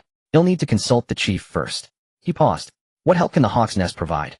Would blowing up the Yuan clan palace be enough? Black Wolf's eyes widened slightly. He took a deep breath. I understand. Without further discussion, he turned and walked toward Jiyuan City. He Xiaoxu followed, mimicking Black Wolf's handsome pocket stride. Soon they reached the gate of the 6 o'clock district.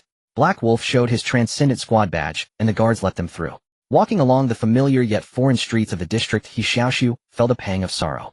This was where he had grown up, and now he could only return under a false name and identity sneaking in. He turned his head and saw 2 children in elaborate but shabby clothes playing outside a mud brick house. A weary-faced but still pretty woman sat at the doorway scrubbing clothes. From inside the house, He Xiaoxu could hear a man's violent, frequent coughing. These people were driven out of the inner city, Black Wolf said, walking ahead, because they couldn't pay the taxes. He Xiaoxu was well aware of Jiyuan City's situation. After the original population of the 6 o'clock district was cleared out, the city government raised taxes again, forcing some inner-city residents into the 6 o'clock district, filling the void while easing inner-city overcrowding. After crossing the 6 o'clock district, He Xiaoxu entered the inner city's heart district. Black Wolf, his mission complete, left the heart district and returned to the Spade district. He Xiaoxu wound through several streets and arrived at the Black Iron Bar. At the Eagle's Nest stronghold in the central testing area, Lin installed a biogas tank onto a generator, flipped the lever, and started it. With a loud roar, the generator hummed to life, sending electricity through the wires to a motor on the other side, which drove a massive fan to spin, whipping up dust and sand from the ground. Success! Lin was ecstatic, not caring that dust covered his face. A young man assisting nearby was also thrilled. He had large protruding ears, looked about 2 years older than Lin, but was shorter than the 13-year-old. His name was Zheng. Over a year ago, he had carried the injured battalion commander Zhao Qiudao of the 6th District Garrison on his back and joined the Eagle's Nest with the remnants of the garrison. Having studied at the Outer City Academy, he was chosen by Lin as an assistant for research. Their excitement was short-lived as the engine suddenly stopped seemingly malfunctioning. Lin paused, then grabbed a wrench and walked to the other side, saying to the big-eared youth Zheng Yi, first take down the biogas tank. They'll open it up to see what's wrong. Zheng Yi nodded, carefully removed the biogas tank and sealed it with a lid. Currently the Eagle's Nest stronghold could not obtain coal or petroleum, so Lin had to use biogas for experiments. Moreover, the biogas technology of this era was not far behind that of the prosperous age. A major reason was that the people of Jiyuan City had discovered a mutant strain of methanogens that could decompose organic matter in the biogas digester more quickly and completely producing biogas. Even now, biogas remained the primary energy source for Jiyuan City's inner city. Under Liu Yi's guidance, building a biogas digester was not difficult for Lin. The Eagle's Nest stronghold also relied mainly on biogas for energy. Using biogas to generate electricity was an experimental project Liu Yi assigned to Lin. Even if they might switch to other energy sources later, Lin needed to understand from start to finish how a generator was made and operated. Only with a solid foundation could Lin easily expand to other mechanical production in the future. In low Earth orbit around Blue Star, Liu Yi had secured the entire satellite above the space station. His body, nearly 10 meters long, merged with the Yuzi space station like a docking module. After gaining initial control of the space station, Liu Yi's first task was to check the Yuzi's database. Although the main control room was nearly destroyed and many hard drives were unreadable, he could still recover some data, obtaining considerable information about the Yuzi. This space station was originally an experimental prototype for building a new space station by the Eastern Nation in the prosperous year of 2028. Later, after the catastrophe, it was transformed into the Yuzi intended by the Eastern Nation to become a sanctuary for preserving the seeds of humanity. Unexpectedly, after the mutant virus spread, war erupted too quickly. With plant mutations, all crops failed, and even stored grain was contaminated by mutated bacteria. Within a year, famine engulfed the globe, and the terror of the apocalypse ignited everyone's negative emotions, leading to rampant riots. This information matched what Liu Yi had obtained from the shelter. However, the shelter of the mad scientist Lin Ziyu had been sealed underground since 2032, and even if it received external signals, the information was incomplete. Thus, Liu Yi still knew little about the disaster 500 years ago. From the space station, he obtained more comprehensive intelligence. At the end of 2030, the mutant virus was discovered and nearly all newborns worldwide were deformed. In 2031, crop famine struck, apocalyptic religions rose, riots erupted instantly, and war began. By 2032, war had spread across the globe. Even with strict military control in some countries, they could not contain the desperate populace. Nations disintegrated, leaving only organized military units controlling small areas, establishing surviving military bases. During this period, the Yuzi still had 6 researchers on board who maintained contact with ground bases, offering assistance to help them survive. However, from the end of 2032 to 2042, countless new infectious diseases ravaged the world. Even military bases with powerful weapons could not withstand the invisible diseases. The more concentrated the survival points, the faster they collapsed. Even if humans could quickly eliminate a certain infectious disease, new diseases soon emerged due to the rapid mutation of pathogens. Consequently, human settlements fell one after another under the onslaught of various epidemics, leaving only scattered individuals across the globe. Nevertheless, many people tenaciously survived. But the mutant virus persisted and human newborns continued to be deformed. Unlike beasts, human ethics and morality did not allow offspring to deviate too far from human form, so most people refused to have children. Even those who chose to bear children out of a sense of responsibility for the continuation of human civilization would deliberately screen newborns, disposing of those with severe deformities. Under repeated blows, the human population dwindled rapidly. During this time, mutated plants and animals gradually grew stronger. From a causal perspective, it was not mutant monsters that destroyed the prosperous age, but the massive human population itself, continuously pruned by the scissors of natural selection. This process was merely accelerated by the mutant virus. By 2045, the Yuzi had received no further signals from the ground. The 6 researchers on board, lacking food, died one after another. Each death allowed the others to survive a little longer. But in the end, they could not hold out much longer. By 2060, the last researcher passed away, leaving only a few maintenance robots that continued to automatically upkeep the Yuzi and sent repair reports to the ground once a year. After reading all the remaining data, Liu Yi noticed a strange issue. From 2032 to 2060, the Yuzi had not only contacted the ground, but also connected with various artificial satellites in Blue Star's orbit. However, no matter how he searched, Liu Yi could not find any information about his own satellite in the Yuzi's records. Logically, his satellite should have been in orbit during that period, since the surviving humans could not have launched new satellites afterward. Liu Yi's consciousness had only awakened in recent years. For the previous centuries, he had no idea what had happened to this satellite. The database only preserved human knowledge but contained not a single bit of information about this satellite. It was as if it had been deliberately erased. At this thought, Liu Yi's doubts grew. Could it have been the work of the Yuzi's crew? Or perhaps some other unfathomable entity? Liu Yi pondered for a long time, but could not find an answer from the known intelligence. He had no choice but to set it aside for now, waiting to compare with future information. Putting this doubt aside, Liu Yi then examined the military bases that the Yuzi had contacted. The decade from 2032 to 2042 was the twilight of humanity's prosperous era. Around the world, humans established settlements centered on military bases struggling to survive while fighting infectious diseases. The Yuzi had communicated with a total of 330 military bases. Among them, one was not far from Jiyuan City, deep within the ruins of a city. Within the inner city in the Spade District stood the Transcendent Academy. Bai Xiaoyang, a robust young man, donned his internship uniform and arrived at the training ground ahead of schedule. Several students a few years older than him were already waiting there. Although his mutation level was only 5, granting him a rather ordinary superhuman ability, after administration, his overall combat prowess far surpassed that of his peers, which was why he was permitted to start his internship early. Today marked the first day of the intern's training. Over the next month, senior members of the Transcendent Squad would serve as their mentors, guiding them through the practical exercises. Unlike his excited classmates, Bai Xiaoyang's mind was occupied with other matters. The Xinyuan sect's uprising plan was about to be set in motion, and the key figure was Wu Mo, codenamed Black Wolf, his internship mentor. However, Bai Xiaoyang had yet to meet the man. He had only heard that Wu was a gifted transcendent, having risen to the first tier of the Military Affairs Bureau in the 8 years since graduating from the academy, becoming a level 6 transcendent. In Jiyuan City, level 6 transcendents were rare. Most were either squad leaders or senior officers in the Guard Corps. Above them, level 7 transcendents were the highest echelon of the Military Affairs Bureau, such as Su Yuntong. As for level 8 transcendents, none had ever appeared since the city's founding. A level 8 transcendent could single-handedly confront a level 8 threat, a mutated beast. No one in Jiyuan City dared to face such a creature alone, like the black-armored lizard. At 9 o'clock, Wu Mo, with his wheat-colored skin, entered the training ground holding a file. He wore a loose shirt and a gray scarf covering half his face. Approaching Bai Xiaoyang, he opened the folder and said, "Bai Xiaoyang." "Present." Bai Xiaoyang straightened up. "Age?" Wu Mo inquired. 16. Reinforcement level. Level 6 enhancer. Transcendent level. Level 2 transcendent. Transcendent ability. A level Fira. Wu Mo paused, looking up at Bai Xiaoyang, who was a few centimeters taller. "That's not right. You're supposed to be a spiritual scent, aren't you?" Bai Xiaoyang's breath quickened. In truth, before entering the academy, he had already received a transcendent injection. The injection provided by the Xinyuan sect granted him the spiritual scent ability. This power gave Bai Xiaoyang an extraordinary sense of smell, capable of detecting a familiar scent from a kilometer away. Only the Xinyuan sect knew he had received this injection. Cautiously, Bai Xiaoyang met Wu Mo's gaze, hesitated for 2 seconds, then said, "Reporting, sir, not spiritual scent, just Fira." Wu Mo stared at him in silence for a few moments before nodding. "Good. If you had admitted it directly, it would show a lack of basic vigilance, and I couldn't entrust you with this liaison task." A flicker of joy crossed Bai Xiaoyang's face. This man was indeed Black Wolf.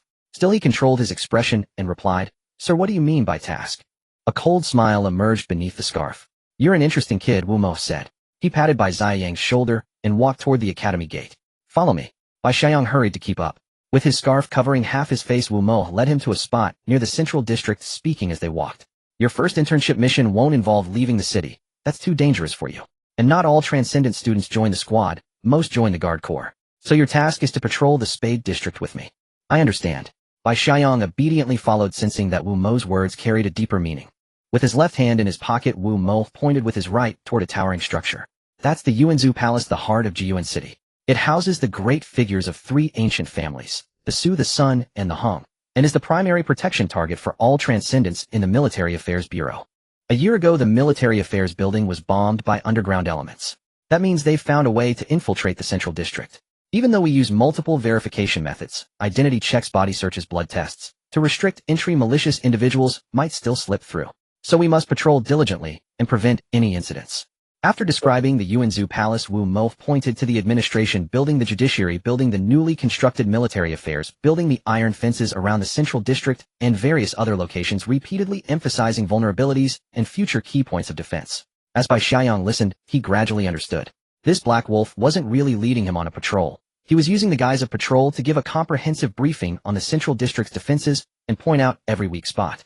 This was intelligence an ordinary person could never obtain. Grasping Black Wolf's intent, Bai Xiaoyang focused even harder on memorizing the details, planning to relay them to his comrades in the Xinyuan sect. Stopping before an iron gate, Wu Mo pointed to the guards on either side. "There are 4 gates to the central district. one in each of the Spade Club Heart and Diamond districts. Since last year, 4 level 4 transcendents have been stationed inside and outside each gate. The one on the left is your senior brother Xiaoxu. I mentored him 2 years ago. Say hello. Bai Xiaoyang waved at the guard. Senior brother. The young man at the left gate, standing like a statue with a spear, glanced at Bai Xiaoyang, but gave no response. Bai Xiaoyang felt awkward, not knowing what to do with his hand, and scratched the back of his head. Wu Mo patted Bai Xiaoyang's shoulder again. Don't mind him. When on gate duty, he can't be distracted. He's quite friendly in private. Then why did you tell me to greet him? Bai Xiaoyang muttered inwardly. Continuing forward, Wu Mo headed toward the market in the Spade district. Now let me explain the Guard Corps patrol routes and the blind spots. Bai Xiaoyang's spirits lifted. The Xin Yuan sect's hidden locations in the Spade district, though remote, were mostly near the market. Even if exposed, they could quickly move into the crowd and disappear. Knowing the patrol routes would save them countless troubles during missions. They had obtained patrol routes before, but the routes were not fixed, changing almost every week, sometimes even daily. Since the Xin Yuan sect's uprising was imminent, they urgently needed someone who could constantly monitor the Guard Corps patrol routes. Wu Mo glanced at Bai Xiaoyang's expression and understood that the young man grasped his meaning fully. A satisfied smile appeared beneath his scarf. Pointing to a corner ahead, he was about to continue when he noticed a familiar figure. A curly-haired youth stood before a barbecue stall, wolfing down a dozen skewers. Sensing something, the curly-haired youth turned, his eyes lighting up at the sight of Wu Mo. He waved enthusiastically. Hey, what's up, you? You know ho. Seeing the adventurer's effusive enthusiasm, Wu Mo twitched the corner of his mouth, feeling an impulse to turn around and leave. Then He Xiaoxu strode over with a skewer of grilled meat, grinning. What a coincidence running into you here. He pulled his scarf higher, remaining silent. Alright, I'll come clean. I've been waiting for you here. He Xiaoxu stated bluntly, then handed a skewer with less meat to Bai Xiaoyang, saying, Here, want some? Bai Xiaoyang looked at the curly-haired boy who was so familiar, offering an awkward smile. Though tempted by the skewer, he waved his hand and said, No thanks. Oh. He Xiaoxu stripped all the meat off the skewer in one bite, his mouth greasy, and said while chewing, Honestly, the grilled meat in the inner city is absolutely amazing. So delicious I can't stop. Frowning, Wu Mo couldn't help saying, What exactly are you here for? Can't you be less conspicuous? Wu Mo was truly afraid of this adventurer. Having been an undercover agent in the Military Affairs Bureau for so long, he had always been cautious, fearing any attention. If not for the deal he made with the mysterious Falcon half a year ago, gaining many benefits, he wouldn't have risked exposure to bring this adventurer into the city. However, what he didn't know was that He Xiaoxu had many ways to enter the city, not necessarily relying on him.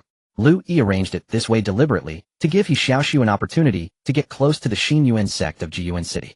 As for the Falcon, he didn't really care who held power in Jiyuan City. Whether it was He Xiaoxu or the Xin Yuan sect, they were already under his control.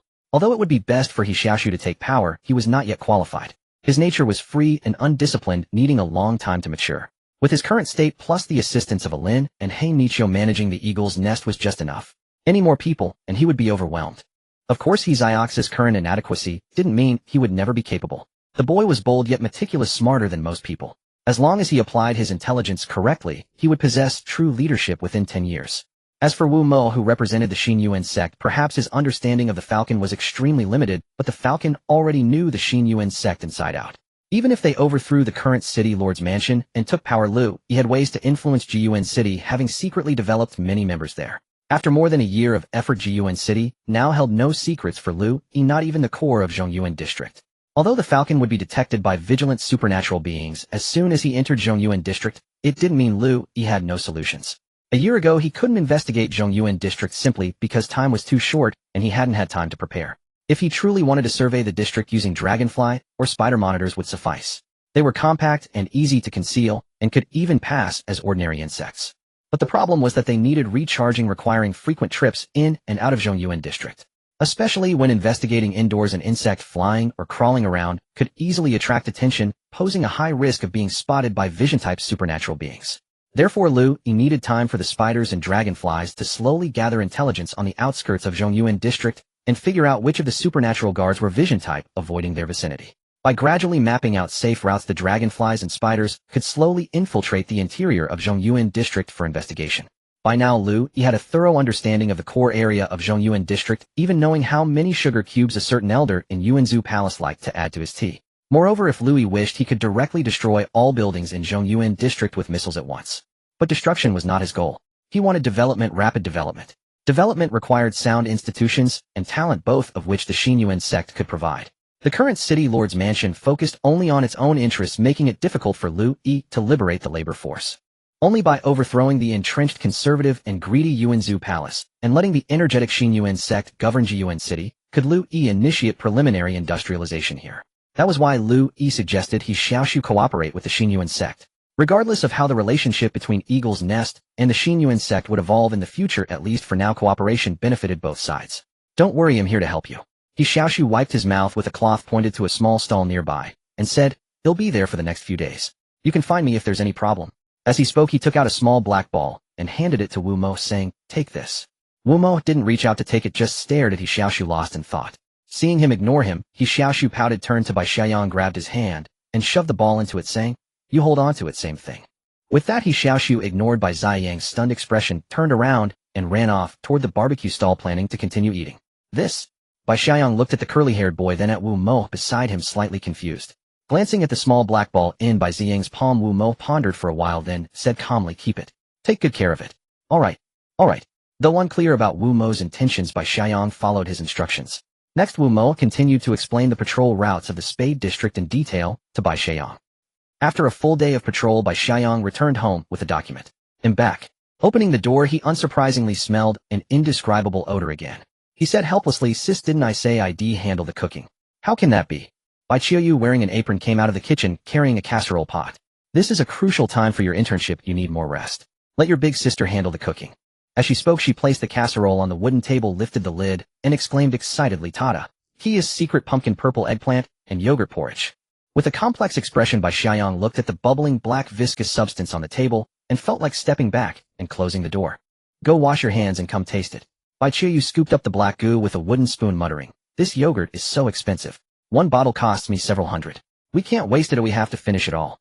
Bai Xiaoyang was on the verge of tears. After washing his hands and sitting down, he looked at the large bowl full of it, holding a spoon, unsure how to begin. Try it. I've been simmering it for a long time. Bai Qiuyu sat opposite him, looking expectant like a child waiting for praise. Sis, you don't need to simmer these. Bai Xiaoyang rigidly scooped up a spoonful, and with the determination of one facing death, brought the black, viscous substance to his lips. Delicious, right? Bai Qiu's expression grew even more expectant. Good. Delicious. The flavor is unforgettable. Ha ha ha, I knew it, after boiling it for so long it must be good. As she spoke, Bai Qiuyu picked up her bowl and began to eat, as well mumbling while eating, it's a pity I can't taste it, otherwise I could improve this recipe. Bai Qiuyu was born without the sense of taste or smell, so she couldn't judge the flavor of food. Suddenly, as if struck by a brilliant idea, her eyes lit up, and she said, oh, next time we should add some white banana, it will definitely be delicious. Upon hearing this, Bai Xiaoyang broke into a violent cough. Eat slowly, even if it's delicious, you can't eat too fast. There's plenty here for you. If it's not enough, he'll cook more tomorrow. No need, Bai Xiaoyang quickly said. Tomorrow he'll cook. Oh, I said he'll cook for these few days. Bai Qiuyu added another spoonful for Bai Xiaoyang, and said, you must strive for good results in this internship and graduate smoothly. When you first entered the extraordinary academy, some of my colleagues mocked you for having only a level 5 mutation, saying no matter how many years you studied, you'd never amount to anything. But look now, my little brother Bai Qiuyu has made something of himself. In just 1 year, you're already doing internship training. Meanwhile, those with levels 7 or 8 mutations are still in the strengthening phase. Ha ha ha, you've really made your big sister proud. She laughed heartily and patted Bai Ziyang's shoulder a few times, then continued, as long as you achieve good results in this internship training, you'll have your pick of positions in this Jiyuan city. If you don't fancy being an officer in the military police or the guard, you can also choose the judicial enforcement team. That's more suitable for you. Just act according to the law. Bai Qiuyu discussed Bai Ziyang's future career at length, while also reminding him to temper his stubbornness. Listening to his sister's advice, Bai Xiaoyang buried his head in his porridge, but his heart was a mix of emotions. Because he probably wouldn't choose the enforcement team, let alone the guard. He wanted to follow the Xin Yuan faction and overthrow the greedy and corrupt city lord's mansion. But every time he came home, he couldn't help worrying if the operation failed, what would happen to his sister. Although he had great confidence in the Xin Yuan faction, the fear of accidents lingered. So he had to find a way out for his sister as well. Suppressing the urge to gag, he finished the large bowl of porridge, then raised the bowl with a smile, saying, I'm done clean, as a whistle. Bai Qiuyu couldn't help but grin. I heard that during your internship you have to write daily reports. Go write yours, and I'll wash the dishes. Okay. Bai Xiaoyang nodded, put down his bowl and chopsticks, and turned to walk to his room. Closing the door, he lay on the narrow bed, resting his head on his hands, and letting his thoughts wander. After a while he sat up and pulled out a palm-sized worn square object from under the bed. He had bought it by chance from a market stall a year ago. At the time, he noticed that the object emitted a faint rhythmic ticking sound, but the stall owner didn't seem to hear it. Intrigued, Bai Xiaoyang asked about the price. It was surprisingly cheap, so he bought it. After bringing it home, he carefully studied the ticking sound, and later discovered it was somewhat similar to the wireless telegraphs used by the high-ranking officials. Excited, he rushed to the Academy library to learn about telegraphy. After spending a long time, he deciphered the ticking sound. The object called itself the Falcon Box, a relic from the Age of Prosperity. It could grant Bai Ziyang's wishes, but at a corresponding price. After much hesitation, Bai Xiaoyang tried, making some easier wishes to the Falcon Box, paying a price he could afford. The Falcon Box had warned him not to reveal its existence to anyone lest all who knew suffer a terrible cost. So Bai Xiaoyang never told his sister about the Falcon Box. Over the course of a year, Bai Xiaoyang figured out the Falcon Box's rules and used it to enhance his own strength. With his sister's help as well, he was able to stand out from the extraordinary academy in just 1 year and smoothly enter the internship phase. After a long hesitation, he pressed the button on the Falcon and whispered, "Falcon, I want to make a wish." The Falcon Box emitted a series of ticks which Bai Xiaoyang could easily interpret: one wish, one price. Taking a deep breath, Bai Xiaoyang said, "My wish is that if the Xin Yuan faction's uprising fails, my sister Bai Qiuyu will remain safe and sound." He had actually tried wishing for the uprising to succeed, but the Falcon Box rejected that request because the corresponding price far exceeded what Bai Xiaoyang could bear, so the wish failed. Left with no choice, he could only make this wish.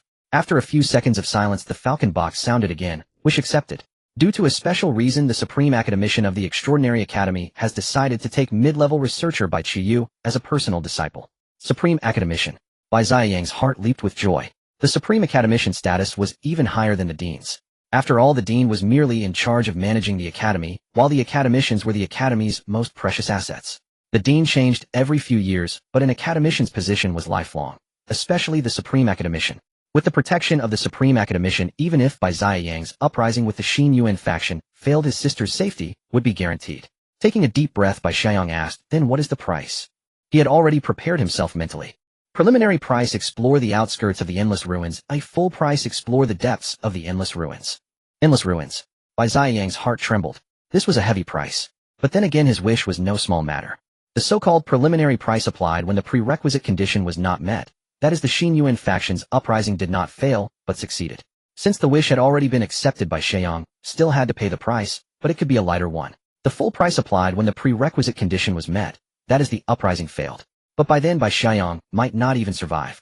Hesitating, he asked, "If I die in the uprising and cannot execute the price, will the wish be revoked?" The Falcon Box's ticks sounded again. Note: if the traitor dies, the price is revoked, but the wish stands. Hearing this, Bai Xiaoyang let out a heavy sigh of relief. Blue planet, low Earth orbit. After ending the communication with Bai Xiaoyang, Liu Yi turned back to studying the data archives of the Yuzi space station, particularly the detailed information about the military base at the center of the city ruins. That base contained a vast amount of technology and supplies from the Age of Prosperity. Even after hundreds of years, it held immense value. So Liu Yi planned that after resolving the political issues in Jiyuan City, he would arrange for personnel to venture deep into the city ruins. And Bai Xiaoyang was one of the candidates he intended to assign. After fully taking control of the Yuzi space station, Liu Yi began repairs, not only on the station, but also on himself. After all, he couldn't keep orbiting the blue star once every 3 hours forever.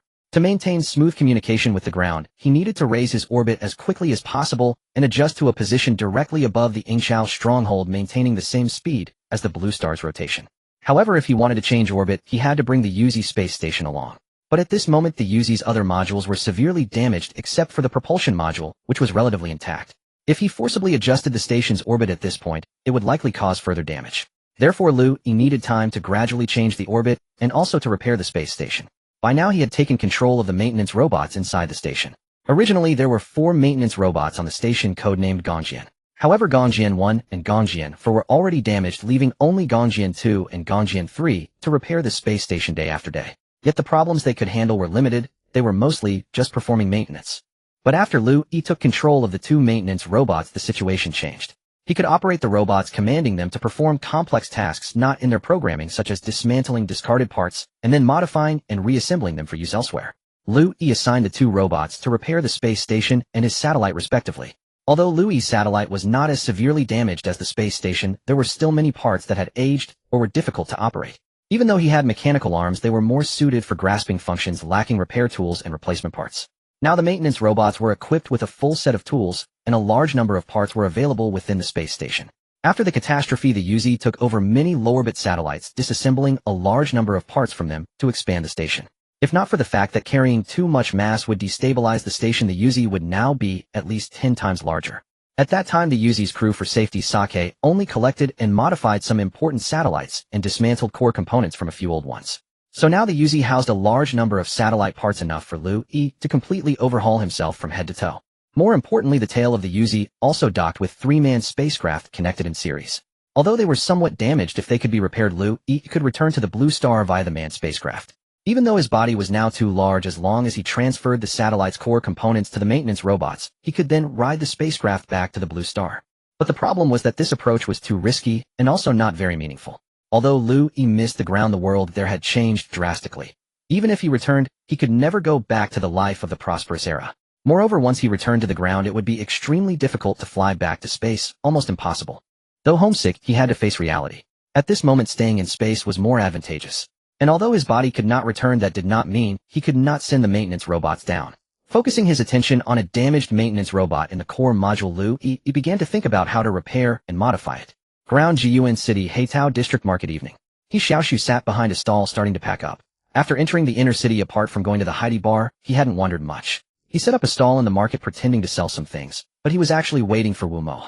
Regarding the cooperation mentioned earlier, he still needed a reply from Wu Mo. He had only 2 goals in entering the city: to reach an agreement with the Xin Yuan faction and to seek revenge. He had already shown his sincerity to the Xin Yuan faction. Now, he just needed to wait. Of course, he wasn't just waiting idly. Alan was controlling the Dragonfly and Spider to monitor the Xin Yuan faction and the Yuanzhou Palace and feeding the intelligence back to He Xiaoxu. He Xiaoxu needed to organize and absorb this intelligence, and then decide his next actions based on the situation. According to the intelligence Alan had gathered so far, the Xin Yuan faction was well prepared.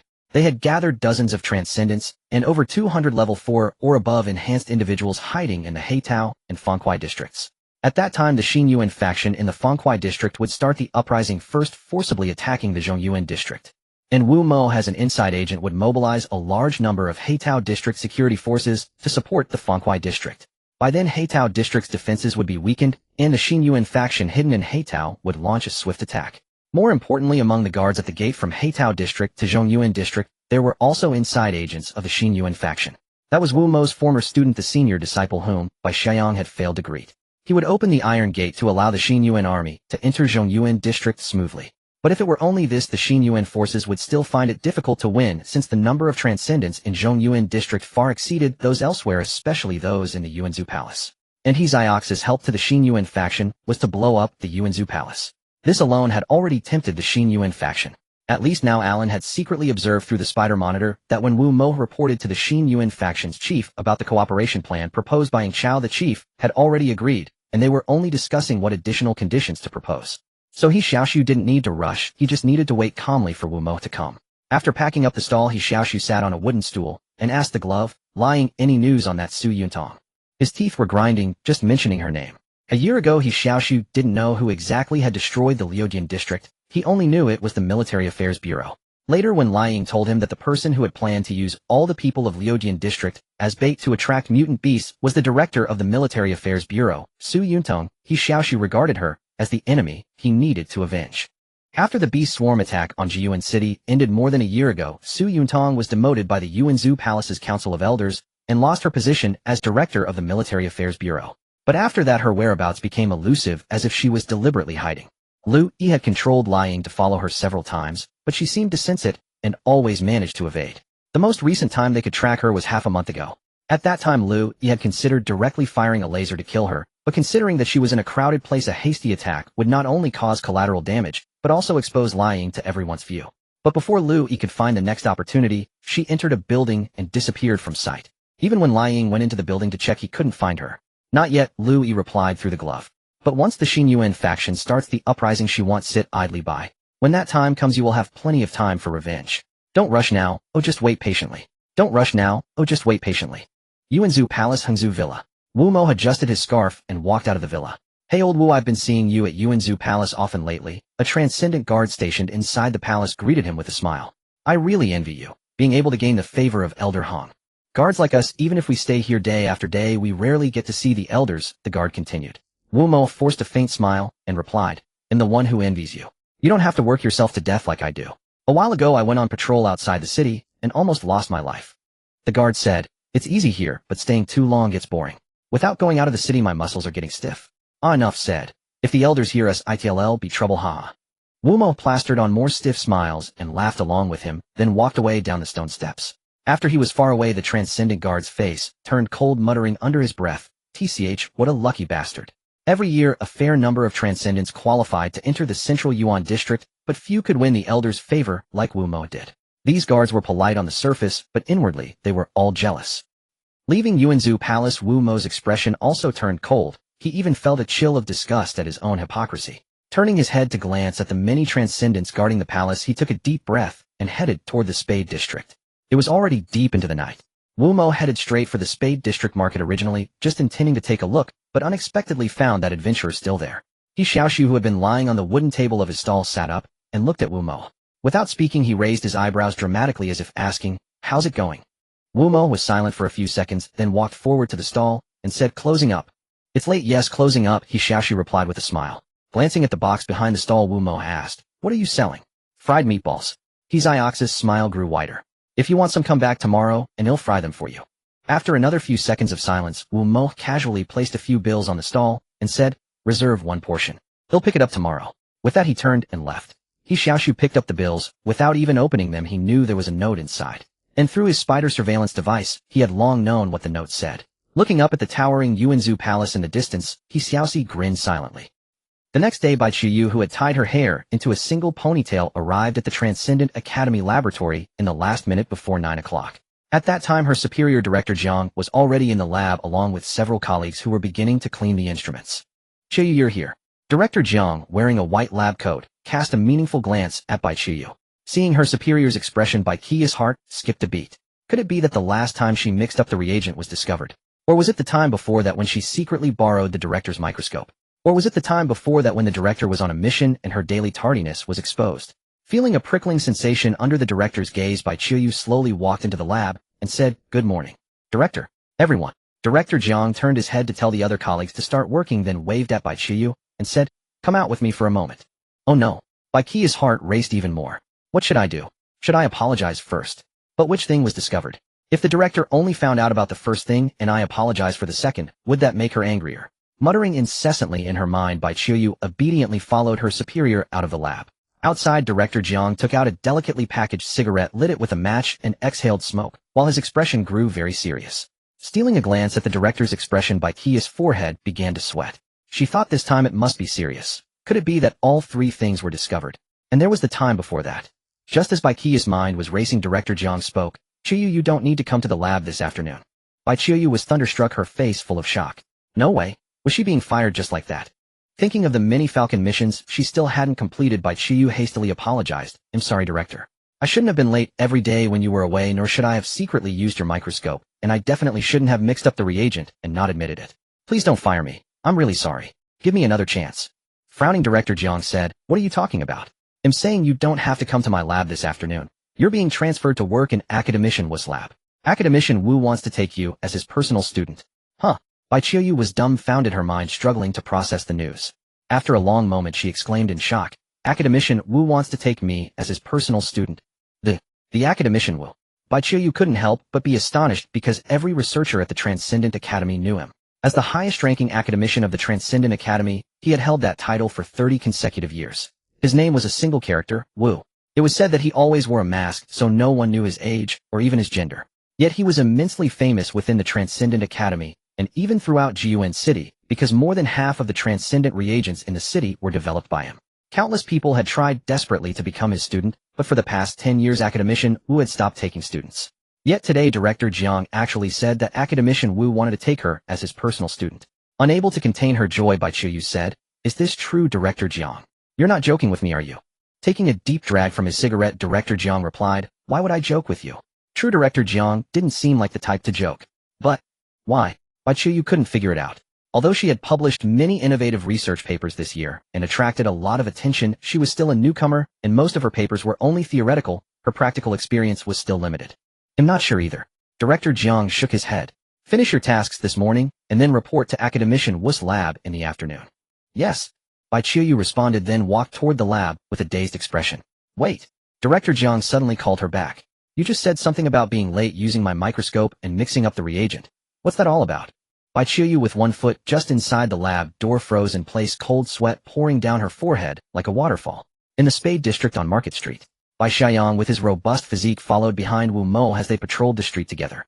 As they passed Market Street, he inadvertently exchanged glances with a middle-aged breakfast vendor, then with a customer seated at a table, and again with a peddler pulling a wooden cart. This bustling street remained as it always had been, filled with all kinds of people, except that some of them wore expressions heavier than before. They occasionally glanced at the towering structure of the Yuan clan palace in the distance, awaiting the appointed hour. Bai Xiaoyang's face was also grave, and even somewhat tense. He knew that the turning point determining the future fate of Jiyuan City was about to arrive, and he, Bai Xiaoyang, was a part of this great uprising. Don't be nervous, your breathing is all over the place. Wu Mo with his wheat-colored skin walked ahead. He pulled his scarf up to cover half his face, and said, when carrying out a mission you must remain calm at all times. Taking a deep breath to steady his breathing, Bai Xiaoyang nodded, and replied, I understand. Turning his head, he saw a curly-haired youth sitting behind a stall nearby, cracking melon seeds. As if sensing Bai Xiaoyang's gaze, the curly-haired youth looked up, spat out a seed shell, grinned, and pulled out a small black ball, waving it. A small black ball. Only then did Bai Xiaoyang recall that yesterday this curly-haired youth had given him a small black ball, whose purpose he didn't know. Wu Mo, walking ahead, also noticed the curly-haired youth's action. After a moment's thought, he headed toward the stall. Want some fried meatballs? He Xiaoxu mimicked the tone of the other stall vendors. Wu Mo didn't beat around the bush and asked directly, what's the use of that small black ball from yesterday? Without answering immediately, He Xiaoxu took out a few meatballs, dropped them into the oil pot to fry, and while flipping them said, have you heard of the fear potion? Of course I know, Bai Xiaoyang immediately answered. It can make the user's sweat emit a strong fear pheromone. Oh, any creature that smells this pheromone will experience neuropathic fear. Bai Xiaoyang was so familiar with it because his second supernatural ability was the Feara. Nodding, He Xiaoxu continued, this small black ball contains a paralytic pheromone. Just like the fear pheromone, any creature that smells it will experience neuropathic paralysis. The difference is that this paralytic pheromone only affects mutant beasts. Paralytic pheromone. Bai Xiaoyang frowned slightly, and looked at the small black ball in his hand. Indeed, with his extraordinary sense of smell, he could detect a pungent odor from the ball that others couldn't. After hearing He Xiaoxu's explanation, Wu Mo instantly understood his intention in giving them the small black ball. A year ago, the Military Affairs Bureau had controlled a large number of mutant beasts. Apart from some stationed at the inner wall, others were left behind in the Zhongyuan district. Once the new Yuan faction launched the uprising and stormed into the Zhongyuan district, the supernaturalists guarding there would surely control the mutant beasts to attack them. And this small black ball was meant to deal with those controlled mutant beasts. How far does the paralytic pheromone's range extend? Wu Mo inquired. Scooping up the fried meatballs, He Xiaoxu replied. It can spread continuously within a 100-meter radius. The closer the distance, the more pronounced the effect. However, the effect is limited on giant mutant beasts. That was enough. Wu Mo adjusted his scarf and said solemnly, thank you. You're welcome. He Xiaoxu packed the fried meatballs into a paper box, handed it to Wu Mo, and said, here, these are the fried meatballs you ordered last night. Taking the paper box, Wu Mo thanked him again, then continued his patrol. Bai Xiaoyang, holding the small black ball, stood stunned for a while before realizing that the ball was meant to deal with the control group in the Zhongyuan district. He also quickly thanked He Xiaoxu, and then hurried to catch up with Wu Mo. After watching them leave, He Xiaoxu sat down and continued cracking melon seeds. As for the paralytic pheromone, it was obtained by Falcon from the research data of the mad scientist Lin Ziyu. It wasn't difficult to produce, but its uses were enormous. The hunting teams of Eagle's Nest all carried paralytic balls, which made it convenient for them to deal with small to medium-sized mutant beasts. Of course, the paralytic ball could only serve as an auxiliary aid. Although it could weaken the mutant beast's movements, its effect was ultimately limited. If the new Yuan faction wanted to achieve victory, they would have to rely on their own strength. Hey! As He Xiaoxu was cracking melon seeds, someone suddenly patted his shoulder, but he wasn't surprised. He knew who it was without even thinking. What are you doing here? Han Li, who was over 30 but still had a youthful face, glanced at the meatballs on the stall, and said, your meatballs are really ugly. None of your business, He Xiaoxu replied, cracking melon seeds with a crunch. What kind of attitude is that? I came here to help you out of goodwill, Han Li said discontentedly. I'm over 10 years older than you. By rights I'm your elder. Shifting his butt to sit in another direction, He Xiaoxu continued cracking melon seeds, and replied perfunctorily, I know. Tisk. Han Li clicked his tongue, glanced at the towering building in the distance, then at his mechanical watch, and said, it's 1 o'clock now. 2 hours left. I have to get a good look at that spectacular scene. At 1:30 in the afternoon in the Zhongyuan district Yuan clan palace, a thin, wrinkled old man walked out from the Hung clan villa. The supernaturalists guarding outside quickly bowed respectfully. The kindly-faced old man smiled at them, then left the Yuan clan palace with 2 personal guards. At 1:40 in the afternoon in the Spade District Supernatural Academy, Bai Qiyu, carrying a box of documents, left Director Jiang's laboratory and headed toward the backyard of the Supernatural Academy. The Supreme Academician, Wu's laboratory was more secluded than those of other academicians. He didn't like to research with others, preferring to work alone, so the Supernatural Academy had specially prepared a personal laboratory building for him. Passing by a bamboo grove, Bai Qiuyu happened to see a middle-aged man with a half-bald head blocking a well-figured female teacher, seemingly saying something. The female teacher's expression was very troubled, but she seemed afraid to leave. A cold glint flashed in her eyes. Bai Qiuyu looked at the middle-aged man, and anger surged in her heart.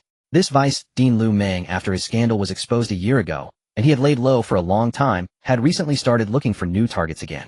Because Bai Qiuyu had published many innovative papers over the past year, attracting the attention of many senior researchers and academicians, she was a rising star among researchers. Thus Liu Meng dared not make a move on her, so he turned to other targets. Seeing that Liu Meng seemed about to start harassing the female teacher, Bai Qiu's face darkened. She took a small bottle from her pocket and opened it. Bai Qiu's current supernatural ability was a rank manipulator. She could emit weak electromagnetic waves similar to brain waves to remotely control certain special microorganisms. Her current control range was 10 meters. As she opened the bottle, a swarm of tiny organisms nearly invisible to the naked eye flew out and headed toward the half-bald Vice Dean Liu Meng. Then these microorganisms crawled into his ears and nostrils. Over the past year, Bai Qiuyu had occasionally feared that Vice Dean Liu Meng would seek revenge against her. Thus, the once naturally indolent girl was compelled to diligently fulfill the tasks assigned by Falcon, striving to earn more monetary rewards and knowledge compensation, thereby accelerating her own growth and strength. Having already attained the rank of intermediate researcher, she could not only expertly concoct high-grade enhancement potions, but had also secretly begun attempting to refine supernatural potions in private. Of course, supernatural potions were not so easily prepared. Bai Qiuyu could currently only produce grade supernatural potions at most. Yet, even grade potions commanded high prices on the black market.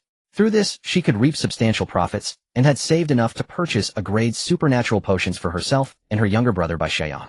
To think that even many officers in the Military Affairs Bureau were not necessarily able to obtain a grade potions. Of course, the grade of a potion was merely the starting point. What truly mattered was the user's ability.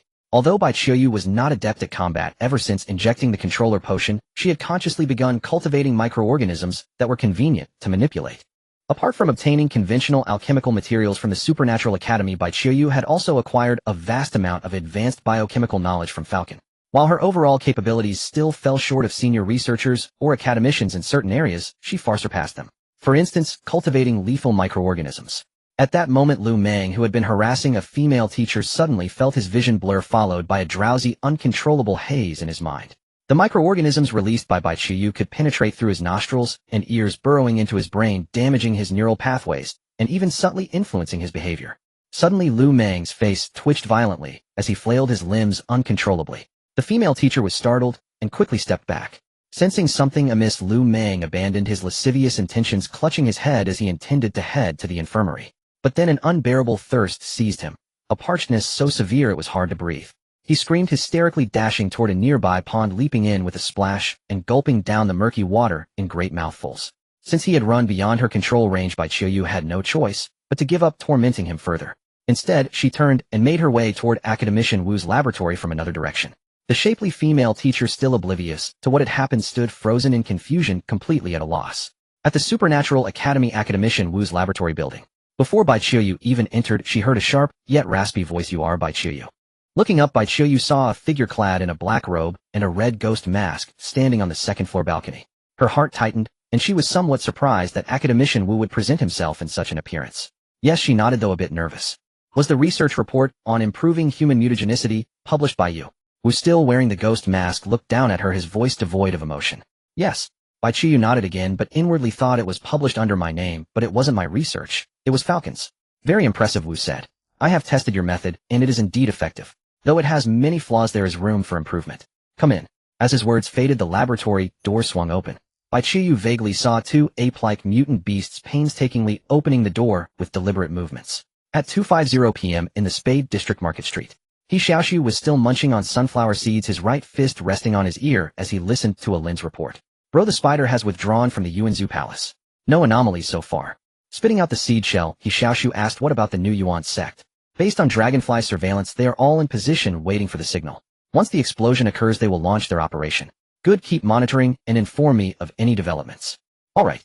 Lowering his fist, He Xiaoxu turned to Han Li, who was frying meatballs behind him, and asked Wine Merchant, what time is it? Han Li glanced at his watch and replied 2:53, almost time. There was a hint of excitement in his voice. on Blue Star in low Earth orbit. Having circled the planet once and returned to the skies above Jiyuan City, Liu Yi transmitted a signal, took control of Falcon, and quickly assessed the situation. For the next 45 minutes, he would fully cooperate with He Xiaoxu and the new Yuan sect to complete the uprising swiftly and decisively. When the clock struck 2:57, Liu Yi launched a micro-missile aimed at the Yuanzhou Palace in Jiyuan City. Previously, when he attacked the black-armored dragon lizard, he had used micro-missiles weighing 1.2 kilograms. Even then, with the hypervelocity boost, the tungsten alloy micro-missile delivered devastating power with a lethal radius of 40 meters and a blast radius exceeding 100 meters. This time, he used a micro-missile weighing 2.5 kilograms, causing exponentially greater damage. Though Liu Yi's altitude was only 1/3 of his previous height, under the missile strike no one within 100 meters would survive, and the blast would affect hundreds of meters around. At 3:00 p.m., all the busy citizens of Jiyuan City suddenly heard a cataclysmic roar. Those closer to the central district felt their ears ringing incessantly, temporarily deafened. In an instant, the towering Yuanzhou Palace was leveled to the ground. No, turned into a massive crater. The government building, judicial building, and the newly constructed military affairs building, less than 500 meters from the Yuanzhou Palace, were also affected. Debris from the blast collapsed parts of them, and the intense tremors cracked their walls. The new Yuan sect members lurking in the Diamond District heard the signal, and those stunned by the explosion's power, they launched their attack, without hesitation, charging toward the Iron Gate of the Central District. The guards at the Iron Gate were still in shock from the Central District explosion when they were attacked. Caught off guard, they could not withstand the assault, and quickly retreated. Although the new Yuan sect supernaturals were of relatively low rank, only 2nd or 3rd tier, their coordinated attack with mutual support could still defeat 4th or even 5th tier supernaturals. Inside the Central District, supernaturals outside the blast radius spotted the new Yuan army breaking in and immediately fired signal flares requesting reinforcements. The patrol squads responsible for the Club District and Heart District saw the flares and quickly dispatched troops to assist the Diamond District. In the Spade District, Wu Mo knew the critical moment had arrived. Having temporarily taken command of the Spade District Patrol, he ordered all personnel to reinforce the Diamond District. Soon the entire Spade District's defense was left hollow with only Wu Mo and Bai Xiaoyang remaining. The plan proceeded smoothly. Wu Mo then led all the new Yuan soldiers hidden in the Spade District to charge toward the Iron Gate of the Central District. Among the guards, Yang Su, Wu Mo's former student, acted as an inside agent, helping them open the gate amidst the chaos. Thus, with little effort, the new Yuan forces from the Spade District stormed into the Central District. He Xiaoxu and Han Li surged in with the new Yuan army. Watching the skirmish in the distance, He Xiaoxu spoke into his fist device, "Falcon, have you found Su Yuntin yet?" "Not yet." Liu Yi replied through the fist device, "I have 25 minutes left before disconnection. If Su Yuntin does not appear within this time, do not act rashly. Wait for over 2 hours until I reconnect, then move." "Understood." "Understood." Though usually carefree, He Xiaoxu always listened to Falcon. He did not fully join the new Yuan army's battle, merely assisting on the sidelines, waiting for Falcon's intelligence.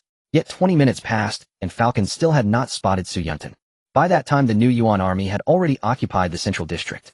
After all, most high-level supernaturals were stationed near the Yuanzhou Palace, and the massive explosion wiped out the vast majority of them. The survivors, demoralized by the blast, faced the revolutionary army's onslaught, and quickly surrendered after a series of retreats. "Still not found?" He Xiaoxu asked incredulously into the glove. "No," Liu Yi replied. "Perhaps she was inside the Yuanzhou Palace and got blown to pieces." Frowning, He Xiaoxu said, "Dying so easily, that would be letting her off too lightly. No choice. Only 2 minutes left. Don't act rashly. Oh, wait until I reconnect." He Xiaoxu nodded and distanced himself from the battlefield. Liu Yi meanwhile directed Falcon to ascend higher, intending to switch it to automatic patrol mode. But just then a half-meter-long bird suddenly swooped at the Falcon drone. Startled, Liu Yi quickly evaded. He had been so focused on the situation in Jiyuan City that he had not anticipated an attack from above by mutant birds. Changing direction, Liu Yi now saw through Falcon that a large flock of mutant birds was approaching from several kilometers west of Jiyuan City. Leading the flock was a gigantic mutant creature resembling an eagle with a wingspan exceeding 30 meters. And on its back stood a figure. Adjusting the lens, Liu Yi saw through the camera that it was Su Yuntin, the very person He Xiaoxu regarded as his sworn enemy. Her delicate face contorted into a sneer as she rode the mutant eagle roaring toward them. Seeing Su Yuntang appear with such a large flock of flying mutated beasts, Liu Yi knew the situation was dire. He quickly severed the connection, controlling the Falcon to ascend higher and flee the battlefield, while shouting to He Xiaoxu. On the western sky, Su Yuntang is bringing a massive number of flying mutated beasts. Find a place to hide immediately. No matter what happens, don't act rashly. Wait until I reconnect. Crackle. Before he could finish, Liu Yi had already lost connection, and it would be at least 2 more hours before he could reconnect. He Xiaoxu, alerted by Liu Yi's warning, suddenly looked up toward the west and saw several avian mutated beasts soaring above Jiyuan City, diving toward the Zhongyuan district. Retreat. Find a place to hide. He Xiaoxu reminded Han Li beside him, then turned and left the Zhongyuan district. Before leaving he also shouted the sky. The sky. Amid the chaotic battle in the Zhongyuan district too many words would be useless, so he resorted to the simplest language to warn everyone. Others nearby heard him, and looked up spotting the approaching mutated birds. They also began shouting the sky. Wu Mo, who had already occupied the newly built military affairs building, heard the growing warnings, and looked up in astonishment, seeing hundreds of flying mutated beasts charging toward them. Take cover. Take cover. Wu Mo stood on the second floor of the military affairs building shouting, while quickly swallowing a pill. Soon his eyes darkened, the whites turning completely black. His body swelled slightly, and his wheat-colored skin transformed into a dark crimson. A rank superhuman ability, Brutalizer. In addition, Wu Mo possessed another ability and a rank ability, Defender. The combination of these two abilities quickly turned him into a war giant. With his blackened eyes he spotted a flying mutated beast over 8 meters long diving toward him. Wu Mo swiftly climbed to the third floor, leaped onto the beast's back, grabbed its feathers with one hand, and formed a massive fist with the other, pounding its head relentlessly. The beast, far larger than him, was struck dizzy and disoriented, crashing headfirst into the ground. It was a level 6 mutated beast, but under Wu Mo's fierce assault it soon lost the ability to move. However, not everyone in the New Yuan army possessed Wu Mo's formidable strength, and there were no fewer than 10 level 6 mutated beasts charging in. Most of the New Yuan army soldiers quickly sought cover upon spotting the flying mutated beasts, but many failed to react in time. They were seized by the beast's sharp claws, carried high into the sky, and dropped smashing into the ground like pulpy flesh. Above Jiyuan City, Su Yuntong stood atop the head of the level 8 mutated beast, the Desert Eagle King, searching for the elusive flying object. Earlier she had vaguely glimpsed a flash of light in the sky above Jiyuan City, so she had commanded a swift small flying mutated beast to attack it, but it had evaded the strike. By the time she approached, the mysterious flying object had vanished. Over a year ago, when the beast horde attacked Jiyuan City, Su Yuntong had noticed a flash of light above the curly-haired youth who had killed the black armored dragon lizard. She had speculated then that a mysterious flying object was protecting him. Later, combining reports from Lin Tongyuan and the guard force, many mutated beasts and guards had their eyes scorched by a mysterious red light in the sky. Su Yuntong deduced that this was likely the work of that same flying object. It possessed offensive capabilities and was elusive, leaving no trace of its whereabouts. From that moment on, Su Yuntong had feared this mysterious flying object, uncertain from which angle it might suddenly strike her. So after being demoted by the Council of Elders of the Yuanzhou Palace, she deliberately concealed her movements, aiming to evade the pursuit of this potentially lethal entity. Moreover, she suspected the flying object was connected to the underground faction. Thus, over the past year, she had dispatched numerous subordinates to infiltrate the New Yuan faction by any means. In the last 6 months, several of her informants had managed to penetrate the New Yuan faction, and there had been many opportunities to deal them a heavy blow. But she did not strike. Instead, she played a long game, aiming to uncover the true leader of the New Yuan faction. Finally, half a month ago, her mole within the revolutionary faction informed her that the chief of the New Yuan faction was none other than Heng Yuan, one of the elders of the Yuanzhou Palace. This was something Su Yuntong had never anticipated. No wonder, despite her numerous previous crackdowns and purges, the New Yuan faction had managed to survive tenaciously. However, even though she had discovered the faction's leader, she did not report it to the Council of Elders of the Yuanzhou Palace, nor did she inform the city lord. For she had long grown weary of having superiors above her constraining her every move. When she learned that the New Yuan faction was planning an uprising to overthrow the Yuanzhou Palace and the city lord's government, she was actually pleased, waiting for both sides to weaken each other so she could reap the benefits. Of course, she could not achieve this alone. So what's the next move? Flanking the Desert Eagle King were 2 slightly smaller eagle-type mutated beasts, each carrying a strange-faced, oddly shaped person. These 2 individuals were twice the size of a normal human, with greenish skin covered in scales. Their mouths protruded with lips stretching to their ears, and their eyes were slanted, resembling snake eyes. Even stranger, their foreheads were narrow and elongated, and the back of their skulls extended outward, giving them an alien-like appearance. These were mutated humans. After the Great Catastrophe, despite humanity's efforts to steer genetic evolution toward a normal direction, some mutated humans survived. Over the centuries, though fewer in number than ordinary humans, mutated humans had formed distinct communities. The 2 mutated humans flanking Su Yuntong were lizardmen living in the desert over 200 kilometers west of Jiyuan City. They were not actually related to lizards, but their lizard-like appearance earned them the name. To seize Jiyuan City after the New Yuan army and the Yuanzhou Palace had exhausted each other, Su Yuntong needed additional power. And the lizardmen were the power she had enlisted. In fact, as early as 8 years ago, Su Yuntong had established contact with the lizardman community and had borrowed their strength on multiple occasions. For instance, the method of extracting spine-devouring fluid was learned from the lizardmen. The lizard men excelled at controlling mutated beasts, which was the reason they could survive and thrive in the desert. Additionally, the lizardman community possessed a type of potion called attraction fluid. When exposed to air, this potion released a special pheromone that attracted mutated beasts.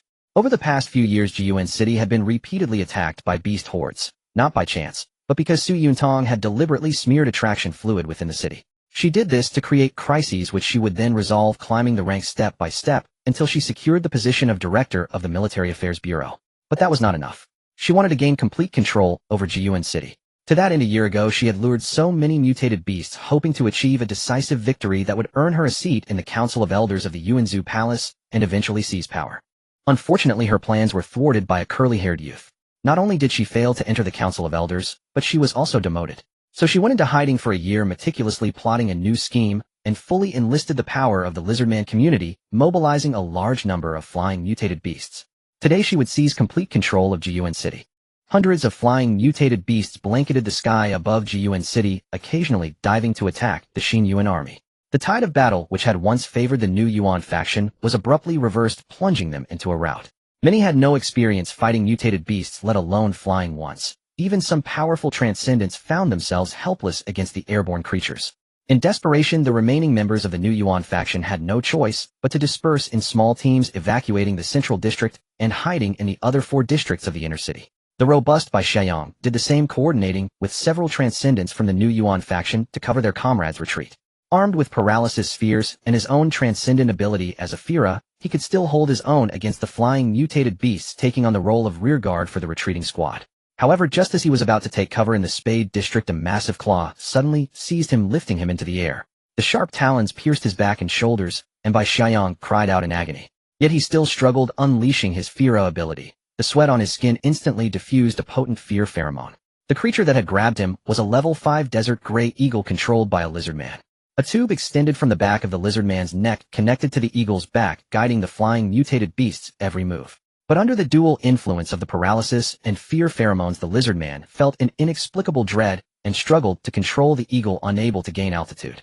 Sensing something amiss, the lizardman quickly ordered the eagle to release its claws and abandon the target, seeking other prey instead. Freed, Bai Xiaoyang fell from a height of nearly 20 meters, crashing through the roof of a house. Though he managed to avoid landing on his head, the fall shattered his bones and left him severely injured. After the New Yuan army's rout, Su Yuntang guided the Desert Eagle King down to an open space in the central district, gazing toward the vast crater in the distance. She still couldn't figure out how the underground elements had blown up the Yuan clan palace, so for now, she wouldn't risk staying in a fixed location. Her gaze swept to another direction, where she spotted a dozen officers in crisp uniforms hurrying toward her. A gaunt, sharp-faced man with a rat-like appearance saluted and said with a fawning smile, "Welcome back, City Lord." The title City Lord sent a wave of pleasure through Su Yuntang. She narrowed her eyes and smiled. "Order all security forces stationed at the inner wall to enter the city and search. Arrest every last underground element." "Yes, ma'am." These dozen officers were Su Yuntang's trusted confidants. Before the New Yuan uprising, they had gone into hiding, only emerging after Su Yuntang had seized the spoils. Outer City District 6. The tall, square-jawed Lin Tongyuan hurried into the city, followed by the slightly overweight, balding Huang Lu. The two had been patrolling the South 6th District outside the wall. When they heard the explosion in Jiyuan City, shocked, they rushed back. Passing through the residential area of District 6, Lin Tongyuan spotted an elderly woman with a 6-year-old girl by the roadside, looking at him with concern. He nodded at them as if to signal that there was no need to worry, then quickened his pace toward the city center. By the time they reached the inner city, the security forces were conducting a citywide manhunt. Residents had locked themselves indoors, afraid to venture out. Grabbing the arm of a security officer, Lin Tongyuan asked what happened. The officer, initially annoyed at being grabbed, immediately switched to an ingratiating smile upon recognizing the member of the Transcendent Squad. He explained patiently, underground elements staged a revolt, blew up the Yuan clan palace, and nearly took over the entire central district. Fortunately, Director Su, now City Lord Su, returned with reinforcements and stopped them. We're now hunting down those detestable underground elements. The Yuan clan palace was destroyed. Underground elements. Lin Tongyuan was stunned. What about the elders? And Director Wang? Director Wang was the newly appointed head of the Military Affairs Bureau after Su Yuntang's demotion a year ago. The elders were all killed in the blast, and Director Wang was murdered by the underground elements. The security officer sighed. Those hateful underground elements have thrown Jiyuan City into chaos. They'll skin them alive. With that, he hurried off to continue the search, not lingering any longer. Lin Tongyuan stood frozen, his mind reeling. At that moment, the communicator, Huang Lu, carried on his back, buzzed. He quickly decoded the message, then said to Lin Tongyuan, "Boss Lin, it's a telegram from Director Su. She says she's in the Spade District and wants you to come over." His expression turning grim, Lin Tongyuan sprinted toward the Spade District. Before he even arrived, he spotted a residential building surrounded by a swarm of small bird-type mutated beasts. After inquiring, he learned that Su Yuntong, now in control of Jiyuan City, had not set up her office in the Central District, but had instead commandeered a house in the Spade District as her temporary residence. Inside the requisitioned house, the lithe Su Yuntong lounged on a sofa, her legs crossed, and propped on a table, sipping a cup of malt-sweetened tea, while surveying the dozen new Yuan members chained inside, among them the severely injured Bai Xiaoyang with his broken bones. Su Yuntong pointed at the dozen underground elements, including Bai Xiaoyang, and sneered at her officers. "Drag them outside and hang them up. Use them as bait to lure out the other rats. These underground scum are so loyal to each other." "Yes, ma'am." Several officers following orders led soldiers to drag the prisoners to the border between the Spade District and the Central District, where they were chained and hung from the tall iron gate. Then they commanded the security forces to set up an ambush around the perimeter, using the captives as a trap to kill any underground elements who attempted a rescue. Su Yuntong, though temporarily in control of Jiyuan City, was not particularly pleased. She knew that unless she wiped out the underground elements in one fell swoop, trouble would continue to plague her. She chose to reside in the civilian house in the Spade District precisely to avoid being killed by the underground elements' terrifying bombs. The underground elements' principle was to avoid harming civilians, and this area was a densely populated residential zone. An explosion here would kill hundreds or thousands of innocent people. In effect, Su Yuntong was using civilians as a shield, preventing the underground elements from using bombs against her. Of course, she didn't know that the destruction of the Yuan clan palace was the work of the curly-haired He Xiaoxu and the Falcon. But from the sequence of events, she was convinced it was the underground elements doing.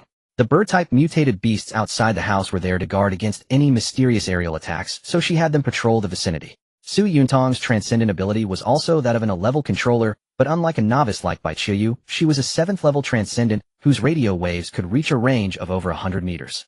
However, her ability could not control just any living creature. It was limited to specially bred microorganisms or insects. But combined with the spine-eating bacteria, her ability allowed her to control much larger organisms. Normally, a mutated beast infested with the bacteria would need to be modified and connected to neural tubes before it could be controlled. But Su Yuntong didn't need that. She could emit radio waves to remotely control the specially cultivated spine-eating bacteria, which in turn controlled the beasts they infested. Thus, she could command small bird-type mutated beasts within a certain range to protect herself. When Lin Tongyuan and Huang Lu arrived at the requisitioned civilian house, they found it heavily guarded by soldiers. These soldiers allowed Lin Tongyuan to pass without obstruction, but Huang Lu was stopped. "City Lord Lin Tongyuan from Extraordinary Team 6 is here." The officer stationed outside the house entered and reported to Su Yuntong. "Let him in." Su Yuntong drained her cup of sweet tea, then signaled her subordinate to brew another. Stepping into the living room, Lin Tongyuan looked at her with a complex expression. "Director Su, those flying mutant beasts outside. They are mine." Su Yuntong leaned against the back of the sofa, fixing her gaze on Lin Tongyuan. "This is the Lizard Man tribe's reinforcement. They are mutants." "I know." Su Yuntong's eyes turned cold. "Is there a problem?"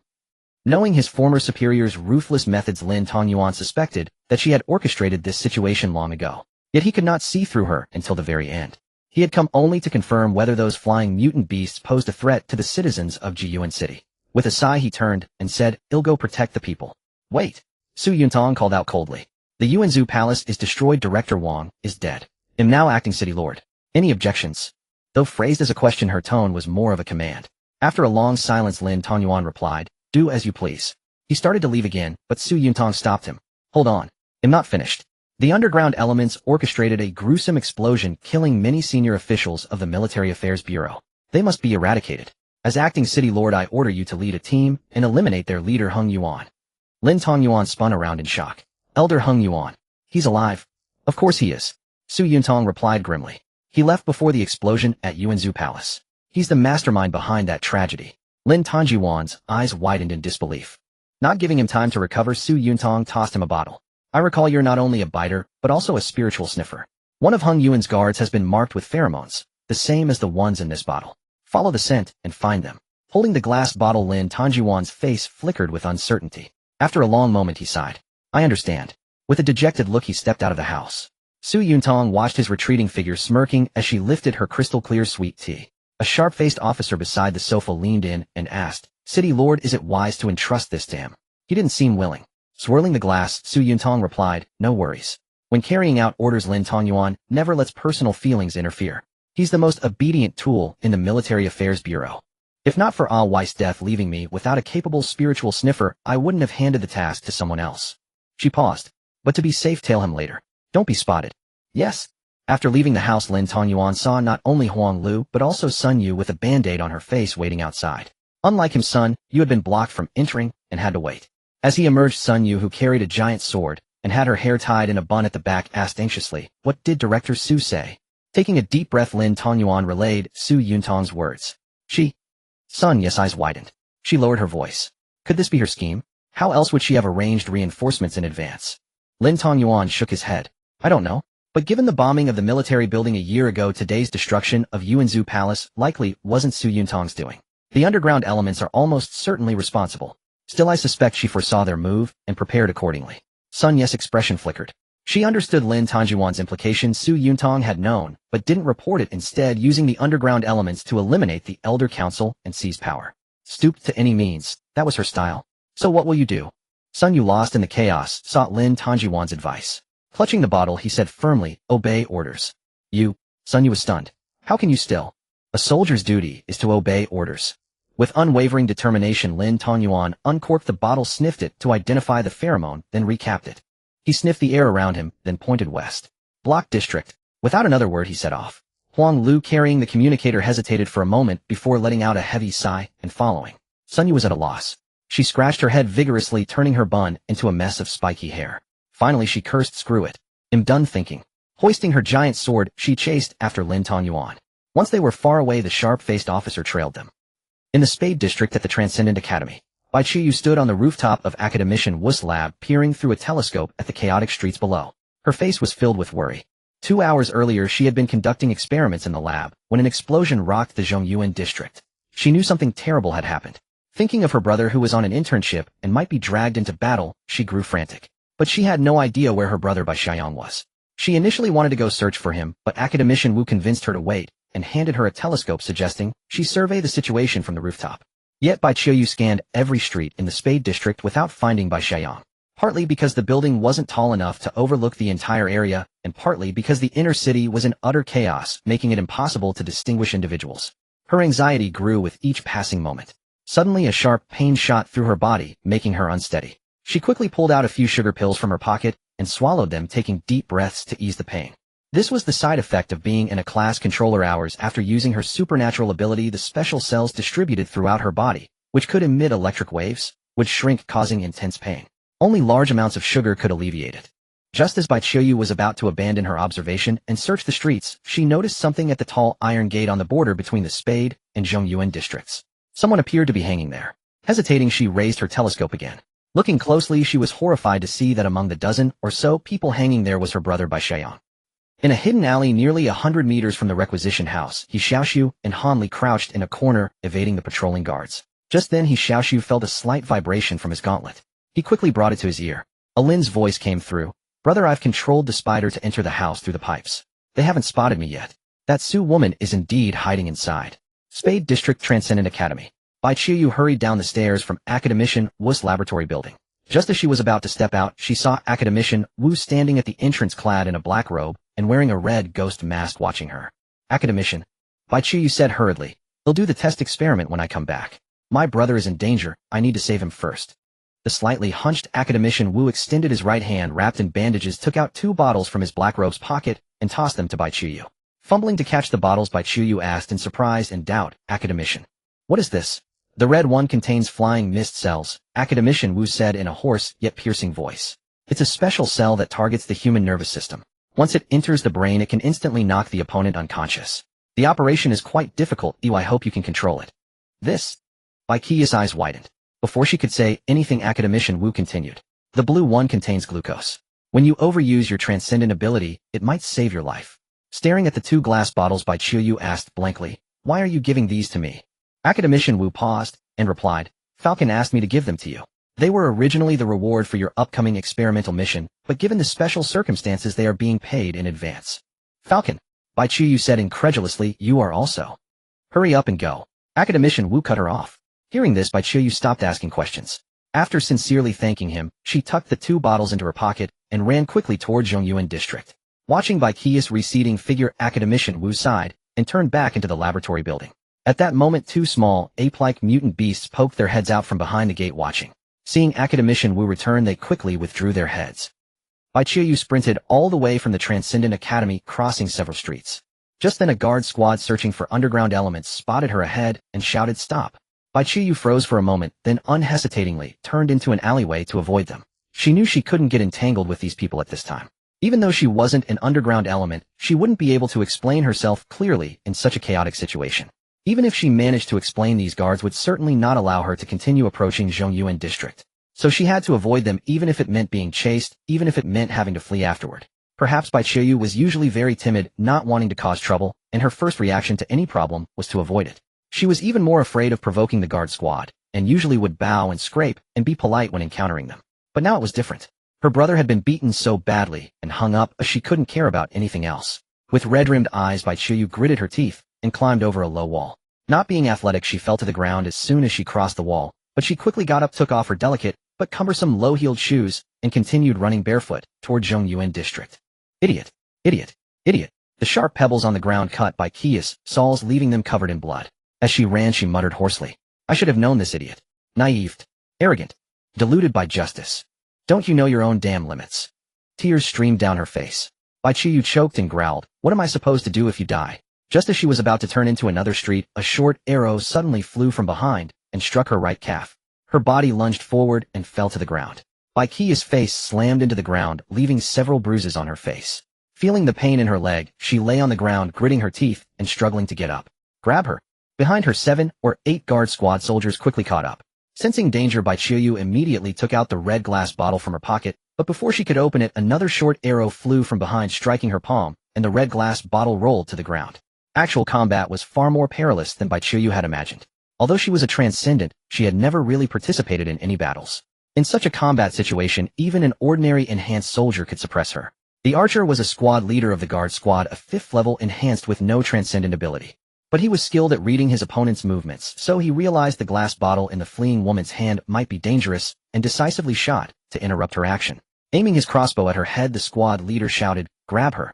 Be careful, she might be a transcendent. Hearing his command, the 7 or 8 guard squad soldiers rushed forward to restrain Bai Qiuyu. But at that moment a figure suddenly appeared among them, darting back and forth. Before the soldiers could react, they felt a chill on their necks, and then collapsed one by one. The squad leader holding the crossbow saw a figure moving at incredible speed attacking his men. He quickly tried to aim at that figure, but then he felt something pressing against his back. Just as he was about to turn his head, he heard a voice. Explode. Before he could see what was behind him, he went dark and fell. Picking up the red glass bottle from the ground, Bai Qiuyu supported herself against the wall and stood up. Seeing the soldiers lying on the ground, she was astonished. Are you okay? Han Li, who was over 30 but still had a youthful face, stood beside her, wiping the blood off his knife with a handkerchief. What are you doing out here? The one who had just killed the 7 or 8 guard squad soldiers with lightning speed was Han Li. Previously known as Swift Legs, after injecting the Speedster Transcendent Potion, his movement speed was as fast as lightning, leaving afterimages when he ran. His transcendent ability could be described in one word: speed. Wine merchant, Bai Qiuyu exclaimed in surprise. What are you doing here? Pointing to the curly-haired youth not far away, Han Li said, you'll have to ask him. He Xiaoxu picked up the squad leader's crossbow and quiver and said to Bai Qiuyu, first meeting alchemist. In fact, He Xiaoxu and Han Li had been lurking nearby, waiting for an opportunity to counterattack and take revenge on Su Yuntong when they happened to see Bai Qiuyu being chased and stepped in to help. Looking at the curly-haired He Xiaoxu, Bai Qiuyu asked blankly, you are? Adventurer, He Xiaoxu replied briefly, then asked, I remember you're neither a member of the New Yuan faction nor skilled in combat. Why did you come out here? Adventurer. Was he also a member under Falcon? Though Bai Qiuyu was puzzled, she didn't ask further for now. Instead, she said solemnly, I need to save my brother. He was captured by the guard squad and hung on the spade iron gate. Your brother? He Xiaoxu then remembered that Bai Sheyong, who had been following the reformer Wu Mo, was the alchemist's brother. He was also a developing member of Falcon with a tentative code name Explorer, though not yet finalized. Frowning in thought, He Xiaoxu asked, you want to just rush over and save him like that? Glancing at the glass bottle in her hand, Bai Qiuyu said hoarsely, I saw through the telescope that he's seriously injured. If I don't save him soon, he might really die. I need to get there first, then figure out a plan. Pinching his chin in thought, He Xiaoxu said, it's too dangerous for you to go alone. We'll go with you to save him. Though Falcon had warned He Xiaoxu not to act rashly and to hide until he reconnected, He Xiaoxu couldn't just watch Bai Qiuyu walk to her death. It wasn't because he was close to her, but because she was a crucial part of their future development plans as an apothecary.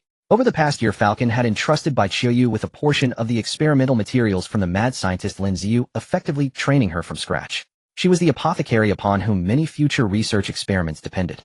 If the Guard Corps killed her now, all of Falcon's prior efforts would be in vain. Besides, their mission was to rescue Bai Xiaoyang, not to assassinate Su Yuntong. The danger level was within what He Xiaoxu could handle. "You're coming with me." Bai Qiuyu was moved by He Xiaoxu's words. She asked, "Why help me?" He Xiaoxu smiled. "This favor isn't free. You'll have to pay me back later." Clenching her fists, Bai Qiuyu nodded firmly. "As long as you save my brother, I'll pay any price." Standing nearby, the wine merchant Han Li scratched his head.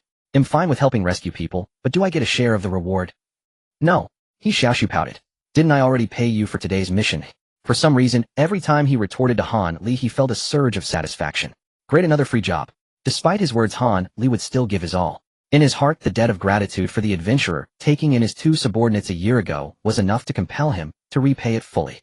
Moreover, over the past year, he had grown familiar with the apothecary, and helping a friend save someone was only right. "Thank you." Bai Qiuyu expressed her gratitude solemnly. "You can thank me after we succeed." The wine merchant Han Li glanced at her injured calf and palm. "Can you walk?" "I can." "SSS." Bai Qiuyu forced herself to take 2 steps, but a sharp pain shot through her calf. Seeing her condition, He Xiaoxu turned his back to her, patted his shoulder, and crouched down. "Don't push it. They'll carry you." After a moment's thought, Bai Qiuyu realized that walking there herself would be too slow to save her brother. Without further hesitation, she stepped forward and leaned onto He Xiaoxu's back. "Sorry for the trouble." "No problem." With that, He Xiaoxu strode forward. Han Li caught up. "Why didn't you let me carry her?" "I'm a swift feet." He Xiaoxu smirked. "With your frail frame, you might collapse." By now, He Xiaoxu had grown considerably with a robust build and standing half a head taller than Han Li. Han Li retorted angrily, "I'm an adult over a decade older than you. How could I collapse so easily?" Before He Xiaoxu could answer, Bai Qiuyu, who had been deep in thought, was surprised. "You're over a decade older than him. I thought you weren't even an adult yet." Han Li's eyes widened in disbelief. "We've been trading for over a year, and you don't know my age." "Sorry, I didn't pay much attention." During transactions, Bai Qiu's focus was almost entirely on the money. Han Li. Fenghuai District. Lin Tongyuan, tall with a square face, moved forward along a dilapidated street. Huang Lu and Sun Yu followed behind him. "Old Lin, are we really going to keep obeying Su Yuntong and harm Elder Heng Yuan, even though he's the leader of the Xin Yuan sect?" Sun Yu was still uncertain even as he followed Lin Tongyuan. Lin Tongyuan didn't answer. Instead, he quickened his pace. After crossing a street, he spotted 2 people guarding a bungalow and charged at them without a word. "It's the Transcendent team." The guards outside the bungalow paled, drawing their weapons to confront Lin Tongyuan. They were the personal protectors of Elder Heng Yuan, all at the 6th level Transcendent. However, compared to the Transcendent team, which often fought outside the city, their combat experience was weaker. Dodging the 2 guards' attacks nimbly, Lin Tongyuan climbed onto a low wall and said to Huang Lu and Sun Yu, who were catching up, "Hold them off." He then leaped from the wall toward the bungalow. "No way." The 2 guards activated their Transcendent abilities, trying to block Lin Tongyuan. But Sun Yu suddenly appeared before them, swinging his greatsword. The guards quickly dodged, landing on either side. Then the left guard attacked Sun Yu while the other jumped toward Lin Tongyuan to intercept him again. But this time Huang Lu also leaped, colliding with the guard midair. Although Huang Lu was only a 4th level Transcendent, his years of experience on missions outside the city with Lin Tongyuan meant he could at least temporarily hold off one guard. With the help of Huang Lu and Sun Yu, Lin Tongyuan successfully reached the roof of the bungalow and punched a hole through its dilapidated structure. Inside, the kindly-faced Heng Yuan was discussing strategies with several Xin Yuan sect cadres. Startled by the hole in the roof, they scrambled to their feet and looked up. Gazing at Elder Heng Yuan inside, Lin Tongyuan bared his sharp teeth and grinned. "Found you." At the junction of Heitao District and Zhongyuan District, the tall iron gate. He Xiaoxu and his companions arrived, but didn't act immediately, instead observing from a distance. Nearly 40 members of the Xin Yuan sect were now hanging from the iron gate. They were severely wounded, unable to move, and bound tightly with chains. Under the relentless attacks of the lizard-man-controlled flying mutated beasts, more and more Xin Yuan sect members were being captured. But under Su Yuntong's orders, they weren't killed outright. Instead, they were handed over to the Guard Corps, who strung them up on the iron gate one by one. The obvious goal was to provoke the other Xin Yuan sect members into rushing to their rescue, thus walking into the trap. He Xiaoxu looked at the dozens of people hanging on the gate, raised his gauntlet to his ear, and listened to Lin's report. Before coming, he had instructed Lin to use dragonflies to scout the surroundings, pinpointing where the Guard Corps were lying in ambush. To ambush the Xin Yuan sect, the Guard Corps had set up numerous crossbows around the iron gate, and flying mutated beasts circled in the sky. If He Xiaoxu and his team attacked recklessly, they would suffer heavy losses. After a moment of observation, He Xiaoxu was surprised to see Wu Mo and a group of Xin Yuan sect members hiding nearby, apparently trying to figure out a rescue plan. Wu Mo knew this was a trap, but he couldn't abandon so many comrades. Still, a rash move would lead to total annihilation. He needed a better strategy. Just as he was frowning in thought, he sensed someone approaching. He spun around, aiming his crossbow at a small path on the right. Easy, it's me. He Xiaoxu emerged from the path. I'm here to help. At the junction of Heitao District and Zhongyuan District, the security forces had set up ambushes on all sides, waiting for the underground agents to launch a sneak attack. Unbeknownst to them, all their ambush positions had already been discovered by Qingting. Just as they were fixated on the iron gate, He Xiaoxu, Wu Mo, and the others crept up from behind and quietly eliminated the security forces' ambush points. After knocking out the last guard, Wu Mo looked up at the flying mutated beasts in the sky and said to He Xiaoxu, "Now only those beasts in the sky remain." Clenching his fists, He Xiaoxu said, "I should be able to handle two." Wu Mo adjusted his scarf and replied, "We have 3 level 5 superhumans and 6 superhumans on our side. Plus me, we should be able to take on 5. All right," He Xiaoxu said to Han Li and the others. "You rescue the people, oh well, hold off those beasts." Han Li and Bai Qiuyu nodded thought for a moment, and the former asked, "One more question, after we rescue them, how do we retreat?" Wu Mo replied, "Don't worry, we have secret passages in every district." "Secret passages?" Han Li exclaimed in surprise. "Where we dug water seeps in after less than a meter. How did you manage to dig them? Not all places seep water. We have our ways." Wu Mo added, "Our Xin Yuan sect has survived in Jiyuan City for so long precisely because we have our methods, otherwise how could we be called underground agents?" "I suppose." He Xiaoxu smiled, looked up at the sky, and said, "Then let's move." He Xiaoxu, Wu Mo, and the others leaped onto the iron gate, first keeping their eyes on the flying mutated beasts. Meanwhile, Han Li and dozens of Xin Yuan sect members quickly freed those tied to the gate. Those tied later were mostly secured with ropes, but the earliest ones were bound with iron chains. "We can't break the chains." A Xin Yuan sect member struck hard repeatedly, but the chains barely suffered any damage. Just then Bai Qiuyu took out another white glass bottle from her pocket and said, "Let me." She poured the liquid from the bottle onto the chains, and the drenched outer layer instantly corroded. After seeing Bai Xiaoyan captured at Academician Wu's experimental building, Bai Qiuyu had noticed he was bound with chains, so before leaving, she had brought super strong acid from the lab.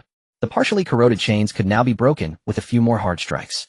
With Han Li's help, Bai Qiuyu successfully rescued Bai Xiaoyan. Severely injured and exposed to the sun for over an hour, Bai Xiaoyan was somewhat delirious. Seeing his sister, he murmured, "Sorry, sis." Eyes reddened, Bai Qiuyu said fiercely, "There will be plenty of time to deal with you later." Above the iron gate, He Xiaoxu leaped over 10 meters, landed on a flying mutated beast, activated his gauntlet against its head, and knocked it down.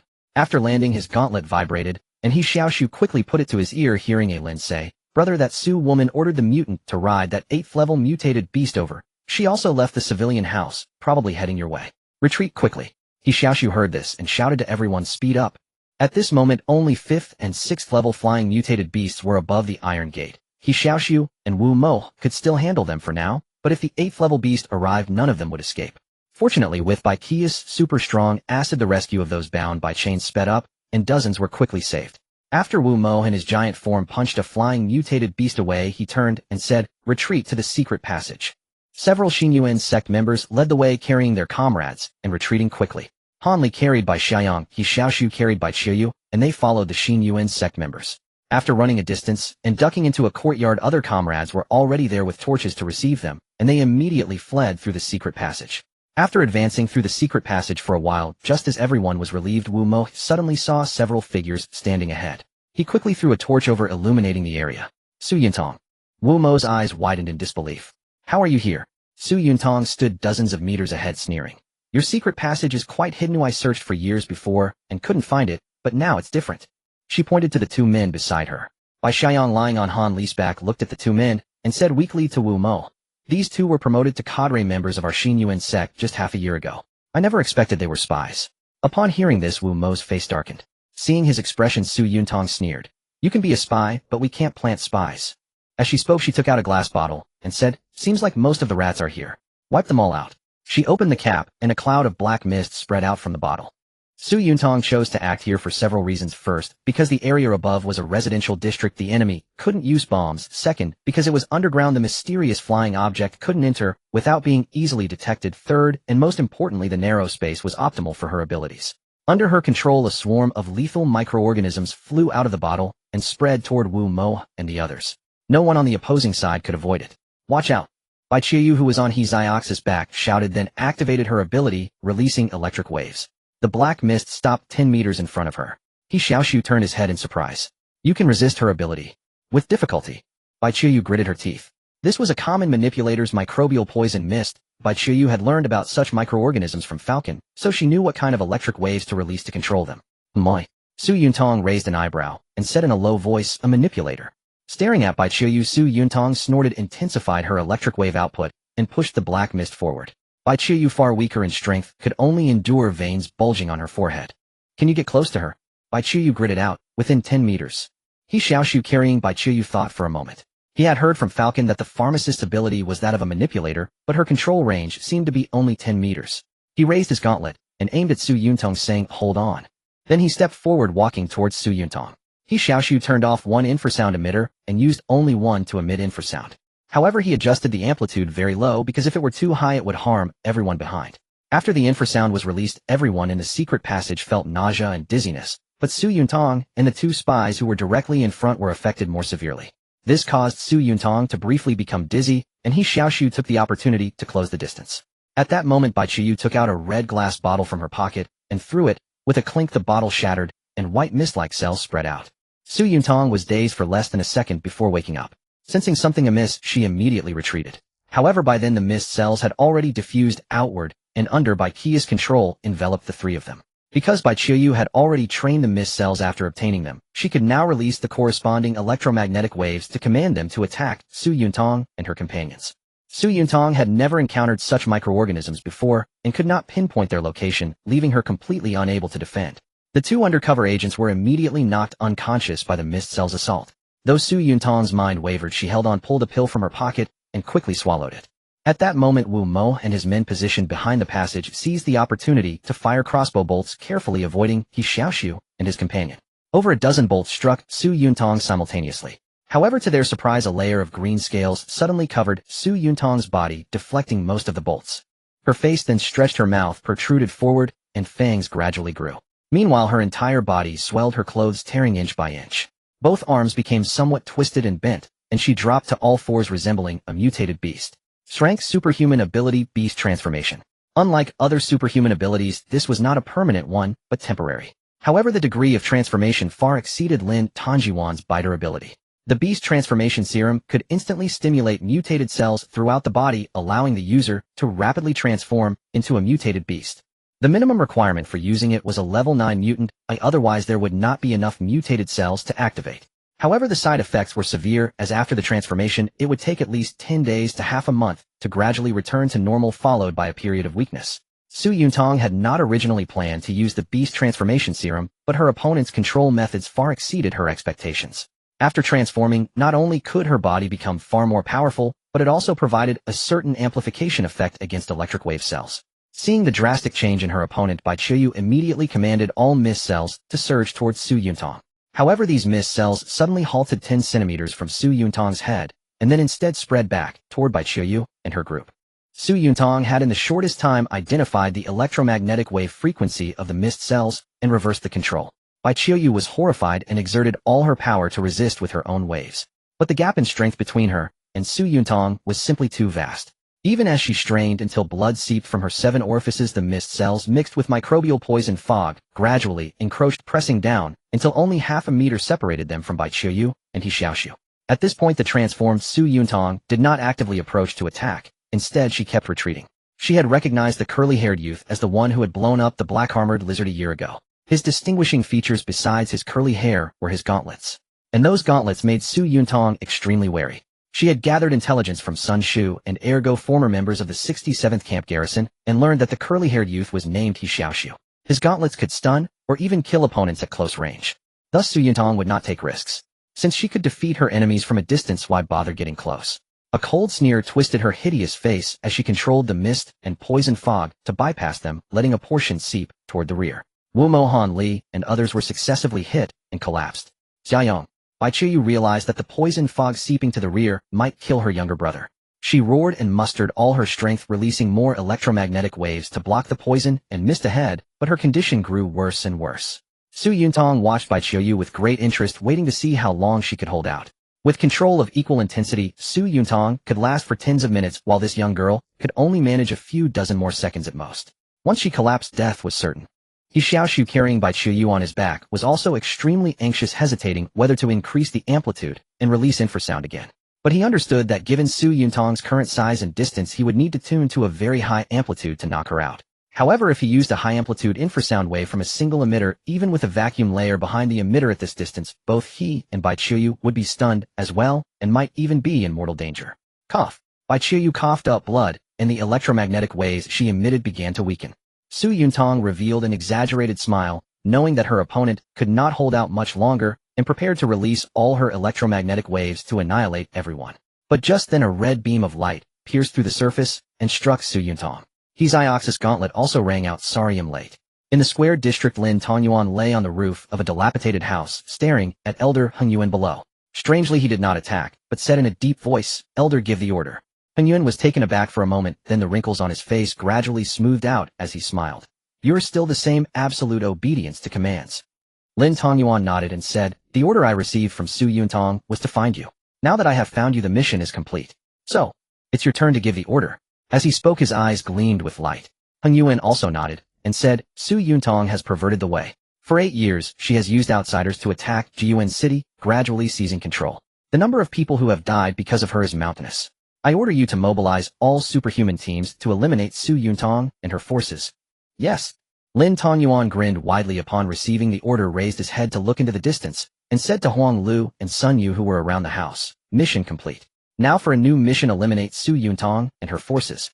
Huang Lu and Sun Yu, who were blocking 2 guards, were stunned for a moment, then their faces lit up with ecstasy. "Got it." In the distance, the sharp-faced officer who had been tailing Lin Tongyuan and his group was about to approach the dilapidated house, when he suddenly sensed something and looked up at the roof. But at that moment, a giant sword to his right swung down from above. The sharp-faced officer was horrified and barely managed to dodge, but before he could steady himself, Lin Tongyuan pounced from above, his sharp teeth sinking into the officer's neck. In the Spade District, inside the secret passage. When the red beam struck, even though Su Yuntang quickly dodged as soon as she heard the ground cracking, she could not completely avoid it as the light was almost instantaneous. The arm-thick red beam hit her right flank, leaving a massive wound, and the extreme heat scorched most of her body bright red. Screaming in agony, she dodged to the left and fled toward the other side of the passage. Who was it? Su Yuntang fled in terror, utterly unable to fathom where the attack had come from. The terrifying bombs, the mysterious flying object, none of these were the methods of those underground elements. Enduring excruciating pain, she hastily escaped the passage. Once outside, she released electromagnetic waves, and the Desert Eagle King, which had been hovering nearby, immediately flew over and landed before her. She climbed onto its back and commanded it to flee without hesitation. She no longer thought about controlling Jiyuan City, as she only wanted to escape immediately. The Desert Eagle King spread its enormous wings, soared into the sky, and ascended higher and higher, moving away from Jiyuan City. Only after flying a great distance and turning to see that the city was reduced to a tiny circle in the distance did she finally breathe a sigh of relief. But before she could fully exhale, another arm-thick red beam shot down from the sky, piercing the Desert Eagle King's head. Su Yuntang's eyes widened, her entire body trembling as she stared at the sky. The beam came from the heavens. The Desert Eagle King plummeted, crashing onto a barren grassland. Su Yuntang tumbled off, its massive body crawling frantically on all fours. "God, I was wrong. Don't kill me. I was wrong. I was wrong." She screamed in terror, crawling wildly in panic. Another beam struck down, hitting her leg and instantly incinerating her right leg, while the intense heat turned her entire lower body into charcoal. Only her upper body remained barely clinging to life. She stared at the azure sky, her throat sounding like a bellows, emitting only a rattling ha-ha-ha. Only now did she understand that it was heaven that was hunting her down. A divine punishment abhorred by both gods and men. Not far away, several reedy dogs drawn by the scent gradually approached. Discovering the prey, the famished beasts charged forward, bearing sharp teeth, and savagely tore at the half-body, ripping it into chunks and swallowing them. In the underground passage of the Heitao district, after Su Yuntang escaped, He Xiaoxu confirmed through his gauntlet that Falcon had reconnected, and the beam of light just now was caused by him. Without bothering to praise Falcon is awesome, He Xiaoxu noticed that Bai Qiuyu, who was lying on his back, seemed to be in a somewhat abnormal state. After overusing her extraordinary ability, Bai Qiu's side effects struck prematurely, and the intensity far exceeded any previous episode. It was as if thousands of knives were slashing her body. Bai Qiuyu screamed in agony. "Are you alright?" He Xiaoxu quickly set her down, and saw that her veins were bulging all over her body, her teeth clenched in agony. "Glucose." Bai Qiuyu forced out the words through gritted teeth, her face turning blue and drenched in sweat. Hearing this, He Xiaoxu realized that the side effects of a controller could be alleviated with sugar. Groping her pockets, He Xiaoxu asked, "Where did you put it?" "Right side." Quickly reaching into the right pocket of her trench coat, He Xiaoxu soon found a blue glass bottle. Seeing the word glucose on it, he hurriedly opened it and made Bai Qiyu drink it. Yet even so, Bai Qiu's pain was not relieved, only the bulging veins on her face receded slightly. Curling up, Bai Qiu trembled all over, and the screams from her throat grew hoarse. Not far away, Bai Xiang, barely conscious, heard Bai Qiu's screams. His body covered in fractures, he woke up, his face caked with dried blood and dirt lifting slightly. He stretched out his hand and struggled to crawl over. "Hey, don't move." He Xiaoxu shouted at Bai Xiang. "He'll take her to the hospital first, then send someone to rescue you." Both siblings were now in critical condition, but He Xiaoxu could only save one first. Moreover, unsure how Jiu Shang and Xine Yuanjun were after inhaling the microbial toxic mist, He Xiaoxu frowned and checked the few people behind him. He found they still had heartbeats, likely just unconscious. He slapped Han Li's face hard, trying to wake him. With a hiss, Han Li half opened his eyes, his head splitting with pain, and asked, "Where's Su Yuntong?" Before He Xiaoxu could answer, Liu Yi's voice came from the gauntlet, "She's dead." He Xiaoxu and Han Li's eyes widened at the news, then both sighed in relief. Without bothering to ask Falcon for details, He Xiaoxu said to Han Li, "Wake everyone up. He'll take the pharmacist to the hospital first." With that, he walked back to Bai Qiu. She was now writhing in excruciating pain, curled up, letting out hoarse moans from her throat. In this state, He Xiaoxu couldn't carry her on his back. Instead, he hooked his arms under her neck and legs, lifting her up, and then ran out of the passage from another direction. Since the area ahead might still be filled with microbial toxic mist and flying fog cells, He Xiaoxu feared passing through there would affect him, so he had to return to the entrance they had used. Feeling Bai Qiu trembling more violently in his arms, He Xiaoxu quickened his pace and shouted into the gauntlet, "Falcon, where is the hospital in the Heitao district?" At that moment, Falcon was still flying high to avoid the flying mutated beasts in the sky and had not descended. However, Liu Yi could still guide He Xiaoxu because his satellite's camera and remote sensing components had been repaired, allowing him to clearly see all buildings in Jiyuan City, including the movement of human figures. Left. After answering, Liu Yi added, "Just keep moving forward, ignore those flying beasts in the sky. They'll handle them." "Alright, I'm counting on you." He Xiaoxu held Bai Qiu tighter to prevent her from slipping due to the jostling, and then sped up again. Blue Star Low Earth Orbit. Liu Yi's high-energy laser cannon aimed at Jiyuan City on the ground. Once those flying mutated beasts moved directly above an uninhabited area, he would fire and shoot them down. The lizardmen who had been patrolling the skies above Jiyuan City for Su Yuntong were horrified to see their comrades being struck down one by beams of light from the sky. They dared not linger any longer, mounted their flying mutated beasts, and fled Jiyuan City. After shooting down a few of the most threatening mutated beasts, Liu Yi stopped killing. He wanted to see where the lizardmen's lair was. Fanghuai District. Lin Tongyuan, leading Huang Lu and Sun Yu, attacked Su Yuntong's subordinates stationed in the Fanghuai District. With their combined efforts, they quickly eliminated a squad. Looking up, they saw the flying mutated beasts in the sky beginning to retreat. Sun Yu thrust his great sword into the ground, shielded his eyes with his hand, and said, "Did you see a red flash just now?" "What do you mean?" Lin Tongyuan had been focused on defeating the enemy and hadn't noticed the sky. Frowning slightly, Sun Yu said, "I think I saw a flash of red light, and then a flying mutated beast fell. Is someone attacking?" Lin Tongyuan reloaded his crossbow. Huang Lu, with thinning hair, was about to say something when the communicator on his back rang. He quickly decoded it.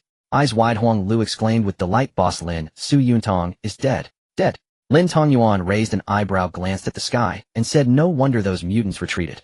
Sun Yu asked in confusion, "Who sent the message?" Huang Lu shook his head, indicating he didn't know. Seeing a group of guards approaching in the distance, Sun Yu pulled out his greatsword and said, "Regardless, let's deal with the enemy first." "Wait." Lin Tongyuan stopped. Sun Yu looked at the guards and shouted, "Su Yuntong is dead. How long will you continue to do evil?" The guards who were about to attack froze at the words, stopped in their tracks, and looked up at the sky, seemingly wavering. Heitao District, the underground passage. After waking everyone up, Han Li carried Bai Xiang on his back and followed the others out of the passage to head to the hospital for treatment. As the news of Su Yuntong's death spread, the guards who had been searching the city ceased their missions and returned to their posts, waiting for the situation to stabilize. Meanwhile, the extraordinary squads that had been on patrol outside Jiyuan City were also returning one after another. After learning the full story, they were only filled with shock and disbelief. But regardless, the chaos could not continue indefinitely. These members of the extraordinary squads never cared about politics. Like Lin Tongyuan, they basically only followed orders. Now, with the Elder Council almost entirely wiped out, the City Lord dead, the Military Affairs Bureau Chief dead, and the so-called acting city Lord Su Yuntong also dead, the only surviving high-level figure in the entire Jiyuan City was Hung Yuan.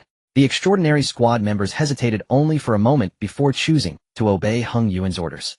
Meanwhile, the guards had suffered considerable losses in this civil war. Although they had always only obeyed the Military Affairs Bureau, they were now leaderless and circumstances were stronger than individuals. The various officers of the guard also chose to submit to Hung Yuan. With the endorsement of various factions, Hung Yuan smoothly became the new city lord of Jiyuan City.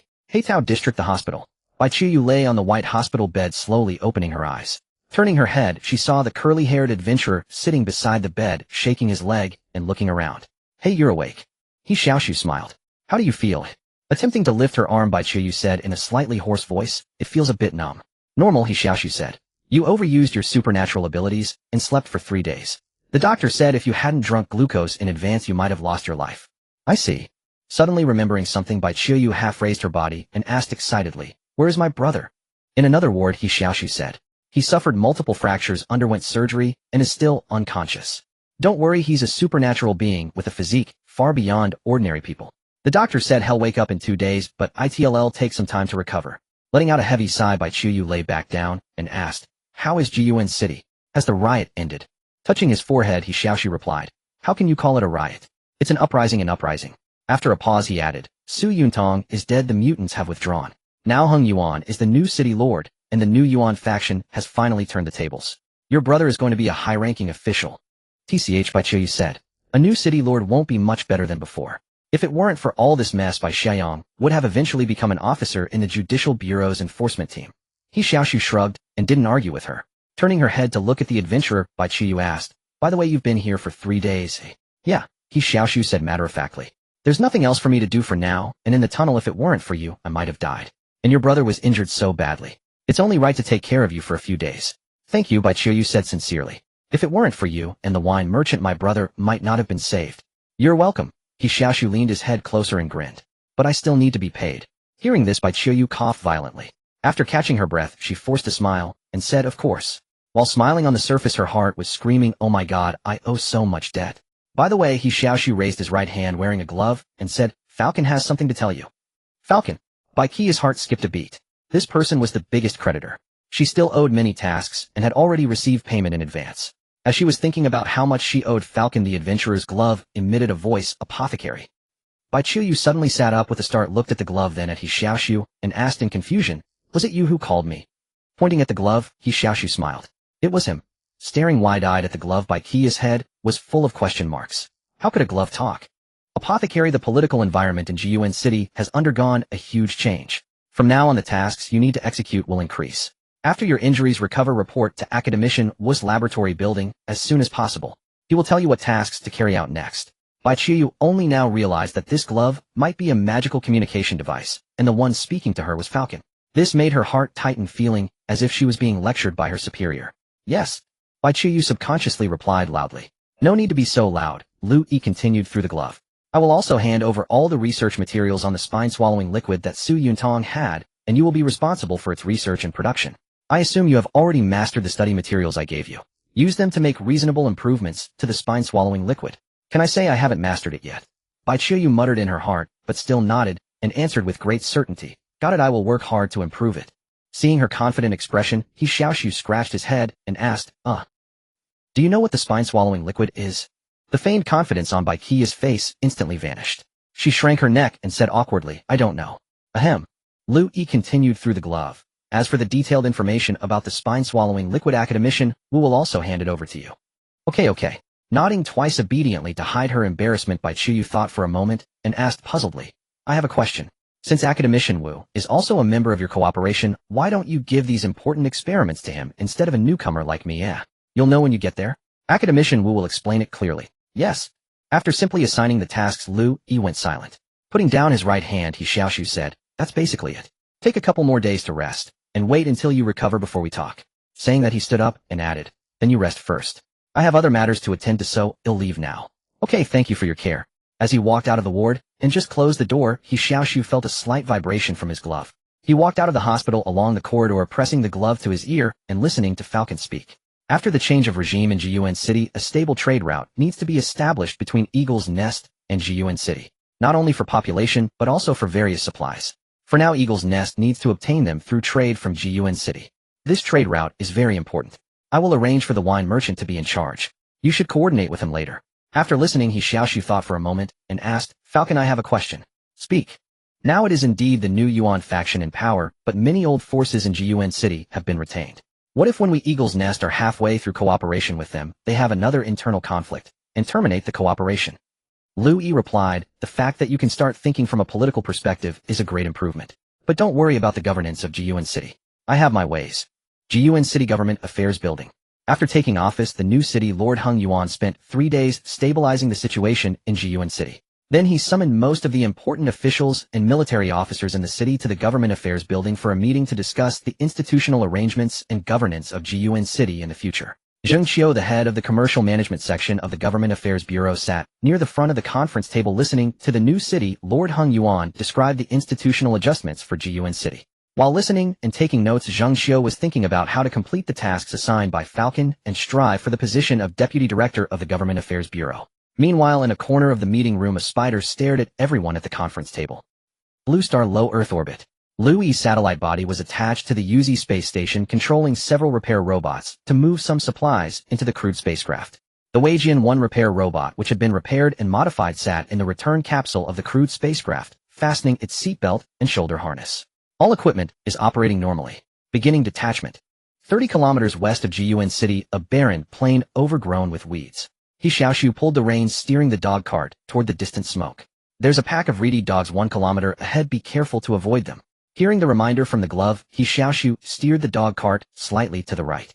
After advancing a distance, he turned his head to the left and saw a huge carcass lying in the distance, surrounded by a pack of reedy dogs feasting on it. That couldn't be the corpse of the Desert Eagle King. He Xiaoxu exclaimed in surprise. How did it die here? Liu Yi replied through the glove. A few days ago, Su Yuntong tried to ride the Desert Eagle King to escape, but was killed, so it fell here. Raising an eyebrow, He Xiaoxu asked, so Su Yuntong's body is also nearby. Can I go over and take a look? He wanted to see how gruesomely his enemy had died. The reedy dogs have already eaten her long ago, Liu Yi said. Don't wander off. There are too many reedy dog packs here. If they surround you, I won't be able to save you. Oh, He Xiaoxu responded, and didn't insist on going over. He continued steering the dog cart toward the destination. A dozen minutes later, he saw a huge metal structure resembling an upside-down bowl standing on the grassland covered with a large white cloth. What is that? He Xiaoxu asked in confusion. Liu Yi paused for a moment and replied, you could say it's my avatar. Avatar? He Xiaoxu's face lit up with curiosity. He sped up and soon arrived beside the metal structure. It was over 3 meters tall with a charred black surface as if scorched by fire. The outer layer was covered with a fine honeycomb-like structure, and there was a circular window in the front. As He Xiaoxu was circling it, a circular iron plate on the top of the metal structure opened like a kettle lid, revealing a circular hatch, and then a small robot climbed out from inside. Whoa. Wow. He Xiaoxu's eyes sparkled. A robot, a real robot. What's all the fuss? The maintenance robot labeled Gongjian 1 raised its head, the red dot in the center, looking at He Xiaoxu, and spoke. There are still many supplies in the return capsule. Hurry and unload them. All right. He Xiaoxu climbed into the return capsule on all fours, then crawled through the circular hatch. Following Falcon's instructions, he unfastened the metal boxes fixed inside one by one and moved them onto the dog cart. Liu Yi, controlling the Gongjian 1 robot, stood nearby, moving his limbs and feeling that walking was somewhat unstable. The Gongjian 1 maintenance robot was primarily designed for space station service, so many of its functions were not well suited for ground use, and it was normal for it to be unstable to control. But that didn't matter. Liu Yi had sent down plenty of supplies, enough to adjust Gongjian 1 for ground use. After He Xiaoxu had moved all the supplies from the return capsule onto the dog cart, Liu Yi told him to cover the return capsule with the parachute cloth and wrap it up. Leave the return capsule here for now. He'll have Zhou Shang bring people to move it later. Let's head back to Eagle's Nest first. As he said this, Liu Yi controlled the Weijian 1 robot to climb onto the back of the dog cart. Scratching his head, He Xiaoxu asked, won't it be stolen if we leave it here? Can you move something that weighs several tons? Liu Yi replied. And what do you think your shabby dog cart can do? It would be crushed instantly. That's true. He Xiaoxu smiled, jumped onto the dog cart, pulled the reins, and steered it back toward Eagle's Nest.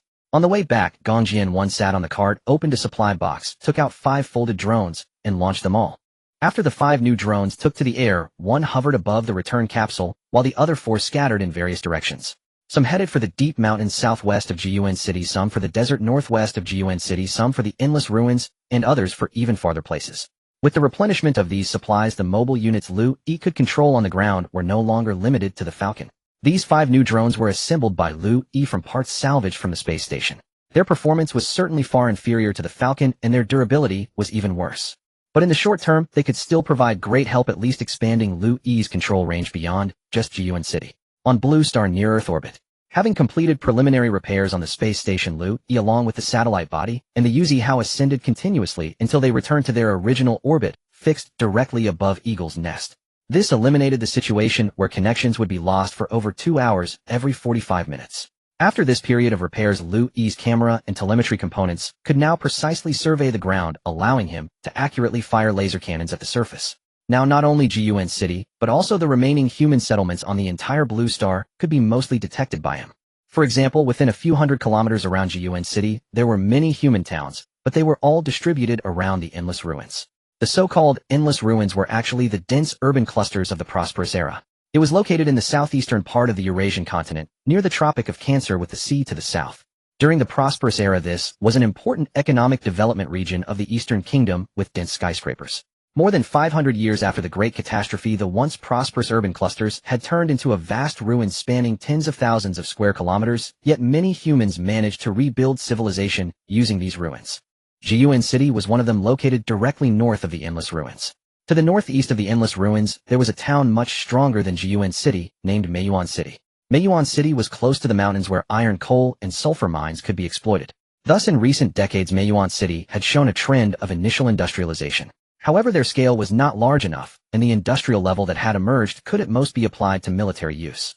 Liu Yi also knew that in the past decade or so, Meiyuan City had shown a tendency to expand. They had coveted the nearby Jiyuan City for a long time and often sent agents to infiltrate it.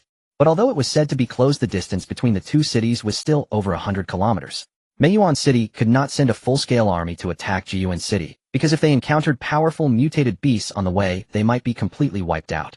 So for now, Meiyuan City's ambition to annex Jiyuan City remained only in the planning stage, requiring a long time to develop. Besides Meiyuan City, there were a dozen other towns of various sizes around the endless ruins, and deep in the mountains there were many human settlements that continued in the form of tribes. Like Jiyuan City, they often sent scavengers or exploration teams into the endless ruins to retrieve relics of the prosperous era. But few could venture deep into the endless ruins. In particular, the military base in the core area of the endless ruins had never been approached by anyone to this day. After the successful revolution in Jiyuan City and the gradual stabilization and enlightenment of its politics, Liu Yi's next step was to organize a team to venture into the military base deep within the endless ruins. Although there were 333 military bases scattered across the globe by the end of the prosperous era, Liu Yi did not yet have sufficient influence over the others. Moreover, the military base deep within the endless ruins was one of the largest at the time, and the supplies stored there were undoubtedly extremely abundant. When the full-scale war broke out in 2032, vast quantities of resources from the prosperous era were concentrated in military bases, including various industrial resources and high-tech technologies. If Liu Yi could gain control of this military base, he would secure enough industrial raw materials to truly initiate full-scale industrialization. Only with a robust industrial level on the ground could he supply his satellites, sending materials into low Earth orbit to further enhance his own capabilities. Of course, these were only preliminary ideas. To start industrialization, talent was the key. Nevertheless, industrial raw materials were indispensable, and the military base deep within the endless ruins had to be secured as soon as possible. Liu Yi had previously dispatched the Falcon deep into the endless ruins to survey the base's condition. However, as soon as it entered the heart of the ruins, it almost came under attack. Although the Falcon could conceal its tracks using optical camouflage, the dangers within the ruins were far greater than those on the periphery. Apart from mutated beasts, there were various other hazards. If the Falcon continued deeper, the risk of destruction would increase significantly. As Liu Yi's most important ground asset, the Falcon was not meant for reckless adventures. Fortunately, by now the camera and telemetry components of Liu Yi's satellite had been repaired, allowing him to clearly observe the ground. Yet he discovered that most of the buildings in the heart of the endless ruins, including the military base, were covered by some strange green vegetation, and a faint white mist permeated the area, making it nearly impossible to discern the details within. To scout the situation in detail, he needed to send people in. Moreover, Liu Yi's task was not merely exploration. He also had to clear a safe passage from the Eagle's Nest to the military base in order to transport the supplies out. Alternatively, he could simply occupy the entire military base and develop it internally. But that would require eradicating and controlling all the mutated beasts within the endless ruins. Achieving these goals would demand a sufficient number of personnel. For the time being, Liu Yi was not in a particular hurry. He could prepare for a while before sending people to attempt an exploration of the endless ruins. Meanwhile, in the Spade district of Jiyuan City, Bai Qiyu, who had recovered, sat beside her comatose younger brother by Ziyang's hospital bed. Worry and anger mingled within her. Turning her head, she glanced at Wu Mo sitting on the other side, and asked, "When did he join your new Yuan sect?" Wu Mo could sense the displeasure in Bai Qiu's tone. He pulled his scarf up to cover half his face, and replied cautiously, "About 2 years ago." 2 years. Bai Qiu gritted her teeth, glaring furiously at the unconscious Bai Xiaoxu. He was only 14 then. How could you let such a little kid participate in such dangerous activities? Wu Mo shrank his neck slightly, and answered in a low voice. I joined the New Yuan sect when I was 12. That's different. Bai Qiyu took a deep breath. The point is this brat hid it from me for 2 years. I was wondering where he got all those strange ideas. So it was you who taught him. Actually I haven't known him for very long. He was brought in by someone else. Wu Mo tried to deflect Bai Qiu's anger. No matter who brought him in, he's still part of your New Yuan sect. Bai Qiu picked up a fruit and bit into it fiercely. After chewing a few times, her tone softened. What's done is done. Blaming you won't help. And most likely this kid acted on his own.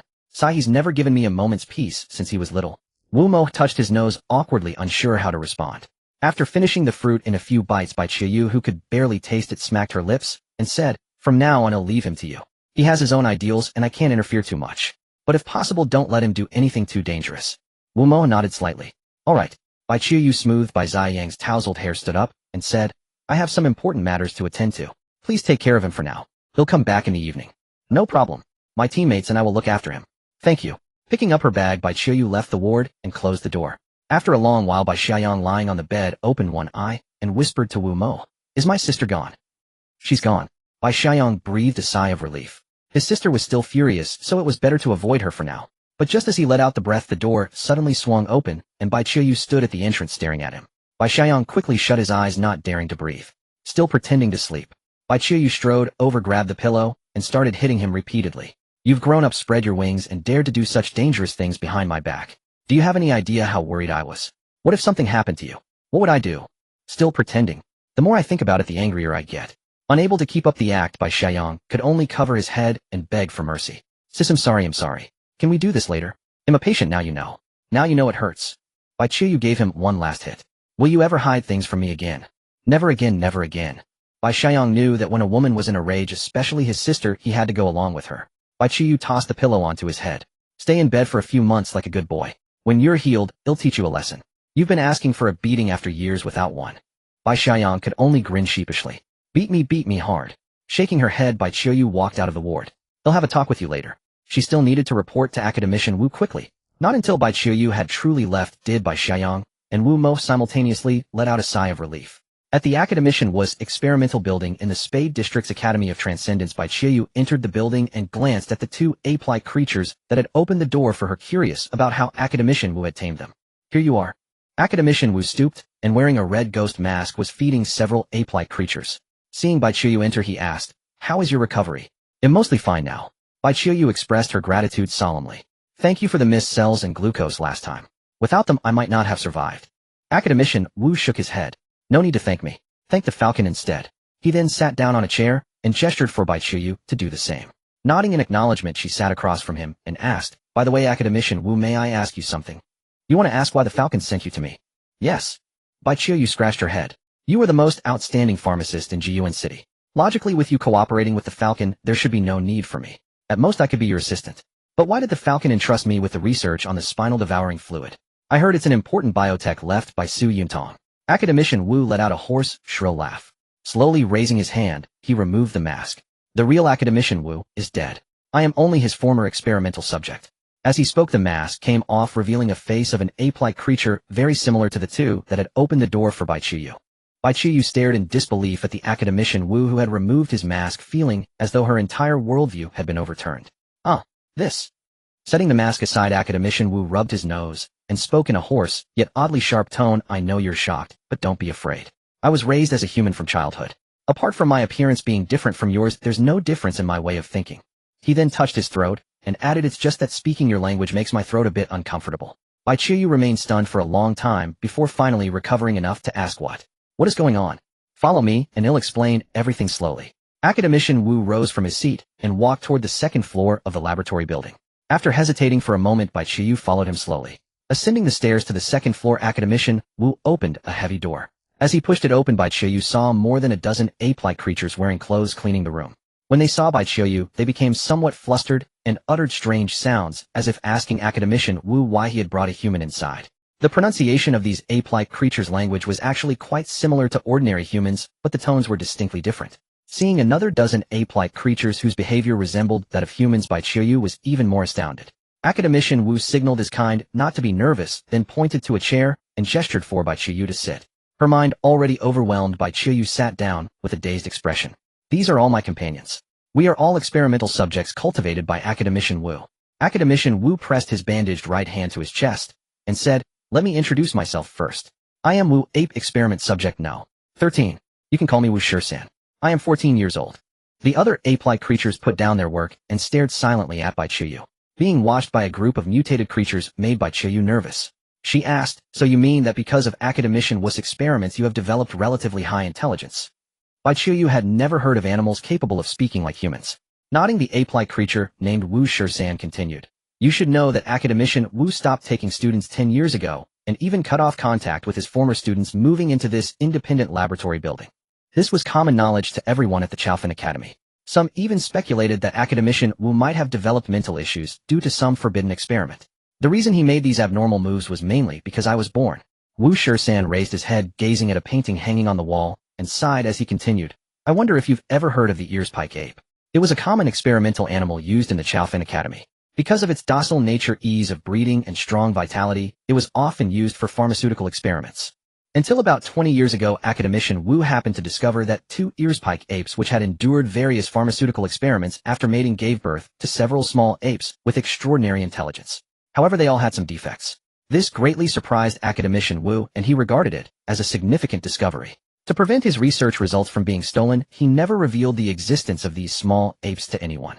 Later, Academician Wu secretly raised these small apes to maturity. By mating them with other earspike apes, he successfully bred healthy and extraordinarily intelligent earspike apes, including me. Academician Wu regarded us as a new species and named us Wu apes. Initially, he intended to find out which pharmaceutical agent had induced the high intelligence in the genetically mutated small apes. But after 10 years of research, he could not find the cause. The main reason was that the first two earspike apes, my grandparents, had undergone too many pharmaceutical experiments, making it impossible to identify which agent or factor had taken effect. That's why Academician Wu couldn't find the answer. However, when I was 4 years old, I displayed intelligence far surpassing that of my parents' generation, which redirected Academician Wu's research focus. He devoted himself to raising me into an existence comparable to humans. Moreover, perhaps because of the long research period, Academician Wu developed feelings for us Wu apes. He moved to this laboratory building, giving us a space to live normally. Listening to Wu Shisan's detailed account, Bai Qiyu was alternately shocked that ordinary earspike apes could produce genetic mutations in their offspring from pharmaceutical experiments, and astonished that Academician Wu had moved to a standalone laboratory building just so these Wu apes could live normally. It was well known that every inch of land in the Qiaofan Academy was extremely precious. If Academician Wu had not made significant contributions to the academy in the past, it would never have granted any academician a separate building. Under Academician Wu's care, we grew up gradually. Wu Shisan continued. He was like a father to all of us Wu apes, taking care of our daily lives, teaching us human language, and even teaching us to read. Most Wu apes, in fact, still have slightly inferior intelligence compared to humans. But I am somewhat exceptional. Academician Wu once said that in certain aspects my intelligence even surpasses that of humans. Compared to my other companions, I have fully mastered human language, read many books, and even learned some pharmacology from Academician Wu. I had thought our lives could continue like this forever. But 3 years ago, Academician Wu suddenly fell ill and passed away. At this point, Wu Shisan's face showed a hint of sorrow. He took a breath before continuing, "Academician Wu's death left all of us Wu apes without support. Fortunately, 6 years ago, when he was already old and ill, Academician Wu had considered our future situation. From that time on, he began wearing a black robe and a red ghost mask, deliberately concealing his appearance. He told us that if he was no longer around, I should wear this outfit and pretend to be him.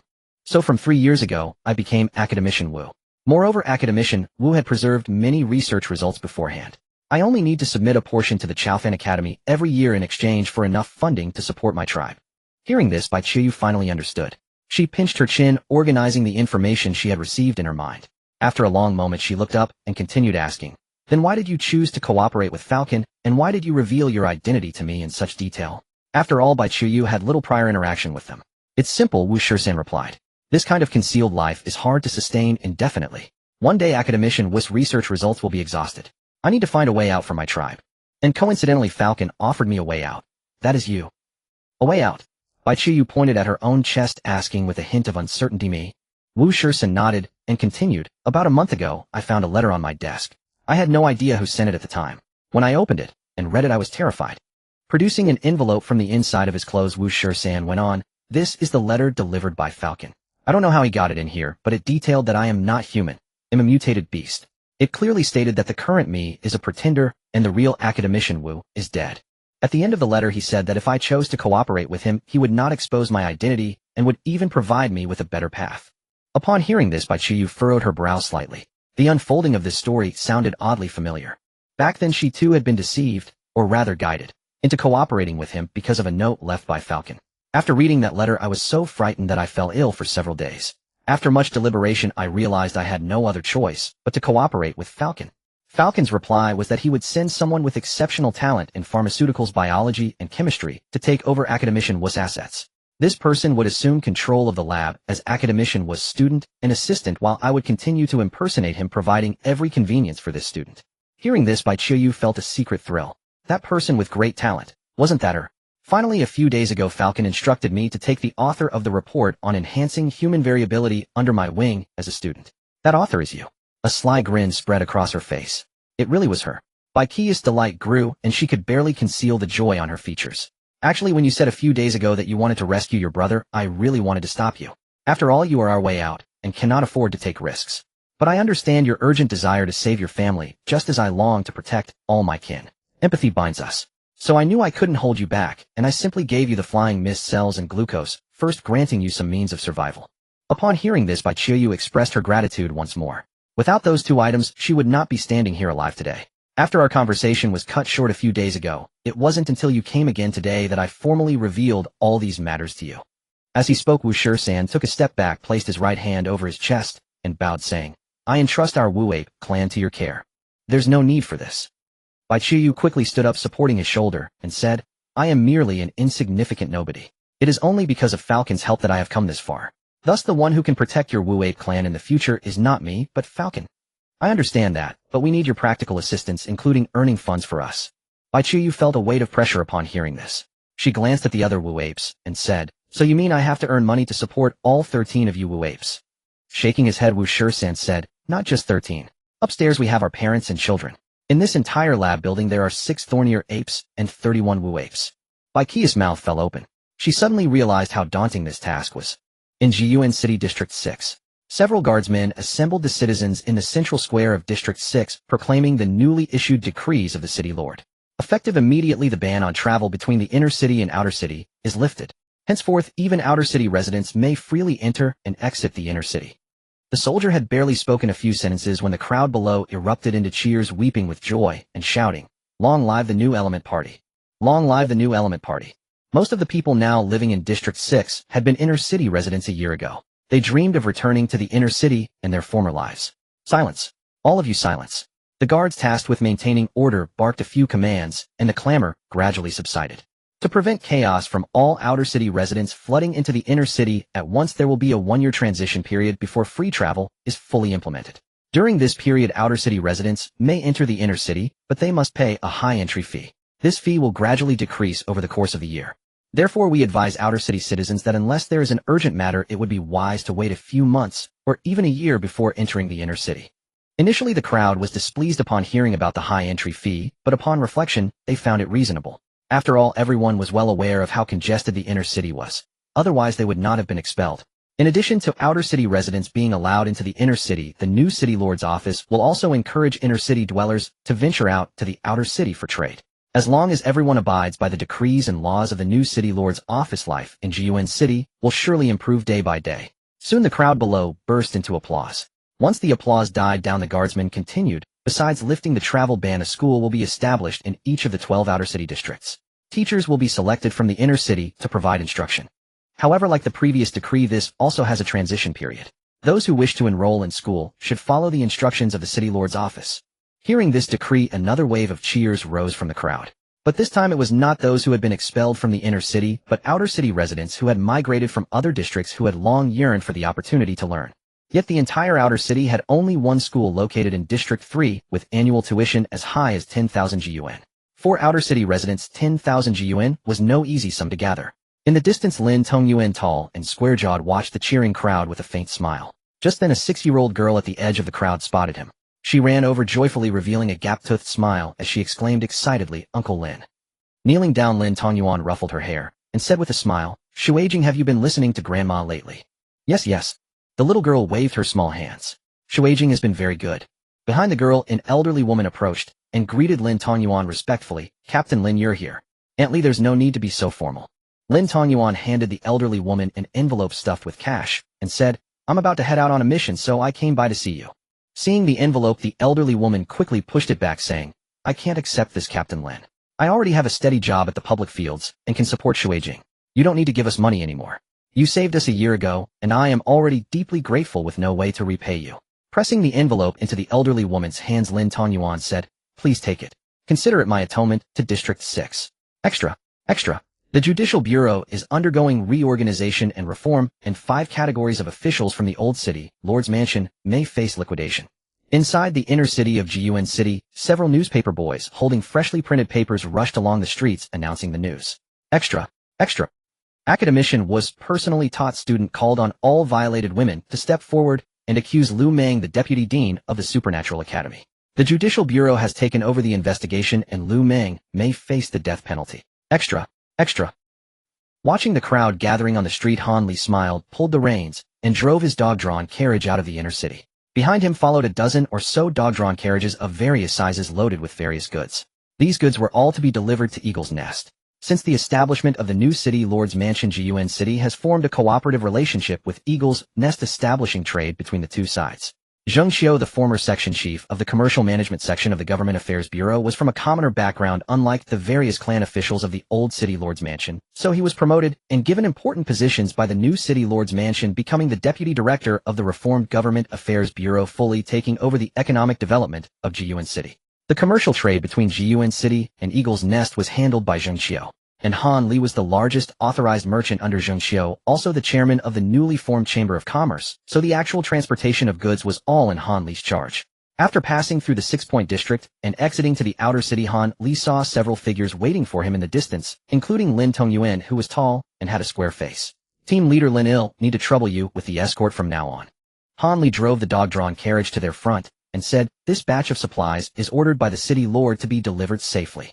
Lin Tongyuan placed his right hand diagonally over his chest, nodded slightly, and replied, "Rest assured, President Han. Our supernatural teams 5, 6, and 7 have already scouted ahead.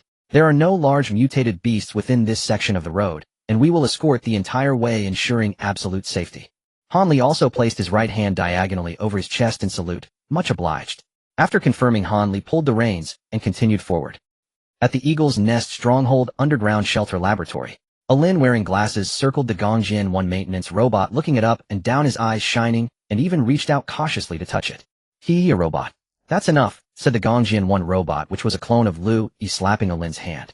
"How is the biogas generator I asked you to experiment with coming along?" Standing up straight, a Lin adjusted his glasses, pointed at the computer in the laboratory, and smiled. "It has been completed successfully. With sufficient biogas, the generator can run continuously for over 6 hours without any problems. The electric motor we were working on simultaneously has also been completed. The experimental data are all saved in the computer." Liu Yi's clone moved to the computer, called up the experimental data, quickly read through them, and said, "Very good. In that case, you have mastered 3 technologies: the biogas internal combustion engine, the biogas generator, and the electric motor." Lin had successfully experimented with the biogas internal combustion engine 2 months ago, and he further researched the biogas generator based on that engine. "I've already asked Han Li to transport more materials from Jiyuan City. Your next research direction is to apply the biogas internal combustion engine to railway trains." "Railway trains?" Lin's eyes lit up, very interested. "Simply put, it's a train," Liu Yi explained carefully. "Jiyuan City and Eagle's Nest are not far apart, only 13 kilometers, but the road is perilous. It's very unsafe for ordinary people to come here, and we cannot escort everyone. But in the future, Eagle's Nest urgently needs to absorb population from Jiyuan City. So the next plan is to build a railway between Jiyuan City and Eagle's Nest. Eagle's Nest will provide the technology and Jiyuan City will handle production. The two sides will cooperate in its construction." In fact, among the researchers in Jiyuan City, most had absorbed basic knowledge from the prosperous era and understood the principles of internal combustion engines. However, due to the small area of Jiyuan City, they rarely turned these principles into technology and applied them to transportation. Therefore, the researchers in Jiyuan City only remained at the theoretical level in this regard. They were more inclined to invest their efforts in telegraphs and telephones. Moreover, Liu Yi wanted Eagle's Nest to take the lead in this railway, so he assigned a Lin to be responsible for the technology. More importantly, Liu Yi could use computers to help a Lin run various scenario simulations, enabling him to more comprehensively identify problems that might arise during construction. After transferring the already compiled materials to the laboratory computer, Liu Yi said, "Take some time to study the materials first, then use the computer here to run simulations." Lin nodded excitedly, but soon remembered something, and said, "But there's a problem. The computers here have permission restrictions. I can't use most of the functions including the simulation experiments you mentioned." The round head of the Gongjian 1 robot displayed a smiley face. Liu Yi said, "Don't worry.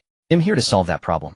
With that, Liu Yi opened a relatively large supply crate, took out a square metal box, and placed it on the control console. "What is this?" Alin asked curiously. "This is also one of my clones," Liu Yi replied. "Its computing power exceeds that of all the central processors in the laboratory's computers. It can crack their permission restrictions." Saying this, Liu Yi controlled the Gongjian 1 robot to connect the square metal box to the laboratory's computers. At that instant, the artificial intelligence that Liu Yi had copied into the metal box began to infiltrate all the computers in the laboratory. Although Liu Yi did not send the satellite itself back to Earth, he copied a portion of his data consciousness, modified it into an artificial intelligence, and stored it in a high-performance computer. However, Liu Yi did not know what kind of existence his consciousness truly was, so he dared not touch the core of his consciousness. He merely copied it, roughly like drawing a tiger with a cat as a model, resulting in an incomplete artificial intelligence program. But even so, this AI far surpassed ordinary artificial intelligence. The computers in the shelter's laboratory originally had an artificial intelligence named Lanke. In the prosperous era, Lanke was considered a relatively advanced AI. However, compared to Liu Yi's, it could only be considered an artificial idiot. Previously, because the distance was too great and the computing power of the Falcon was insufficient, Liu Yi was unable to crack Lanke's restrictions. But now, with the high-performance computer sent down coupled with Liu Yi's remote control, cracking the permission restrictions was not a difficult task. It took about half an hour. Liu Yi cracked all of Lanke's firewalls and successfully infiltrated its core, obtaining its source code. Immediately afterward, Liu Yi combined the incomplete artificial intelligence he had copied with Lanke's source code, hatching a new artificial intelligence. The newly generated artificial intelligence still could not be classified as strong AI. Perhaps it could pass the Turing test, but compared to an entity like Liu Yi who possessed complete self-awareness, it was merely a program. Liu Yi named this newly generated AI Liu Air. Since he had full mastery of the source code, he could easily replicate Liu Xin, Liu Si, Liu Wu, and so on. After all, they were merely programs devoid of any emotional coloring. However, Liu Air still played a significant role. Since Liu Yi was suspended high in the sky, there were considerable limitations in data transmission, with the ground preventing him from handling many complex issues. Liu Yi's plan was to modify the Gongjian 1 on the ground into a robot with higher degrees of freedom for its limbs, and then install Liu Air, the AI. Normally, Liu Yi would only need to send simple commands, and Liu Air would handle the specific situations. After obtaining full access to all the computers in the laboratory, Liu Yi immediately copied all data from the database and slowly transmitted it to his main body. Over a year ago, when Liu Yi was watching the videos of the mad scientist Lin Ziyu, he reached the last month's videos, but could not view them due to permission restrictions. This infuriated him so much that he nearly used lasers to destroy all the computers. Now, with all permissions lifted, Liu Yi was able to access all files.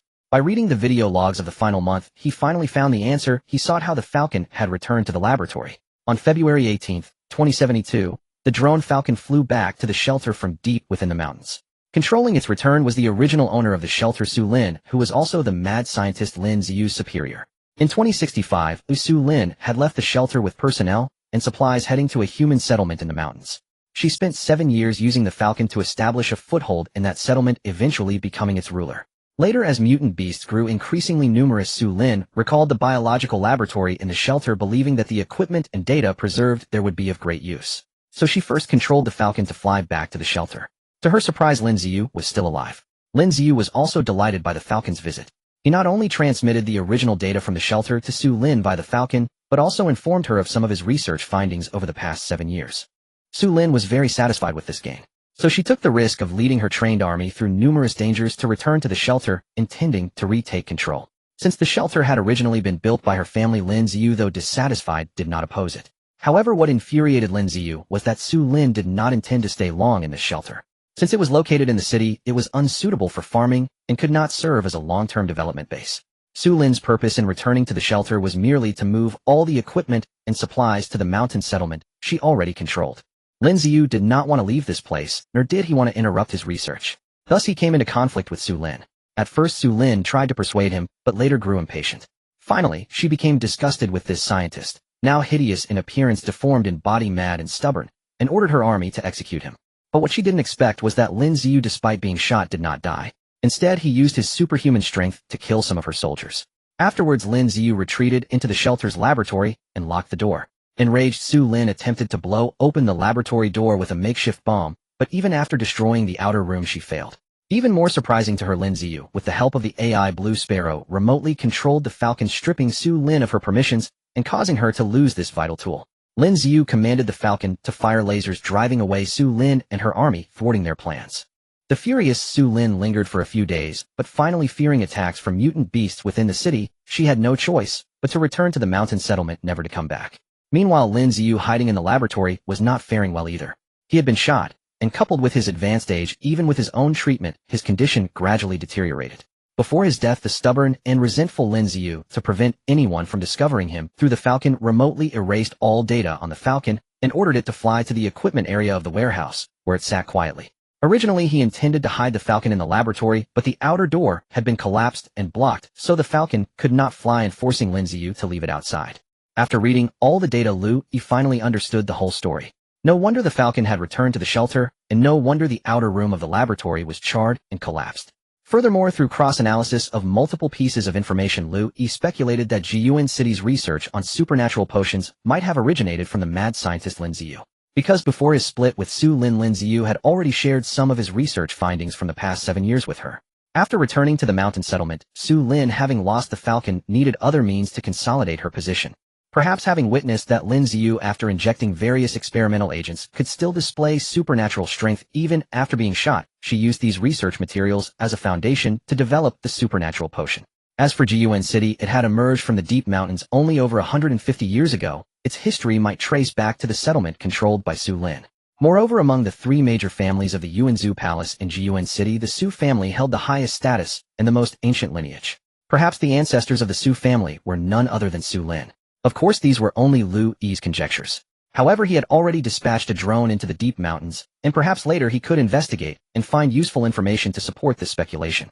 Of course, whether this conjecture was correct or not no longer mattered, since Liu Yi had already destroyed the Su family of Jiyuan City. The most important thing was the experimental data left by Lin Ziyu. Now that Liu Yi had obtained the entire database, he was fully capable of continuing Lin Ziyu's unfinished experiments, striving to unravel the truth behind the mutant virus. Of course, this would take time.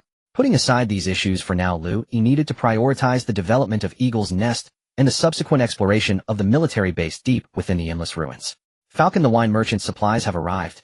He Xiaoxu, with his curly hair, walked excitedly into the laboratory and said, "Besides the supplies, there are 30 laborers willing to migrate to our Eagle's Nest." Liu Yi, controlling the Gongjian 1 robot, turned its head and replied, "Good.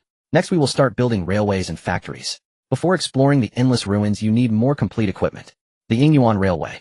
A cumbersome locomotive pulling 6 carriages advanced slowly at a speed of 20 kilometers per hour. Compared to the trains of the prosperous era, this ugly and heavy machine crawled like a tortoise. Yet compared to dog-drawn carts, its speed was not much slower, while its cargo capacity was tens of times greater." He Xiaoxu, with his curly hair, sat atop the locomotive, feeling the gentle breeze and shouting with delight. A Lin wearing glasses poked his head out from the cabin below and said, "Bro, can't you sit on the train like a normal person? The view up here is wonderful." He Xiaoxu laughed. "Want to come up and try?" "No, I don't have your agility. If I fall, I'll be in trouble." A Lin ignored him, turned around, and instructed the train driver to be careful before heading to the first carriage. In that carriage sat over 40 passengers, some gazing out the windows, others examining the interior with curiosity on their faces. "It's a miracle that in just 10 months we've recreated a product of the prosperous era." Wine merchant Han Li patted the seat, his face brimming with excitement, for many of the train's components had been transported by his caravan from Jiyuan City to Yingxiao for processing. 10 months ago, when Yingxiao proposed building a railway to connect Jiyuan City and Yingxiao, the people of Jiyuan City were astonished, all believing it impossible. In their memory, trains belonged to the prosperous era. They could not be built in the era of catastrophe. Yet the truth was that given a certain level of steel production and supporting technology, manufacturing trains and laying tracks was not a difficult task. Jiyuan City itself had several iron smelting workshops, sourcing their iron materials from urban ruins. In the past, steel production in Jiyuan City had been quite low, for extracting iron from ruins was no easy feat. Yingxiao solved this problem for them. Actually, it was Liu Yi who could scan the ruins around Jiyuan City to identify areas with high iron content, then direct Jiyuan City to send teams to excavate and collect. At the same time, Yingxiao provided Jiyuan City with more advanced smelting techniques, enabling a significant increase in steel output. Yingxiao supplied design drawings and molds. Jiyuan City smelted steel and cast rough components, which were then transported to Yingxiao for finishing. A complementary cooperative relationship. During this period, Yingxiao absorbed a considerable workforce from Jiyuan, establishing multiple factories and building production lines from scratch. Starting with tool manufacturing, then machine tools, and finally producing train locomotives and carriages. Through division of labor and leveraging their respective strengths, Jiyuan City and Yingqiao managed to open the Yingyuan Railway in just 10 months. And through these 10 months of development, the new city government of Jiyuan seemed to have opened a new world, finally realizing the immense power of industrial production. How is everyone's experience? Alin, just 15 years old, remained calm and composed even among the many dignitaries of Jiyuan City. After all, he was a leader-level figure in Yingqiao. Zheng Xiu, deputy director of the Jiyuan City Government Affairs Bureau, sat in the front seat, also wearing glasses, and said with a faint smile, "Very good. Much safer than dog carts." As he spoke, he looked at Alin, appreciating this fair-skinned youth. Zheng Xiu knew that this young man named Wang Lin was one of Liu Ying's trusted confidants, codenamed Scientist. Over the past 10 months, whether it was the establishment of Jiyuan City's new smelting plant or the laying of railway tracks, everything had been led by Wang Lin. Even if he was merely conveying Liu Ying's instructions, he had executed them flawlessly. At his age, possessing such managerial skills was rare. With Director Zheng's approval, I feel much more at ease. Alin smiled and said, "This train is just a prototype. With this experience, we can improve next time and strive to produce safer, faster trains. For that, we need Director Zheng's enhanced cooperation." Zheng Xiu nodded slightly and replied, "No problem." Through cooperation with Yingqiao, many industries in Jiyuan City have undergone reform and development over the past year. Let us work together to achieve a win-win situation. Although Zheng Xiu's words were official and formulaic, it was true that with Yingqiao's help, Jiyuan City's productivity had leaped forward over the past year.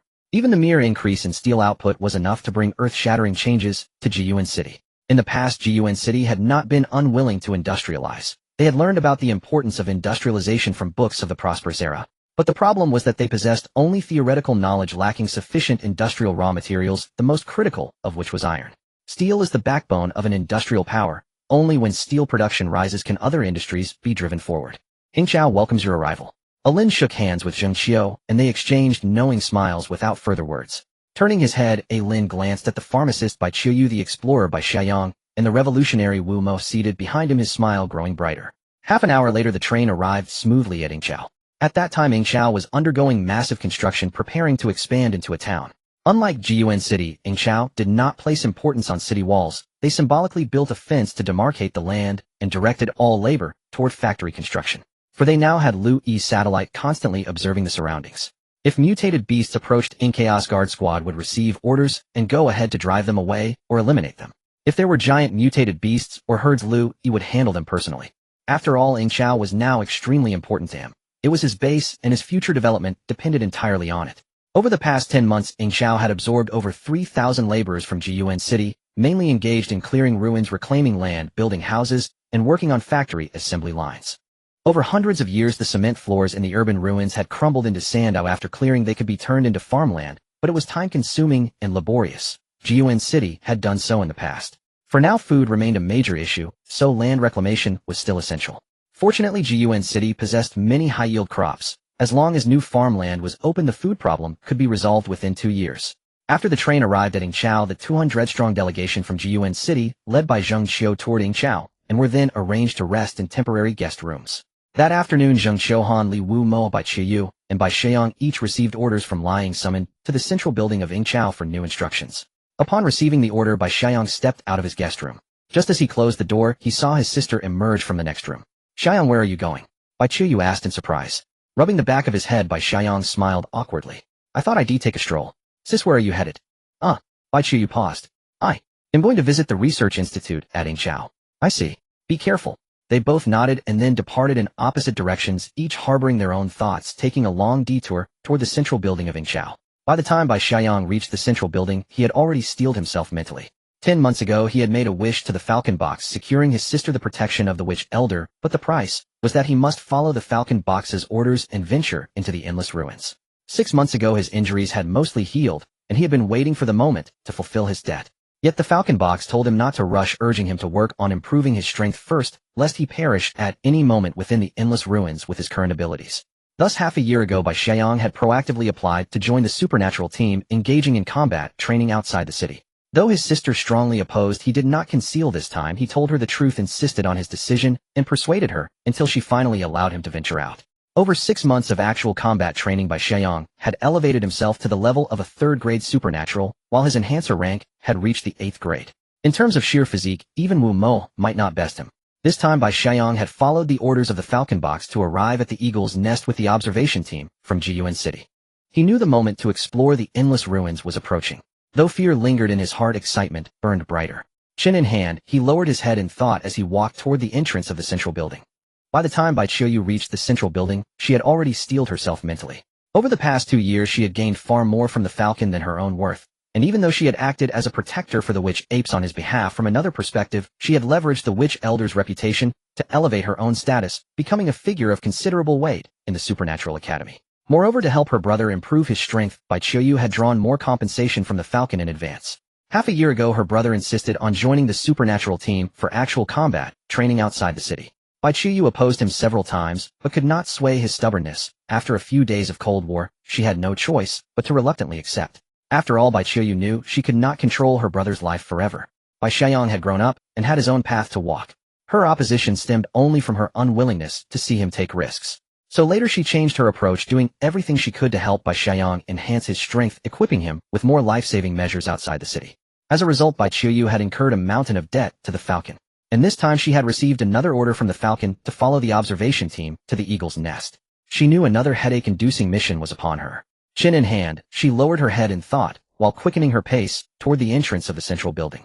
Perhaps lost in thought, Bai Qiuyu accidentally bumped into someone as she reached the entrance. She stepped back and quickly apologized. At the same time, an apology came from the other side. But why did that voice sound so familiar? Looking up, Bai Qiuyu saw Bai Ziyang's stunned face. Her eyes widened as she asked, "What are you doing here?" Bai Xiaoxu, equally shocked to encounter his sister at the entrance of the central building, opened his mouth, but could not find the words to answer. Just as the two were staring at each other, He Xiaoxu with his curly hair walked over and said, "What are you standing here for? Get in. The Falcon is waiting for you." Upon hearing this, both siblings instinctively reached out to cover his mouth, hoping to prevent him from revealing anything the other didn't know. But as they extended their hands, they saw each other's reaction, and their arms froze midair. He Xiaoxu glanced left and right, then let out an, "Oh," and chin in hand said, "Hey, you two didn't tell each other about the Falcon." They exchanged incredulous looks. "So my brother is also a cooperating member of the Falcon?" Bai Qiuyu turned to He Xiaoxu. "Yes," he replied, then turned to Bai Xiaoxu. "You didn't tell your sister?" Bai Xiaoxu had known since the revolution in Jiyuan City 10 months ago that the other end of the Falcon box was connected to a mysterious entity called the Falcon. Wu Mo and He Xiaoxu were both cooperating partners with the Falcon, and it was the Falcon who had blown up the Yuan clan palace. But what he never expected was that his own sister was also a cooperating member. "Of course I didn't tell her. The Falcon said not to reveal his existence, didn't he?" "You can't reveal it to others," He Xiaoxu paused then shrugged. "But cooperating members can tell each other." "But I didn't know that. The Falcon never told me." "You never asked either." He patted both Bai Xiaoxu and Bai Qiuyu on the shoulder and said with a smile, "Now you know. Come on, let's go in and have the meeting first." As he spoke, he gently pushed their backs and led them into the central building. After crossing the hall, a Lin who wore glasses was already waiting at the door of a meeting room, gesturing for them to enter. Only then did Bai Qiuyu snap out of her shock and ask He Xiaoxu, "What do you mean by a meeting? Did you just say the Falcon is waiting for us?" In the 2 years since she had been receiving tasks and rewards from the Falcon, Bai Qiuyu had never actually met him.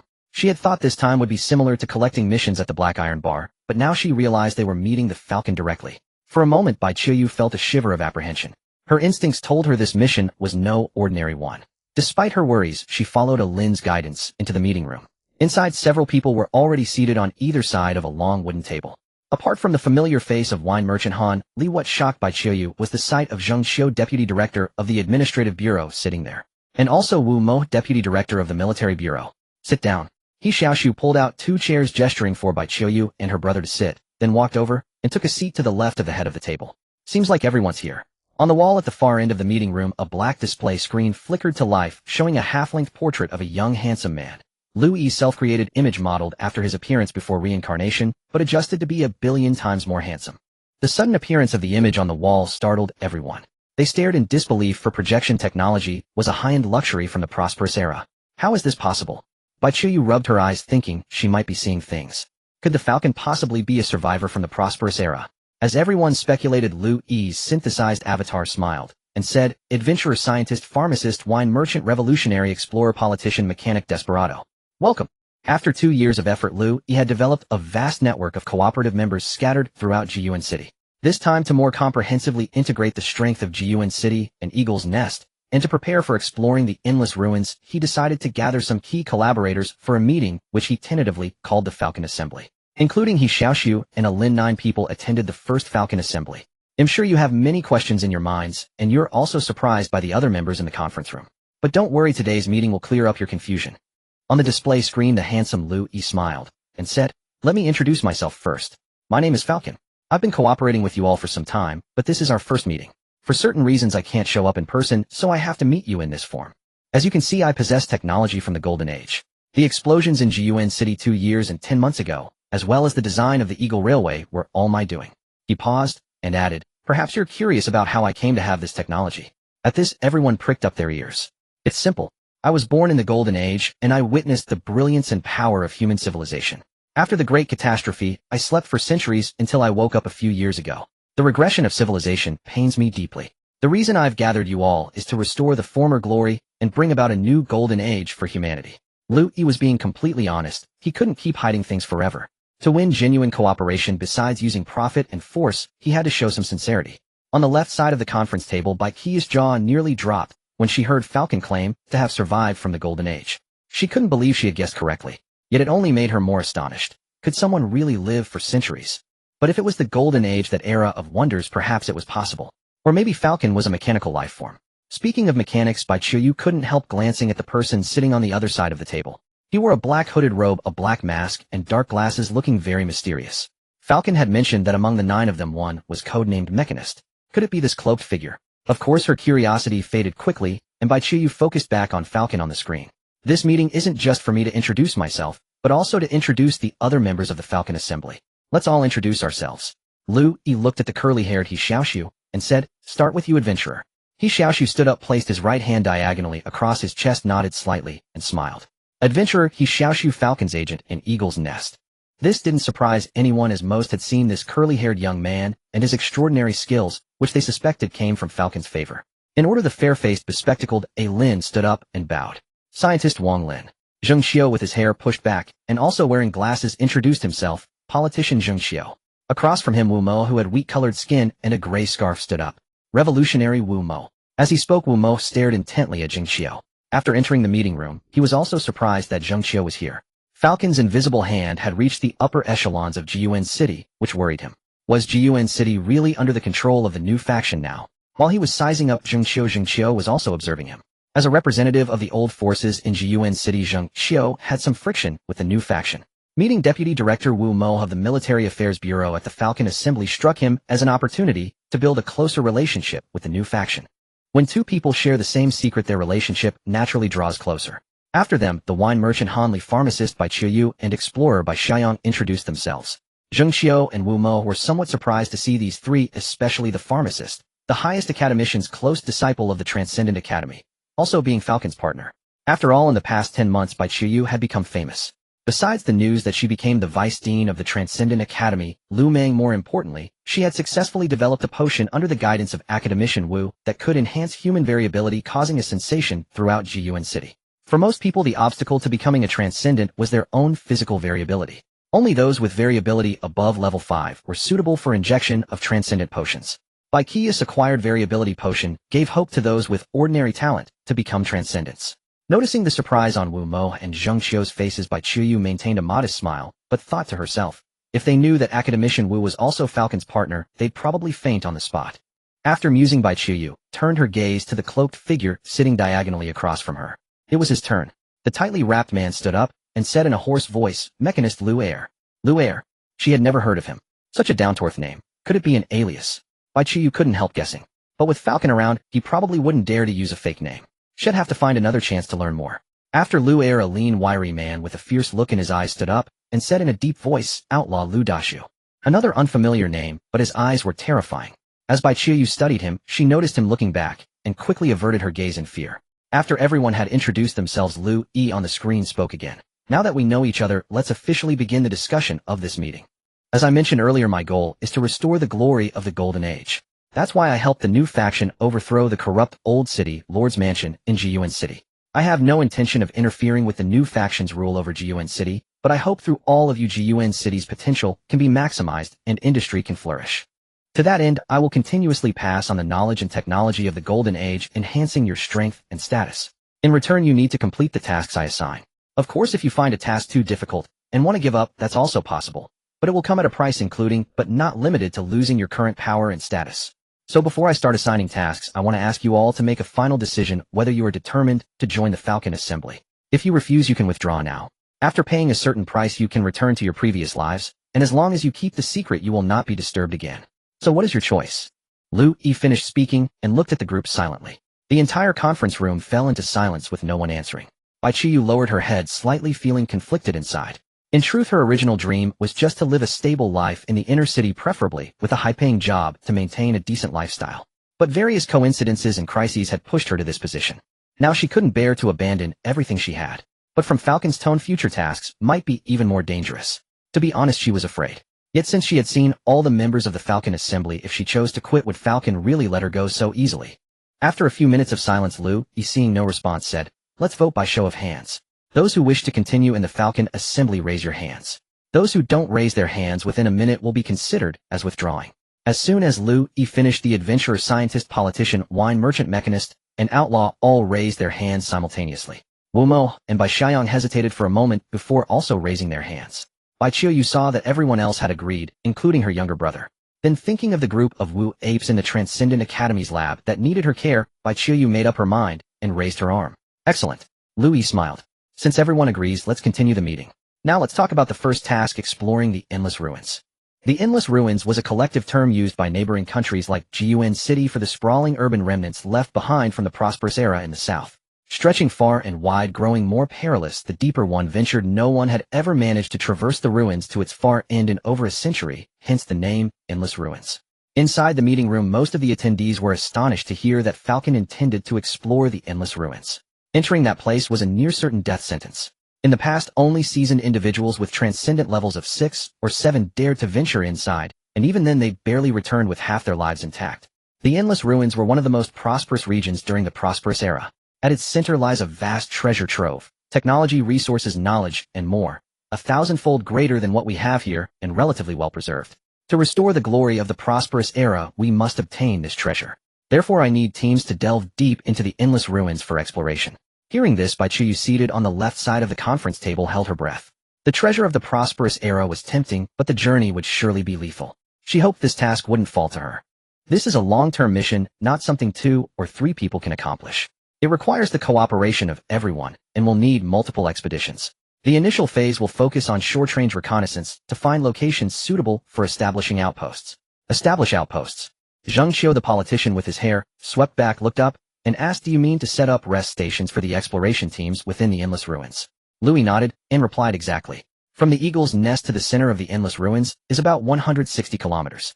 My plan is to establish an outpost every 20 kilometers on the periphery and every 10 kilometers in the inner region." Only 160 kilometers. Han Li, the wine merchant, was taken aback. In his impression, the Endless Ruins spanned at least several hundred, or even 1,000 kilometers, otherwise why call it endless? Wu Mo of the Revolutionary Army tugged at his scarf and said 100 kilometers is already a great distance. "A few years ago, I accompanied an elder into the Endless Ruins several times. Each time, after advancing only 20 kilometers further, progress became nearly impossible." As he spoke, a trace of fear surfaced in Wu Mo's eyes. The monsters within the Endless Ruins had left an indelible shadow on him.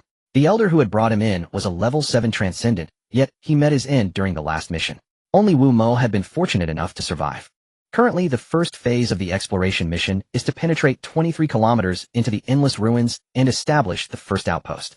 As Liu Yi spoke, a map appeared on the display, roughly showing the northern terrain of the Endless Ruins with a red dot marking a specific location. During the prosperous era, the Endless Ruins were a cluster of 11 cities. The closest to us is Qingyuan City. The red dot marks the former city center of Qingyuan.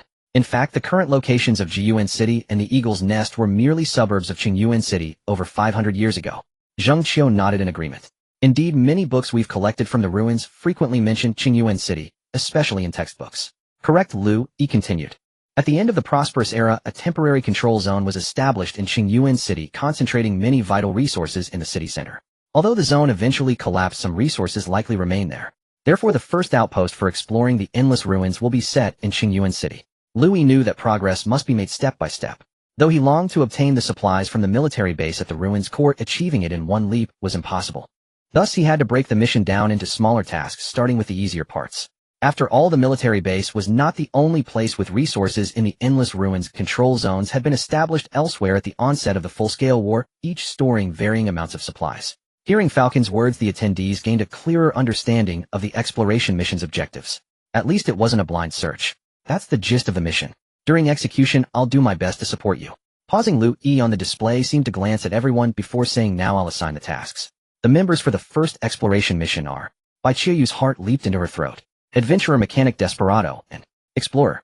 After the list was announced, Bai Qiuyu breathed a small sigh of relief, glad she wasn't included.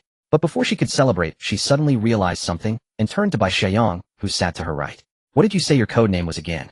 Forcing a faint smile, Bai Xiaoxu replied, X. Explorer.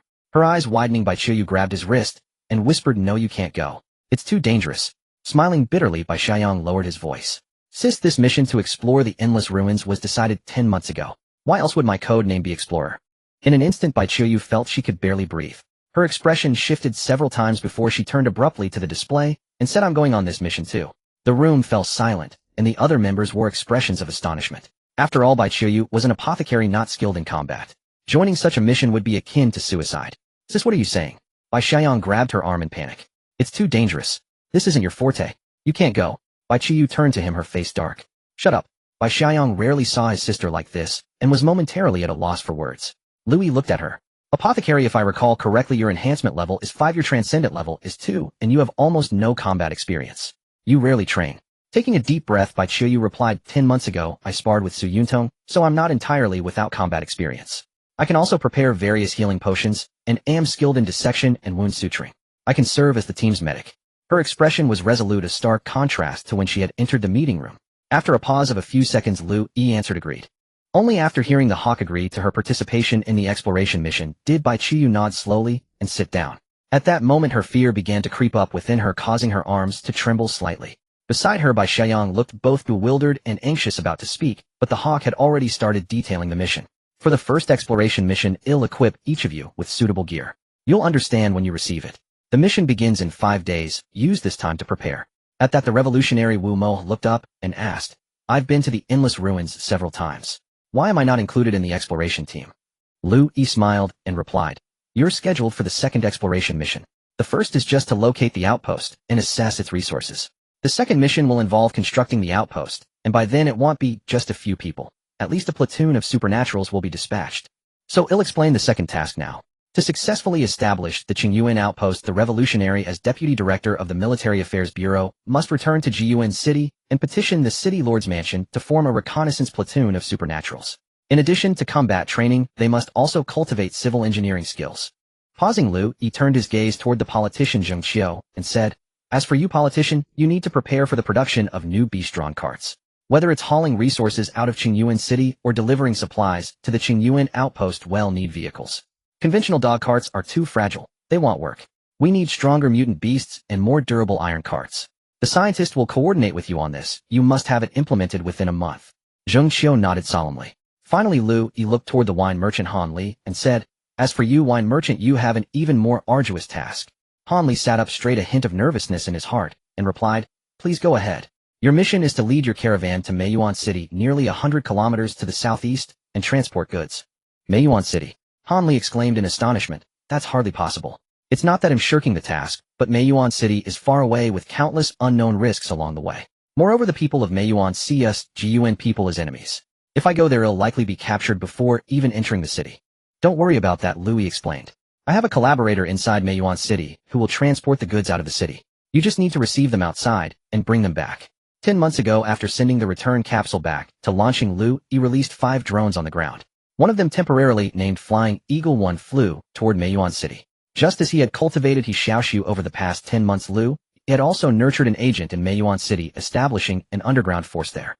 The goods Liu Yi wanted Han Li to transport were one of Meiyuan City's specialties, sulfur ore. In fact, over the past 10 months, Liu Yi had already obtained several batches of sulfur ore from Meiyuan City, albeit in relatively small quantities. The person helping him transport it was the desperado Liu Dashu. Liu Dashu was one of the scavengers under He Xiaoxu. 2 years ago, when a beast horde attacked Jiyuan City, Liu Dashu's father was killed by mutant beasts while fleeing with the group. Since then, Liu Dashu's personality had changed drastically. He became ruthless and reckless, throwing himself into every task without regard for his own life. Later, Liu Yi discovered that although Liu Dashu's temperament had become extreme, he possessed high mutant potential and combat talent and was decisive in action, suitable for high-risk missions. So Liu Yi recruited him as a collaborator, trained him for a time, and sent him to Meiyuan City, nearly 100 kilometers away, to go undercover and work with the local team. After 10 months of effort, Liu Dashu had essentially opened a trade route between Yingqiao and Meiyuan City, bringing in some sulfur ore.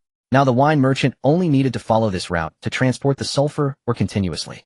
When the wine merchant Han Li heard that the hawk also had people in Meiyuan City, his respect for him grew. After a moment's thought, he asked, "But I don't know the way to Meiyuan." "Don't worry," the hawk replied. "Your former subordinates Shi Ban and Su Feng have already been to Meiyuan City with the desperado. They will assist you during the transport mission."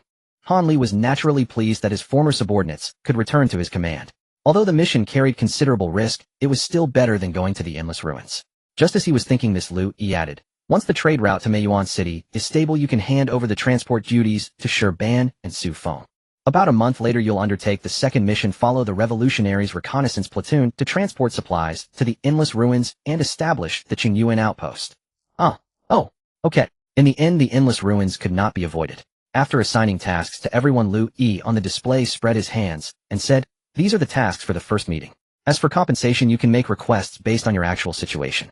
If I can fulfill them, I will. Alternatively, I can give you a few compensation options, and you can choose for yourselves." As he spoke, Liu Yi looked toward He Xiaoxu and continued, "Distribute the communicators to everyone." He Xiaoxu nodded, pulled out a box from under the table, and took out 7 palm-sized flat cases, handing them to everyone except Wang Lin. "Is this a hawk box?" Bai Xiang felt that the flat case was similar to the hawk box he carried, but it seemed to have an extra retractable metal wire, a button on top, and numerous tiny holes. "This is a walkie-talkie. You can use it to contact me anytime," Liu Yi explained. As soon as he finished speaking, all the walkie-talkies in everyone's hands sounded simultaneously. "From now on, no matter what problems you encounter during the mission, you can consult me, and I will provide solutions or assistance." Hearing the voice from the walkie-talkies, everyone looked amazed. Han Li and Bai Qiyu both thought of the gauntlet worn by the adventurer He Xiaoxu. In other words, from now on they too could communicate directly with the hawk, just like the adventurer. After confirming that everyone's walkie-talkies were working, Liu Yi said, "Let's end today's meeting here. He'll explain the other details through the walkie-talkie." Meeting adjourned. 5 days later at the Eagle's Nest. The adventurer, mechanic, outlaw, explorer, and pharmacist gathered in an open space clad in new gear, each carrying a backpack. Before them stood a pitch-black drone. This was the Fang 2, one of 5 drones that Liu Yi had deployed to the ground 10 months ago. "The first exploration mission is about to commence," Liu Yi announced through the Fang 2. "During the expedition, my drone avatars will survey the area from above to help you avoid potential dangers as much as possible. However, the deeper you venture into the endless ruins, the more frequent and unpredictable the hazards become. When genuine threats arise, you'll have to rely on yourselves." The group nodded in understanding. "Your team, temporarily named the Exploration Squad, will be led by the adventurer. Stay safe during the mission." With that, the Fang 2 ascended to the skies to scout ahead. "All right," He Xiaoxu shouted, raising his arm with a grin. "Then, let's move out." He strode forward, and the others quickly followed. The mechanic donned a black hat before joining them. After 10 months of modification, the Gongjian 1 repair robot, originally deployed to the ground, had been transformed into a combat robot by Liu Yi, who gave it the identity of Mechanic Liu Air. Of course, in most cases, Liu Yi himself controlled the mechanic. It could be said that the mechanic was an extension of Liu Yi himself. However, one troublesome issue was the robot's power supply. The original Gongjian 1 relied solely on batteries, as it could always be recharged in the space station.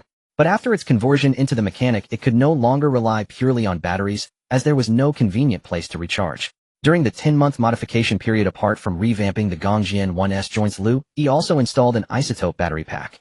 These isotope batteries came from the shelter's laboratory. Liu Yi had previously wondered how the shelter's lab had managed to function for centuries. As he gradually understood the laboratory's structure, he realized that the lab, like the Liang, was powered by isotope batteries. Only the lab had far more of them. The Liang's battery was tiny, providing a very limited amount of power. In contrast, the shelter's isotope batteries were arranged in palm-sized blocks numbering in the hundreds and could supply enough electricity to run even a small factory. After all, the entire shelter had been powered by this isotope battery array. Moreover, these battery blocks could be individually detached and used, as each block was an independent power source. The reason Liu Yi had sent the Gongjian 1 to the ground before modifying it was precisely to acquire these isotope batteries. During the modification, he extracted 5 isotope battery blocks from the laboratory and installed them inside the mechanic, ensuring a stable power supply. In daily operations, the mechanic drew power solely from the isotope batteries. Only during intense activities requiring high energy consumption would it resort to the backup batteries. Walking at the rear of the team, Liu Yi controlled the mechanic, observing the surroundings. Since setting out, they had advanced 10 kilometers without encountering any incidents. However, the vegetation along the road had begun to appear peculiar. Those centuries had passed, the urban ruins still stood, but many cracked grounds had become overgrown with lush weeds and twisted trees. At the edges of the ruins the plants remained relatively normal, but here they had started to grow in bizarre shapes. The most prevalent were vines resembling ivy which had spread across almost every visible structure. As the wind blew, the ivy-like vines seemed to stir subtly. "Be careful, these plants are not ordinary," said Liu Yi, disguised as the mechanic, as he stepped toward a wall and reached out to touch the ivy. Pharmacist Bai Qiuyu grew tense upon seeing his action. "Didn't you say these plants are dangerous? Why are you touching them?" she asked. "Dangerous for you, but not for me," Liu Yi replied, extending a gloved hand to touch a leaf. Suddenly the ivy on the wall coiled around Liu Yi's arm and began spreading across his body. "Watch out!" Bai Xiaoxu exclaimed, rushing forward to help the mechanic. "Stay back." Liu Yi easily tore off the vines with a slight effort. "This appears to be a level 4 mutant plant from the Jiyuan City secret records, the blood-sucking vine." Unlike the anxious Bai Xiaoxu siblings, He Xiaoxu excitedly approached and asked, "Is this the moving plant they mentioned?" Liu Yi shook his head. "No, these are just mutant plants with strong reflexes. Destroying them isn't difficult, but if they entangle you it's dangerous. They'll drain your blood in no time." Bai Qiuyu, who had rarely seen mutant beasts outside the city, turned pale. "But you were just entangled. How are you fine?" she asked. "Because I have no blood," Liu Yi said flatly, stepping forward. "Stay away from the walls and keep moving." He Xiaoxu laughed heartily, striding ahead. "Forward. Let's catch a walking tree." They advanced another 5 kilometers when all their walkie-talkies buzzed and Liu Yi's voice came through. "Attention, mutant beasts are approaching. You won't be able to avoid them at this rate. Prepare for battle." Hearing this, the team halted and assumed their prearranged formation. Incoming level 6 mutant beast, crystalline bears 5 in number. 6. Level 6 mutant beasts. Bai Qiuyu was stunned. How could they encounter level 6 beasts so easily, only 15 kilometers from the eagle's nest, and 5 at once? He Xiaoxu raised his right hand, clad in a gauntlet. "Crystalline bears have thick defenses. They'll handle them." Liu Yi, controlling the mechanic, stood beside him. "Don't kill them all, leave one." He Xiaoxu turned to Bai Qiuyu behind him. "Pharmacist, start cultivating the spine-eating bacteria. Your first pet is coming." "Pet?" Bai Qiuyu, still somewhat dazed, thought for a moment before recalling that before the expedition, the Liu Yi had assigned her the task of not only healing the team, but also using the spine-eating liquid to control mutant beasts. However, the spine-eating bacteria had a viability of only 6 hours after cultivation, making it impossible to bring from Jiyuan City or the Eagle's Nest. Bai Qiuyu had to cultivate it on the battlefield. Realizing this, Bai Qiuyu hurriedly set down her backpack and fumbled for her tools. In the distance, several mutant creatures over 6 meters tall came charging toward them.